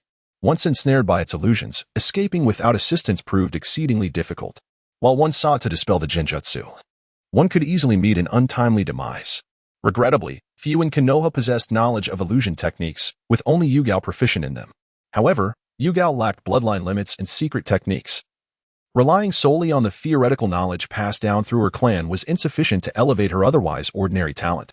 Of course, Mo Chen did not require her strength. He merely needed someone capable of imparting knowledge of genjutsu. Thus, Yugao was an ideal candidate, although not a member of the group. He could not directly fabricate a future concerning her. Fortunately, as Hinata's leading jonin, he could weave her future and include Yugao within it. Mo Chen had contemplated a portion of his thoughts yesterday, yet he had not reached a conclusion before succumbing to slumber. Now, having supplemented some details, he swiftly fabricated the future he envisioned and submitted it to the system. With a soft chime, the system notified that a future video segment had been uploaded to the group. Tion exclaimed, "Here it comes. It has finally arrived." Yamanaka Ino remarked, "We've waited a long time for this, and each time the video is so short. It barely suffices." Haruno Sakura added, "You say that as if you were watching a television drama." Uzumaki Karen expressed her anticipation. "I can't wait to see if I'm in it." Mitsuki Akatsuki declared, "I'm a newcomer, and since it's Mo Chen's creation, it's undoubtedly mine. No need for you all to think otherwise." Haruno Sakura sighed, "I give up. I have nothing left to say." Hinata Hyuga echoed the sentiment, "Me neither." As the video began, it depicted the training grounds of Konohagakure, where Team H trio was engaged in their daily training. Shino unleashed a multitude of insects to assault Hinata, who stood resolutely, her hands conjuring a series of phantoms. The footage revealed Hinata's index and middle fingers converging, from which she released long beams of chakra from her fingertips. With graceful movements, the beams sliced through the swarm of insects, cleaving them in two before they tumbled to the ground. Despite the overwhelming number of insects, Hinata's speed outmatched them, as none could approach within a meter of her. Nearby, Kiba, accompanied by Akamaru, watched intently, seemingly searching for an opportunity to strike Hinata. Unfortunately, the intensity of Hinata's assault rendered any chance elusive, leaving him merely to observe in frustration. When Kiba finally perceived a potential opening, he charged forward with Akamaru, only to discover it was a ruse devised by Hinata to bait him. The outcome was apparent. Both Kiba and Akamaru sustained injuries and promptly retreated. Yamanaka Ino exclaimed, "Are you joking? Is that really Hinata?" Haruno Sakura questioned, "Why is it Hinata? This is the second time, isn't it?" Tion coughed. "Although I haven't seen Hinata fight much, this isn't the strength I expected." Uzumaki Karen remarked, "Has Hinata received a boost? Why are you all still surprised?" Yamanaka Ino countered, "The boost merely enhances her existing abilities. This technique is clearly something new she has grasped." Hinata Hyuga responded, "Ah, I didn't know that." Mitsuki Akatsuki declared, "I don't care about the reason, but I am not pleased right now." The video continued, pulling back to reveal that while Shino and Kiba were mounting their assault on Hinata, their instructor, Yuhi Kurenai, was providing special training to another individual. This boy, of similar age to the trio, possessed striking black hair and eyes, with refined features and an extraordinary aura, none other than Mo Chen. The footage indicated that Yuhi Kurenai was diligently instructing Mo Chen in illusion techniques, with both engaged earnestly in the learning process. Kurenai appeared satisfied with Mo Chen's progress, and Mo Chen held her in high regard. In no time, Mo Chen learned a new technique from Kurenai and dashed towards the fray involving teammate, forming a series of hand seals. The trio fell into a stupor, ensnared by his illusion. Mo Chen then scampered back to continue his lessons with Kurenai. By the time the trio managed to break free from the illusion, Mo Chen had mastered another technique and repeated the process, ensnaring them once more. After several iterations, Kurenai greeted teammate and announced the training session's conclusion, taking Mo Chen's hand as they departed. As the video came to a close, the screen gradually faded to black.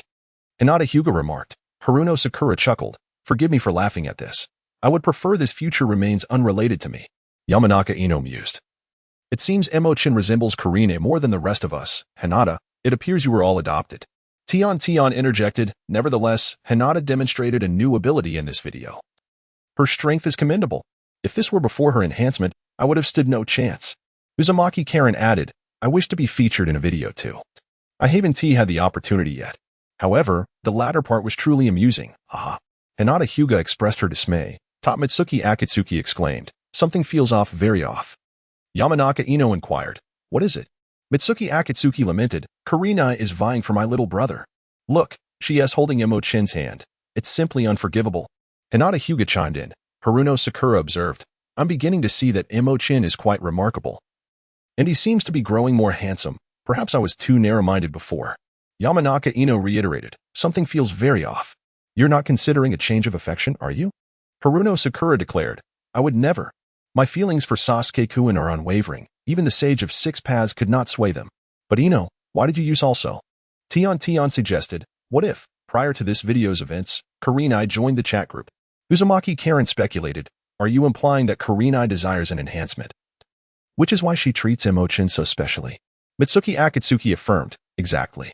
Otherwise, Kurenai's nature would never allow her to be so close to a young boy. I cannot let her take my brother away. I must stop her before it's too late. Mitsuki Akatsuki instructed, if Kurenai truly joins the group. None of you are allowed to mention the enhancement. Hinata Hyuga responded, Chapter 056. Joint mission of Team 8 and Team 10 as usual. Tenzo arrived punctually, delivering breakfast to Mo Chen early in the morning. The meal was not only nutritionally balanced but also delicious. Mo Chen felt that his palate had become overly pampered, and he himself had grown accustomed to indulgence. Should Tian Song deem that he had matured and entered a stable phase, ceasing to provide him with meals? Mo Chen feared he might truly find it difficult to adjust. After a moment's contemplation, Mo Chen addressed Tian Song, Teacher Tian Song. You previously mentioned that you have always been alone, correct? Tian Song nodded, somewhat perplexed, and replied, I have already shared my story with you. I have been an orphan since a young age, which is why I was captured and subjected to experimentation.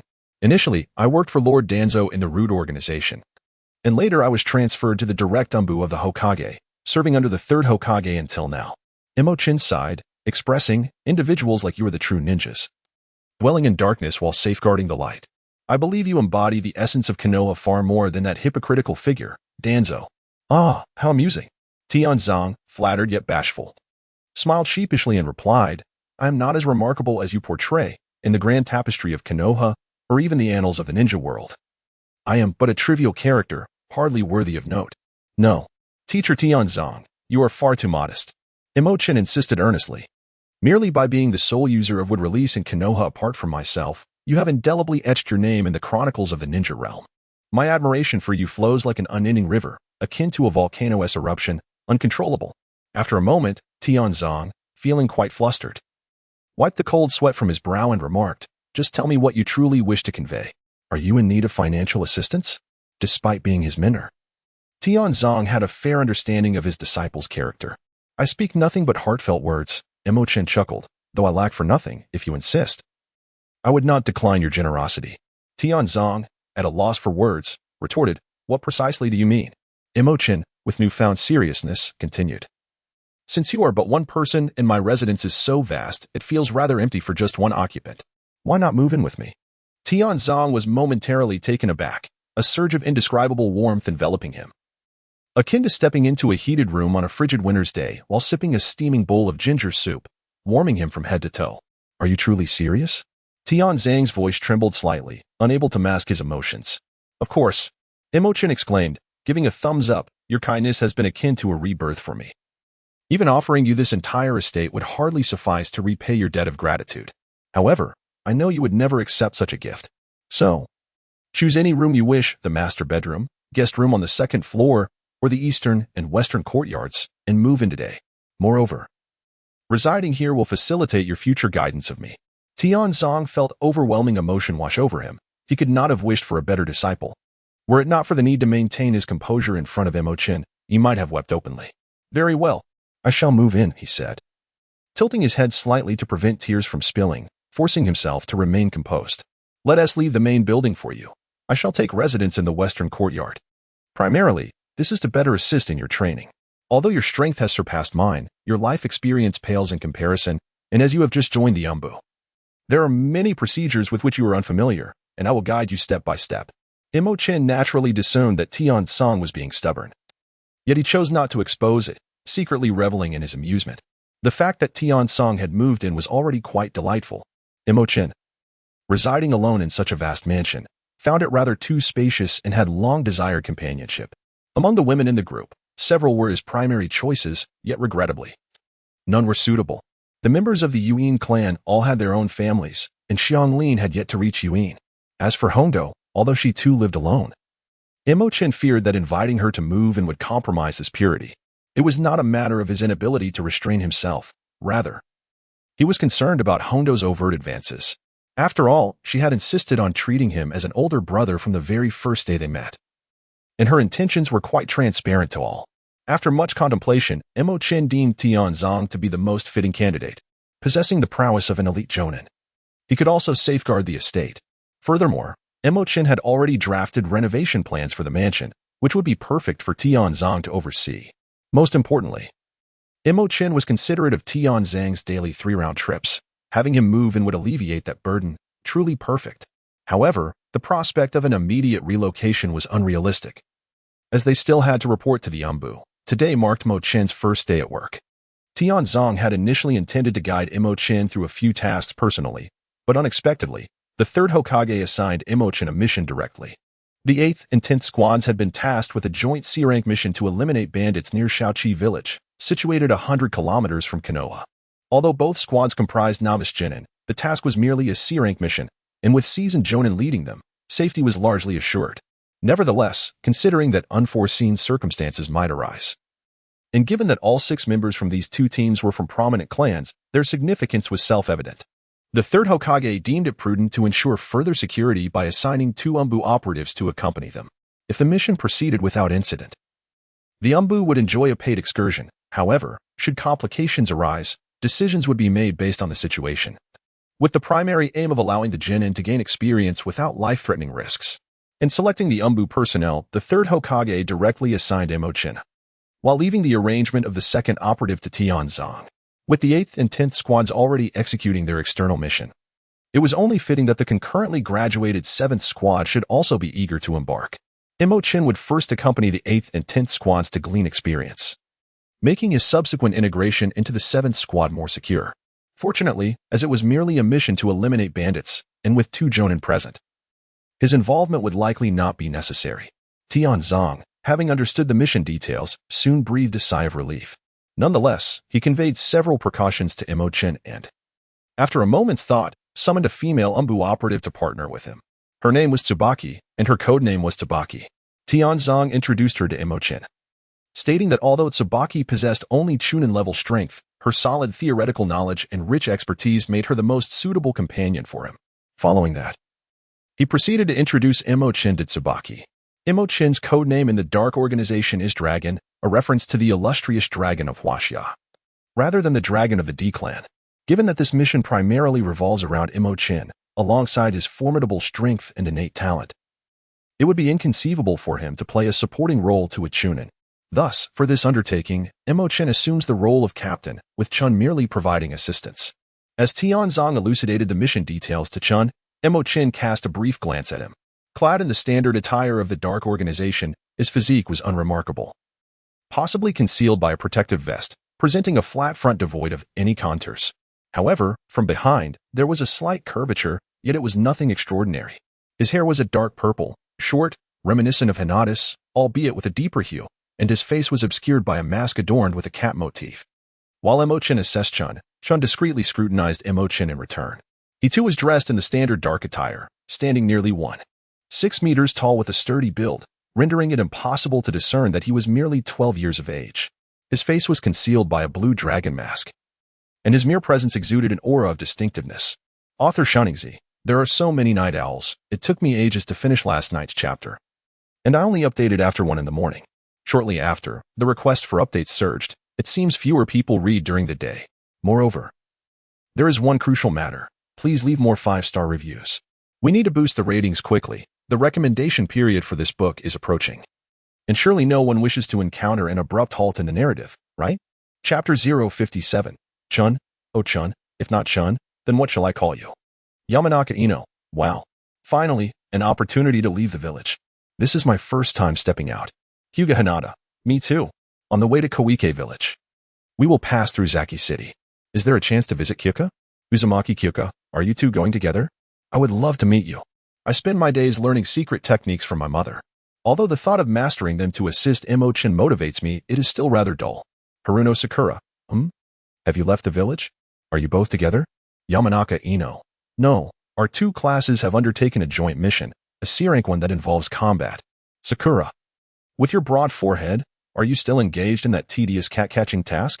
Ha. I heard about it before leaving. Haruno Sakura. It's all because of our reclusive and flirtatious teacher, who clings to Little Prince every day, utterly disregarding us. Tintin, you can talk, but why insult me? Yamanaka Ino, a reclusive flirt? I believe I just heard something scandalous. Haruno Sakura, Hyuga Hinata, Uzumaki Kyuka, should the opportunity arise, we will certainly seek you out. But it will likely be after the mission concludes. Uzumaki Kyuka, yes, but if the chance doesn't present itself, don't push it too hard. There will be other opportunities. Yamanaka Ino, rest assured, if the chance does not arise, I will create one for you. Just be prepared to welcome our grand arrival at home. Mitarashi Anko, being young is wonderful, though I still consider myself quite youthful, hehe. Yamanaka Ino, unlike the first time out of the village for the small teams of the 8th and 10th squads, Mo Chen, trailing far behind, felt superior. For this was his second venture beyond the village. Just like last time, he intended to follow at a distance, waiting for them to execute their mission before stealthily approaching. Why do you keep staring at me?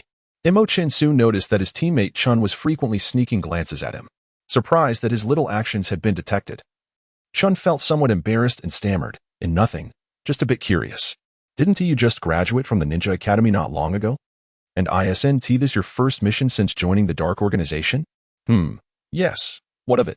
Mo Chen failed to comprehend what was so peculiar about it. Chun softly inquired, why are you not the least bit nervous? You appear quite seasoned.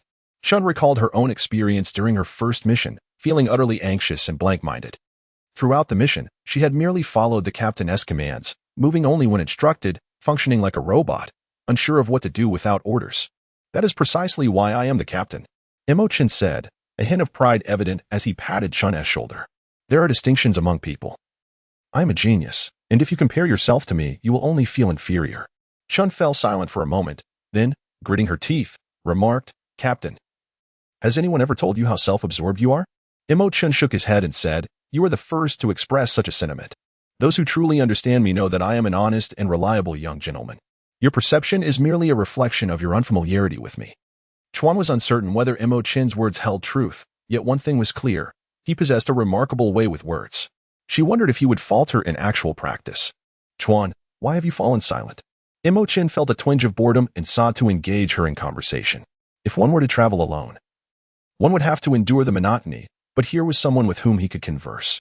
Chuan was not particularly loquacious. After a moment's contemplation, she replied, we are ninjas. And more importantly, members of the Umbu. During our missions, the task takes precedence above all else. And we must strive to avoid any actions that could potentially hinder our progress. This implied that at present, she did not wish to converse with Mo Chen. You are mistaken, Mo Chen said earnestly. We are temporary partners, embarking on our first mission together and knowing little of one another. Now is the perfect time, during this lull in our task, to engage in conversation and deepen our familiarity. When the mission commences, we shall be able to coordinate more effectively. Chuan, do you not agree with my reasoning? As this is my first mission as well, I am uncertain. Chuan pondered seriously for a moment before nodding in agreement. You are right. We do indeed need to deepen our understanding of one another. She then earnestly introduced her abilities. Chuan hailed from a common background. With limited depth of skill, possessing only the basic techniques such as the shadow clone technique, binding technique, and ninja tool throwing. However, she excelled in theoretical knowledge and was capable of fulfilling many administrative roles. Finally, she added, also, Captain, could you refrain from calling me Chuan? Chuan? It sounds rather unpleasant. You could simply call me by my name. I believe you are teasing me on purpose. Mo Chen curiously inquired, aren't you named Chun? If not Chun, then what do you go by? Chun's expression darkened, perplexed by the question. How was she supposed to respond? Should she indeed be called Chun? It was evident that the captain was teasing her. Chun, oh Chun. Mo Chen continued. Once you have introduced yourself, it will be my turn. As for my primary abilities, they are confidential to the village, hence I cannot disclose them. However, I assure you of my formidable strength, strong enough for you to rely on me entirely. In the event of a battle, your only responsibility will be to call out, while I will take action. Call? Call what? Chun's face, hidden behind her mask, was utterly bewildered. The statement sounded rather peculiar. Aren't you well versed in theory? You should be able to devise the most effective offensive strategy and stances with utmost speed, right? Just vocalize it for me to hear, and then I will spring into action. Mo Chen patiently elaborated. Chun began to grasp the concept, yet the more she listened, the stranger it seemed. Perhaps it was merely the captain's unique way of expressing himself. With some time before the mission commenced, she figured she would adapt. But if I call it out directly, won't the enemy hear it too? Chun voiced her concern. Mo Chen patted his chest and assured, "Rest assured, I will handle everything. Even if I play my cards openly, as long as my opponent is not of the Five Shadows caliber, I can easily manage." Chen recoiled slightly. Her face behind the mask flushed crimson. "You can pat your own chest, but why mine? If it weren't for the hard armor she wore." She might have thought her captain was being mischievous. Is this a sign of distrust? Mo Chen looked at the retreating Chun, a hint of sorrow in his voice. "Chun. Oh Chun, you have disheartened me. I am your captain." "No, captain, I am just not accustomed to this," Chun exclaimed, both amused and exasperated. Thinking Mo Chen merely lacked the maturity to understand the distinctions between genders. "Then we must practice more." Mo Chen raised his hand again, ready to pat her. Chun hurriedly darted forward, her tone urgent. "They have increased their speed. We must hurry and not be left behind." A distance of over 100 kilometers was trivial for ninjas and could be traversed in no time. As they neared their destination, the pace quickened. Preparing to find a suitable spot to regroup before engaging. Watching Chun flee in haste, Mo Chen couldn't help but smile. Truth be told, having a team for the mission was far more enjoyable than going solo, especially with a mix of genders, which eased the labor. Chapter 058, The Wailing Mountain. An eerie whistle of wind under the leadership of Asuma and Hong, teams 8 and 10 swiftly arrived at the mission site. They first visited Little Pond Village to gather information and rest, recovering their stamina before heading towards a nearby desolate mountain. "We must split up," Chun stated to Mo Chen. In response to his confusion, she elaborated, "Earlier in Little Pond Village, they must have gathered some intelligence that is crucial to our mission, and we need to clarify it. Therefore, you will follow them and leave markers along the way, while I will return to Little Pond Village to gather information, likely related to the mountain bandits. I will catch up with you based on the markers." Chun was indeed skilled in this regard, a level of detail Mo Chen had not considered. However, he found it peculiar and asked, "Why not use a shadow clone? Why go in person?" Mo Chen initially believed that Chun had other thoughts, but after a prolonged silence, she shyly admitted, "I cannot create physical avatars, so I never contemplated this issue." Since Mo Chen had suggested utilizing avatars for exploration, it was evident that he was capable of creating physical embodiments, leaving Chun feeling quite embarrassed. Mo Chen gently patted Chuan's chest and sighed, "Oh Chuan, as I mentioned before, all you need to do is call out. I shall handle the more active part." Chuan, covering her chest, stepped back, her face a mixture of embarrassment and anger. "Captain, while you may say that, could you refrain from such physical contact? But I did not touch you." Mo Chen replied innocently, spreading his hands. "This is merely my way of expressing affection. If you dislike it, you should have mentioned it earlier. If you had, and I continued, then I would be in the wrong. But since you didn't say anything." Chuan paused, realizing he had a point, just as she relaxed. Mo Chen playfully tapped her chest again, saying, "There's armor protecting you. I merely tapped on that. You're being overly sensitive." Before Chuan could respond, Mo Chen moved aside, forming a shadow clone and transforming into a figure worth 35 million Rio. Chuan initially felt anger rising, but after 3 similar incidents, it was evident that it was intentional. However, upon witnessing Mo Chen's clone utilize transformation jutsu, her attention was swiftly diverted. The transformed figure, smoking a cigarette, nonchalantly remarked, "Regarding the matter I inquired about earlier, there are some details I'm uncertain of, so I must return and thoroughly review them to ensure nothing is overlooked. You two proceed ahead. I will relay the information shortly." With that, he turned and headed towards Shaoqi village. Rather than being displeased with Asuma's frivolous demeanor, Chuan's eyes sparkled with intrigue. So, gathering intelligence could be approached in such a manner? While she understood the task process well enough to identify gaps, the execution varied from person to person. If she were to undertake this task, she would simply appear as a member of the Umbu, asserting her connection to Asuma and the others, seeking to gather information from the villagers who had interacted with them. However, this would expose her to risk, and the villagers might not trust her, making it uncertain whether she could obtain the desired information. Mo Chen's approach, in contrast, significantly reduced the risk of exposure and would likely garner the villagers' trust more easily. "Chuan, why are you still dawdling? Let us move," Mo Chen called, already heading in the direction taken by teams 8 and 10. Amused by the effectiveness of his distraction tactic on Chuan, he thought that if they had future opportunities to team up, he would certainly employ it again. Oh wait, the current team task had yet to formally commence. There would be plenty of chances during the process. Although Chuan was still mulling over Mo Chen's earlier reckless behavior, she found no opportunity to confront him. She could only stomp her foot in frustration and hurriedly catch up. maintaining a heightened level of vigilance and keeping a safe distance to prevent a recurrence of the earlier incident. As they ventured deeper, entering a valley, a haunting wind echoed around them, reminiscent of ghostly wails, sending chills down Chuan's spine. She shivered, goosebumps rising, and quickened her pace until she was beside Mo Chen, feeling somewhat reassured. Yet, she quickly recalled their earlier agreement to maintain distance. At that moment, Mo Chen raised his hand slightly, causing Chuan to instinctively retreat. Mo Chen, scratching his head, looked at her with amusement, seemingly puzzled by her reaction. Chuan, blushing slightly beneath her mask, deflected. This wind sounds rather eerie, doesn't it? Indeed. That's south why this place is called Ghost Cry Mountain. Mo Chen nodded, feigning ignorance of her unusual behavior. Chuan was taken aback and asked, how do you know? This should be your first visit, right? The information was relayed back by my shadow clone. Mo Chen replied. Chuan was momentarily stunned. The shadow clone has already gathered the information? Why didn't you tell me? You never asked. Mo Chen shrugged. Frustrated, Chuan retorted, Captain, we are on a mission. Could you please take this seriously? All right. Mo Chen chuckled lightly, beginning to share the information he had gathered. Unable to resist teasing Chuan, he found her somewhat adorably naive. This area is perpetually windy, and due to the terrain, the wind sounds like ghostly wails. It howls incessantly from dawn till dusk. Hence the name Ghost Cry Mountain. It's not too frightening during the day, but at night, it can be quite unnerving. Which is why the villagers of Shaoqi typically avoid it. Consequently, Ghost Cry Mountain has become a stronghold for a band of mountain bandits. According to the villagers, these bandits recently migrated from elsewhere, having robbed several merchant caravans and taken many lives, prompting a request to Konoha for assistance in dealing with them. The bandits reside deep within the valley, numbering approximately 20, and there appear to be no ninja among them.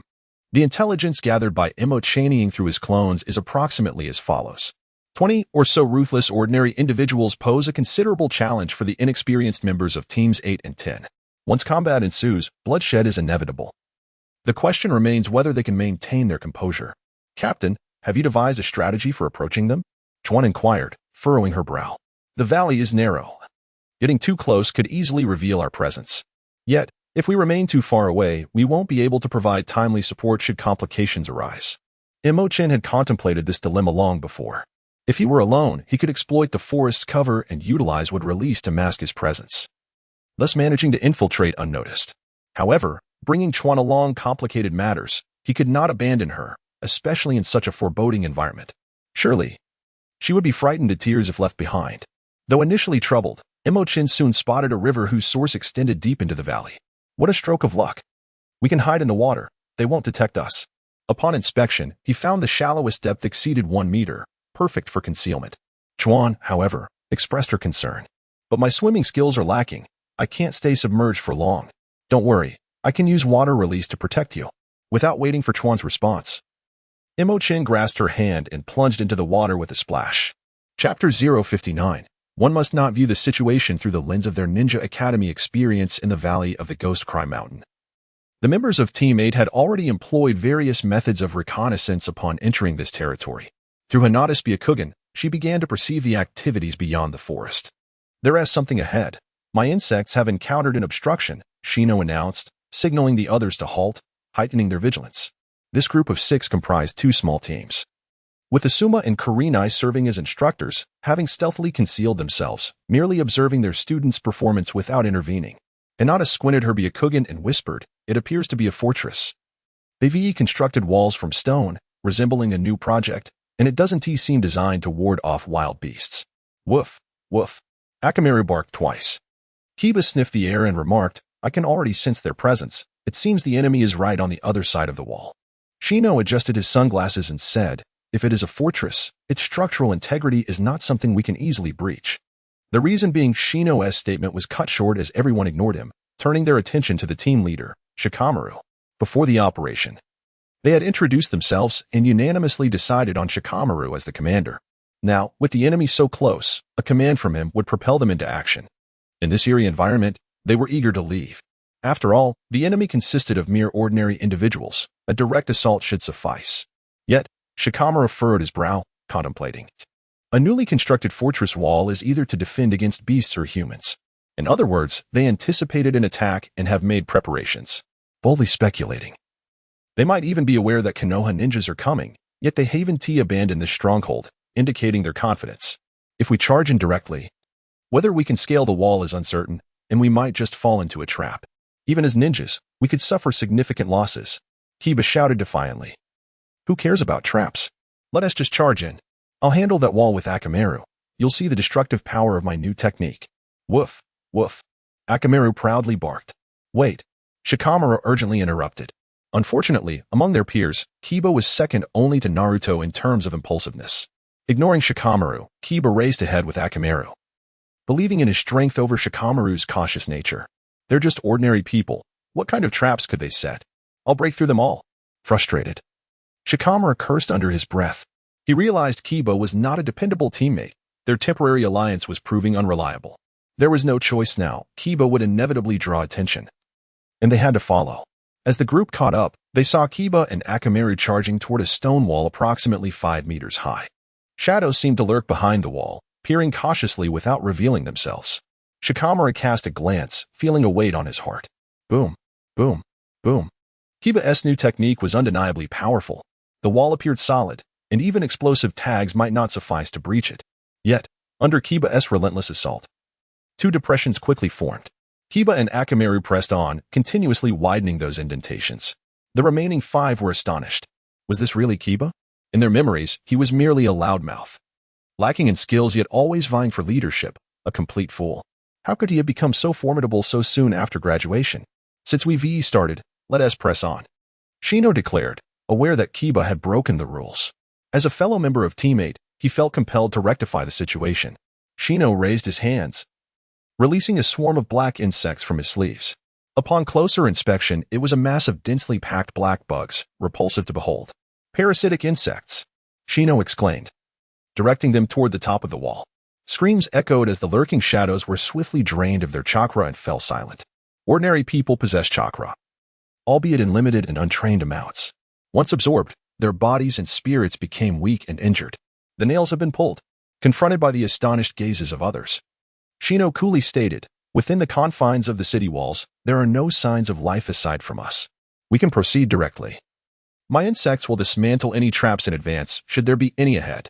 Shino was an individual of remarkably low presence, as long as he remained silent. Even standing before someone all day, he would go unnoticed. Yet, at this moment, he revealed a glimpse of his capabilities, prompting the group to recognize that he was not to be easily overlooked. Indeed, since graduating from the Ninja Academy, everyone had experienced varying degrees of growth, and they could no longer be assessed through the lens of their former selves. Shikamaru gathered his thoughts and gestured to the others, who promptly focused their chakra and scaled the walls, swiftly flipping over to the other side. Boom, boom, boom. Meanwhile, Kiba and Akamaru were exerting themselves fiercely against the city walls. With a soft pop, they finally broke through their section of the wall, their heads protruding through the indentation. Yet their bodies remained trapped. Both Kiba and Akamaru were panting heavily, tongues lolling out, their vision spinning. Wait, an ambush. Suddenly, several shadowy figures materialized before Kiba, causing his heart to race. However, before he could take any further action, the owners of the shadows revealed disdainful expressions and turned to leave. As Kiba regained his composure, he realized that these were not foes but his teammates who had accompanied him. Yet, something was amiss. They had managed to circumvent the wall while he had struggled to break through. Was there a door nearby? Chapter 060, indeed. A bunch of younglings once Shikamaru and the others crossed the city walls, they discovered numerous traps within. Had it been anyone else, even some Nin, they could have faced total annihilation. Fortunately, though the 6 were novices, each possessed unique techniques, especially Shino's insects, which were exceptionally adept at detecting traps. With Hinata's Byakugan providing assistance, they navigated through without triggering a single trap, dismantling them with ease. Before long, they arrived at an open area where a group of bandits awaited them. To their surprise, they were merely a gaggle of younglings. Was there truly no one else in Konoha? Perhaps they had sent out some to meet their demise intentionally, to conserve resources. This explanation aligns perfectly with my appetite. Since Konoha has been so courteous, we have no reason not to accept their hospitality. Everyone, be cautious. Let us not eliminate them all at once. After all, they hail from Konoha and are undoubtedly more knowledgeable than us brutes. If we could retain a few, perhaps we could cultivate some future leaders. I'm not concerned about anyone else. That blonde girl is mine. I have a particular fondness for delicate ones. Initially, the bandits had been poised for confrontation. But upon realizing they faced a group of children, they relaxed and began to mock them loudly.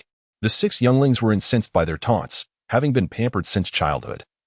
They could hardly endure such disrespect. Kiba was the first to lose his composure, rushing forward with Akamaru, disregarding any notion of coordination. Damn it. Don't look at me with those disgusting eyes. Ino, feeling personally affronted, brandished her kunai and charged after him. Don't act rashly. Shikamaru attempted to intervene. But his efforts proved futile, leaving him feeling utterly fatigued. There was no choice but to engage directly. Choji tossed the last chip into his mouth. Offended by the disrespect towards his comrades, he too felt a surge of anger. Clapping his hands together, he inflated like a balloon. Shrink down, shrink down, shrink down. Human bullet tank. Choji transformed into a colossal green orb, rolling forcefully toward the bandits. There was no stopping them. Why, you might ask? Because they were all youthful and impetuous. Shino adjusted his sunglasses and unleashed a swarm of insects to join the fray. I'm sorry. Hinata cast an apologetic glance at Shikamaru, her face a mask of anxiety. But I'm going too. Hinata, at a loss for how to explain, dashed forward before finishing her sentence. Initially, they had all agreed to let Shikamaru lead, yet before he could utter a word, they acted on their own accord. They were all fresh out of training, unable to resist the taunts from the opposing side. The enemy consisted of ordinary individuals, and as ninjas, they felt a sense of superiority, never fearing the confrontation. Moreover, since graduating from the academy, they had each experienced growth and were eager to showcase their abilities. Shikamaru rubbed his forehead and sighed, I hope I'm not being overly cautious. With that, he too joined the battle. The bandits, living lives on the edge, spoke boastfully yet did not entirely underestimate the 6 younglings. The mere fact that these children had scaled the towering walls and navigated through numerous traps unscathed was enough to warrant their respect. However, being youthful, they quickly lost their composure after a few provocations. While the bandits were merely ordinary folk, they were not entirely ignorant of the ninja world. Although they lacked the raw strength of the 6, they possessed ample experience in combat, survival skills, and numerical advantage. When the 6 launched their assault, the overwhelming victory they envisioned did not materialize. Their powerful strikes were either evaded or countered by multiple opponents working in unison, quickly halting their momentum.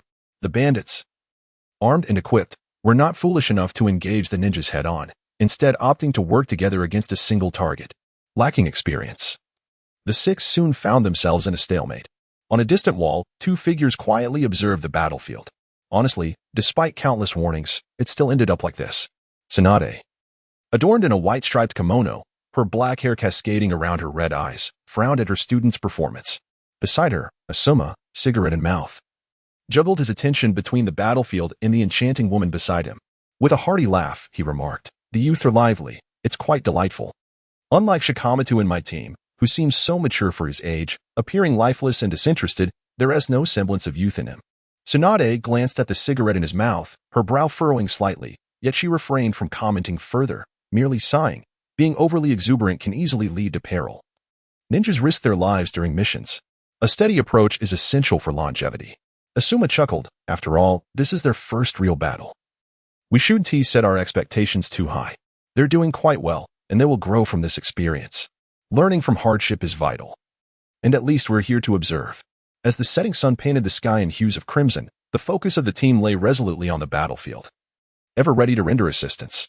Shikamaru, with his remarkable intellect, speculated that the bandits might possess some hidden advantage. However, Asuma and Hinata, both seasoned jonin, had already discerned that the bandits were behaving unusually. They were not merely relying on a backup plan. They certainly had contingencies in place and were poised to inflict harm upon their students. The current display of the 6 young ninjas made them vulnerable to deception. Meanwhile, concealed beneath the water, Mo Chen and Tsubaki were closely monitoring the tumultuous clash. Tsubaki, nestled in Mo Chen's embrace, utilized her water chakra to create a barrier against the river, extracting oxygen from the water and transferring it to Tsubaki through physical contact. Initially bashful, Tsubaki soon became engrossed in the battle, paying little heed to the details. These young ones possess considerable strength, befitting their noble lineage. It is no wonder that Lord Third would arrange for us to trail behind. If they can mature, they will undoubtedly become the village's main force. After a while, Tsubaki could not help but exclaim that some among the 6 might even surpass her in strength. Indeed, as the captain had previously mentioned, there are distinctions among individuals. Regrettably, they remain too inexperienced. Mo Chen, however, dismissed the concern, stating that, regardless of other factors, their hesitation to strike decisively was troubling. The opposition, consisting of ruthless bandits, was clearly not holding back. If this continued, they would soon find themselves at a disadvantage. As Mo Chen observed, despite the initial fervor of the six, they were merely fledglings unaccustomed to the sight of blood, their only intent being to defeat their foes. In contrast, the bandits, while cautioning them to hold back, attacked with unrelenting ferocity, aiming for lethal strikes at every opportunity. Consequently, the six found themselves restrained, unable to unleash their full potential. Even with Hinata and Ino's enhancements largely ineffective, as the stalemate dragged on, their stamina dwindled. Being merely genin, their chakra reserves were rapidly depleting. Suddenly, Shikamaru gasped in realization, they intended to exhaust us. Everyone, do not hold back. What? The others quickly recognized the gravity of the situation. Their conditions had deteriorated significantly, making it difficult to even utilize their special techniques. Truly a bunch of naive children, your reactions are painfully slow. How did you manage to become ninjas? Konoha genuinely entrusted you to handle this. At this juncture, it is far too late to realize, esteemed adults, it is time to take action. Chapter 061. Kiba and Akamaru are once again left dumbfounded. As the bandits' taunts echoed, for among them suddenly unleashed a surge of chakra, performing hand seals in unison. Earth-style, heavy binding technique. They called out together. A yellow-brown circle, adorned with peculiar patterns, materialized beneath each of the six. With the appearance of these circles, the young ninjas felt an overwhelming weight descend upon them, as if burdened by several hundred pounds, nearly gasping for breath. This is a binding technique. Shikamaru's forehead glistened with cold sweat. Attempting to use his shadow imitation technique to counteract the binding, he soon realized that merely standing was a challenge, let alone moving a finger. The others found themselves in a similar predicament, unable to move under the oppressive force akin to gravity imposed by the binding technique. These little brats truly live up to Konoha's reputation. They are indeed formidable. Yet, they are still mere children, having had several chances to defeat me but were deterred by my tactics. The bandits laughed, reveling in their triumph, having dispatched numerous formidable foes through such cunning strategies. Damn it, I didn't expect to fall into their trap. Shikamaru gritted his teeth. Despite his intelligence, he lacked the necessary experience to comprehend the treachery of human nature. Although he had been cautious, he could not fathom the bandits' hidden advantages. Bastards! If you dare, release me. I will surely bring you all down. Kiba attempted to fight back, but was instead forced to the ground. Akamaru whimpered in distress, also unable to move. Save your energy, Kiba. Shino, though cold sweat dripped down his face, maintained his composure, stating, the difference lies in their cunning. They are not foolish enough to release their adversaries. What do you mean? Do you want to fight? Kiba, now on the ground and devoid of strength to rise, still managed to retort. You still have the energy to argue? I can barely stand. Choji plopped down, struggling to open a packet of chips, but after several attempts, he failed to tear it open. Can someone help me with this? Choji pleaded with a bandit nearby. You idiot. The bandit looked at him incredulously. You are currently prisoners, have some awareness. The bandits seemed unconcerned about their predicament, oblivious to the consequences of capture. They were indeed criminals. On the distant city walls, Asuma sighed, with Shikamaru present, I never anticipated a complete rout. Kurenai scrutinized the scene and remarked, they are merely 4 rogue ninjas with strength comparable to Chunin. If they had been more serious, they might not have been so easily captured. Asuma turned to Kurenai, inquiring, shall we intervene now? No, let us observe a while longer, Kurenai replied. The bandits' demeanor suggested they did not wish to offend Konoha, as they had no intention of swiftly eliminating the 6 young ninjas. Kurenai hoped that this mission would allow her students to recognize the harsh realities of the ninja world. From the water, Tsubaki inquired whether they should step in. But Mo Chen naturally declined. If their teachers remained calm, why should they be anxious? Bind them. One of the bandit leaders commanded. But be cautious. Do not step into the circles beneath them, or you will bear the consequences. The bandits, unfazed by their leader's warnings, merrily encircled the 6. Some even leered at Hinata and Ino with a repugnant gaze, saliva nearly dripping from their mouths. Hinata and Ino felt a surge of anger, exchanging glances. They almost simultaneously erupted. Previously restrained by the chaos of battle, their current immobilization afforded them a moment to recalibrate. Both possessed a universal enhancement of 200. And their chakra surged forth, rendering the binding technique of the rogue ninjas, who were only of Chunin rank, utterly ineffective against them. Boom. Almost in synchrony, the two radiated a visible blue aura, shattering the binding techniques that had ensnared them. The sudden release of power created a formidable shockwave, hurling the surrounding bandits away. Caught unawares, the bandits screamed as they were sent flying, tumbling across the ground. While they may not have suffered broken bones, the impact was undeniably harsh. What? The remaining bandits were taken aback, and the 4 rogue ninjas rushed towards the 2 girls to prevent them from rescuing others, fearing that the situation would spiral out of their control. However, Hinata and Ino showed no intention of saving anyone. Instead, they focused on the bandits who had previously drooled over them and charged forward to deliver a fierce beating. "You insolent fools, do not be so arrogant." One of the rogue ninjas brandished a katana, aiming a downward strike at Hinata. Soft fist technique, 8 trigrams 32 palms. Hinata stood her ground, launching a series of consecutive strikes. Under normal circumstances, her strength was insufficient to execute the full 32 palms. Her character often caused her to hesitate midway, lacking the courage to deliver the final blows. Yet now, with her attributes doubled, performing 32 palms felt as effortless as executing 10 or 8 in the past. With a series of resounding impacts, aided by her Byakugan, all 32 strikes landed on the rogue ninja's chakra points, causing him to cough up blood before crashing to the ground, unable to mobilize his chakra or move his body. Impressive, Hinata. Ino praised her with a thumbs up. The others were left in astonishment, including the remaining 4 of the 6. Hinata and Ino had managed to break free from the binding technique purely through their own strength. How could the seemingly timid and stuttering Hinata fight so ferociously? "Hinata, watch out!" Kiba suddenly shouted. Another rogue ninja launched an attack at Hinata, his fist encased in rock. Having just finished her 32 palms, Hinata was momentarily relaxed and could not muster the energy to counter in time. Unexpectedly, before the rogue ninja could strike Hinata, a long blade pierced through him from behind, impaling him. Many onlookers were left with a flurry of questions. The owner of the long blade was evidently another rogue ninja. Were they turning on each other? "Hee, Hinata-chan, I just saved your life." The rogue ninja, despite being male, displayed a mischievous demeanor akin to a young girl, and his voice turned out to be Ino's. Hinata quickly turned to Ino, only to find her collapsed on the ground. This is the secret technique of the Shimomura clan. The heart-turn technique. The rogue ninja wielding the blade was clearly caught off guard, now under Ino's control. "Thank you, Ino." Hinata sighed in relief and rushed to protect Ino's body. Damn it, how could this happen? The last remaining rogue ninja's face turned pale. But misfortune did not strike alone. A swarm of black insects crawled out from Shino's body, and the circle of light beneath his feet suddenly vanished. Shoji finished his last potato chip, clapped his hands together, and his body enlarged, breaking free from the binding circle, simultaneously liberating Shikamaru beside him. "Thanks, Choji." Shikamaru grinned, knowing Choji had never disappointed him. "Hey, what's going on with you all?" Kiba was somewhat dumbfounded, seeing how both had managed to break free, leaving him and Akamaru looking rather foolish.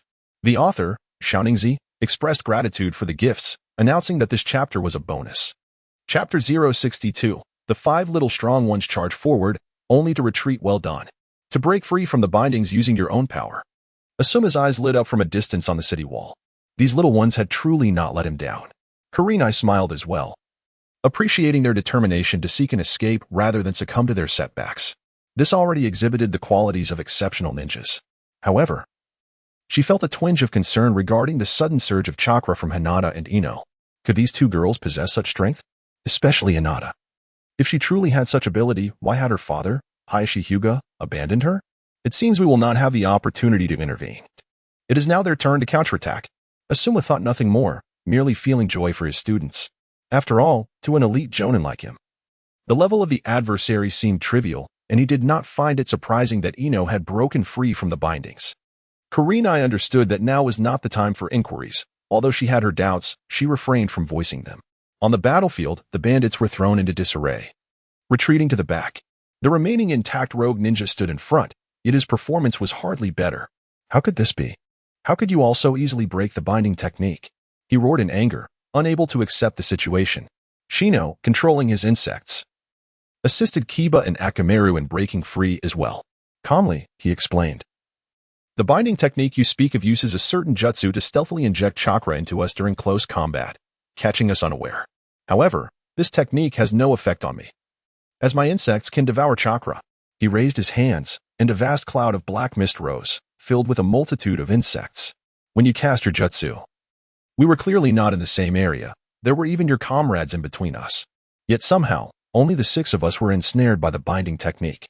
There must be some unknown reason behind this, Shikamaru added. I checked my body and discovered the jutsu Shino mentioned. I suspect your initial disguise as ordinary individuals during our battle was not merely to deplete our stamina for a later ambush, but primarily to stealthily inject your jutsu into our bodies. You executed it quite covertly. We indeed did not notice at the time. Unfortunately, once the binding technique succeeded, the jutsu injected into our bodies would resonate, revealing the technique's greatest flaw. That being said, breaking free solely relying on my own strength after being ensnared would be quite troublesome. Hence, I preferred to wait for my most reliable partner to rescue me. Choji, after knocking down the rogue ninja, returned to his normal size, his face displaying a simple smile at Shikamaru's words. Of course, what binding technique?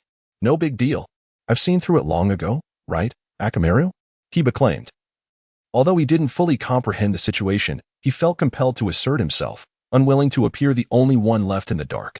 Woof, woof. Akamaru nodded in agreement. Kiba, you are lying. You have not seen through their technique. Shino retorted sharply. If you must know why, just a moment ago, you were clearly calling for help. Stop rambling. Kiba shouted in embarrassment. I was merely curious as to why you all could break free. When did I call for help? It was you who meddled and insisted on saving me. Otherwise, I would have already escaped. Woof, woof. Akamaru's bark sounded somewhat guilty. We could stand back and see if you get caught again, Shino offered sincerely, stepping aside. Kiba's face turned beet red at that moment. No way. This teammate cannot be kept. You should not gloat. The rogue ninja, witnessing their bickering before him, felt his initial anxiety replaced by fury. Did he not care for his own dignity? Since that is the case, do not blame him for being ruthless. The rogue ninja pulled out a glass vial of potion from his pocket, uncorked it, and drank it without hesitation. Hey, stop fooling around. That guy seems to be drinking something. Shikamaru's expression turned serious as he hastily warned the others. In response, Kiba clashed his fists together with a scornful look, saying, Who cares what he drinks? I was just careless before and didn't dodge. Now, watch how I teach him a lesson. Akamaru, go. Woof, woof. Akamaru dashed forward behind Kiba, charging at the rogue ninja. Wait, don't be impulsive. Seriously. Shikamaru couldn't help but rub his forehead in exasperation. They had no idea what techniques the opponent might use. Recklessly rushing in could lead to dire consequences. Sure enough, in the next moment, the rogue ninja seized Kiba by the neck, sending Akamaru flying with a swift kick. What? The crowd gasped in shock, while Hinata and Ino exchanged wary glances with Shikamaru, and Shino stood at their side. Little brat, you seem quite proud of yourself. A sinister smile spread across the rogue ninja's face as his clothes suddenly ripped apart with a loud tear. His body had expanded dramatically, muscles bulging and arms thickening. He underwent a transformation from an average build to a muscular behemoth in the blink of an eye. Hiss. Hinata gasped in horror, her eyes wide as she exclaimed. His physical abilities have increased severalfold, and even his chakra is surging. At this level, even if she and Ino joined forces and unleashed their full power, they would likely be unable to make a dent. It must be the potion he drank earlier.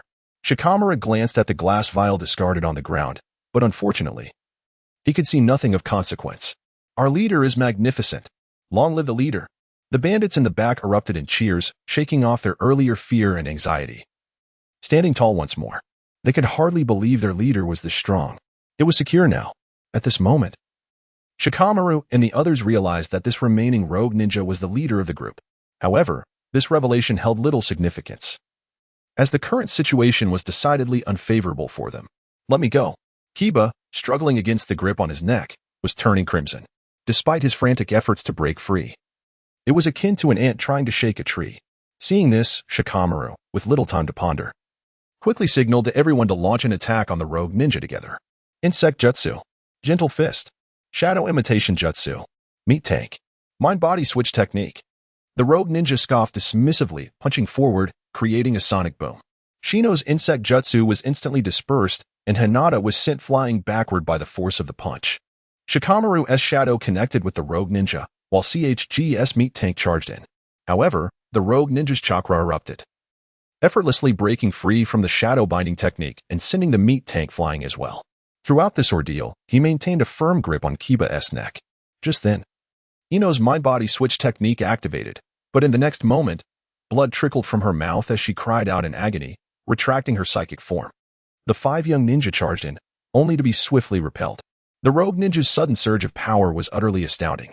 Chapter 063, Never doubt your captain on the wall.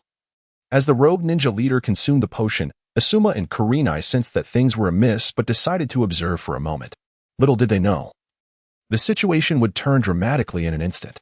The rapid shift in circumstances caught them completely off guard. Quick, save them. Asuma dashed toward the chaos. The appearance of 4ch Nin had already exceeded the scope of their mission, but it remained within the limits of the 6 young ninja's capabilities. As their teachers, they certainly did not want to interrupt such a rare opportunity for growth. However, with the rogue ninja leader taking the drug, it completely surpassed the abilities of the 6 young ninja. Boom. In the next moment, a barrage of explosive tags detonated, engulfing Asuma in a massive fireball. Asuma. Kurenai's expression changed dramatically as she barely managed to halt her momentum, although she was not at the epicenter of the explosion like Asuma. The oncoming heat wave and flames sent her flying backward. The violent explosion drew the attention of everyone on the battlefield, and the rogue ninja leader sneered. It seems your reinforcements are gone. Did you truly think I was unaware of the stronger individuals hiding in the shadows? Initially, the traps were merely intended to confuse you. In reality, there were deeper, more powerful layers of traps that had been activated once you passed through, regardless of whether someone came to assist or if you retreated. The traps would trigger. With Kiba preoccupied, the remaining 5 young ninja turned pale. I am sorry, it's all my fault. Hinata's eyes brimmed with tears. She had used her Byakugan to scout ahead, but failed to detect the larger traps buried beneath. Given the scale of the explosion, their teacher was likely in grave danger. Stay calm. It's useless to dwell on guilt now. Shikamaru gripped his thigh tightly, desperately trying to maintain his composure. Yet, the overwhelming disparity in strength in the urgent situation left his mind blank, rendering him incapable of formulating a response. Meanwhile, the chat group erupted with concern for Hinata and Ino. Even Sakura, who often opposed Ino, was frantically brainstorming ways to help. Unfortunately, they could only feel helpless from afar. In the water, Mo Chen released his embrace around Tsubaki, a smirk playing on his lips as he said, So, is it my turn to take the stage now? Captain, do you have confidence? Tsubaki asked, her face pale with fear. It was merely a routine bandit extermination mission, yet it had spiraled into such a significant crisis. If Tsubaki were to handle this task, she felt that even 10 lives would not suffice. Confidence? Mo Chen patted Tsubaki on the chest, chuckling lightly. Tsubaki, never doubt your captain's strength, it is guaranteed. This time, Tsubaki did not resist. Instead, she gazed at Mo Chen with a hint of admiration. How charming. Truly a reliable young man, no, boy. For some inexplicable reason, Mo Chen's simple words seemed to possess an infinite charm, calming Tsubaki's previously anxious heart. Mo Chen did not linger in conversation. He turned swiftly to surge from the water. However, he paused momentarily to inquire, is there anything you wish to advise? After all, you are the strategist. Chun, momentarily flustered, nearly forgot her primary duty, ensuring the safety of the children was paramount. Without hesitation, she suggested. It would be best to utilize a clone, one to draw the enemy's attention while the other rescues the individuals in peril. Your actions must be decisive, for you will have but a singular opportunity. Regardless of whether you can retrieve them, do not rush into a confrontation with the adversary. If my assumptions are correct, his current state cannot be sustained for long, and it will undoubtedly result in severe side effects. Simply delay for a brief moment, and the enemy shall self-destruct. Lastly, she added with urgency, one final point, exercise utmost caution. Mo Chen replied lightly, a smile gracing his lips. Your counsel is invaluable. With that, he vanished from sight. Freed from Mo Chen's oxygen supply, Chun cautiously surfaced, her eyes laden with concern. As she had anticipated, the leader of the rogue ninjas found his current state untenable, and thus he lacked the patience to engage with a group of children. My intention was merely to impart a lesson, to dissuade you from further pursuits. For I have no desire to provoke Konoha. However, the situation has escalated beyond my control, and now I must insist that you all relinquish your lives here. The rogue leader's eyes glinted with malice as he tightened his grip on Ya, intent on extinguishing his life. Suddenly, Chiwon leapt from the shadows, sinking his teeth into the leader's arm. In an instant, crimson liquid cascaded from the wound, pooling upon the ground. You wretched beast! The rogue leader hissed in pain, reflexively releasing you. Yet, unwilling to suffer loss himself, he retaliated with a fierce kick aimed at Chiwon. Given Chiwon's diminutive stature, a direct hit would surely spell doom for him. In a critical moment, Yi sacrificed himself to protect Chiwon, suffering a grievous blow to his lower back that contorted his spine, propelling them both away. Ya, Shikamaru and the others cried out in shock. Shino rushed forward, employing his insects to cushion Ye's fall, successfully stabilizing him. Despite the blood pouring from Ye's mouth, his first concern was for Qi-Wan, who, although shielded, had also endured significant trauma and had succumbed to unconsciousness. Thank goodness. As long as he lives, Ye sighed in relief, only to succumb to darkness himself moments later. The other's eyes brimmed with tears, their hearts heavy with rage, sorrow, uncertainty, and hatred. This was the harsh reality of the ninja world. Their inaugural mission had thrust them into a maelstrom of bloodshed and brutality. Yet, reality would not pause for their tumultuous emotions. The rogue leader, incensed by Qi-Wan's bite, charged towards them with renewed fury. He had declared that he would take all their lives. There was no alternative. They had to fight. Gritting his teeth, Shikamaru extended his shadow towards the rogue leader, knowing it might only bind him momentarily or potentially fail entirely, yet he was left with no choice but to struggle desperately. The expressions on the others' faces were resolute as they summoned every ounce of their strength for one final strike against the rogue leader. The outcome was evident. Their efforts were in vain. Even Hinata and Ino, who had received enhancements, fell victim to the overwhelming force. In an instant, they were all sent flying, some coughing blood, others slipping into unconsciousness. Only Shino managed to evade peril using his insect clones, though his chakra was now entirely depleted, rendering him unable to continue the fight. In one fell swoop, their ranks were decimated. The bandits, having been rendered speechless, stood frozen, oblivious to their own presence in this chaos. Let us start with you.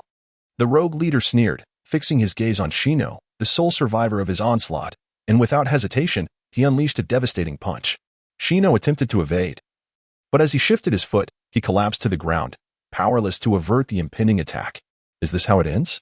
I suppose this is my final stand. Shino felt little fear, only regret that he would not have the chance to explore the many varieties of insects he longed to study. Suddenly, a massive earthen wall erupted from the ground, erecting a barrier between Shino and the rogue leader. The rogue's fist collided with the wall, fracturing it but failing to demolish it entirely. A figure appeared atop the wall, light as a feather. Mo Chen, is that you? Shino gasped. Is there reinforcements? The rogue leader glanced upward, his expression darkening upon seeing the silhouette atop the earthen barrier. The Umbu of Konoha? Your village truly spares no effort. Sending Umbu to protect a few children on a mission speaks volumes. It seems these children possess remarkable significance. No wonder they have managed to thwart my forces. Umbu? The four children exchanged astonished glances, realizing that they were under the protection of Umbu. Among them, Yu was the first to succumb to unconsciousness. CHG fainted while shielding Shikamaru, and Ino, having faced the brunt of the attack, followed suit. Yet, astonishingly, Ino's consciousness remained active within their chat group, able to witness the unfolding events through the live broadcast initiated by Hinata. Mo Chen. It's Mo Chen, Hinata exclaimed, her Byakugan activated, her astonishment palpable. Mo Chen? Shino and Shikamaru were both taken aback. Was he a former classmate from their squad? When did he join the Umbu? Moreover, his strength was astonishing. He had managed to withstand a direct attack from the leader of the Wave Ninja with his own ninjutsu. Shikamaru recalled Mo Chen's explosive power during the Chunin exams and had some inkling, while Shino was completely bewildered. Yamanaka Ino exclaimed, Mo Chen is here? Why did I have to faint at such a crucial moment? What a splendid hero saving the damsel scene, and I missed it. Haruno Sakura retorted, but Mo Chen is saving Shino. Not you. What does it have to do with you? Yamanaka Ino lamented, if I had been awake, he would have been the great hero coming to rescue me on a rainbow cloud. Tenten added, I never imagined Mo Chen would come to protect you all. I'm so envious that tears are streaming from the corners of my mouth. Hinata, seize the moment. Hyuga Hinata replied, I don't even know what to do. Uzumaki Karen remarked, Mo Chun-kun is still as handsome as ever, and with him around, you are all safe. Yamanaka Ino commented. What else with you, Red Bean? Why are you siding with the Suma-sensei now? Yamanaka Red Bean responded, a horse is still a horse. Regardless, she is my dear friend. My sister in arms. Mo Chen gazed down upon the leader of the Wave Ninja, calmly stating, you are not just an ordinary mountain bandit, are you? What was that potion you consumed earlier? Who knows? The Wave Ninja leader replied evasively, though a sense of anxiety stirred within him. Given Mo Chen's displayed prowess, he was uncertain if he could defeat him. Should a stalemate ensue, the effects of the potion would soon dissipate. Suddenly, two figures materialized on the earthen wall with the body flicker technique, positioning themselves on either side of Mo Chen, Asuma and Kurenai. After all, they were elite leaf shinobi. They were not easily ensnared by traps, merely delayed for a moment. Had it not been for Mo Chen's timely intervention, they might have suffered losses among their subordinates. However, both were slightly winded. The trap had indeed taken a toll on their condition. Kurenai appeared relatively unscathed, while Asuma's clothing was tattered and his hair was disheveled in places. "You two are unscathed," the wave ninja leader exclaimed, his expression shifting dramatically. He could scarcely handle one umbu, and now two emerged from that trap unscathed, clearly. Their strength was formidable. He thought, "I must find a way to escape." Asuma and Kurenai exchanged astonished glances at Mo Chen, clearly not expecting the umbu's involvement. But now was not the time for questions. "Do you harbor some misunderstanding regarding the leaf shinobi?" Asuma drew 2 chakra blades from his pocket, smirking coldly. "To think you could eliminate us with explosive tags is sheer folly." Although he had not anticipated encountering a trap, he had instantly utilized the body replacement technique to extricate himself. As an elite Jainin, such life-saving skills had become second nature. "My apologies, umbu friend," Asuma said, his gaze fixed on the wave ninja leader. Turning to Mo Chen, he added, "Thank you for saving my student, but this matter now concerns me and him. I kindly ask that you refrain from intervening. I cannot forgive him for injuring my beloved subordinate like this." Mo Chen shrugged lightly, gesturing with his hand to indicate that they could proceed at their leisure.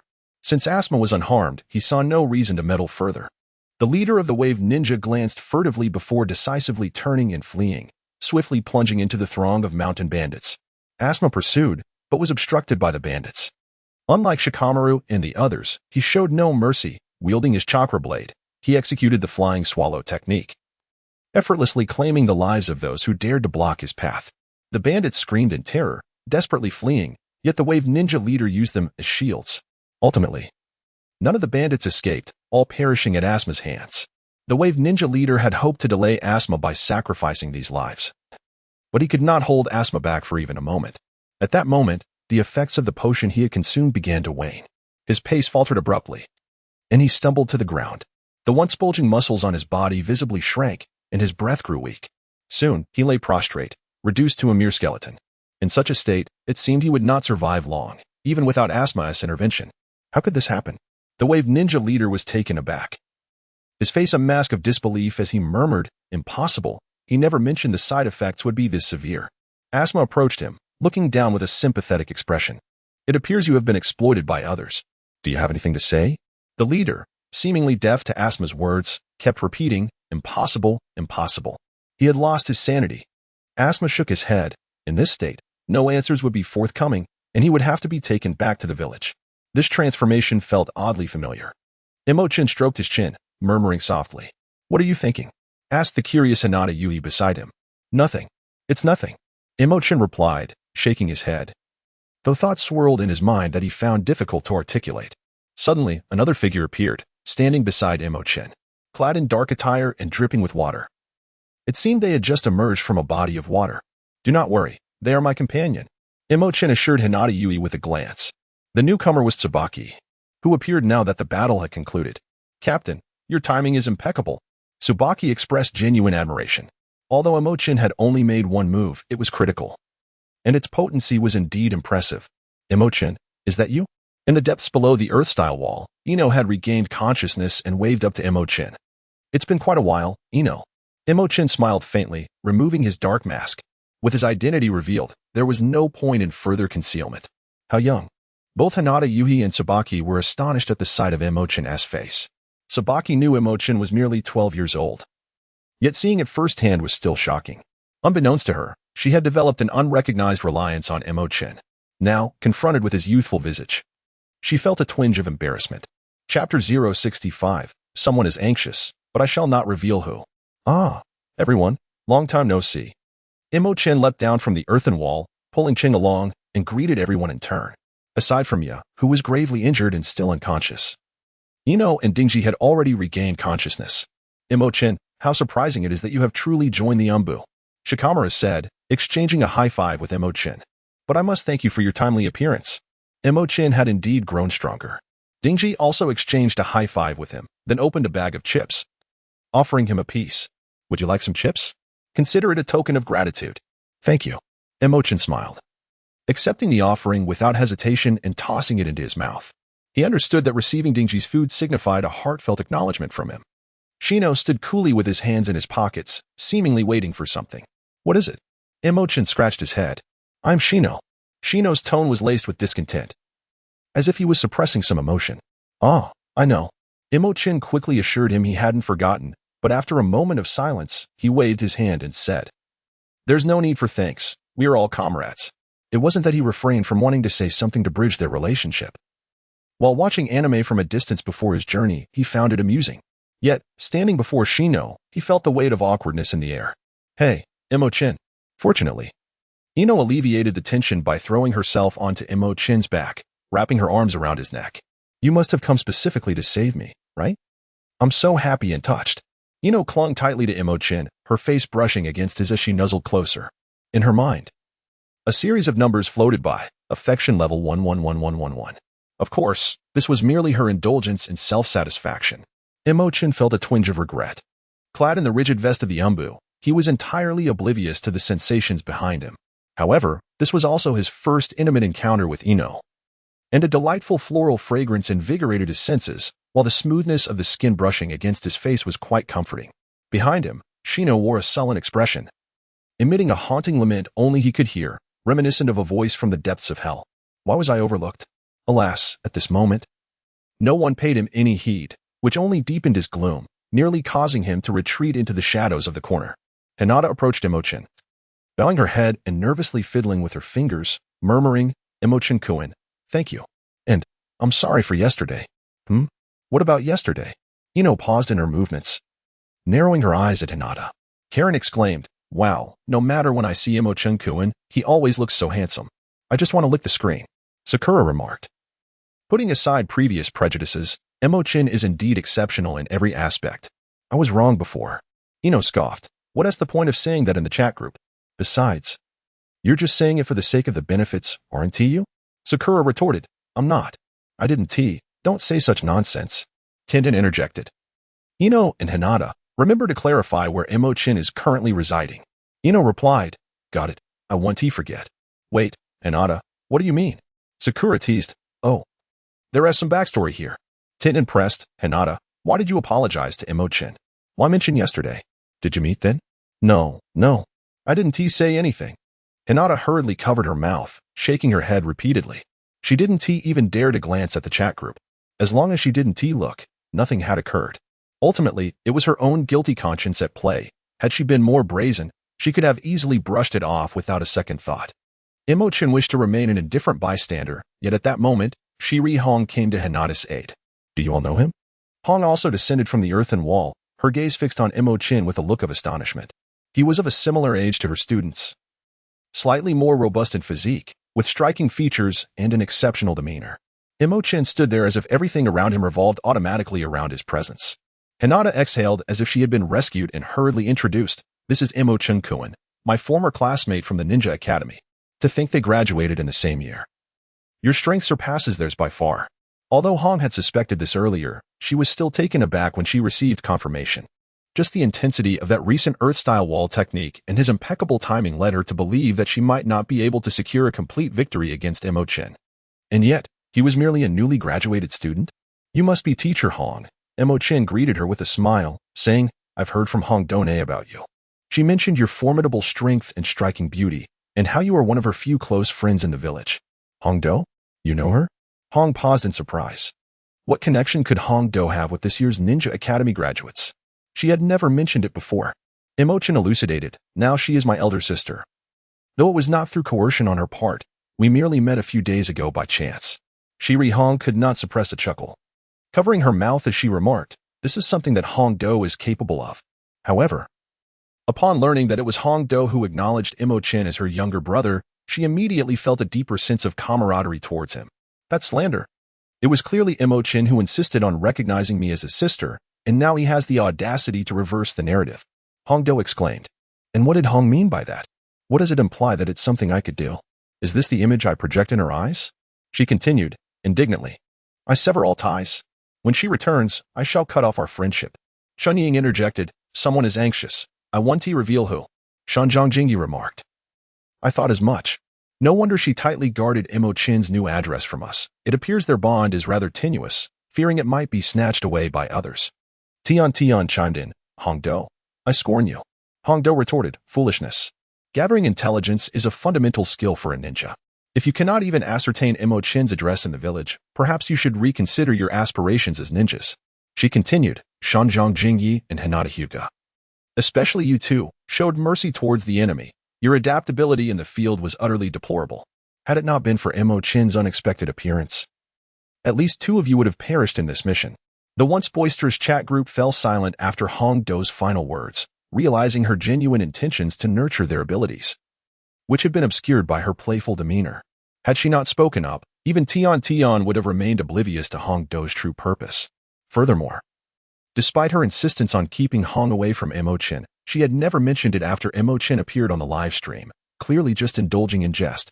The girls, their perceptions freshly altered, were left blushing with shame for having misjudged Hong Do's character. Author Sharingan noted, today we opened the ratings ahead of schedule. Thank you all for your support. Just a reminder, when it comes to ratings, do not mind how poorly I write. All of you should rate it 5 stars, understand? You may be compromising your integrity, but I'm the one losing money. In Chapter 66, women only affect my training speed. Asuma preliminarily confirmed that the leader of the rogue ninjas had consumed forbidden drugs. Though it significantly enhanced his strength, it was at the expense of his vitality. After the effects wore off, the rogue leader quickly succumbed. Not only was his vitality depleted, but even the nutrients in his body were completely exhausted. However, even in death, the intelligence department could still extract some information from him. With the mission accomplished and the mountain bandits annihilated, the next step involved cleaning the battlefield, organizing intelligence, and wrapping up the aftermath. These matters bore little relevance to Mo Chen, who, after agreeing to gather for a meal upon returning to the village, departed with Tsubaki. In the end, neither Jingyi nor Hinata inquired about Mo Chen's current address, influenced by Hong Do's earlier remarks.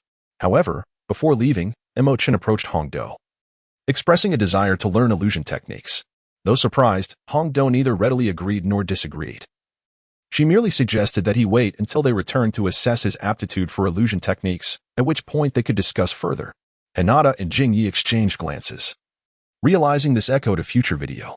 So, how does that ability of mine manifest in the video? Hinata pondered internally. Indeed, after viewing the video, the abilities displayed had provided her with considerable inspiration. After all, it was her own self, employing her gentle fist technique. Hinata had secretly practiced it on her own. And while she could execute it, she always felt something crucial was missing, preventing her from mastering it. It was akin to her previous attempts at the 8 trigrams 32 palms. She seemed to grasp it but couldn't continue halfway through. If only she could discern the missing element, her strength would undoubtedly elevate. Hinata held no great obsession with power, but she yearned for the recognition of those around her, necessitating a formidable strength. Tsubaki, you have seen my face. Why not remove your mask so I can see yours?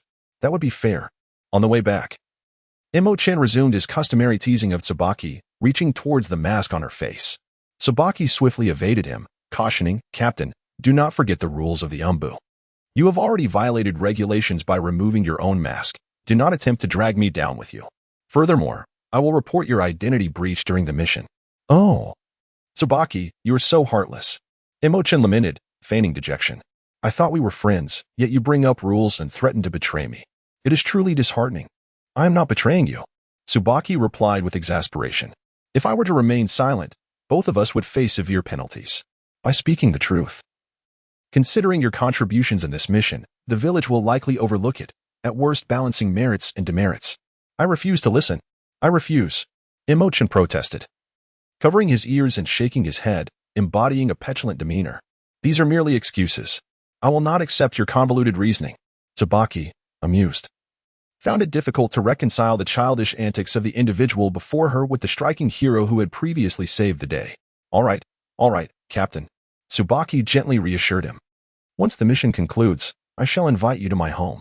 Really? Mo Chen's eyes sparkled with excitement. Visiting her home would not only unveil her appearance but also allow him to see her in casual attire. Indeed, Tsubaki was Mo Chen's first true teammate and partner, sharing a kindred spirit. He did not wish for their bond to dissolve after just one mission, hoping for future collaborations. Although they belonged to the same village as Umbu and were both under the command of Tenzo, opportunities for cooperation would surely arise. Yet, for Mo Chen, proactively seeking these connections bore a different significance than passively waiting for them to materialize. Truly, I promise. Tsubaki, seeing Mo Chen's delight, smiled and added, by the way, I have an adorable younger sister whom I shall introduce to you. You two are bound to get along splendidly.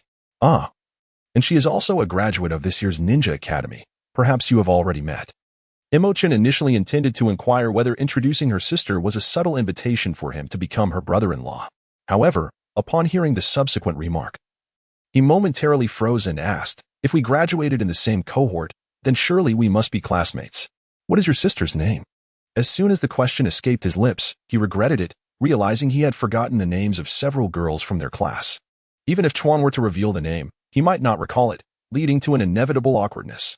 Fortunately, Chuan refrained from providing an answer and instead playfully responded, "Why don't you take a guess? You will find out eventually." Although this sidestepped potential embarrassment, Mo Chen feigned a look of discontent and playfully chided, "Chuan, oh Chuan. This is not right at all. If you wish for me to be your brother-in-law, you shouldn't keep it a secret. Also, how substantial is the dowry? If it is insufficient, I might not be impressed." Chuan had intended to swat Mo Chen's mischievous hand away, but was momentarily taken aback by his words. "What nonsense is this? When did I ever want you to be my brother-in-law? And you are already fixating on the dowry?" After a brief pause, she finally retorted, "You shameless rascal." She lifted her foot to stomp on Mo Chen's instep, but he nimbly dodged her attempt. "You can't catch me. You can't catch me," he teased. "Stop right there."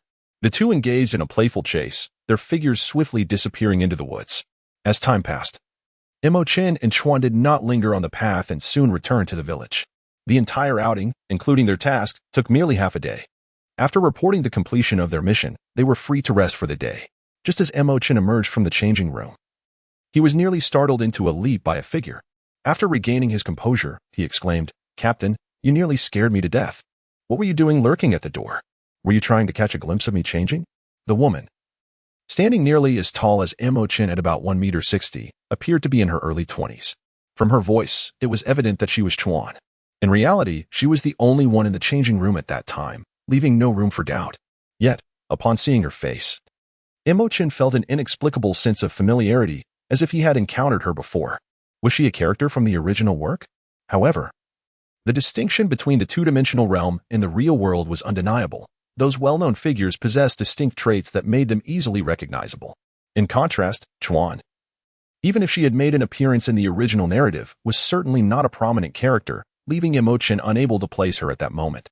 Clearing his throat, Mo Chen awkwardly stated, "How could I possibly be that kind of person? I have no interest in women. They only serve to hinder my cultivation." "Is that so?" Chuan replied, her face full of skepticism. "I wonder who it was that expressed a desire to be my brother-in-law, only to claim disinterest now?" "Ah, none of that matters," Mo Chen exclaimed, raising his hand as if to pat Chuan's chest. This time, Chuan was already on high alert, swiftly retreating and glaring at him with a fierce gaze. Although she had already removed the hard armor of the umbu, she still wore the thick green chunin vest, which gave her figure an appearance of being flat. Thus, even if he were to pat her, it would not yield much sensation. However, being that it was not the rigid armor, the chunin vest, despite its thickness, would still yield slightly upon being touched. Mo Chen may lack the feel, yet she possesses a sense of touch. Chapter 067. Thank you. Captain Mo Chen, is this where you reside? Following Chun to her abode, Mo Chen couldn't help but furrow his brow. It was merely a small suite, not significantly larger than his previous dilapidated dwelling. The living room, bedroom, kitchen, bathroom, and balcony were all present, yet the total area barely exceeded 30 square meters. There was only one bedroom, furnished with a wardrobe and a tatami mat. Previously, he had heard Chun mention that she lived with her sister. Although the conditions were modest, having a home was indeed a blessing. Chun smiled and said, "I was about to move out, but some matters arose." "Never mind, let us not dwell on that. Please take a seat while I change and prepare a meal, as a token of gratitude for your care during this mission." The mission was somewhat thrilling. Yet in the end, she merely embarked on a journey without any need for action. It was indeed a case of winning without effort. Mo Chen glanced at the modest kitchen, barely accommodating a single person, and waved his hand dismissively, saying, "You carry on with your tasks. I shall refrain from assisting." Observing the chat group, he noted that Asuma, accompanied by the injured Teeth and Akimaru, had sealed the corpse of the rogue ninja leader with a scroll and had already made his way back to Konoha. By his calculations, he surmised they had likely arrived by now. Hinata, along with the remaining students, lagged behind. These students, having rarely ventured beyond the confines of the village, were reluctant to return too swiftly, seizing the opportunity to explore a little. This was primarily influenced by Hinata and Ino's desire to seek out Karen for a clandestine rendezvous, a situation they had deliberately orchestrated. Mo Chen had a fleeting understanding of the situation and chose to disregard it. At that moment, his gaze fell upon a photograph resting on the living room coffee table. Upon picking it up, he realized it was a picture of Chun and her younger sister. Clad in casual attire, Chun's figure was not particularly impressive, yet it was not as flat as when she wore a vest. Her face radiated joy as she embraced a little girl with her right arm. As Mo Chen turned his attention to the child's face, he was momentarily taken aback. It was indeed her. A sudden recollection dawned upon him, and he smacked his forehead in realization he finally recognized who Chun was. What a remarkable coincidence.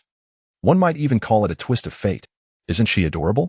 Just then, Chun emerged from her room, already adorned in the same outfit from the photograph. Noticing Mo Chen holding the picture, she inquired with a smile. She wore a deep blue short-sleeved top, paired with cropped pants and slippers, exuding an effortless charm. Entirely at ease in his presence, this image evoked the essence of a neighborly younger sister, despite being older than Mo Chen. Her petite stature made it impossible for anyone to perceive her as an elder sister. Mo Chen cast a discerning glance at her and remarked, "Indeed, you are quite adorable in your petite form, yet there is potential for further growth. However, if one wishes for a natural development, the upper limit may not be exceedingly high." Chen was momentarily taken aback, struggling to comprehend Mo Chen's words, her face flushing with embarrassment. "How dare you?" she exclaimed, hurling a cushion from the sofa at him in indignation. "I was referring to my younger sister. If you prefer someone more developed, she certainly fits the bill. She merely needs more time to mature." It was true. Chen's sister was already exhibiting an alluring figure, and in a few years, she might possess even greater femininity than the most radiant of blooms. However, to be candid, Mo Chen was not particularly interested. "Are you genuinely considering introducing your sister to me?" Mo Chen leaned closer to Chen, grinning mischievously. "But I find myself more drawn to someone like you. Of course, if you are amenable to the idea of both sisters, I would not be averse to that either. Dream on. Must you not take this seriously? What experiences could you possibly have at such a tender age?" Chen rolled her eyes and pushed Mo Chen away. After a brief silence, her tone turned somber as she said, "I already have a fiancé." Yet, it seemed she preferred to say no more on the subject. Silently turning and making her way toward the kitchen, Mo Chen smiled faintly, and upon recalling Chuan's identity, he comprehended the situation. Shui Mu's fiancé, indeed, was Qianhui Chuan. It was the very same Qianhui who had tricked Naruto into stealing the Book of Seals, only to be soundly beaten by him. And now she was diligently operating a sewing machine. Furthermore, Chuan's sister was none other than Qianhui Wu, a member of Team 9, who had assisted Mo Chen in awakening his release. Their paths had converged. One might wonder if it was a case of fate drawing adversaries together. At this moment, Qianhui Wu was likely retaking classes at school, striving earnestly to officially become a genin. Mo Chen had once contemplated avenging himself against her and Liang Tai. Yet he had been preoccupied lately. Deliberately carving out time to confront such insignificant figures would reflect poorly on him, so he decided to wait for a more opportune moment. Before he could cross paths with her, he unexpectedly became acquainted with her sister and visited their home. These matters were not something Mo Chen wished to discuss with Chun. Chun was one entity, and Wu was another. Although Chun had intentions of bringing Mo Chen and Qianhui Wu together, it seemed he would likely disappoint her. Perhaps due to the mention of her fiancé, Chun's spirits had notably diminished, casting a peculiar atmosphere over the subsequent interactions. Mo Chen sought to lighten the mood with a touch of whimsy, yet Chun found it difficult to muster much enthusiasm. After the meal concluded, a sense of discomfort washed over Mo Chen, prompting him to suggest an early departure. "I apologize, Captain. I might be a bit fatigued after completing the recent mission, and today I'm not in the right frame of mind." Chun escorted Mo Chen to the door, forcing a smile as she remarked, "Next time, when I've gathered my thoughts, I shall invite you again. Please, there is no need for formality. I have already considered you a friend. If you have any burdens weighing on you, feel free to share. I would be more than willing to assist in any way I can." Mo Chen merely smiled, seemingly unaffected. He then added, "By the way, please refrain from calling me Captain in the future. That was merely a temporary title. Just call me Mo Chen." As he raised his hand to pat Chun on the shoulder in a gesture of comfort, she instinctively recoiled, crossing her arms and stepping back, leaving Mo Chen's hand suspended awkwardly in the air. Observing this, Chun realized she had overreacted, and a shared embarrassment enveloped them both. Ultimately, they could no longer contain their amusement and exchanged knowing smiles. "Well then, I shall take my leave. Until next time." Mo Chen waved and turned to depart. Until we meet again. Chun waved back, softly murmuring, "Thank you, Captain Mo Chen." By the end of their encounter, her spirits had indeed lifted considerably. After leaving Chun's residence, although it was still not entirely dark, Mo Chen recalled that Jingye and the others had just said goodbye to Xianglin and had yet to return to the village. With a sudden thought, he decided to purchase some fruits and gifts. After inquiring about the whereabouts, he proceeded to visit a particular residence. This was the home of his former team leader, Yamada Daisho, to whom he had been assigned initially. Yamada Daisho happened to be at home resting that day, not engaged in any mission. Upon encountering Mo Chen, he appeared quite astonished. After a brief exchange of inquiries, it became clear that Mo Chen had come specifically to express his gratitude for Yamada's earlier assistance in appealing to the third Hokage on his behalf. Given the confidentiality surrounding Mo Chen's situation, Daisho had been unaware of his recent circumstances and had harbored some concerns. Mo Chen conveyed all that he could to him and once again expressed his gratitude sincerely. "There is no need for such formality, it is my duty as a teacher," replied Daisho Endo, helping Mo Chen to his feet with a look of profound reflection.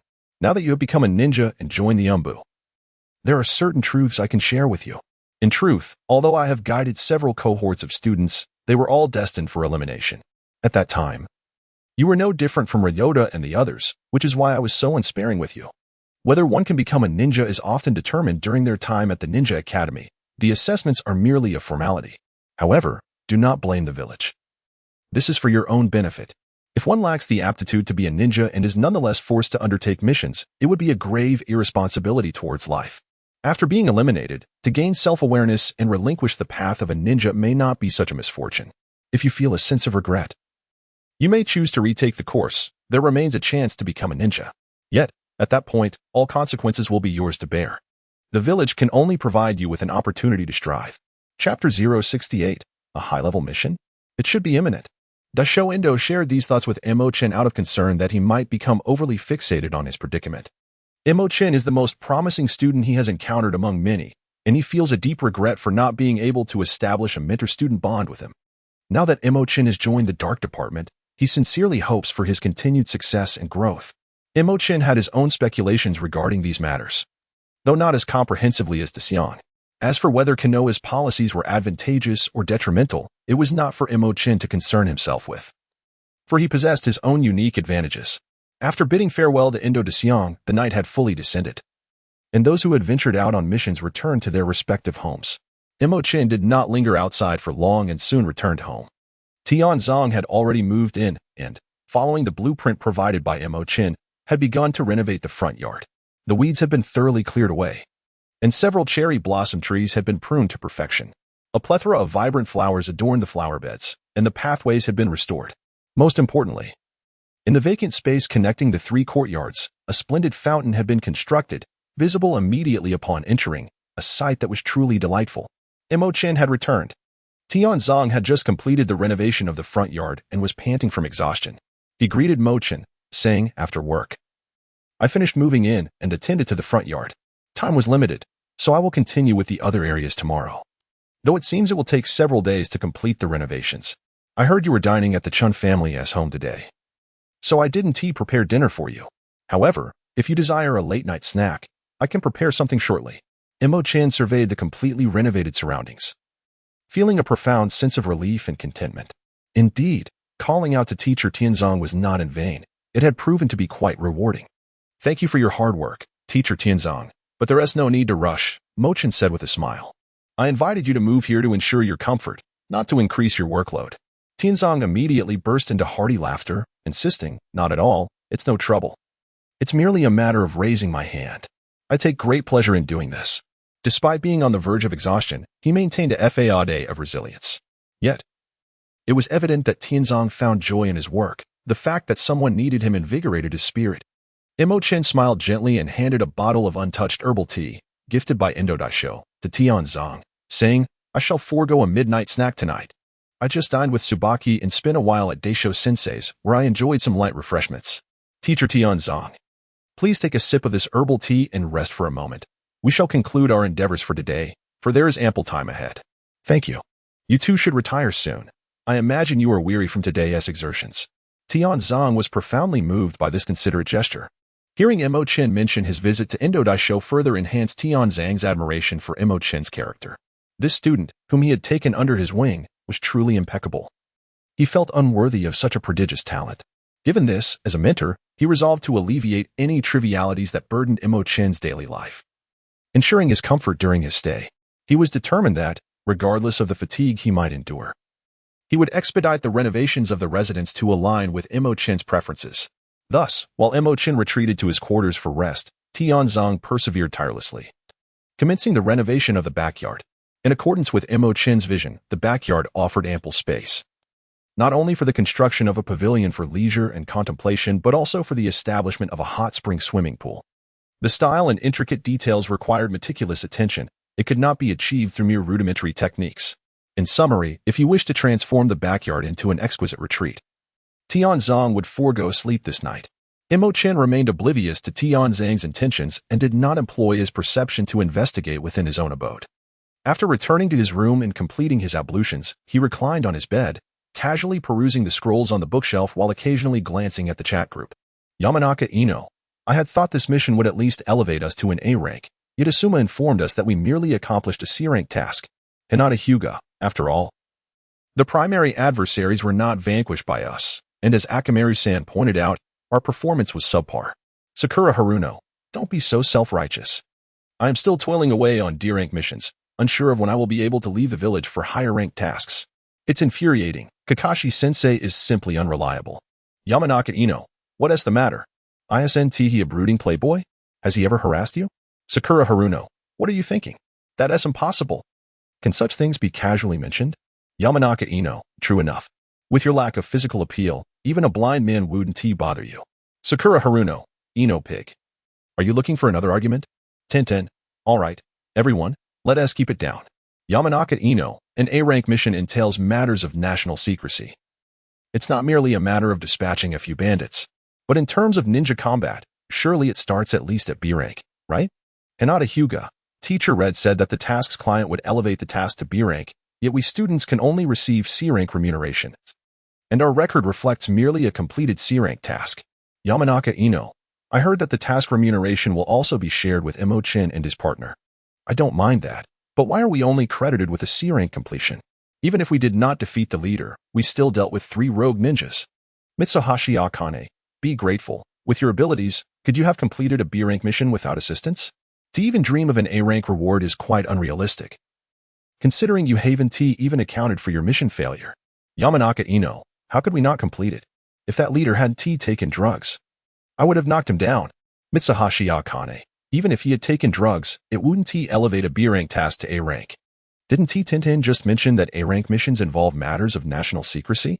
Whether he is on drugs or possesses the strength of a Kage, this task remains within the B rank scope. Mitsuhashi Akane, given your capabilities, it was indeed possible to complete the task independently. Alternatively, you could have delayed him after he used the drugs or found a way to thwart him beforehand. If successful, it would have counted as a B rank completion. Mitsuhashi Akane, however, your inadequacies led to the deterioration of the situation. That is your own issue. Had you originally accepted a B rank mission, it would have been deemed a failure. Yet, since you accepted a C rank, you barely scraped by. Understood? Yamanaka Ino, that's a bit difficult to grasp, but I believe I understand the gist of it. All right, it is indeed our own shortcoming. Hinata Hyuga, thank you, Akane-san, for clarifying things for us. It seems we must first enhance our own strength. Tintin, so that's how it is. Nevertheless, we are still Jinin. The village wouldn't assign B rank missions to us, would it? Thus, we need to improve not only our strength but also our experience in executing missions. Uzumaki Karen, it's quite complex to be a ninja undertaking missions, but facing challenges alongside comrades and growing together is indeed a joyous experience. Sakura Haruno, I understand as well, but it's a pity we lack opportunities for practical application. I wonder when we will be able to undertake higher-level missions. Higher-level missions? It should be soon. Upon reading Sakura's message, Mo Chen was reminded of the Wave Country mission.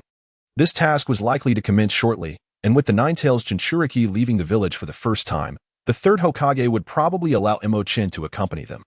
Chapter 069, The Art of Effortlessly Suppressing the Ninetales. Should I craft a narrative regarding the future of the Wave Country mission? Mo Chen found himself in a state of indecision. If it were the mission in the Land of Waves, He yearned for a technique akin to that of the one-handed hand seals. If he were to indulge in selfishness, he could even abduct Naruto, utilizing the Sharingan, and would release to claim the Nine Tails for himself. Such a plan was indeed feasible, yet fraught with significant difficulty and perilous consequences. Moreover, acquiring the Nine Tails did not guarantee that it would serve as an asset. With his own unique advantages, his strength would inevitably manifest. There was no need to resort to such drastic measures. Ultimately, he concluded that for the mission in the Land of Waves, he could achieve his desires through his own efforts. Mo Chen swiftly abandoned this notion, now that the illusion arts could be learned under certain conditions. He also had the opportunity to seek Aunt Xiangnai to study sealing techniques and barrier arts. However, he pondered whether he could master the diamond lock and Kagura hard eye techniques, as he found himself quite envious of these two skills. Perhaps he could concoct a scheme? Utilizing his ability to fabricate the future, he could ensure that he acquired the diamond lock and Kagura hard eye. After all, that was how the Sharingan and would release had come into being. It should not lead to any errors. Additionally, he could fortify Xianglin's strength, having previously done the same for Hinata. With his thoughts set, Mo Chen immediately began to devise his plan in his mind. An hour later, the members of the group received a system notification, and a future video was uploaded in the chat. The women, accustomed to expressing their anticipation and making simple guesses about the content, quickly clicked on the video. The future video began, revealing the residence of Xianglin and her mother in Zhuashi City. Xianglin was outside, learning the secret techniques of the Uzumaki clan from her mother. Xiangnai had escaped from the land of whirlpools with her family during her childhood, carrying with her some remnants of her family's legacy. However, without anyone to guide her, lacking natural talent, and not having a stable environment for cultivation, her own abilities were rather weak. Nevertheless, she was capable of introducing Xianglin to these techniques. By the time Mo Chen arrived, Xianglin had already learned the diamond lock, but due to improper control, she nearly demolished the house and almost injured Xiangnai. Fortunately, Mo Chen appeared just in time, using wood release to restrain Xianglin, although it took considerable effort, indicating that Xianglin's mastery of the diamond lock was quite formidable. When Mo Chen visited them, Xianglin and her daughter appeared quite pleased. Mo Chen expressed his desire to learn sealing techniques and barrier arts from Xiangnai, who readily agreed without the slightest hesitation. However, her expertise in this area was limited. She only comprehended a few fundamental concepts. Thus, she could only introduce Mo Chen to the basics before providing him with the relevant scrolls for his independent study. In less than half a day's time, Mo Chen mastered several fundamental sealing techniques of the Xiangnai society, while Xianglin practiced the diamond locking technique nearby, growing increasingly adept at it. Mo Chen gazed with envy, inquiring about the conditions for executing the diamond lock. Xiangnai did not believe that Mo Chen could master it. Yet she did not withhold her teachings from him. Unexpectedly, during his first attempt, Mo Chen succeeded in wielding it, even surpassing Xianglin's proficiency. Xiangnai began to suspect that Mo Chen might possess the bloodline of the Uzumaki clan, though further investigation was no longer feasible. However, due to this incident, she and Xianglin evidently grew closer to Mo Chen. The video came to an end, gradually fading to black. The content was brief. Mo Chen's primary focus was merely on the diamond lock. As for the Kagura hard eye, if he could master the diamond lock, how significant could the Kagura hard eye be? If he ultimately struggled to learn it, he could always fabricate a future once more. At that moment, the chat group erupted with discussion stemming from the video. Uzumaki Xianglin. Mo Chen-kun has come to see me. He is truly charming, becoming increasingly captivating with each glance. Haruno Sakura, calm down. Your infatuation is becoming more severe. Uzumaki Xianglin. I have begun training the diamond lock with my mother these past few days. By the time I master it, Mo Chen-kun will be here. I shall devote myself to mastering it as soon as possible.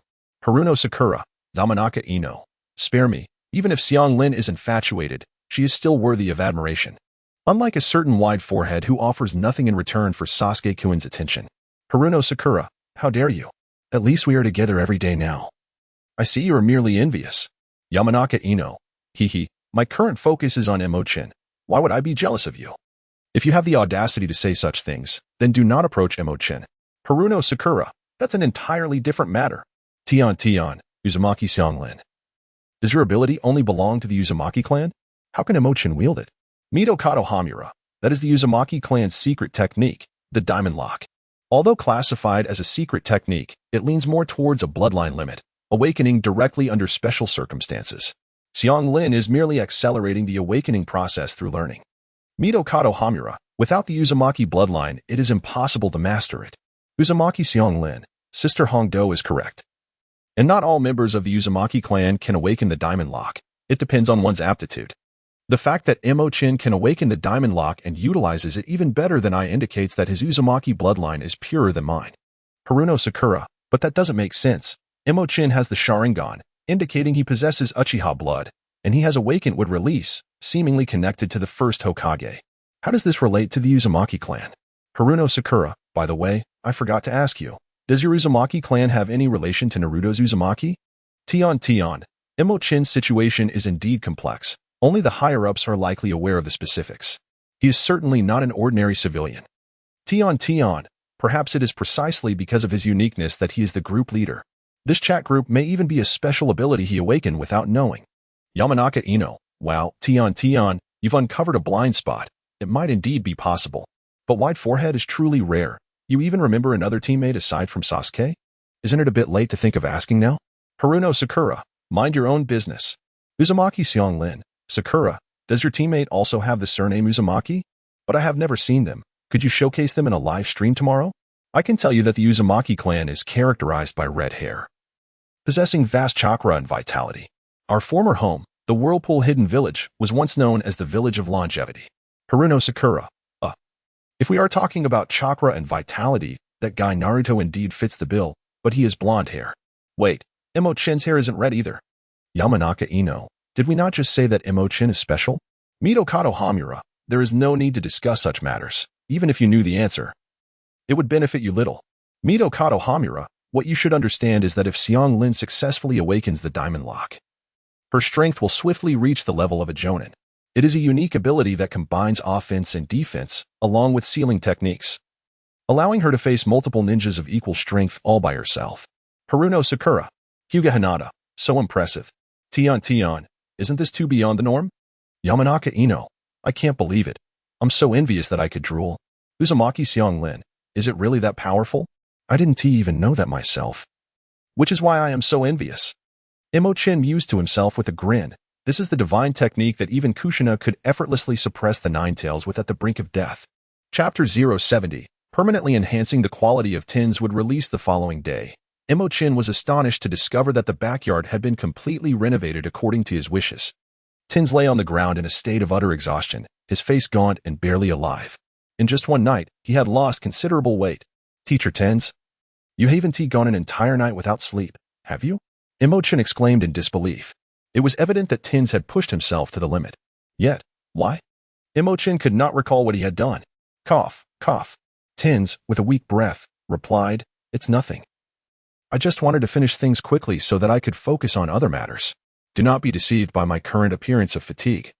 I assure you I am not tired at all. I simply need a moment to rest.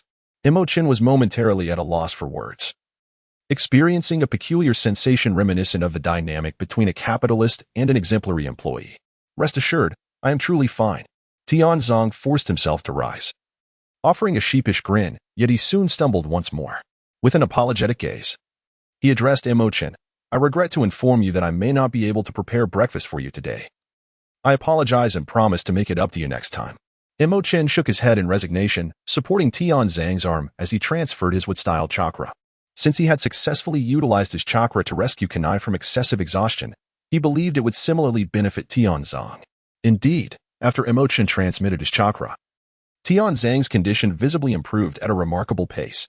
Although his mental state could not be swiftly rejuvenated in this manner, the infusion of chakra alleviated his previous weakness, leaving only a hint of fatigue on his visage. Tianzong clenched his fist, marveling at the invigorating power surging within him. Your chakra can be utilized in such a fashion? It resembles medical ninjutsu significantly. He recognized that Mo Chen was harnessing the power of wood release. Yet he himself lacked such an ability. I stumbled upon this by chance. Mo Chen replied with a smile. Perhaps the vitality within my chakra is particularly robust. This infusion of life force has forcibly replenished your stamina, though its efficacy cannot compare to your own natural recovery. Moreover, Tianzong interjected, shaking his head. I can sense that upon your chakra entering my body, my own wood release is rejoicing, becoming more vibrant than ever. In this state, if I were to employ wood release, its potency would be significantly enhanced. Your chakra has a beneficial effect on me. Mo Chen had not previously contemplated this notion, but upon Tian Zhang's explanation, he could surmise the reasoning behind it. He then inquired, how long can this state persist? If I were to continuously transmit chakra to you over an extended period, could it fundamentally enhance the quality of your wood release? Many assert that Tian Zhang's wood release is akin to that of the first Hokage, merely differing in the individual wielding it, resulting in divergent expressions. This is sheer nonsense. The first Hokage possesses extraordinary strength, enabling him to independently manifest wood release, channeling the reincarnation chakra of Ashura and activating the bloodline genes of the Ashura lineage. Wood release and Ashura chakra are mutually reinforcing. The former activates the latter, while the latter enhances the former's potency. The wood release of Hashirama is no longer ordinary. It is a synthesis infused with the power of the Otsutsuki, possessing a fragment of the divine tree's might. In contrast, Tian Zhang has merely been implanted with Hashirama's cells, inheriting only a fraction of his power. The cells themselves do not embody the entirety of his strength, and the process of inheritance incurs some loss. Additionally, due to Tian Zhang's inherent aptitude, his wood release is on an entirely different tier from that of Hashirama. To put it simply, it is a diminished, castrated version compared to a fully augmented, supreme variant. Even if Tian Zhang possesses sufficient chakra to conjure a massive wooden golem comparable in size to Hashirama's, he would still be unable to withstand a single blow, being instantly shattered. This illustrates a fundamental distinction in quality. As for whether the original work aligns with this, let us treat it as my own setting, so please refrain from disputing. Tian Zhang seemed to grasp the implications of Mo Chen's words. His excitement barely contained as he began assessing his internal condition. After a considerable period, he spoke with fervor. Your chakra, aside from replenishing what I have expended, remains largely within me with minimal loss. If I can harness your chakra during battle to amplify the potency of my techniques, it would serve as a consumable resource. However, being locked within me allows it to gradually assimilate with my own chakra over time, slightly enhancing the quality of my wood release. The precise effects will require multiple validations to ascertain. Nevertheless, it is certain that it can indeed lead to a permanent enhancement of my wood release's quality. Is this effect attributable to Tian Zhang possessing Hashirama's cells and wood release, or is it a characteristic inherent to Mo Chen's abilities? Effective as long as the physique or capability is compatible. Mo Chen fell into deep contemplation, resolving to seek out several individuals for experimentation whenever the opportunity arose. However, witnessing Tian Zhang's exuberant expression brought him joy as well. In this case, he thought to periodically transmit chakra to teacher Tian Zhang and observe the extent of enhancement achievable. If Tian Zhang could attain the level of the first Hokage, it would be splendid. This way, Mo Chen could comfortably regard Tian Zhang as a reliable ally and graciously accept the care he offered. After all, Mo Chen had also contributed benefits. A reciprocal relationship fosters longevity. Tian Zhang beamed with delight, his mind brimming with boundless aspirations for the future. Yet, he humbly waved his hand, saying, "Who am I to compare myself with the first Hokage? The mere fact that your chakra reacts to me is already an unexpected gain. Any enhancement is a profit." Mo Chen merely needed to transmit a modicum of chakra to him, which would not cause any harm. Naturally, Tian Zhang did not decline such goodwill. However, Tian Zhang urged Mo Chen to maintain confidentiality, advising him not to divulge this matter for the time being, until he had ascertained the specific effects. Mo Chen understood that Tian Zhang was concerned that the higher-ups would use him as a test subject upon learning of this matter. Even if Tian Zhang did not mention it, Mo Chen would remain cautious. Having made arrangements to learn illusion techniques from Yuhi Kurenai, Mo Chen utilized a wood-release shadow clone and accompanied Tian Zhang to clock in at the Umbu. Meanwhile, his true self quickly found the training ground where teammate was gathering, based on the chat records from their group. Even D-rank missions were not conducted daily. Especially after yesterday's life and death battle, they would take a few days to rest and engage in routine training, adjusting their condition, summarizing experiences, and preparing for the next mission. However, it was still early when Mo Chen arrived at the training ground, finding only Hinata present, with the others yet to arrive. He observed Hinata repeatedly practicing the gentle fist against a wooden post. During her practice, her fingers occasionally emitted streams of chakra that struck the post like lasers. Although the power was minimal and inconsistent, Mo Chen quickly discerned that she was attempting to comprehend the Guardian 8 trigrams, influenced by the future video. In the previous future video, Mo Chen had introduced the original TV's Guardian 8 trigrams to Hinata. This ability indeed resonated with Hinata's character, but regrettably, Her solitary exploration and the untimely nature of the timeline hindered her from acquiring the temperament found in the original work, making it difficult for her to discover the foundational methods within a short period. Chapter 071. Transforming Hinata. Starting with conversation, what you are doing is not feasible. Mo Chen's voice suddenly emanated from behind Hinata, startling her. In an instant, she recoiled behind a wooden post, cautiously peeking out with her head. Upon arriving, Mo Chen was devoid of his umbu mask, clad only in casual attire. He wore a black undershirt beneath a blue short-sleeved t-shirt, complemented by brown capri pants. At first glance, he appeared strikingly handsome in the sunlight, capturing attention effortlessly. Who is this dashing young man? It's Mo Chen. Hinata's face was etched with anxiety, as though she had been caught red-handed in a misdeed. This girl, it seems, still possesses such a timid nature. Mo Chen raised his hands, saying, "There's no need to be so afraid of me, right? We have known each other for quite some time." "No, that's not it," Hinata quickly explained. "I tend to get nervous easily, especially when alone with someone of the opposite gender. Mo Chen is particularly unique, which makes it hard for me to control my anxiety. In this world, only 2 individuals have ever evoked such feelings within her. Besides Mo Chen, the other is Naruto, aware of her own timid nature." Hinata finds herself captivated by Naruto's unwavering strength, yearning to embody such resilience. Alas, it remains a mere fantasy. She has never taken concrete steps and is perpetually stagnant. Thus, she has always quietly observed Naruto until Mo Chen's arrival. At her current age, Hinata does not fully comprehend the nuances of romantic affection. Her feelings are simply an innocent longing for a certain aspiration. Naruto symbolizes fortitude, while Mo Chen represents power. She believes that by drawing closer to Mo Chen and fostering a relationship with him, she might acquire strength and transform her character. At least, this is what Hinata envisions in her heart. She no longer wishes to remain weak. She perceives hope for change through Mo Chen. Consequently, her attention has shifted predominantly from Naruto to Mo Chen. "So, do you wish to change this aspect of your character?" Mo Chen, unaware of Hinata's inner journey, nonetheless discerns her true thoughts. Hinata's body trembled, filled with both anxiety and anticipation as she asked, "Can I really do it? If you heed my advice, I can't guarantee you will become a social butterfly in the future, but at the very least, you won't be socially anxious," Mo Chen mused, genuinely contemplating the idea. "I believe in you," Hinata exclaimed joyfully, only to be struck by confusion moments later. But what do social butterfly and social anxiety mean? Although she could grasp the general idea, she remained somewhat perplexed. Mo Chen provided a brief explanation and then said, "Now, take your first step. Do not shrink back in the face of challenges. Even if you instinctively hesitate, you must correct yourself immediately. So now, step forward and stand before me with a calm mindset." Hinata, suppressing her inner tension, took small, tentative steps until she stood before Mo Chen. However, maintaining a tranquil demeanor was easier said than done. The moment Hinata made eye contact with Mo Chen, she instinctively turned to flee.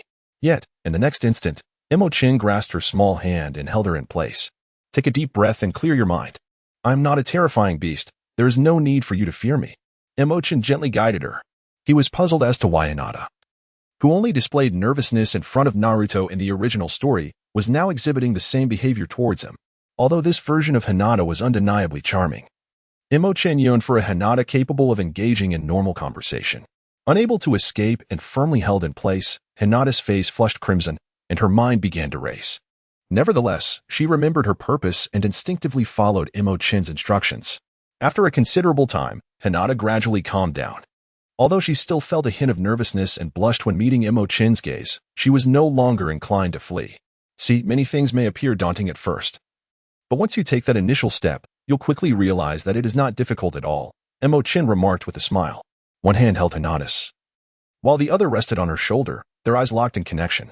Though Hinata's gaze remained somewhat evasive, and she did not fully meet Mo Chen's eyes, her inner turmoil began to dissipate. "Yes," Hinata exclaimed, nodding with delight as she recognized her transformation, and she eagerly inquired, "So, what is the next step?" Mo Chen pondered for a moment before stating, "Let us not discuss other matters for now. We shall begin with altering your manner of speaking." "What do you mean by manner of speaking?" Hinata inquired, perplexed. "Your voice is too soft. It must be raised by at least 2 notches. Furthermore, avoid any pauses in your speech.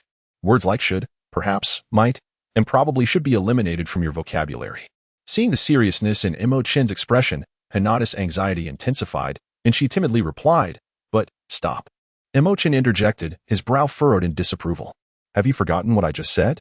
Regardless of what you wish to express, take a deep breath and articulate your thoughts all at once, while maintaining an appropriate volume. Although Hinata did not fully grasp the reasoning behind this instruction, she had previously promised to heed Mo Chen's guidance. His sudden shift in demeanor left her too intimidated to argue. Yes, Hinata exclaimed, shutting her eyes and shouting. That feels right, but remember to open your eyes when speaking and maintain eye contact with your audience. Mo Chen corrected her once more.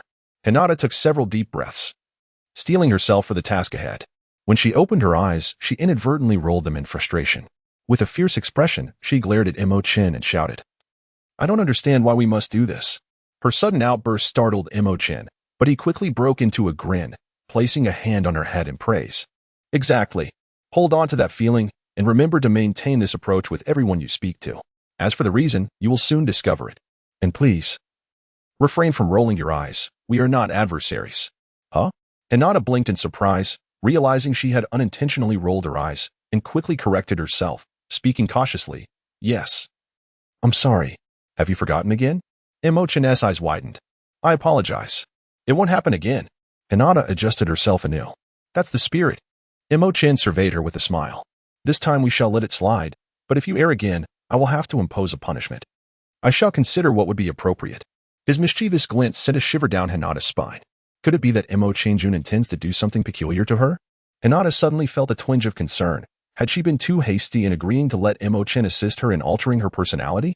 The training methods employed by Mo Chen often left her feeling rather uncertain. Oh, you arrived quite early, Hinata. And you must be Mo Chen, correct?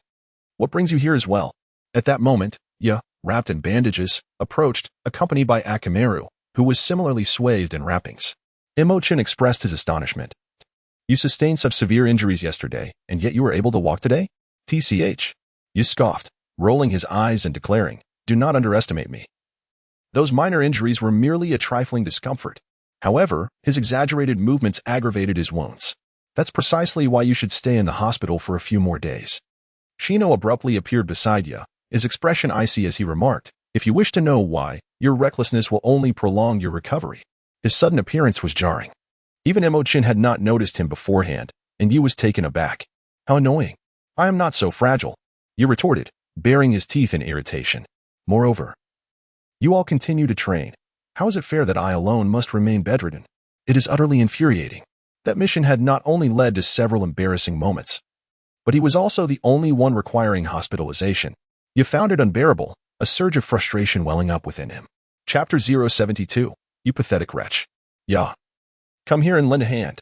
Upon witnessing the expression on his face, Mo Chen felt a sudden stirring in his heart. What is it? Ya asked, perplexed, yet extended his hand nonetheless. Mo Chen exchanged a high five with him, and at the moment their palms met, he transmitted his life-infused wooden chakra. You seemed to sense something, and an expression of astonishment crossed his face. Soon, a wave of chakra, brimming with the essence of life, flowed through their palms into Ya's entire being. Under the influence of this chakra, Ya felt a warm sensation enveloping his body, awakening every cell and invigorating his blood. The pain from his earlier, overzealous movements had dissipated, and he could even sense his injuries healing at an astonishing rate. If this continued, it would not be long before he returned to his former self. What on earth is happening? The astonishment on Ya's face was swiftly replaced by shock. Medical ninjutsu? No. That's not it. Could it be a secret technique or bloodline limit related to healing? Medical ninjas, capable of saving lives, are revered throughout the ninja world. Ya had also heard that during yesterday's mission, it was Mo Chen who had shielded them from danger at a critical moment, saving everyone's lives. Now, he even possessed medical skills. Among their graduating class, this individual was truly a hidden powerhouse. While you marveled at this revelation, Mo Chen had already healed his injuries. Just as I suspected, Mo Chen withdrew his hand with a satisfied smile, explaining, Since your injuries are merely superficial, stimulating cellular vitality can expedite the healing process. However, if you were to suffer internal injuries or psychological trauma, the recovery would not be as straightforward. Remarkably, I am fully healed. Ya, regaining his composure, inspected himself and promptly removed all the bandages, revealing that he was entirely unscathed.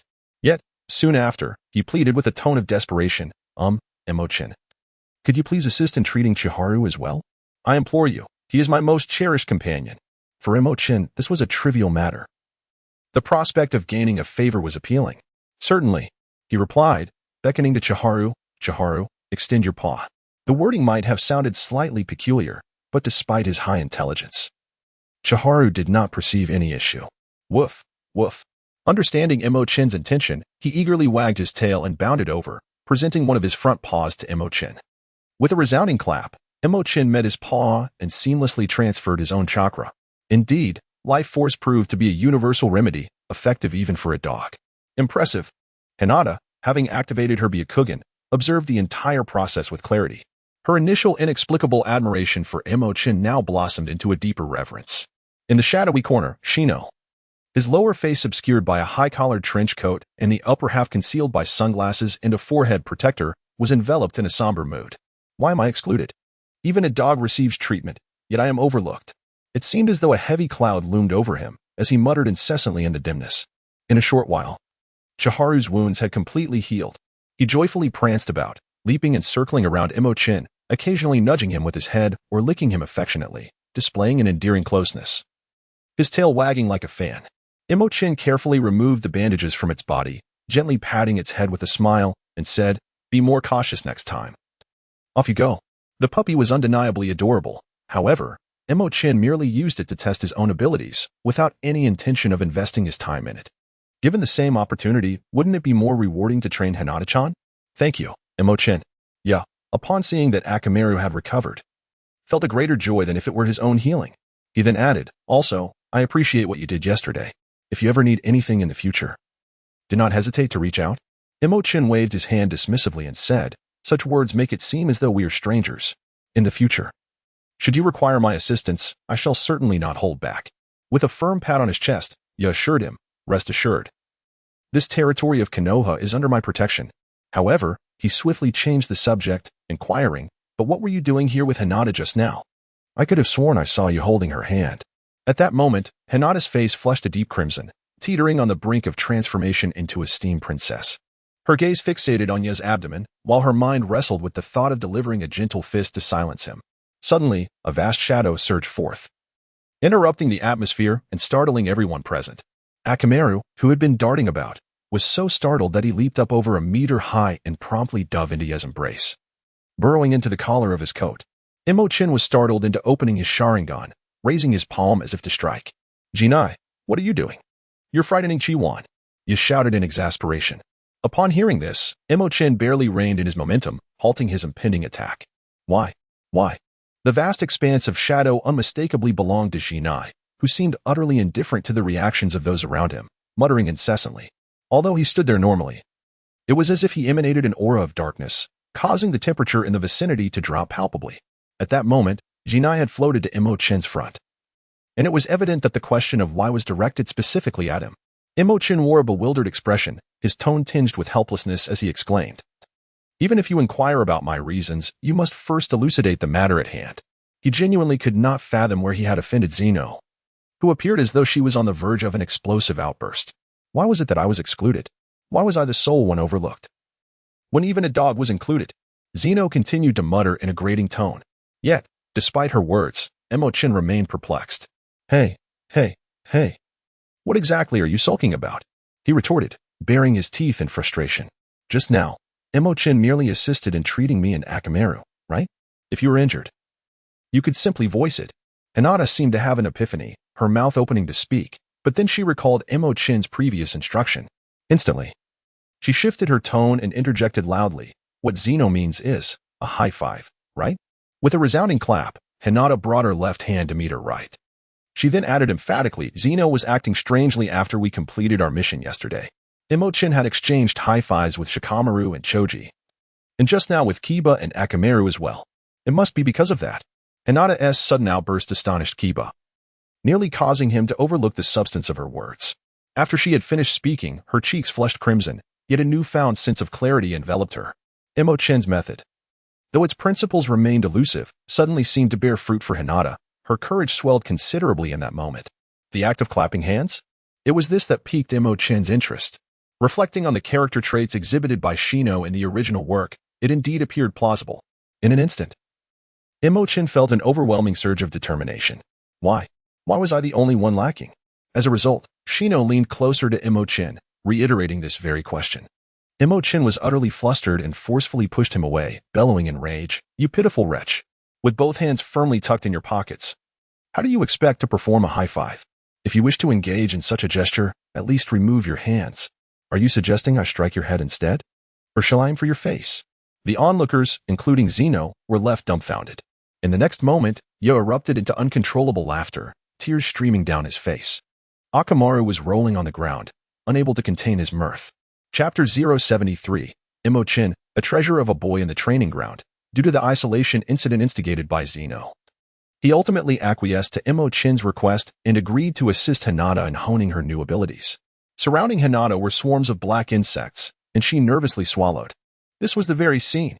She recalled that in the future video, she had summoned a power so formidable that even she had never imagined, successfully warding off all of Zeno's insects.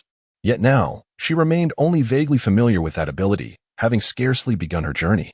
"I can do this." Hinata's gaze solidified with determination as she assumed a gentle fist stance. The future video had undergone numerous validations, each time proving true. She could not falter now. Under Mo Chen's silent cue, Zeno quickly commanded the multitude of insects to launch an assault on Hinata, following her previous training instincts. She attempted to employ the still uncultivated 8 trigrams palm. In an instant, Hinata's efforts fell flat, and she found herself in disarray, soon crying out in distress as she crouched on the ground, shielding her head while enduring the onslaught of the parasitic insects. "I can't do it. I truly cannot." Tears streamed down her face, overwhelmed by a sense of helplessness. Zeno recalled his parasitic insects, standing quietly, unaware of Hinata's training objectives, merely following Mo Chen's instructions. Mo Chen pondered while stroking his chin, having clearly discerned Hinata's movements with his Sharingan moments ago. The content of the future video was ultimately a fabrication of his own design, and should Hinata falter, it would be a blow to his reputation. Even to preserve the integrity of the future video's authority, Mo Chen felt compelled to devise a way for Hinata to succeed.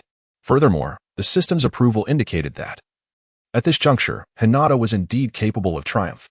Upon reflection, Hinata's approach appeared fundamentally sound. It was, as expected, a matter of temperament. "I have stated from the outset that this approach would not yield results."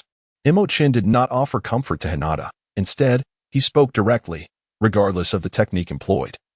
"You must channel your breath as I previously taught you when speaking. Gather it all and release it in one breath. You performed admirably in your speech just now. Your attack should follow the same principle. Have faith in yourself. You can do this." Hinata lifted her head, her face marked with tears, gazing vacantly at Mo Chen. What she sought was not consolation, but affirmation. Soon, she regained her composure, standing still to silently adjust her emotions, then nodded vigorously at Shino. Shino, not one to hold back, commanded the parasitic insect to launch another assault on Hinata. This time, Hinata's state had indeed improved significantly, with a swift motion. She executed a protective 8 trigrams palm, but the second technique faltered. Nevertheless, she narrowly evaded the insect's attack and successfully executed several more moves. There were still occasional failures, but she compensated with her positioning, which filled Hinata with elation. She had found her rhythm. Hinata's eyes sparkled with excitement. However, a moment of distraction led to another error. "Oh no, I can't dodge." Gritting her teeth, Hinata instinctively unleashed her more familiar gentle fist 8 trigrams palm. Yet, as the two abilities were fundamentally different, she miscalculated and fell to the ground, once again besieged by swarms of insects. Shino promptly halted the insects, but as he observed the severed insect corpses cleaved by Hinata's protective 8 trigrams palm, the corner of his mouth twitched slightly. Though the parasitic insect had an astounding reproductive capacity, sustained solely by his chakra, they were still living beings. Yet, what ability had Hinata just demonstrated? A new application of the gentle fist? Shino discerned that while this ability may not possess overwhelming power, if Hinata honed it, her strength would undoubtedly grow formidable. That should suffice. From here, rely on your own gradual understanding and familiarity. Mo Chen approached and affectionately patted Hinata's head, bestowing upon her an encouraging glance. This time, Hinata did not feel disheartened. She had indeed discovered her potential. "Thank you, Mo Chen-kun."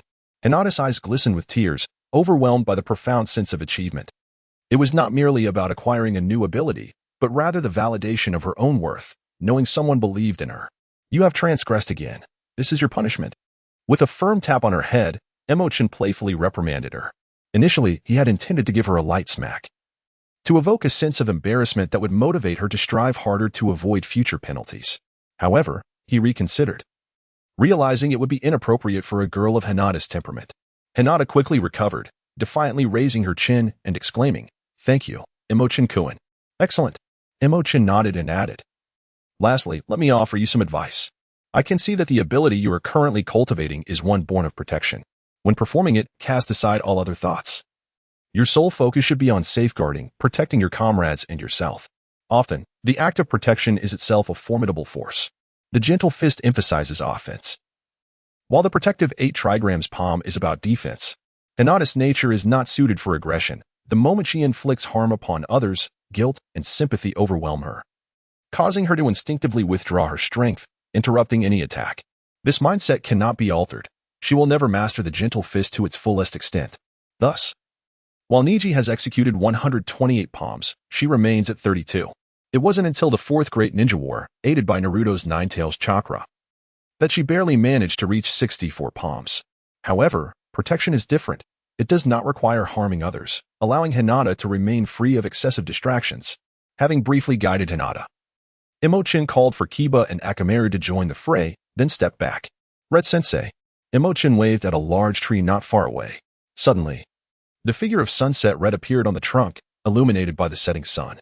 She had come when Hinata first began her training, but chose not to interrupt, remaining hidden. "You actually noticed me?" Red remarked with surprise. "It seems your perceptive abilities are quite commendable." As the 3 members of Team 8 approached to greet her, Red gestured for them to continue their training, saying, "You need not concern yourselves with me. This is merely a regular training session." Then, addressing Mo Chen, she instructed, "Come with me." After clearing the area for Hinata and the others, she led Mo Chen to a different open space. "Did you heal the injuries on Kiba and Akamaru? You possess medical ninjutsu?" Sunset Red deduced, not having witnessed the earlier part of the training, but inferring from Kiba and Akamaru's attitudes towards Mo Chen. After returning from a mission the previous day, she had specifically sought out Anko to gather information about him.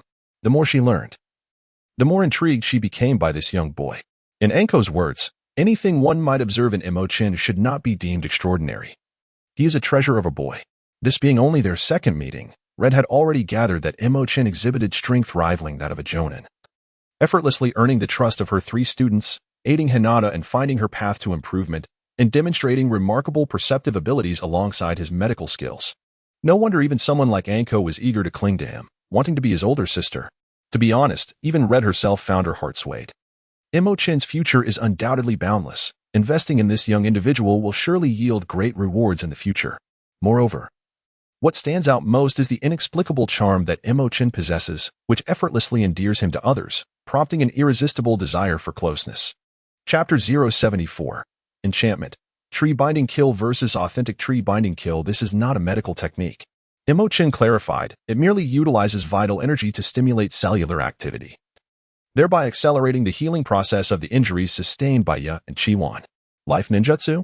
Hong's expression grew slightly solemn, for this was far more advanced than mere medical techniques. A single misstep could lead to dire consequences. Furthermore, as Hong understood, all ninjutsu that pertain to life typically exacted a significant toll from the practitioner. Mo Chen discerned the thoughts swirling in Hong's mind and waved his hand reassuringly, saying, "Teacher Hong, there is no need for concern. My constitution is rather unique. I merely transfer a modicum of vitality, which poses no detriment to myself."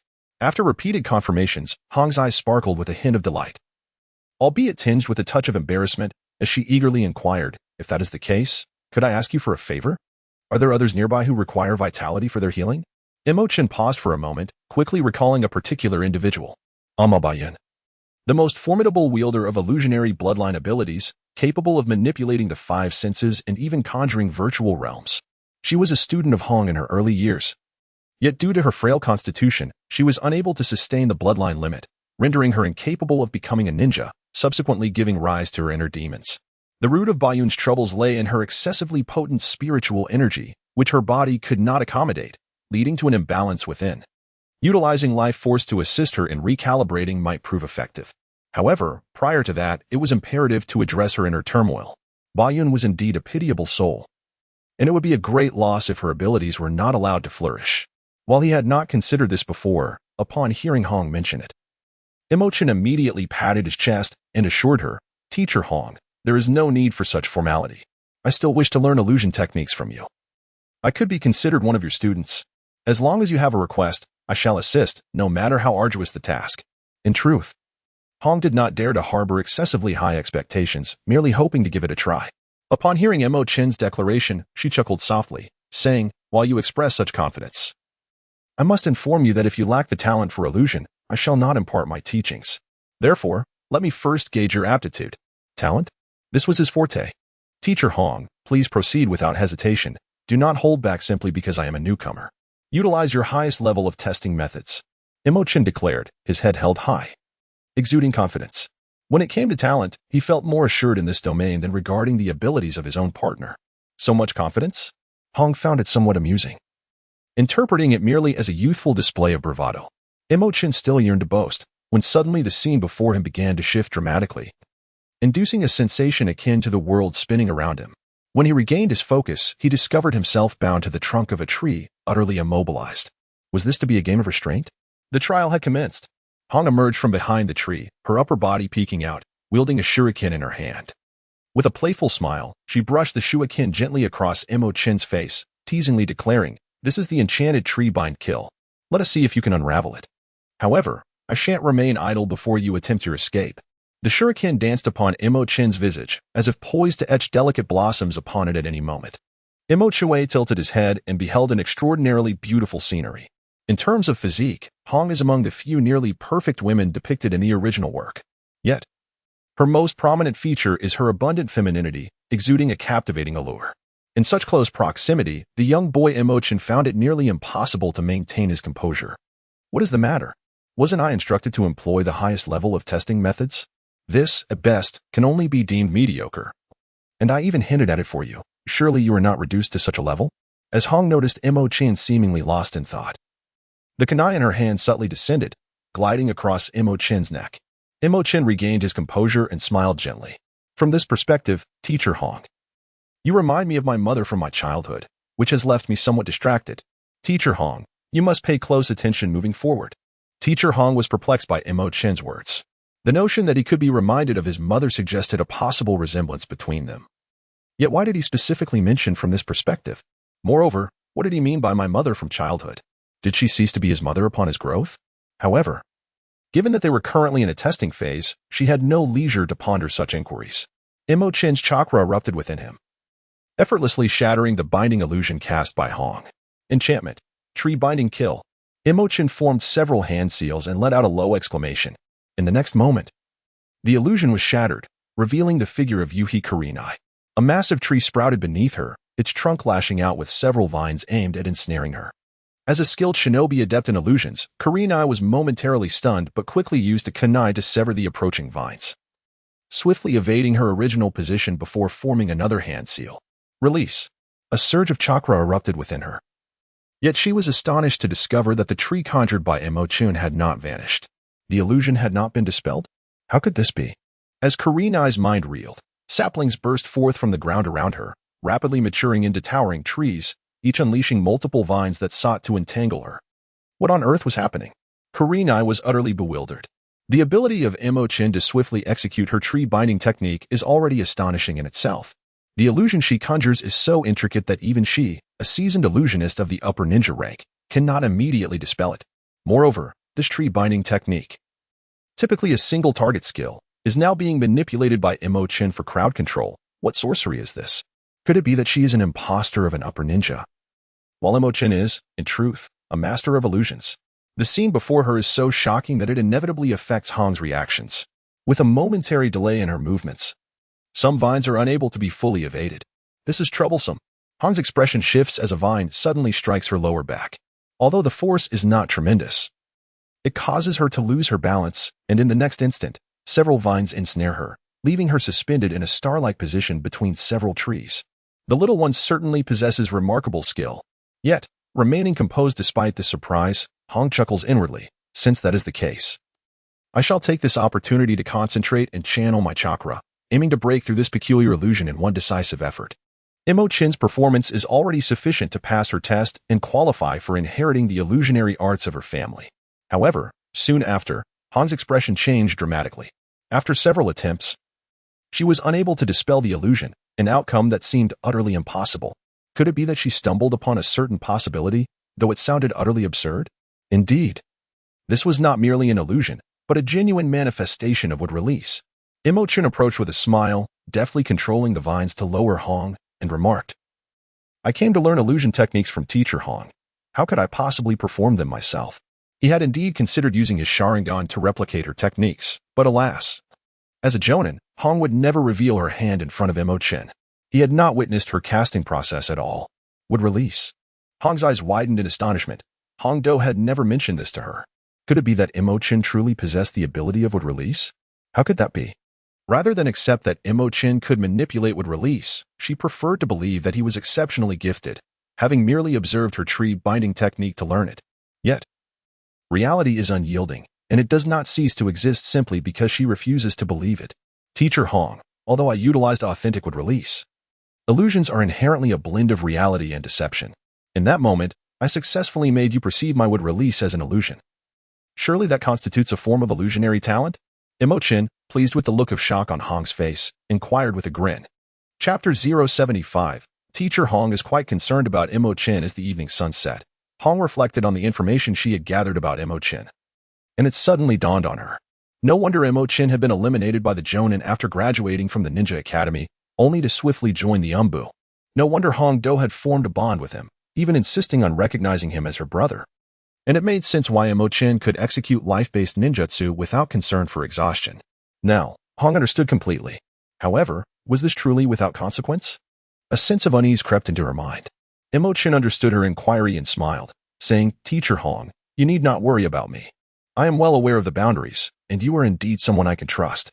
Even if my would release were to become widely known throughout the ninja world, it would not pose any significant issues. Others would merely express their admiration for Konoha's good fortune, perhaps heightening their vigilance towards me. But then they would continue with their own affairs. Do they truly believe that everyone is as formidable as the god of ninjas, Hashirama Senju? No matter how powerful would release may be, it remains merely a bloodline limit, and the ninja world is never short of formidable abilities." Mo Chen initially chose to remain inconspicuous due to the nascent nature of his abilities, which had yet to reveal their true potency. As his foundation progressively strengthened, he found himself capable of confronting even the five shadows, not claiming absolute victory, yet assured of his ability to retreat unscathed. Thus, the necessity for subterfuge had dissipated. "In that case, I shall accept you as my pupil." Yui Kurenai, not one to waver in decision, swiftly resolved to take action. With Mo Chen eager to avoid any delays, Kurenai glanced towards teammate, realizing she would not be required there for the time being, and thus commenced teaching Mo Chen the intricacies of genjutsu. Meanwhile, Hinata and her companions found themselves in a scenario reminiscent of a future vision. As Shino persistently employed his bugs to harass Hinata, while Kiba, accompanied by Akamaru, awaited the opportune moment to strike. Hinata's defense, the 8 trigrams palm, had fully engaged, significantly reducing any wasted effort. However, her technique still felt somewhat unfamiliar, necessitating time to attain proficiency.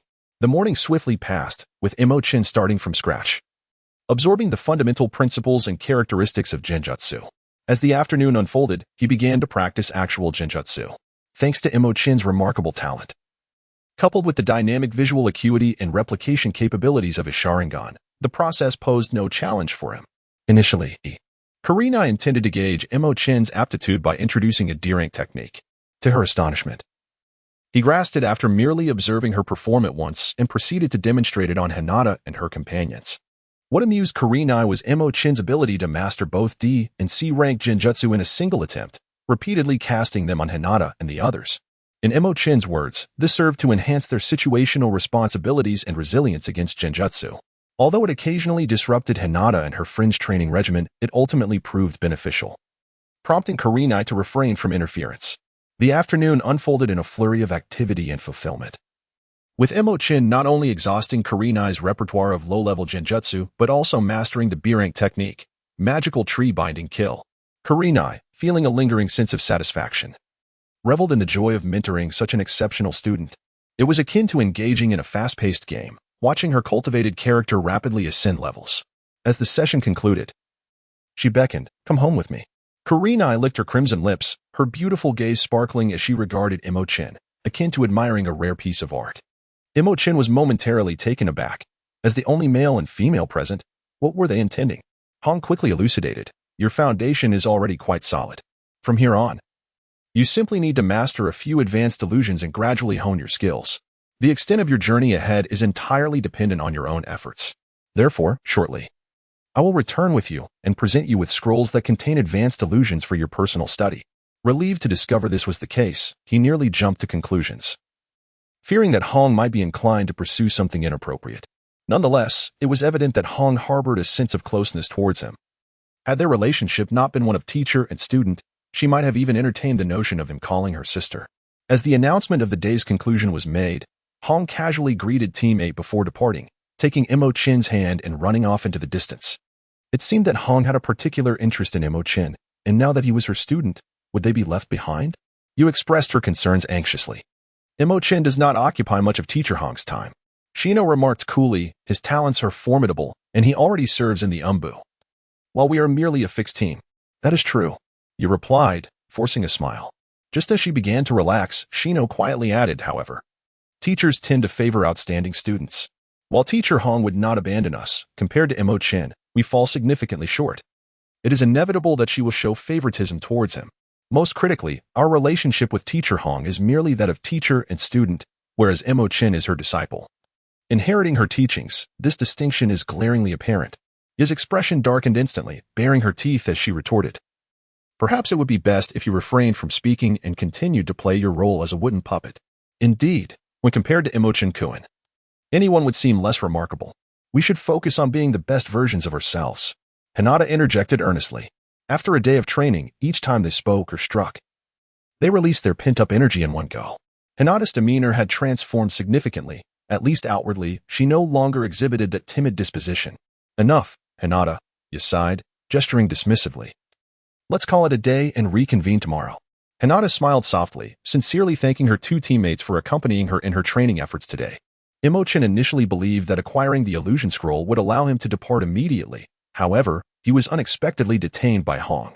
You will be returning alone, won't you? Stay here for dinner tonight, Hong insisted, pressing Mo Chen onto the sofa in the living room. Set the scroll aside for now. Let us watch some television together. It is essential to balance work with leisure. Mo Chen truly wished to express that he was not returning alone. However, upon reflection, how could the sunset's red fragrance be found in Tian's song? Having a stunning beauty cook for him was indeed a coveted affair that he had no reason to refuse. Hong had a habit of cooking for herself and had stocked up on various ingredients, so there was no need for an extra trip out. By the way, teacher Hong, you mentioned earlier that there was something you needed my assistance with. What is it? Mo Chen, seeking to alleviate his boredom, ventured into the kitchen to lend a hand and casually inquired about this matter. After a brief silence, Hong's tone turned somber as she recounted the story of her former student, Ama Bayun. As Mo Chen had surmised, she wished for him to see if he could help Bayun improve her physical condition. Initially, Hong held little hope, merely considering it a desperate measure. However, upon learning of Mo Chen's genuine would-escape abilities, a glimmer of hope ignited within her. Consequently, she hesitated to broach the subject herself.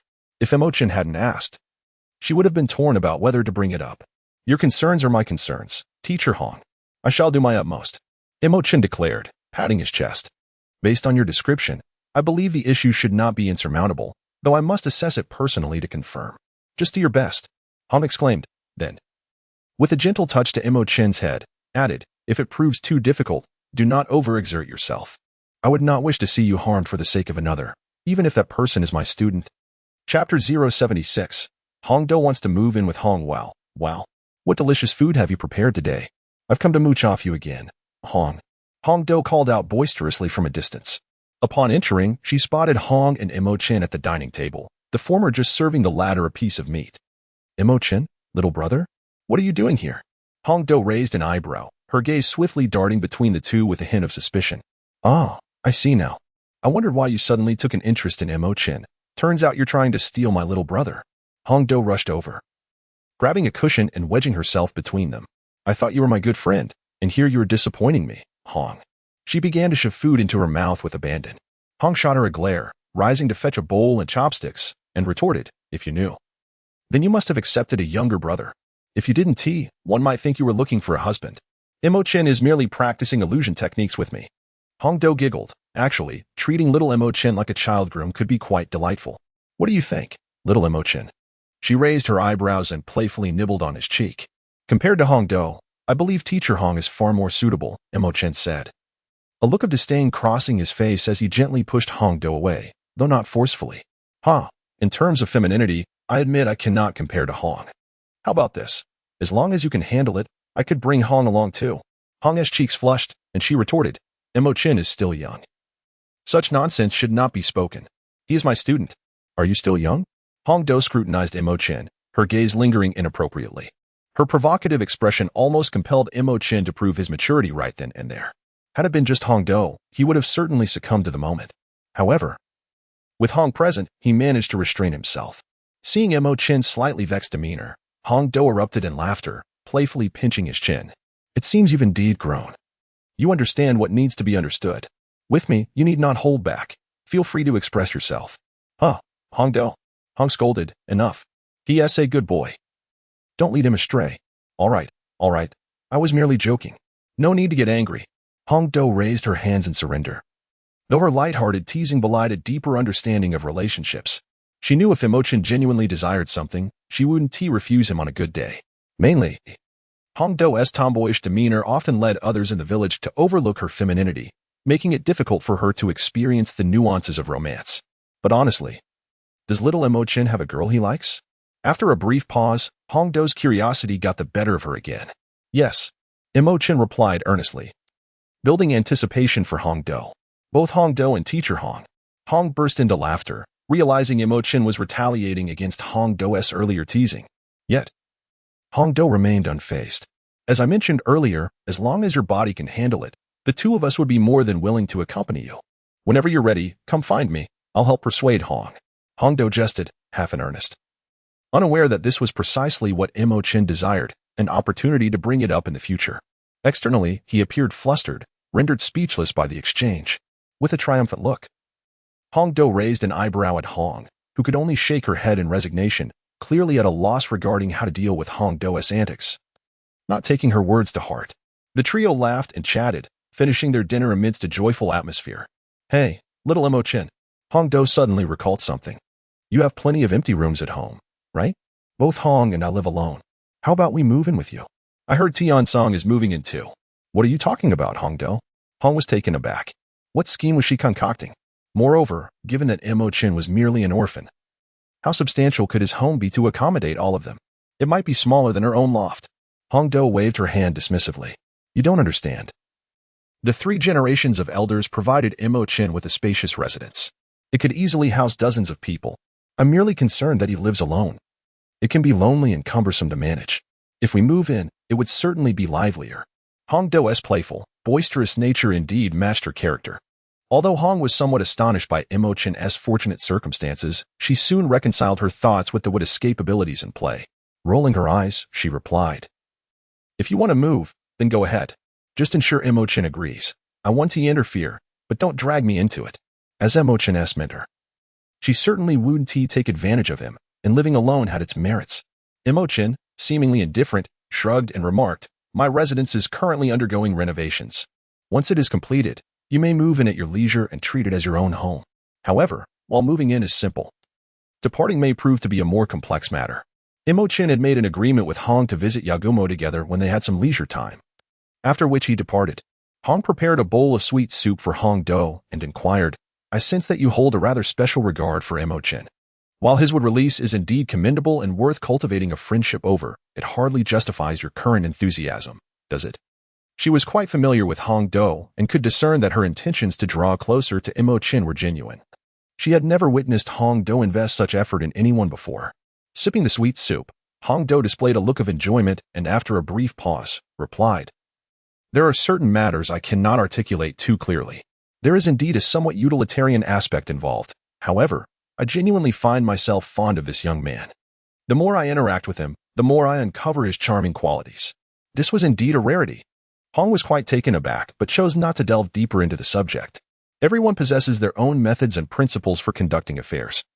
And as long as there is no malice involved, even as close friends, there is no necessity to intervene. Actually, you are quite similar, aren't you? Hong Do remarked. Wrapping her arms around Hong's waist, the two of them closely nestled together, giggling. He possesses a rather unique aura that compels one to draw near. You have noticed it as well, haven't you? That's why you brought him home and prepared meals for him. Few are afforded such treatment in this world. Hong chuckled softly, neither affirming nor denying the observation. Hong Do added, regarding Mo Chen, you may wholeheartedly extend your kindness towards him, as it will ultimately benefit you. Although you are not in the group and thus do not gain any advantages, there is no guarantee you won't join in the future, even if you do not join. Being kind to Mo Chen will only yield positive outcomes. Just take care of yourself, Hong said, playfully shoving a spoonful of sweet soup into Hong Do's mouth. He is currently my disciple, and naturally, I will treat him well. Even if you have caused him distress, I will seek justice on his behalf. How absurd. You have forsaken your affection for me over a mere boy. I shall retreat home to weep, Hong Do declared, finishing the sweet soup in one gulp before dashing away. Hong shook her head with a wry smile, pondering the meaning behind Hong Do's mention of utilitarian motives. Chapter 077. Sakura's self-assessment remains high the following day. The third Hokage once again assigned a mission to Mo Chen, this time for 2 individuals to collaborate. However, the captain was not him, it was Tenzo. This revelation made Mo Chen realize that the mission to the Land of Waves was about to commence. Indeed, as the third Hokage elaborated on the task, it became clear that Tenzo and Mo Chen were to remain concealed, following Kakashi and his Team 7 to ensure Naruto's safety. This marked the first mission undertaken by the Nine-Tails Jinchuriki since becoming a ninja, and the third Hokage was not entirely at ease with the arrangement. Mo Chen's abilities surpass those of Tianzong, while Tianzong possesses a wealth of experience. Their collaboration guarantees a flawless execution. Furthermore, Team 7 is under the leadership of Kakashi, whose prowess is beyond question. I had intended to take some time today to assist you in constructing your house.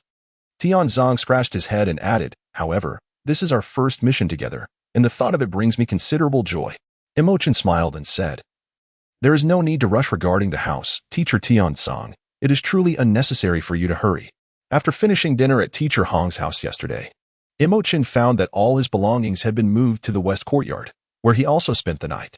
As for the main courtyard, Tianzong has already demolished it and laid the foundation, having constructed a small section according to the blueprints last night. Mo Chen was not particularly fond of the Japanese style. The blueprints he created depicted a postmodern villa that seamlessly blended Eastern and Western elements across 3 levels. However, despite numerous attempts at persuasion, Tianzong remained steadfast in his own ways, relishing in his independence. This time, he chose to disregard the topic entirely. Swiftly shifting the conversation to announce, our mission destination is the Land of Waves. Team 7 is tasked with escorting the bridge builder, Dazna, back to his homeland until he completes the bridge. The duration of this mission may be prolonged, yet the Land of Waves harbors no ninjas. Thus, any potential combat would be confined to the realm of ordinary civilians, rendering the task manageable.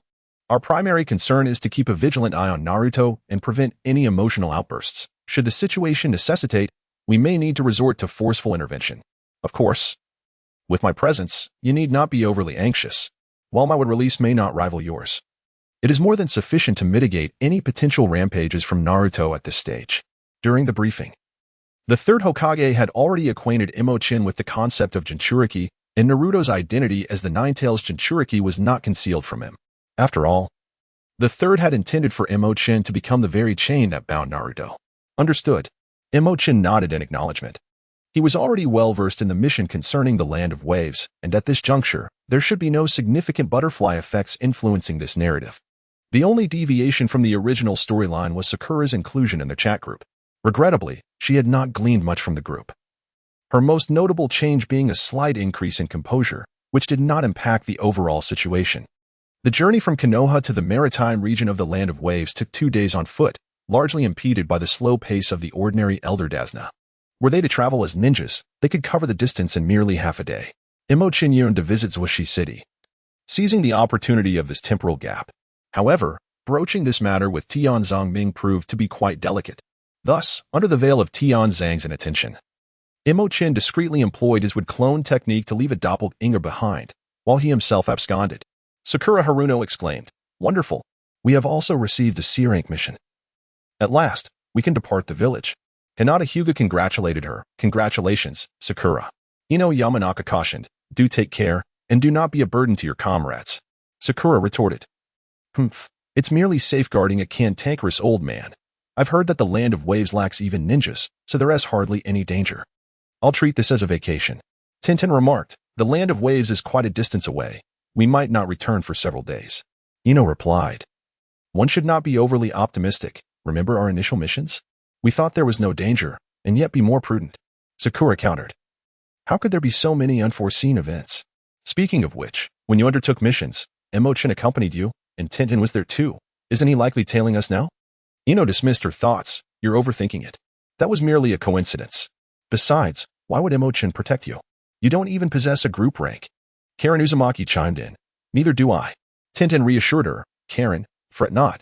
When Mo Chen seeks you out next time, just make sure to shine. Ino added, Indeed. Unlike someone with a broad forehead who claims to withdraw from the group yet shamelessly seeks favors. Sakura defended herself. I was merely jesting. I had no intention of truly withdrawing. Moreover, I believe Mo Chen is indeed following us. The evidence lies within Karen. Karen questioned, What do you mean? Sakura continued. Your ninjutsu must be nearing completion, correct? Hence, Mo Chen will soon visit you. Why else would he leave the village at this time but to undertake a mission? Perhaps to protect me? Tintin praised, a logical deduction. Ino scoffed. Utter nonsense. Karen exclaimed, Mo Chen is coming? Really? How splendid. Oh wait. My diamond lock technique still requires refinement. I must strive harder. Sakura taunted Ino. I sense jealousy. Allow me to share another detail. This mission will not last merely a few days, but over a month. Sakura continued. With such a lengthy duration, anything could transpire. By the time we return from the land of waves, I might very well possess the highest rank in our group. Ino quipped. Why not say that by the time you return, you'll have children? Not to mention whether Mo Chen would even be interested in you. You laundry board. Sakura retorted. Get lost. Tintin lamented. A C-rank mission lasting over a month? That seems rather excessive. Ino concurred. Indeed, our last mission, though perilous, was resolved in half a day. Sakura explained, It's unavoidable. We are tasked with protecting a bridge builder until he completes his work. We owe this to Naruto. Had he not persistently pestered the third Hokage, we would still be executing D-rank missions. Tintin remarked, If that is the case. By the time you return from the land of waves, the Chunin exams will be imminent. Ino inquired, The Chunin exams? Is that what you mentioned during your visit to the grass village? Please elaborate. Tintin clarified, as the name suggests. The Chunin exams serve as the pathway for Genin to ascend to Chunin rank. Passing the exam allows for promotion from Genin to Chunin. And our team will participate this time. Tintin continued, Typically, our village holds the Chunin exams twice a year, but they are internal affairs exclusive to Konoha. This time, however, the exams will be jointly hosted by multiple nations, resulting in a significantly larger number of participants and heightened difficulty. Mo Chen took a moment to glance at the conversations in the group chat, and to his surprise, Xiaoying had correctly guessed a significant portion of it. He had indeed emerged behind Team 7 and was currently hastening towards Xiang Lin's location. Unfortunately, his mission was to protect Naruto, not Xiaoying, who still held a rather high opinion of herself. Xiaoying expressed her gratitude for the gifts, mentioning that this chapter was an additional update. The updates were generally maintained at 3 chapters per day, reflecting a stable condition. Occasionally, large gifts or accumulated gift values would prompt an extra update. However, she cautioned against inquiring about the specifics of the additional updates, as the author feared that some overly enthusiastic individuals might demand a relentless 24-hour writing schedule, leading to potential delays. Chapter 078, The Awakening of Xiang Lin and the Turmoil of the Diamond Lock in Zhuoxi City. At the residence of Xiang Lin and her mother. Xiang Lin, take a break. Kanai called out, emerging from the house with a pot of tea. She addressed her daughter, who was diligently training in the diamond lock technique. You have been working so hard these past few days, and it warms my heart as a mother. However, one must remember to balance work with rest. Sometimes, being overly tense can lead to counterproductive outcomes. Xiang Lin, still focused on harnessing her chakra, did not turn around. Mom, please don't worry about me. I must master the diamond lock before Mo Chen arrives. I can already feel that success is near. Therefore, Mo Chen must be on his way, and I cannot afford to be lax at this crucial moment. Her thoughts mirrored those of Hinata before her. The content of the future video had been confirmed as real, and she could not falter now. If Mo Chen were to arrive, and she had not mastered the diamond lock, it would not be seen as a flaw in the future video, but rather as a reflection of her insufficient effort. Is Mo Chen-sama arriving? Kanai was momentarily taken aback, puzzled. How do you know this? She activated her Kagura heart, but found no trace of Mo Chen's chakra in Zhuoxi City. When she broadened her perception, the Kagura heart could sense all chakra properties within a radius of several dozen kilometers. However, Kanai's abilities were not yet at that level. Regardless, I just know. Xiang Lin was aware that she had inadvertently revealed too much and struggled to find an explanation, opting instead to immerse herself in her training. Kenai harbored some doubts. Sensing that her daughter had been acting strangely of late, since their arrival in this city, 3 girls had approached Xiang Lin, forming a close bond with her. Yet Kenai could not discern their origins. Fortunately, through careful inquiry, she learned that they all knew Mo Chen and were fellow Konoha ninjas, leading her to refrain from further questioning. However, it was not uncommon for Xiang Lin to drift into daydreams, sometimes conversing with herself or laughing at seemingly empty air, occasionally uttering words that puzzled Kenai. She would remain indoors yet speak of matters unknown even to her. Had she not confirmed that Xiang Lin's mental state was sound, Kenai might have suspected that their home was haunted. Very well. Unable to extract a specific answer from Xiang Lin, Kenai decided to relent. She stood up and said, "Since Mo Chen-sama is coming, I will prepare some pastries and brew a fine pot of tea."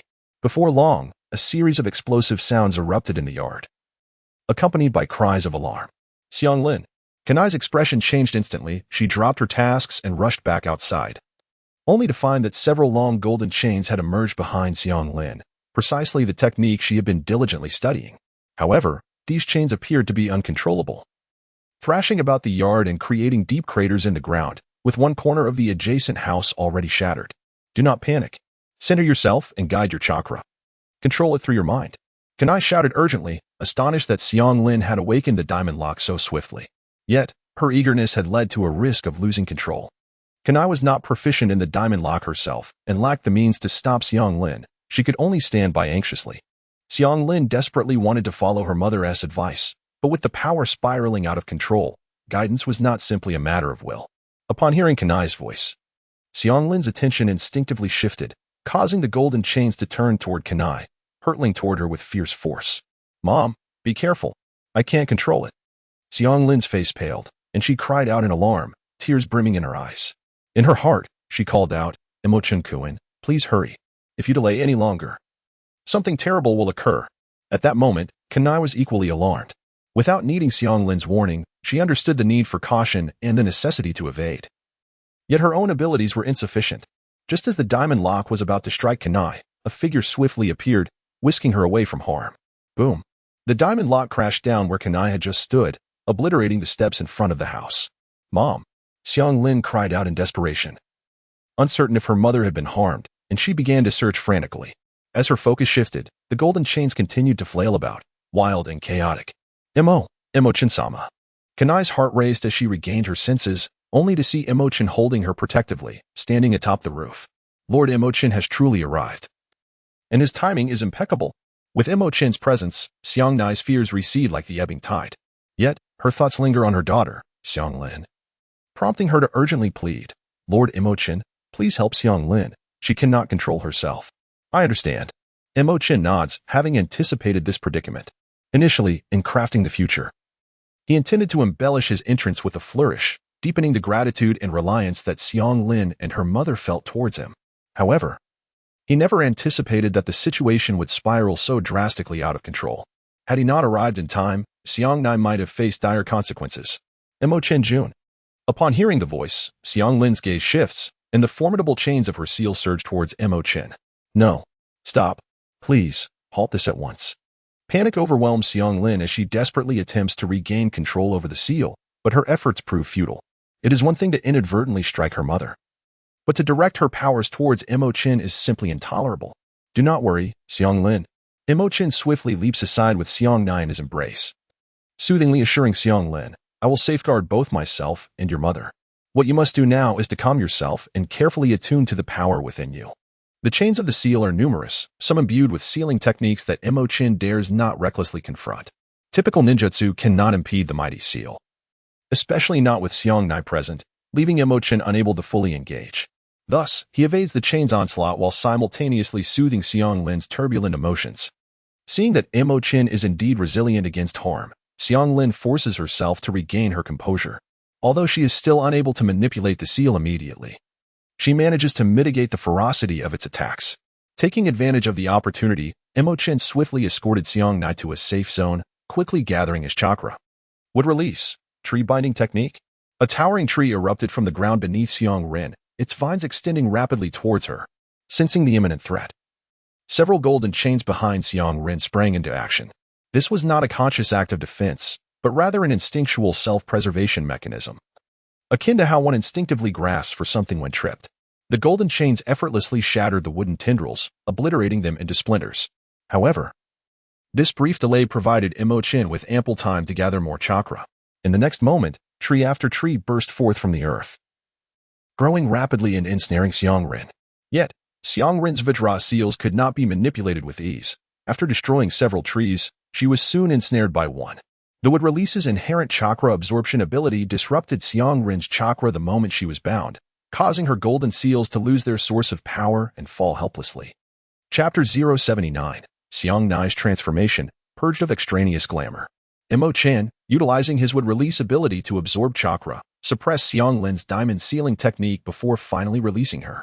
As he supported the softly collapsing Xiang Lin, Mo Chen conducted a brief examination and subsequently transmitted his own wood release chakra to her. Before long, Xiang Lin's condition had markedly improved.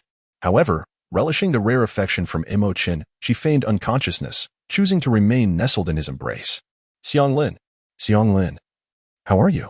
Upon witnessing that the situation had been brought under control, Xiang Nai hurriedly rushed over from a distance, anxious to check on her friend. Mo Chen could see Xiang Lin's long eyelashes fluttering, and how could he be unaware of her little thoughts? He couldn't help but let out a soft laugh. Rest assured, at Xiang Nai, Xiang Lin is perfectly fine. Mo Chen teased as he pinched Xiang Lin's nose, chuckling, now hurry up and get up. Don't think I haven't noticed that you're not really fainted. If you don't rise soon, I shall give your head a gentle tap. Only then did Xiang Lin giggle, opening her eyes, playfully sticking out her tongue, yet still clinging to Mo Chen's arm, unwilling to let go. Ding. Congratulations to group member Vortex Xiang Lin. Your group level has risen from LV0 to LV3, granting you a total attribute boost of 300. The system emitted a notification, drawing the attention of all group members. Everyone was eager to learn the specifics, but at that moment, Xiang Lin had no intention of engaging with them. She merely started a live stream for them to witness it themselves. Xiang Lin, you nearly gave me a heart attack. And Xiang Nai sighed in relief upon seeing her daughter safe and sound. Mo Chen did not strike Xiang Lin's head. Yet Xiang Nai unceremoniously tapped her forehead and remarked with irritation, your impatience is your greatest flaw. Do not overexert yourself in matters beyond your capabilities. It could be detrimental to both yourself and others. Had it not been for Lord Mo Chen's timely intervention, your mother might have faced dire consequences at your hands. Consider how you would have dealt with that. Xiang Lin, unperturbed, made a silly face at Xiang Nai, nuzzling her head against Mo Chen's arm, and cheerfully replied. But nothing happened, did it? I knew Lord Mo Chen would come to our rescue. She added, oh, the sin of Lord Mo Chen is simply delightful. I can never get enough. Xiang Lin's infatuated demeanor made Xiang Nai's lips twitch in exasperation, lamenting how she could have given birth to such a shameless daughter. With no other recourse, she could only cast an apologetic glance towards Mo Chen. Mo Chen chuckled softly, indicating his indifference, yet he firmly pushed Xiang Lin aside. All right. Xiang Lin, I've come over during my limited time, and I have important matters to attend to shortly. As he spoke, his gaze swept over the disordered courtyard. Xiang Lin, initially intent on continuing her antics, couldn't help but display a flustered expression upon seeing the scene, stammering, I truly didn't mean to, it won't cost a fortune, will it? This courtyard was rented by Mo Chen, and now in such disarray, it was inevitable that he would bear the responsibility. Especially since the sustenance for both her and her mother stemmed from Mo Chen's financial support, rendering their ability to take responsibility non-existent. It's nothing. A simple repair will suffice. Mo Chen smiled, effortlessly using earth manipulation to level the ground. As for the damaged areas of the house, he easily mended them with wood manipulation. How impressive. Lord Mo Chen, Xiang Lin exclaimed with exaggerated enthusiasm, spreading her arms wide, ready to rush towards him. However, before she could approach, Xiang Nai swiftly held her back. Calm down for a moment. Xiang Nai chided, Lord Mo Chen has made a rare visit. Do not trouble him. I apologize, Lord Mo Chen. I am unsure how this happened. My daughter has suddenly gone awry. Mo Chen wore an expression of bemusement, yet found nothing particularly strange about the situation. In Naruto, Shippuden, Kankuro exhibited similar behavior towards Sasuke. It was simply a manifestation of one's true nature, albeit released prematurely. All right, Kankuro. Mo Chen gently ruffled her hair and advised. Seize this moment while the Vajra seal has just awakened and you still have the sensation. Hurry and seek enlightenment. If you wish to remain by my side for an extended period, Being weak is simply untenable. Of course, methods akin to forcefully nurturing growth, like this instance, are absolutely inadvisable. All right, I understand. Kankuro replied, her voice tinged with a sense of grievance as she ambled away, glancing back every few steps. Yet, internally, she was elated, bouncing with joy at the promise Mo Chen had made, and the affectionate gesture of him patting her head. Kanai, with a look of exasperation, withdrew her gaze before solemnly bowing to Mo Chen, stating, I apologize for any inconvenience caused, Lord Mo Chen. May I inquire about the purpose of your visit? She recalled Mo Chen mentioning he had important matters to attend to. That can wait for a moment. Mo Chen waved his hand dismissively and said, Aunt Kanai, please extend your hands towards me. Kanai, though puzzled, did not hesitate to comply, extending her hands towards Mo Chen. Mo Chen's words were to her as commands, and Mo Chen's commands were unequivocally absolute. Mo Chen grasped Xiang Nai's hand, channeling an abundant life energy imbued with what attribute chakra into her. Xiang Nai immediately sensed the transfer, her expression shifting to one of astonishment as she exclaimed, Lord Mo Chen, you do not speak just yet. Allow me to conduct an experiment. Mo Chen interjected with a glance, silently continuing to transmit his chakra. Initially, Xiang Nai felt a gentle warmth enveloping her entire being, akin to lying under a blanket in spring, with sunlight streaming through the window and cascading over her, imparting an indescribable comfort. Although her vitality, once diminished during her time in the hidden grass village, had begun to recover, it had not yet fully replenished. As Mo Chen's chakra flowed into her, her body swiftly reached a state of fullness, even bordering on overflow. However, what left her in utter astonishment was the rapid healing of the internal injuries she had endured for years. The unsightly bite marks on her arm gradually faded away until they vanished completely, leaving no trace behind, while the other areas were not visible. It was reasonable to surmise they experienced a similar restoration. Xiang Nai trembled, her beautiful eyes brimming with tears. Lord Mo Chen expended such immense energy solely to aid in her healing? What merit do I possess to deserve this? Indeed, it is possible. Mo Chen exhaled deeply, gazing at the visibly excited Kane, and smiled, saying, Aunt Kane, I am aware of the events that transpired in the village of grass, which have cast a significant shadow in your heart, a dark memory you wish to avoid. I cannot alter the past, but I can strive to soothe your wounds. Your body has now fully recovered, leaving no trace behind. I hope that as these scars vanish, you can completely liberate yourself from that period of suffering and embrace a new life. While holding Kane moments ago, Mo Chen had noticed the stark, grotesque scar that became visible when her sleeve slipped. Recalling the boundless life energy within him, Mo Chen resolved to give it a try, and indeed, he succeeded. Thank you. Thank you. Kane exclaimed, enveloping Mo Chen in a tight embrace, overwhelmed with emotion as she wept deeply. Mo Chen not only rescued the mother and daughter, providing them with a stable life, but he has also transformed her completely, cleansing her of her past burdens. From this moment onward, Xiang Nai's loyalty to Mo Chen soared to its utmost level. With just a word from him, she would not hesitate for a second, even if it meant sacrificing her own life. Not far away, Xiang Lin was wiping the tears from her face. She had been silently observing the scene, which was fully transmitted to the members of the group through the live broadcast. In Chapter 080, does Lord Mo Chen also possess the Whirlpool bloodline? Hinata Hyuga remarked. That's wonderful, Xiang Lin. Yamanaka Ino commented, Mo Chen is truly heartwarming. I adore him. Tian added, he possesses strength, talent, intellect, and considers others' feelings. It's hard to find anyone like Mo Chen, even among the entire ninja realm. Sakura Haruno noted, indeed, he is quite thoughtful. Mitsuha Azuki exclaimed, as expected of my brother. Mo Chen. In the chat group, the women were deeply moved by Mo Chen's actions, although he merely transmitted some energy to Xiang Nai. The fact that he remembered this seemingly trivial matter after only their second meeting was far more than mere thoughtfulness. For a ninja, the ability to preserve one's life opens up infinite possibilities. A few bite marks are merely minor issues. However, for a woman and a mother, numerous bite marks signify a lifetime of indelible scars. After a while, Xiang Nai's emotions gradually settled, yet her face still bore traces of excitement and uncontrollable joy shining through. I apologize, Lord Mo Chen, for causing you to witness such a spectacle, she said, wiping the tears from her face with a hint of shyness. What was the important matter you mentioned earlier? Is there anything I can assist you with? Although Xiang Nai was a mother to a 12-year-old child, her appearance, thanks to the Whirlpool clan's lineage, still resembled that of a woman in her 20s. Her earlier vulnerable demeanor left Mo Chen momentarily dazed.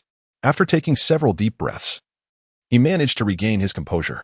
Aunt Xiang Nai, I came to check on you during my mission, Mo Chen explained. The money I left last time was not substantial. And since you have recently moved in, you must need to purchase many things. I believe you have nearly exhausted your funds by now. So I specifically brought you some more.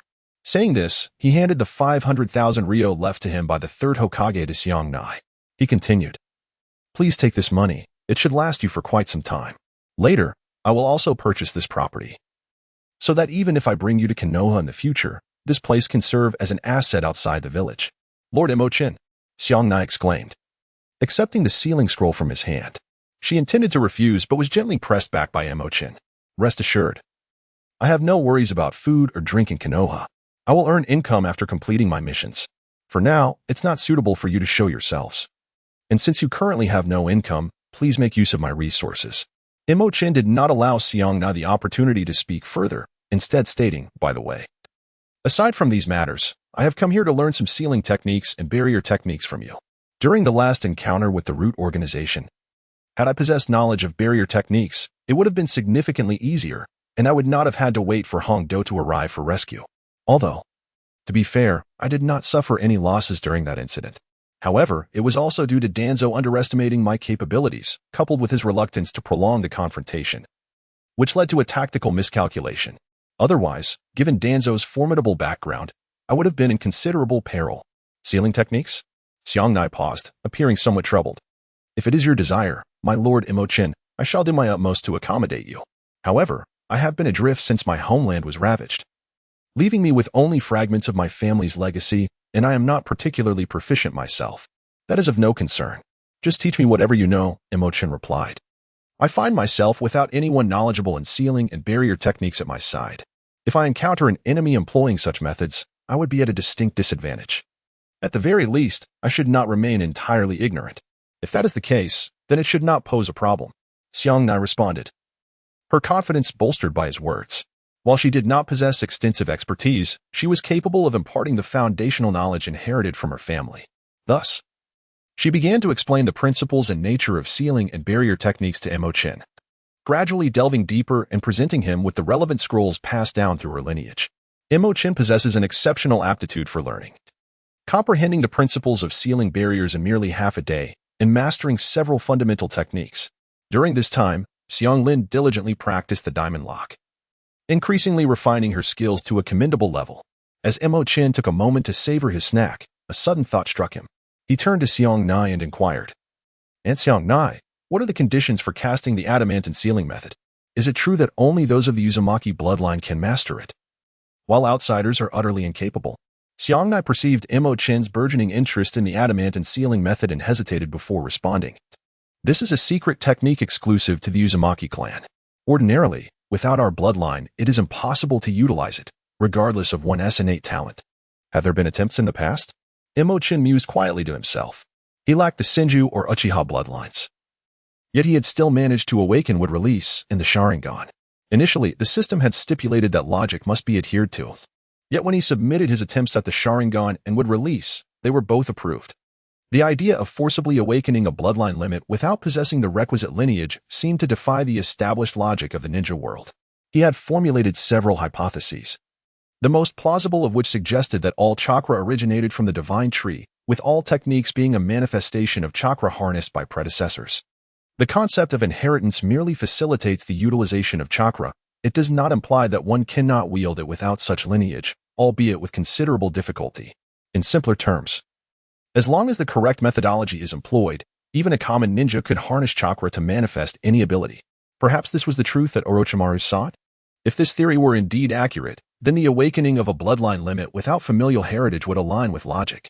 Regardless, the fact that he had fabricated a future scenario wherein he could utilize the adamant sealing method and had it approved by the system indicated that, akin to the Sharingan and would release, Mo Chen too could successfully awaken it.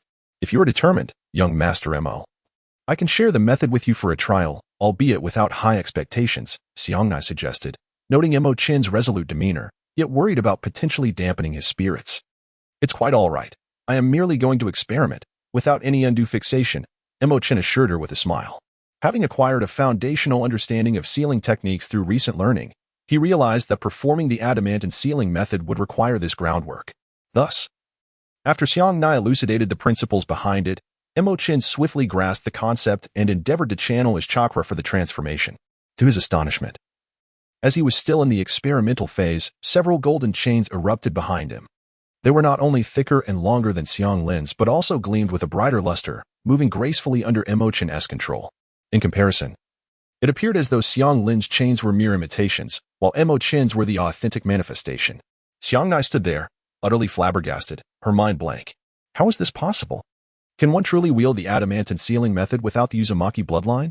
Or could it be that young Master Mo harbors the Uzumaki lineage within him, making him one of our own? Xiang Lin, hearing the commotion, turned her head. Unlike her mother, she had already viewed the future videos and was mentally prepared. Upon witnessing Mo Chen execute the adamantine sealing method with greater proficiency and potency than she, her eyes sparkled with admiration. Young Master Mo, you are so incredibly impressive, she exclaimed, rushing over and clasping her hands to her chest, her face radiant with infatuation. Mother, did you not say that without the Uzumaki bloodline, it is impossible to perform the adamantine sealing method? How does young Master Mo manage it now? Without regard for Mo Chen's ongoing experiment, Xiang Lin dashed over and clung to his arm, unwilling to let go. At first, Mo Chen was concerned about injuring Xiang Lin. However, he soon discovered that he could manipulate the golden chains with absolute precision, unlike Xiang Lin, who initially faced the risk of losing control. Mother is unaware of this. Xiang Na was left astonished, struggling to regain her composure. Boldly, Xiang Lin speculated, could it be that this indicates Mo Chen possesses the bloodline of our Uzumaki clan? Therefore, Mo Chen, we might actually be relatives. Upon hearing this, Xiang Nai agreed with a nod, stating, this is the only plausible explanation. Perhaps Lord Mo Chen's maternal lineage is connected to the Uzumaki. After all, the Land of Whirlpools once had a strong relationship with Konoha. And the wife of the first Hokage was also a member of our Uzumaki clan. Lord Mo Chen, are you aware of your ancestry? Mo Chen shook his head and replied, my parents passed away when I was very young. I grew up alone, and I know little about who they were. Based on the timeline, it can be inferred that they likely perished during the Nine Tails War. As a child, I was raised in an orphanage until I became self-sufficient, receiving a monthly allowance to support myself. Of course, Mo Chen is attired in a particular manner. These details merely serve as background information. What I am aware of is my identity as a commoner. My parents were not even ninjas, and I have no connection to the Uzumaki clan. The awakening of my Vidra sealing was entirely due to the system's assistance. However, at this moment, both Kana and Karen have firmly concluded that Mo Chen possesses Uzumaki blood, and their gazes towards him have grown increasingly affectionate. They were surprised to learn that Mo Chen had endured such hardships in the past. Karen, feeling sentimental, declared, from now on, my mother and I will be your family. You are no longer alone. Kana, equally moved, approached and embraced both children, gently stating, Karen is right. From this day forth, we shall all be family. No matter when, as long as you return, Mo Chen, this will always be your home. Mo Chen opened his mouth, contemplating that it was perhaps unnecessary to force an explanation. A misunderstanding is merely a misunderstanding, after all, and not of great consequence. Following the awakening of the Diamond Seal, Mo Chen briefly tested the Kagura Heart Eye, and to his surprise, it activated with just one attempt. However, its range of perception extended only a few kilometers. It required time for refinement, falling significantly short of the dozens of kilometers described in the original narrative. Lord Mo Chen, your talent is truly astonishing. I have never encountered anyone with such formidable learning capabilities. It is likely that no one in the entire history of the Uzumaki clan can surpass you in this regard, exclaimed Kana, who was deeply impressed and further convinced of Mo Chen's Uzumaki lineage. Mo Chen casually perused the scroll that Xiang Na had presented to him, and upon encountering a particular technique inscribed upon it, his gaze momentarily sharpened. Xiang Na hastily interjected, raising her hand to obscure the scroll, exclaiming urgently, my lord Mo Chen, you must absolutely refrain from learning this technique. The invocation of this spell demands a sacrifice of one's very soul as its price. It is an act far more ruthless than perishing alongside an adversary. How could she have overlooked this spell? She ought to have erased it from the scroll much sooner. Mo Chen smiled and said to Xiang Nai, rest assured, and Xiang Nai, I have yet to exhaust my life, and I shall not act recklessly. The technique inscribed on the scroll is none other than the fourth Hokage, Minato Namake's sealing jutsu, the dead demon consuming seal. This is an S-rank sealing technique, wherein the practitioner sacrifices their own soul to summon the Shinigami to seal their adversary. Upon the completion of the sealing, the Shinigami will also claim the practitioner's soul, trapping both the practitioner and the sealed entity in eternal entanglement within its belly. After sealing the Nine-Tails in half, Minato achieved reconciliation with the Shinigami, thereby mastering the Nine-Tails chakra mode. Theoretically, Minato could have fully transformed into a tailed beast, entering the heightened state. Yet the original work does not depict him employing this capability. Upon witnessing the dead demon-consuming seal, Mo Chen recalled a certain individual who exploited a glitch regarding the Shinigami. Moreover, prior to his transmigration, he had contemplated an alternative glitch. Should this glitch prove effective, the Uzumaki clan would possess an ability rivaling that of Susanoo. And Xiangnai, may I pose a question to you? Mo Chen's interest was suddenly piqued as he pulled Xiangnai closer and inquired, what if, and I emphasize if, I were to unleash the corpse sealing technique but manage to seal nothing at all, and then subsequently lift the spell? Would my soul still be claimed by the Grim Reaper? Xiangnai furrowed her brows. It seemed that Lord Mo Chen had developed a fascination with the corpse sealing technique after all. She was inclined to decline answering his question, fearing that he might act irrationally in a moment of folly. However, she also understood that if she remained silent, he might inadvertently conduct an experiment during one of his lapses in judgment, which could lead to even more dire consequences. Reluctantly, Xiangnai responded, once the corpse sealing technique is employed, it becomes irreversible. There are only two outcomes, success or failure. Regardless of the result, the practitioner's soul cannot escape. Hence, I must implore you, Lord Mo Chen, never to attempt this technique. Should you do so, you would face a fate far more terrifying than death itself. Mo Chen caressed his chin in contemplation, pondering the irreversible nature of the technique he was about to employ. In other words, this maneuver could not be prematurely undone?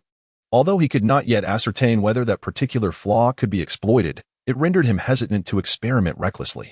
Master Mo Chen. Kane grasped his arm tightly, her voice a mixture of anxiety and solemnity. Promise me, you absolutely must not learn the corpse binding technique. And Kane, I understand your concern, but there is no need to be so overly cautious, Mo Chen replied with a hint of amusement. Every technique exists for a reason. I would never be foolish enough to gamble with my own soul. However, this technique possesses its merits, and I have intentions to delve into its study, albeit only after ensuring my own safety. Furthermore, allow me to share something else with you. The corpse binding technique actually has a method of counteraction. A method of counteraction? Kane exclaimed in astonishment, for she had never heard of such a thing before.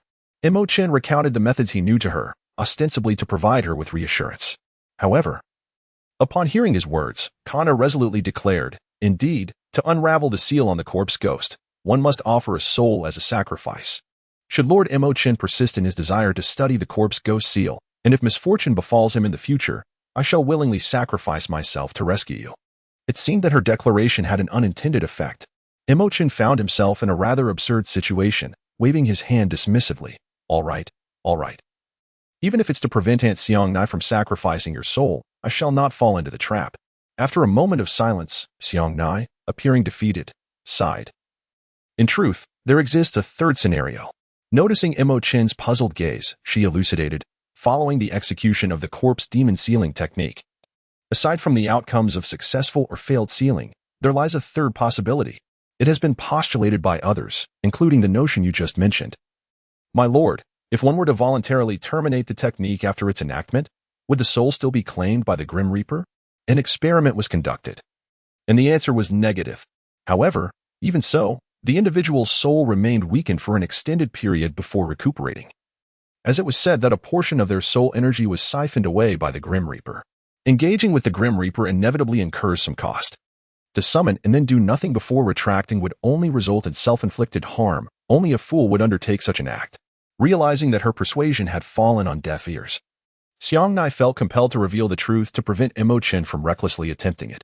Chapter 082. The Traveler's exclusive coin purse. Meanwhile, Kakashi's team, having departed from Konoha, soon encountered the ghostly brothers who sought to assassinate Tazuna. Two mist-cloaked Chunin suddenly leapt from the roadside puddles, ensnaring the lagging Kakashi with serrated chains. First one, snagged. With sinister grins, the assailants yanked the chains, and Kakashi's body was instantly torn asunder. Ah, Kakashi. Kakashi-sensei. The three young members of Team 7 were stricken with horror. Aside from Sasuke, who clenched his teeth in concentration, Naruto and Sakura displayed palpable fear upon their faces. You are the second. In the next instant, the two mist ninjas had already darted behind Naruto, intent on employing the same tactic once more. Terrified, Naruto remained frozen, beads of cold sweat dotting his brow. At a critical moment, Sasuke executed a suave rescue, skillfully pinning the chains to a tree with his shuriken technique. Planting his feet on the shoulders of one missed ninja, he deftly forced both assailants back. However, the opponents were seasoned chunin, having stabilized their position. One circumvented Sasuke and charged towards Naruto, while the other surged towards Tazuna.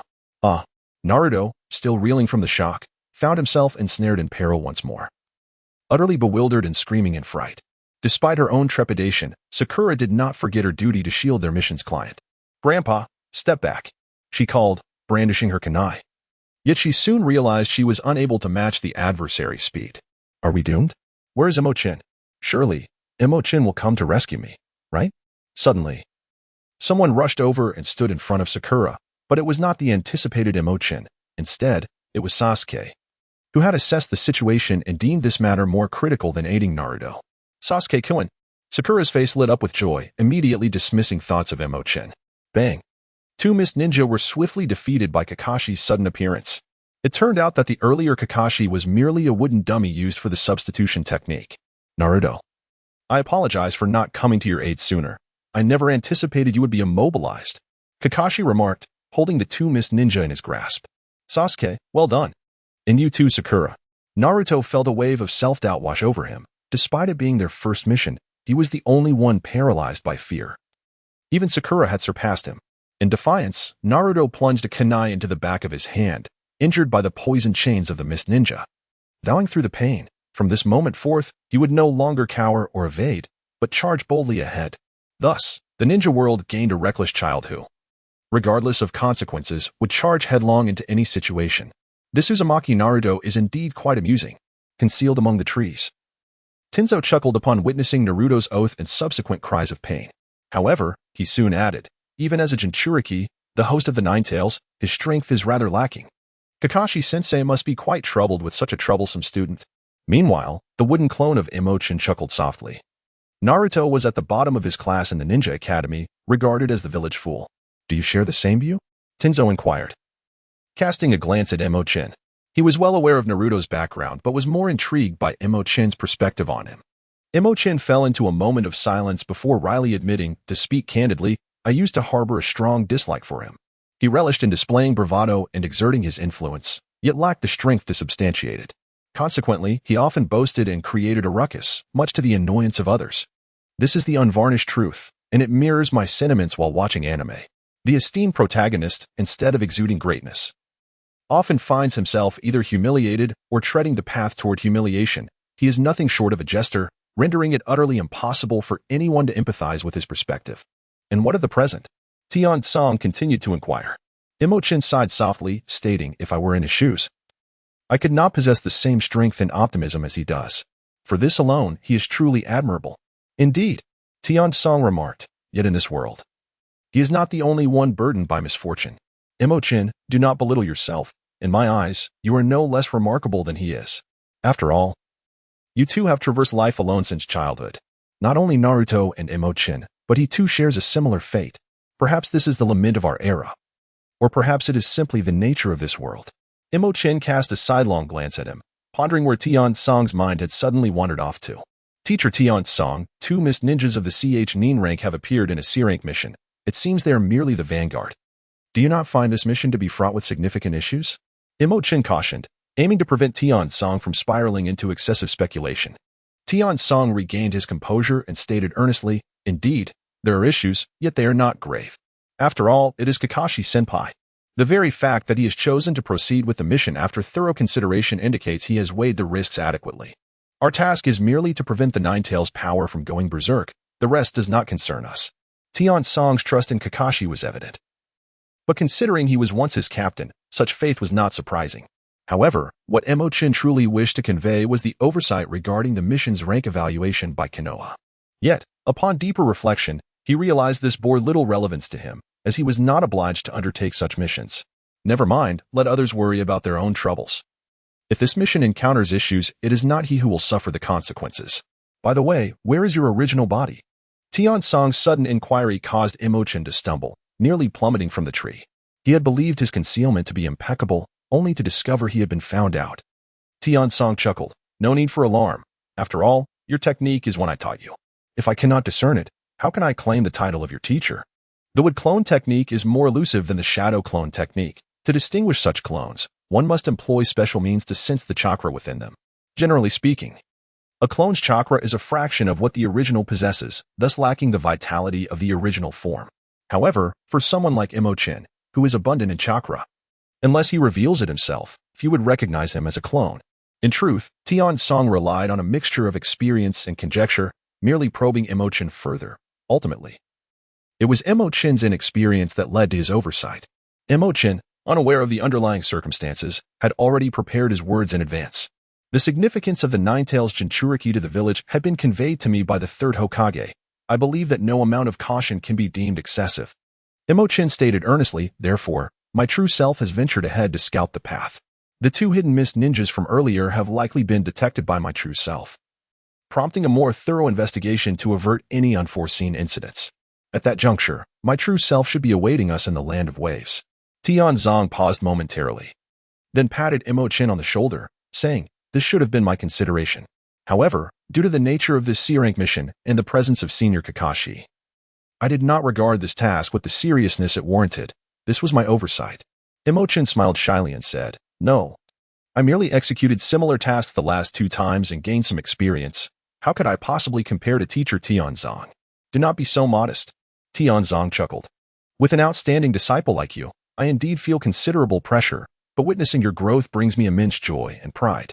In truth, after completing the sealing technique with Xiong Nai, Mo Chen had already set off for the land of waves. His primary aim was not for investigation, but rather to seize the exclusive coin purse for traversers. How could he possibly let that slip away? Chapter 083, an unexpected long-term meal ticket in the land of waves, at the treehouse arranged for Zai Bujan by Kato. They had failed. Kato, accompanied by a bodyguard, stormed in to confront Zai Bujan. I heard that your skills are exceptional, which is why I offered a handsome sum to engage your services. With a swift motion, Zai Bujan lounged on the sofa, brandishing his 40-meter-long sword, its tip hovering mere centimeters from Kato's throat, instilling fear and cold sweat upon his face. Enough of your nonsense, Zai Bujan declared in a low voice. This time, I shall personally take action and sever the heads of those rascals. There shouldn't be any missteps this time, right? Kato, sensing a waning confidence, altered his tone to a more conciliatory one. The ninjas over there seem formidable as well, and the blunders of the Ghost brothers may make them more vigilant. Do you think you're talking to just anyone? Zai Bujan scoffed. I am the renowned Huo Ying ghost man, Zai Bujan.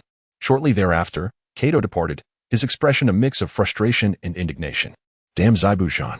Has he forgotten who the employer is? He muttered as he walked. I paid you to assist me, yet you dare to assert dominance over me. How infuriating. His bodyguard interjected. He is, after all, a rogue ninja from a major village, accustomed to acting without restraint. As long as the task is completed, my lord will profit even more. True enough. Kato managed to smile, feeling somewhat relieved. Yet, the calmness of the ninja was merely a facade. The more he pondered, the more agitated he became. No. Although it is to deal with those troublesome citizens, I cannot set this precedent. Otherwise, those around me could threaten me under the guise of assistance. And where would my authority lie? The bodyguard contemplated and said, if that is the case, I have an idea. Speak. Kato glanced at him. The bodyguard deliberated. Zai Bujan is, after all, a rogue ninja. Even if my lord were to eliminate him, no one would stand up for him. Furthermore, with his corpse, we could demand a bounty from Huo Ying village. Externally, we could claim he disrespected his employer, thus preserving my lord's reputation. Well said. Kato's eyes brightened, though hesitation soon followed. Yet, he is renowned and powerful. If it were otherwise, I would not have hired him. It wouldn't be easy to kill Zai Bujan. Ultimately, ninjas are merely tools. The bodyguard sneered. If a tool does not serve well, one replaces it with a more efficient one. If there are none sharper, then use numbers to compensate. No matter how strong Zai Bujan is, he is but one man. My lord can hire more, and a flurry of blades will surely bring him down. When the time comes, I am willing to lead the charge. Exactly, precisely. Kato exclaimed joyfully, his short stature jumping as he slapped the bodyguard's chest, grinning broadly. You truly are loyal to me. Once this is accomplished, I shall not treat you poorly. Thank you, my lord. The bodyguard beamed. It is an honor to relieve my lord's burdens. The respectable owner of a shipping company engaged in such sordid dealings, no wonder he monopolized the maritime industry of an entire nation. Indeed, one must be unscrupulous to thrive in commerce. At that moment, a voice echoed through the air, ethereal and elusive. Who goes there? Kato instantly became vigilant, and his bodyguard promptly positioned himself protectively in front of Kato. A masked figure emerged slowly from the woods, casting a cold glance at the bodyguard. The latter, with no chance to resist, collapsed to the ground, utterly incapacitated. What? Kato's expression shifted dramatically, and without hesitation, he turned to flee. The newcomer harbored ill intent. Regardless of their identity or motives, Kato would not place himself in peril. The best course of action was to hasten back to the treehouse, where he could rely on Zaibu Zhan for protection. No wonder he had built such a large company. His instinct for survival was indeed top-notch. The newcomer smiled faintly, taking his time, waiting until Kato had distanced himself significantly before suddenly appearing directly in Kato's path. Kato, startled, fell to the ground, his face a mask of terror. Don't kill me. I can give you money, lots and lots of money. Just spare my life. When did I say I would kill you? The newcomer replied, his tone oddly curious. He was none other than Mo Chen's true form, who had arrived not to take Kato's life. For the latter was a traverser's exclusive coin purse. Killing him would be a waste. It was far more advantageous to keep him alive to generate wealth. In the world of ninjas, strength reigns supreme, yet money is the essential commodity. This holds true across all realms. With wealth, one can enhance their quality of life. And as a traverser, Mo Chen would certainly not shortchange himself. Not going to kill me? Kato paused, then exhaled in relief. As long as his life was spared, everything else could be negotiated. Mo Chen's mere appearance had instilled in him immense pressure, surpassing even that of the infamous Zaibu Zhan. Kato, lacking the discerning eye of a ninja, could not gauge true strength. Through sheer presence alone, he instinctively felt that Mo Chen was mightier than Zaibu Zhan. With a swift thought, Kato beamed with delight. Hero, I can tell at a glance you are no ordinary person. You are destined for greatness. How about joining me, Kato? If you work for me, I can provide you with everything. Oh, this Kato may not be particularly handsome, yet his ambitions are rather grand.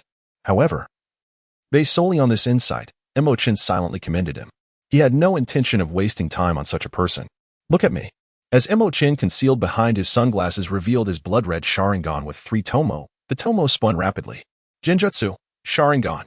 With a mere glance, Cardo immediately fell into a daze. As long as one's mental prowess surpasses that of the opponent, or if the opponent remains unguarded, the Sharingan can rewrite their consciousness. Of course, this is predicated on Mo Chen having grasped the principles of Genjutsu. An ordinary individual like Cardo, who was not even a ninja, stood defenseless before the 3 tomo Sharingan, akin to a beautiful woman stripped of her garments before a bandit. Thus, Mo Chen swiftly implanted the subconscious notion in Cardo's mind that he was the master. Everything belonging to Cardo was essentially Mo Chen's, and his commands were absolute. Unless a proficient Genjutsu user or a seasoned expert discerned the truth and assisted in breaking the spell, Cardo would remain devoted to Mo Chen for life. However, in a minuscule nation devoid of ninjas, which formidable being would truly care? It was unlikely to encounter any unforeseen events. Subsequently, Mo Chen disguised himself as Cardo's bodyguard, accompanying him home and utilizing sealing scrolls to abscond with nearly all the cash and valuables from Cardo's residence. He sealed away over a dozen scrolls, the total worth amounting to hundreds of billions. As for the mission in the Land of Waves, Mo Chen would not intervene excessively, however. He intended to ensure the survival of Zabuza and Haku, as they might prove useful to him in the future. Moreover, if Zabuza survived, Cardo could also continue to live, granting Mo Chen a reliable source of sustenance. That said, Cardo's business tactics were exceedingly crude. While monopolization is commendable, overexploitation is the mark of a fool. With a few adjustments, the journey to the Land of Waves could proceed without significant conflict, leading to mutual satisfaction. Chapter 084, Group Member Quota 1. Tsunade joins the group. Ding. Group Member Quota 1. Randomly selecting a new member. Please wait. At this moment, Mo Chen was at the Cadid estate, awaiting the arrival of the members of Team 7. Suddenly, a system notification resonated in his mind, invigorating him. Newcomers were on their way? It seemed quite some time had passed since the last edition. He wondered who it might be. The addition of new members to the chat group appeared to occur quite casually, with no specific timing or prerequisites, solely dependent on the system's whims. For Mo Chen, the identity of the incoming members felt akin to a lottery. If he were to express a particular desire for someone to join, it would undoubtedly be Kagaya Tsutsuki. After all, her prowess was unparalleled, and her beauty and grace were exceptional. Fabricating a future involving her would yield the greatest benefits for Mo Chen. However, he couldn't help but worry that if Kaguya were indeed the newcomer, she might lead the other sisters astray. Ding. Selection complete. The new member is Tsunade, and she is being added to the group. Tsunade? Mo Chen was momentarily taken aback. How should one put it? He could be considered a commendable candidate. After all, the Chunin exams were fast approaching, the third Hokage was nearing his end, and the fifth would soon ascend to power. The era of Tsunade in Konoha was imminent. By entering the group early, the death of the third could introduce variables. Yet Mo Chen would also be able to ally himself with more formidable figures. With what release at his disposal, he was confident that Tsunade would not overlook him. Recently, a plump sheep, having frivolously wandered through the land of fire and indulged in various gambling dens, had transformed into a youthful blonde loli using a transformation technique. She was stealthily avoiding her creditors in an alley. What a bunch of fools. The golden-haired loli nimbly vaulted over a wall, stuck her tongue out at her pursuers, and cheekily declared, "Catch me in your next life." Just as she strutted forward, preparing to find more amusement, she suddenly felt a momentary disorientation that caused her to stumble and fall flat. Ouch. That hurts. The loli covered her nose as she rose, brushing off her attire and muttering, "Damn it. I'm not used to there being nothing in front of me." Ding. Tsunade has successfully joined Mo Chen's main group. Congratulations on becoming a member of Mo Chen's illustrious team. Please adhere to the following rules. 1. Mo Chen is the group leader. His interests supersede all else, and group members must never act against his interests. 2. What is this? Has my brain been damaged, leading to auditory hallucinations? The golden-haired loli was utterly bewildered by the series of notifications echoing in her mind. As for Jinjutsu? Nonsense. Who could possibly cast such a spell on her without her noticing? Ding. Tsunade has joined the chat group. Simultaneously, all the other female members in the chat received a notification. Tion? Tsunade? Is it the Tsunade I know? No way. No way. The legendary Tsunade has joined the group? Haruno Sakura. Who is Tsunade? Why are you so excited, Tion? Yamanaka Ino. Forehead girl. You don't even know who Tsunade is? How could you be first in your cultural studies? Haruno Sakura. Did we learn about her in school? Yamanaka Ino. Didn't we? Yoshida Aki, Tsunade-sama. Tsunade, oh? Is this a place where one can converse? Could someone enlighten me on what is happening? And Red Bean? Yoshida Aki. It's me, long time no see, Tsunade-sama. I can't believe you joined the group too. Tsunade? Group? Is it that Mo Chen main group I just heard about? Who is Mo Chen? Did he create this group? How amusing. Someone dares to make me one of his main team members. What audacity. Mo Chen, who was eavesdropping, suddenly felt a chill run down his spine. He had not anticipated that the first piece of gossip would land squarely on him. Tsunade? Not someone to provoke. In truth, not only Mo Chen, but all the group members who witnessed Tsunade's message felt an involuntary shiver. Yoshida Aki, ahem, Tsunade-sama, you might want to check the files for some videos first, afterwards. I will explain everything you wish to know. Tsunade, files? Videos? Is there something special about them? Yoshida Aki, you'll see once you take a look. Tsunade, very well. I shall have a look. In reality, while Tsunade suspected there might be traps or schemes, she was utterly unconcerned. After all, who did they think they were dealing with? She was one of the legendary three, the princess of slugs, Tsunade. Anyone who dared to scheme against her would meet a dire fate. Tsunade-sama, finally found you. What are you doing here? Ino, clutching a pink piglet, dashed around the corner. Upon seeing the unscathed loli, she sighed in relief, albeit with a hint of complaint. Really? Tsunade-sama, could you please stop running off without a word? You nearly got me cornered. The pink piglet squealed in agreement, nearly being caught for a stew. Haha. The loli laughed heartily. She formed a hand sign, and with a puff of smoke, transformed from a flat-chested loli into a voluptuous lady. That was just a moment of urgency. Tsunade chuckled awkwardly, then quickly changed the subject. Speaking of which, I just encountered something rather peculiar. Tsunade opened her mouth, intending to share the matter of the chat group for Ino's analysis, but the words caught in her throat, unable to escape. Tsunade furrowed her brow. Was it some kind of binding technique? What strange occurrence? Ino queried, puzzled. Never mind, it's nothing. Let us find a place to rest. Tsunade waved her hand dismissively and strode forward. Ah, Tsunade-sama, you're so cunning. Don't think you can change the subject. Ino, believing Tsunade was deliberately diverting her attention, shouted as she hurried to catch up. However, Tsunade was preoccupied, silently opening the group files to watch a few future videos. How strange. This content seemed to be embedded in her mind, invisible to outsiders, and she could not articulate its existence. Yet, Tsunade could not recall when she had fallen into someone else's trap. Furthermore, aside from Red Bean, she recognized none of the names that had appeared in the chat. Though they seemed familiar with Red Bean, apparently all from Konoha. Were they real individuals? Or merely impersonators? Like the others who joined the group? Tsunade was initially filled with doubt. However, her attention was swiftly diverted by the visuals in the videos. Would release. Tsunade's pupils constricted. She beheld Mo Chen and Tian sparring in the training field, executing authentic would-release techniques. Impossible. This simply could not be. Tsunade nearly shouted in disbelief. Aside from her grandfather Hashirama, how could there be anyone else in this world capable of utilizing would-release? Let alone a mere child who had just graduated from the Ninja Academy. She intended to immediately inquire with Red Bean in the group. But seeing that the video was not yet finished and new footage was forthcoming, Tsunade decided to wait until she had watched everything before making a decision. Chapter 085. Arriving in the Land of Waves, Zabuza strikes. Tsunade, Red Bean, are the events depicted in those videos genuine occurrences?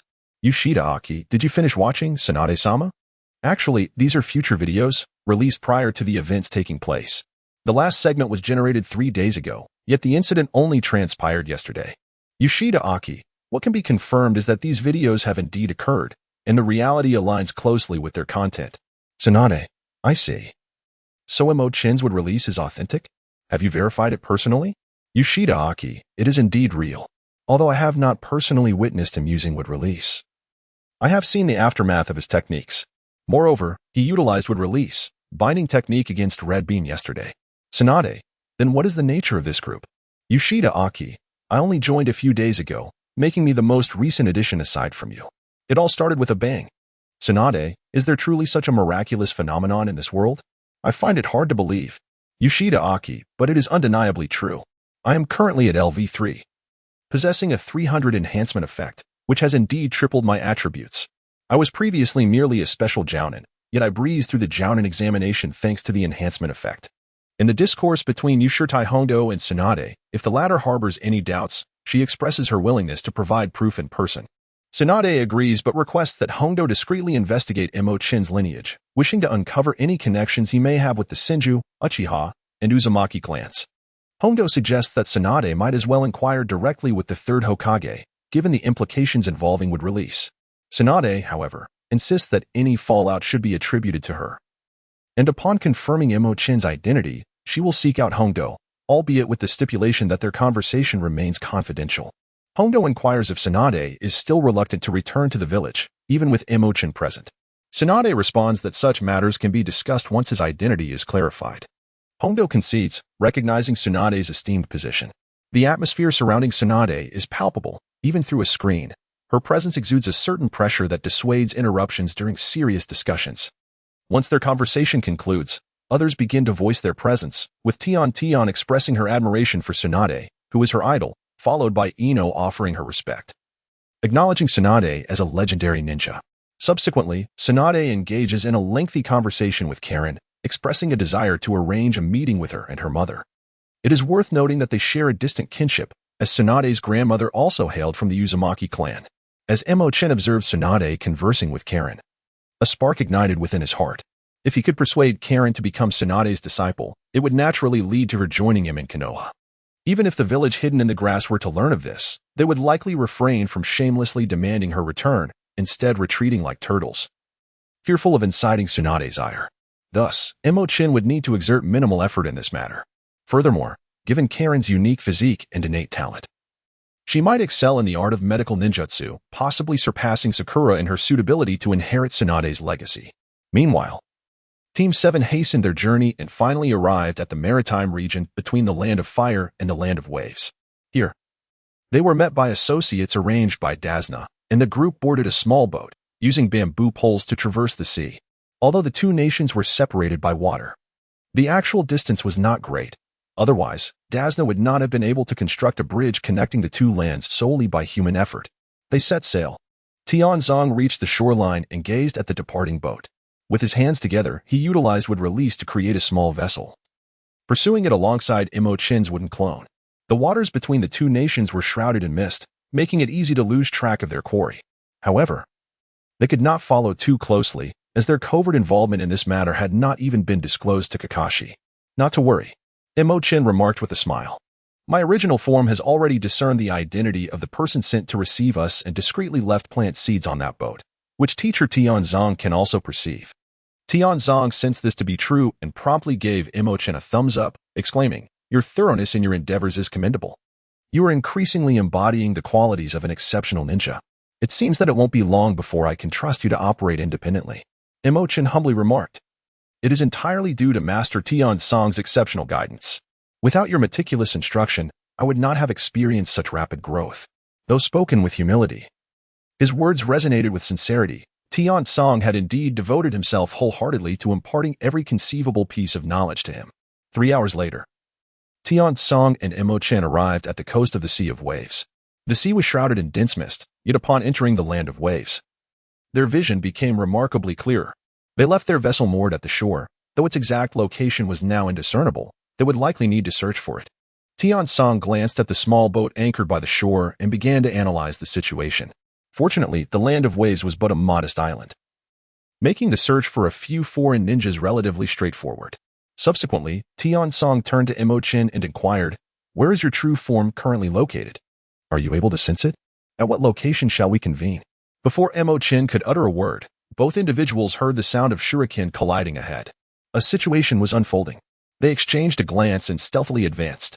Soon, they beheld a thick veil of white mist enveloping the nearby woods, from which sporadic sounds of shuriken clashing emerged, indicating that ninjas were engaged in combat within. This was the hidden mist technique of the mist-hidden village. Tianzong observed the scene, his expression growing grave as he remarked, "It appears that Senior Kakashi and his team have encountered an ambush. Judging by the sounds, the adversaries are formidable, and Kakashi is among those in battle." Mo Chen feigned surprise and pretended to inquire, "What shall we do now? Naruto may be in peril. Should we charge in? The current circumstances within the mist remain unknown to us. Recklessly rushing in would not be prudent. Perhaps it is wiser to wait and observe. I have faith in Kakashi-senpai." After a moment of contemplation, Tianzong ultimately resolved to trust Kakashi. Mo Chen paused for a moment, his body abruptly transforming into a piece of wood, only to then dissolve into a puddle of soft mud on the ground. Tianzong was momentarily taken aback. But in the next instant, another Mo Chen emerged from the forest, revealing his true form. "Teacher Tianzong." Mo Chen greeted him with a smile and continued, "I sensed the plant seeds I had previously left were approaching, so I came here in advance. As expected, I found you here." Tianzong immediately grasped the implication of his words, realizing that Mo Chen had indeed witnessed the situation after Kakashi and the others made landfall. Mo Chen nodded and remarked, "He is Zabuza Momochi, a former member of the legendary 7 Ninja Swordsmen and the wielder of the decapitating sword. He has been hired by Kato, the owner of the Mafia shipping company, to take the life of Tazuna, thus placing him in opposition to Naruto and his companions. This is troublesome." Tianzong furrowed his brow. "If Kakashi were to encounter Zabuza alone, I would not be overly concerned.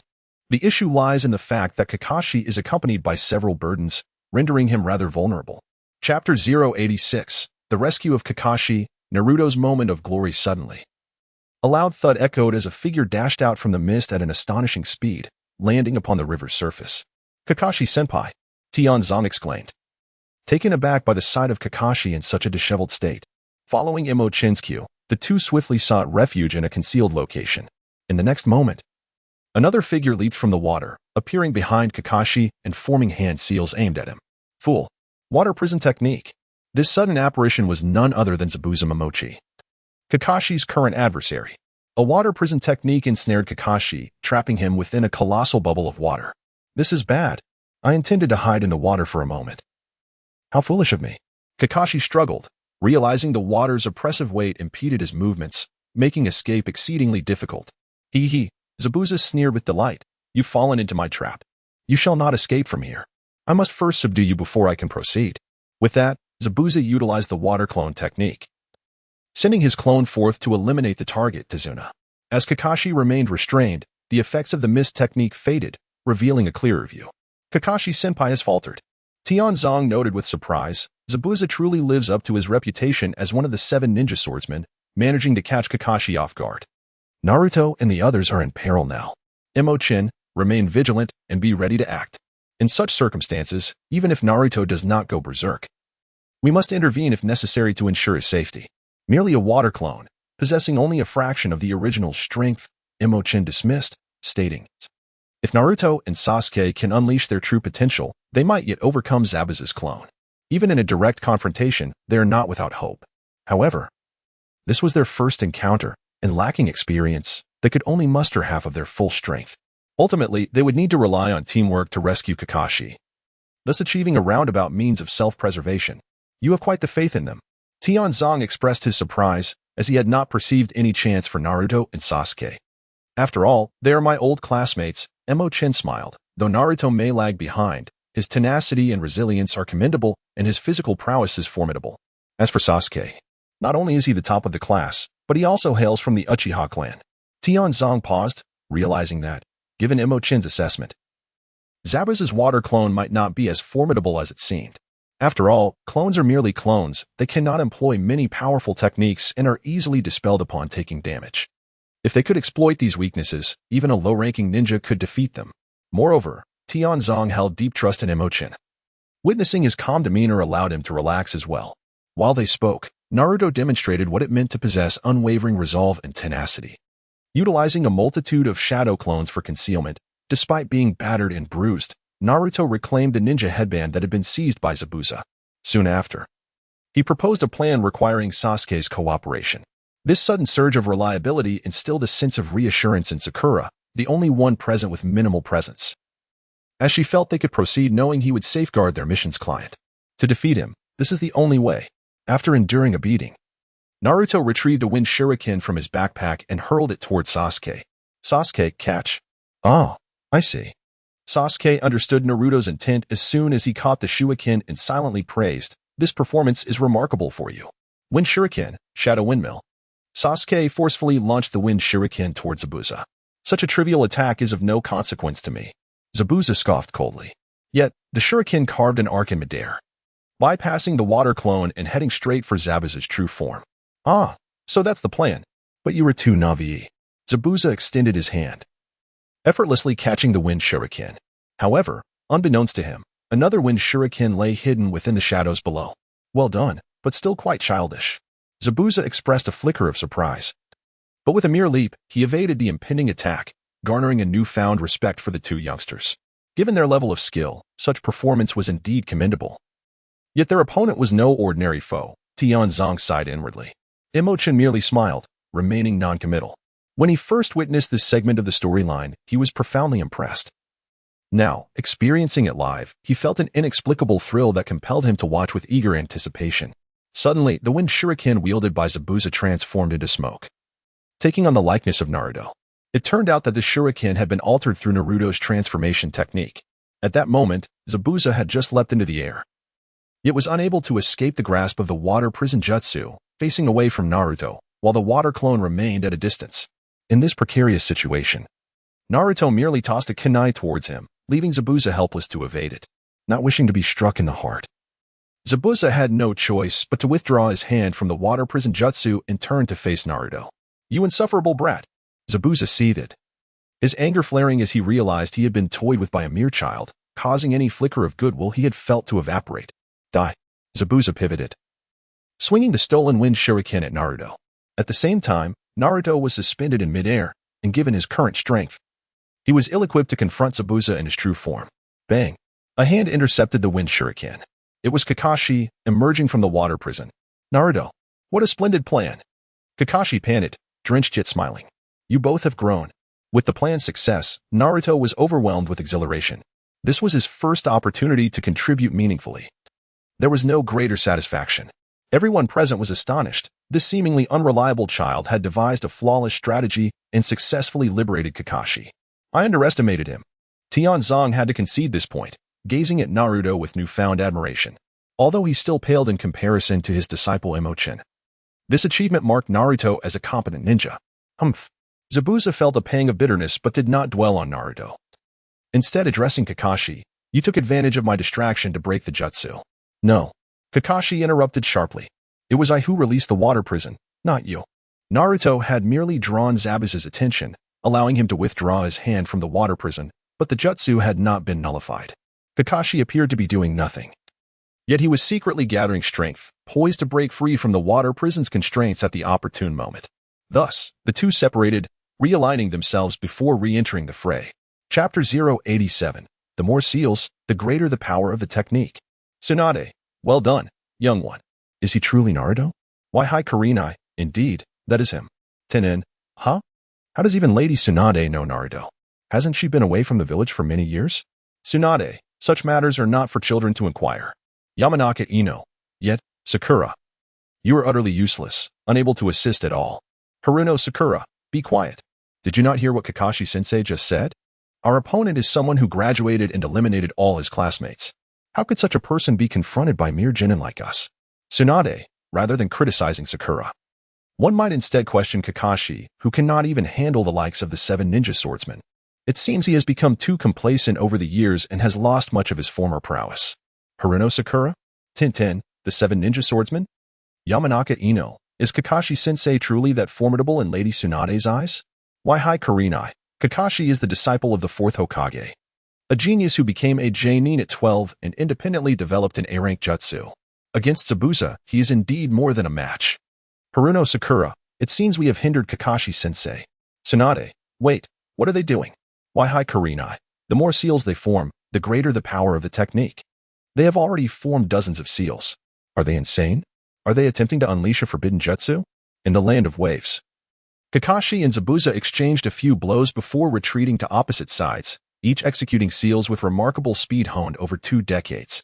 Ushi, Tatsu, Inoshishi, Yuma, Tori, Na, Yu, Tatsu. Ushi, Na, Yu, Tori, Pitsiji, Yu, Matsu, Yu, Tori, Yu, Tatsu, Yu, Ushi, Pitsiji, Yu, Na, Matsu, Yu, Tatsu, Tori, Na, Inoshishi, Tatsu, Yu, Hitsuji. Retreat. Come back. Naruto. Sakura cried out in terror, as if fearing Naruto's imminent demise. Sister Hondo had warned that this could very well be a forbidden jutsu. What does a forbidden jutsu entail? With the knowledge of a mere genin, one could hardly fathom its magnitude. Sakura not only shouted for Naruto to retreat but also cautioned Sasuke, dragging the elder Dasna along, fleeing without a backward glance. What kind of technique is this? The hidden Tian Zong felt cold sweat trickling down his forehead. Is this really necessary, Kakashi-sensei? The opponent is merely one of the 7 ninja swordsmen. One might think you were preparing to confront all 7. Knowing the truth. Mo Chen was nearly overcome with laughter. This was a consequence of failing to adhere to the initial premise. One might think that anime existed in a realm separate from reality.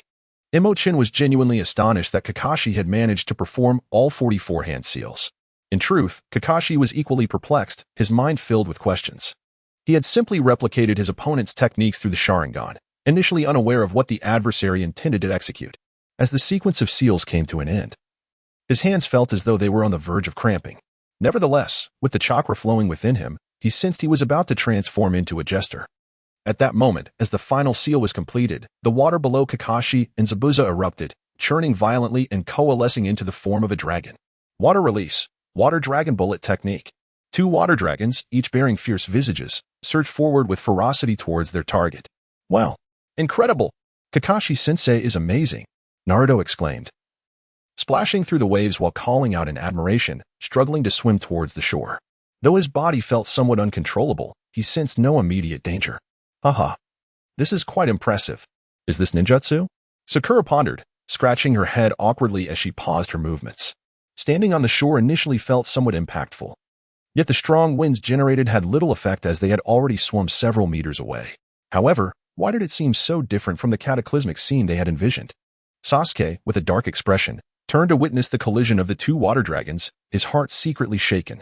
The rapid completion of such a complex sequence of seals, coupled with Kakashi's flawless imitation of his opponent's technique, truly illustrated the caliber of a Jonin-level battle. It's the water dragon bullet. Tenzu, already drenched in cold sweat, formed hand seals in preparation to unleash his most formidable wood wall technique. Is this it? Just this. Mo Chen, suppressing a laugh, inquired, Kakashi-senpai. Have you ever used the water dragon bullet before? Don't bother me. I'm busy. Tenzu sulked.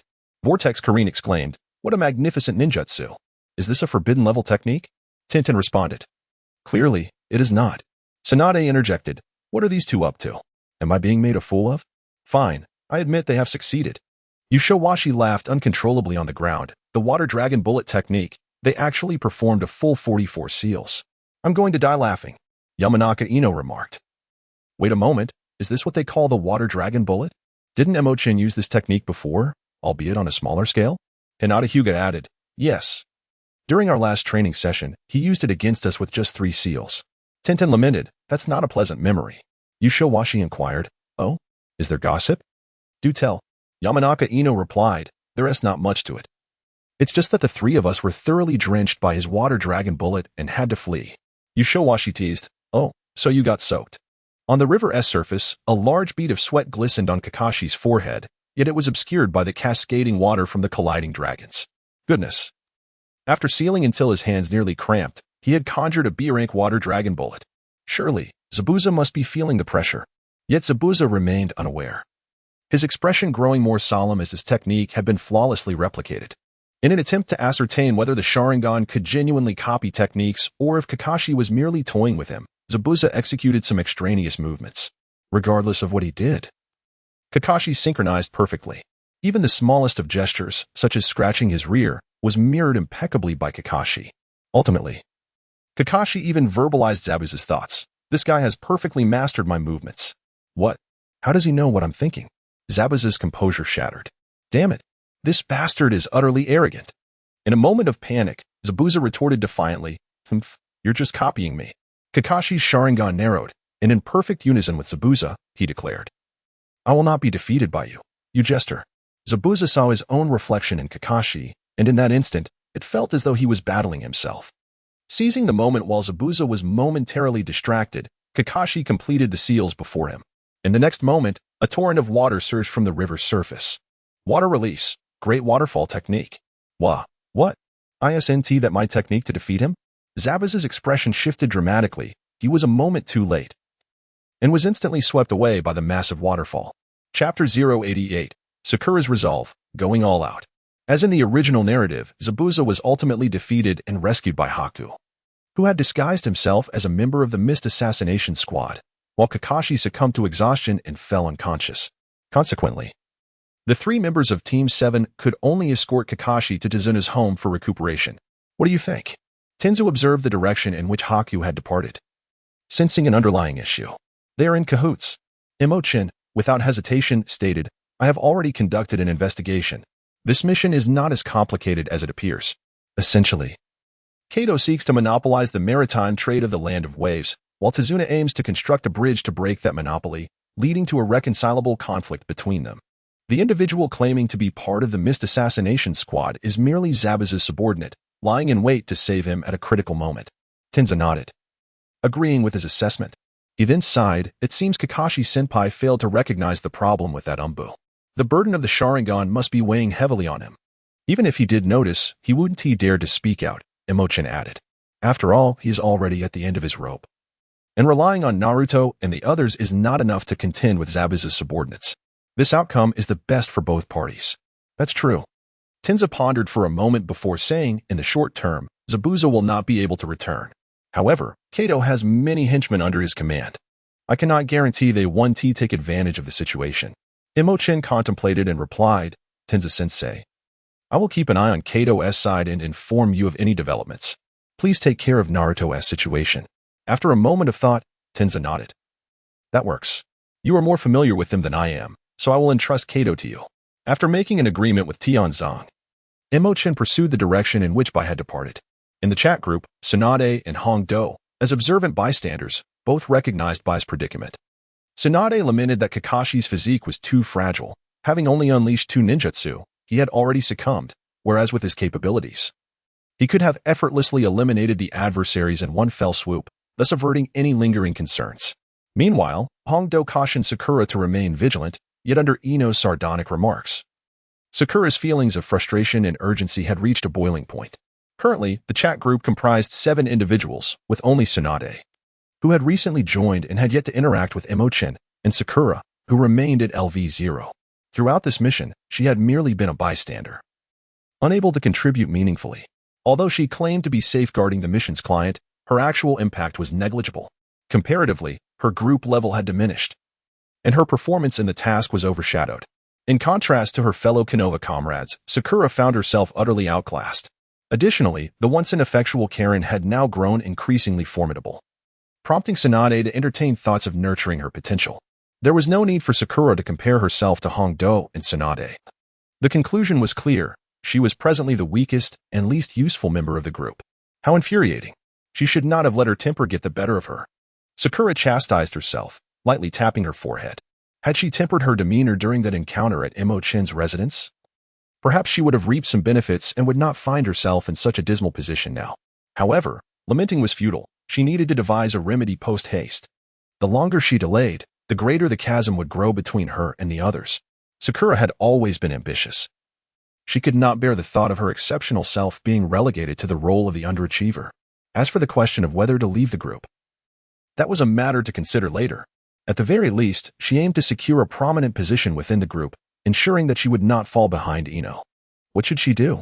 Sakura had already ended the live stream, and amidst attending to Kakashi, she racked her brain for solutions. She had previously resolved to set aside her pride to cultivate a rapport with Mo Chen, but alas, he had moved, and they had not crossed paths since. In contrast, Hinata, under Mo Chen's guidance, had grasped a formidable technique, leaving Sakura envious to the point of salivation. Although Ino and Tintin had not received substantial aid from Mo Chen, they had nonetheless experienced a boost, their innate talents and understanding enhanced, resulting in a remarkable surge in strength that Sakura could not help but notice. If Sakura intended to surpass them, she would need to elevate the group level beyond all others in the shortest time possible, and then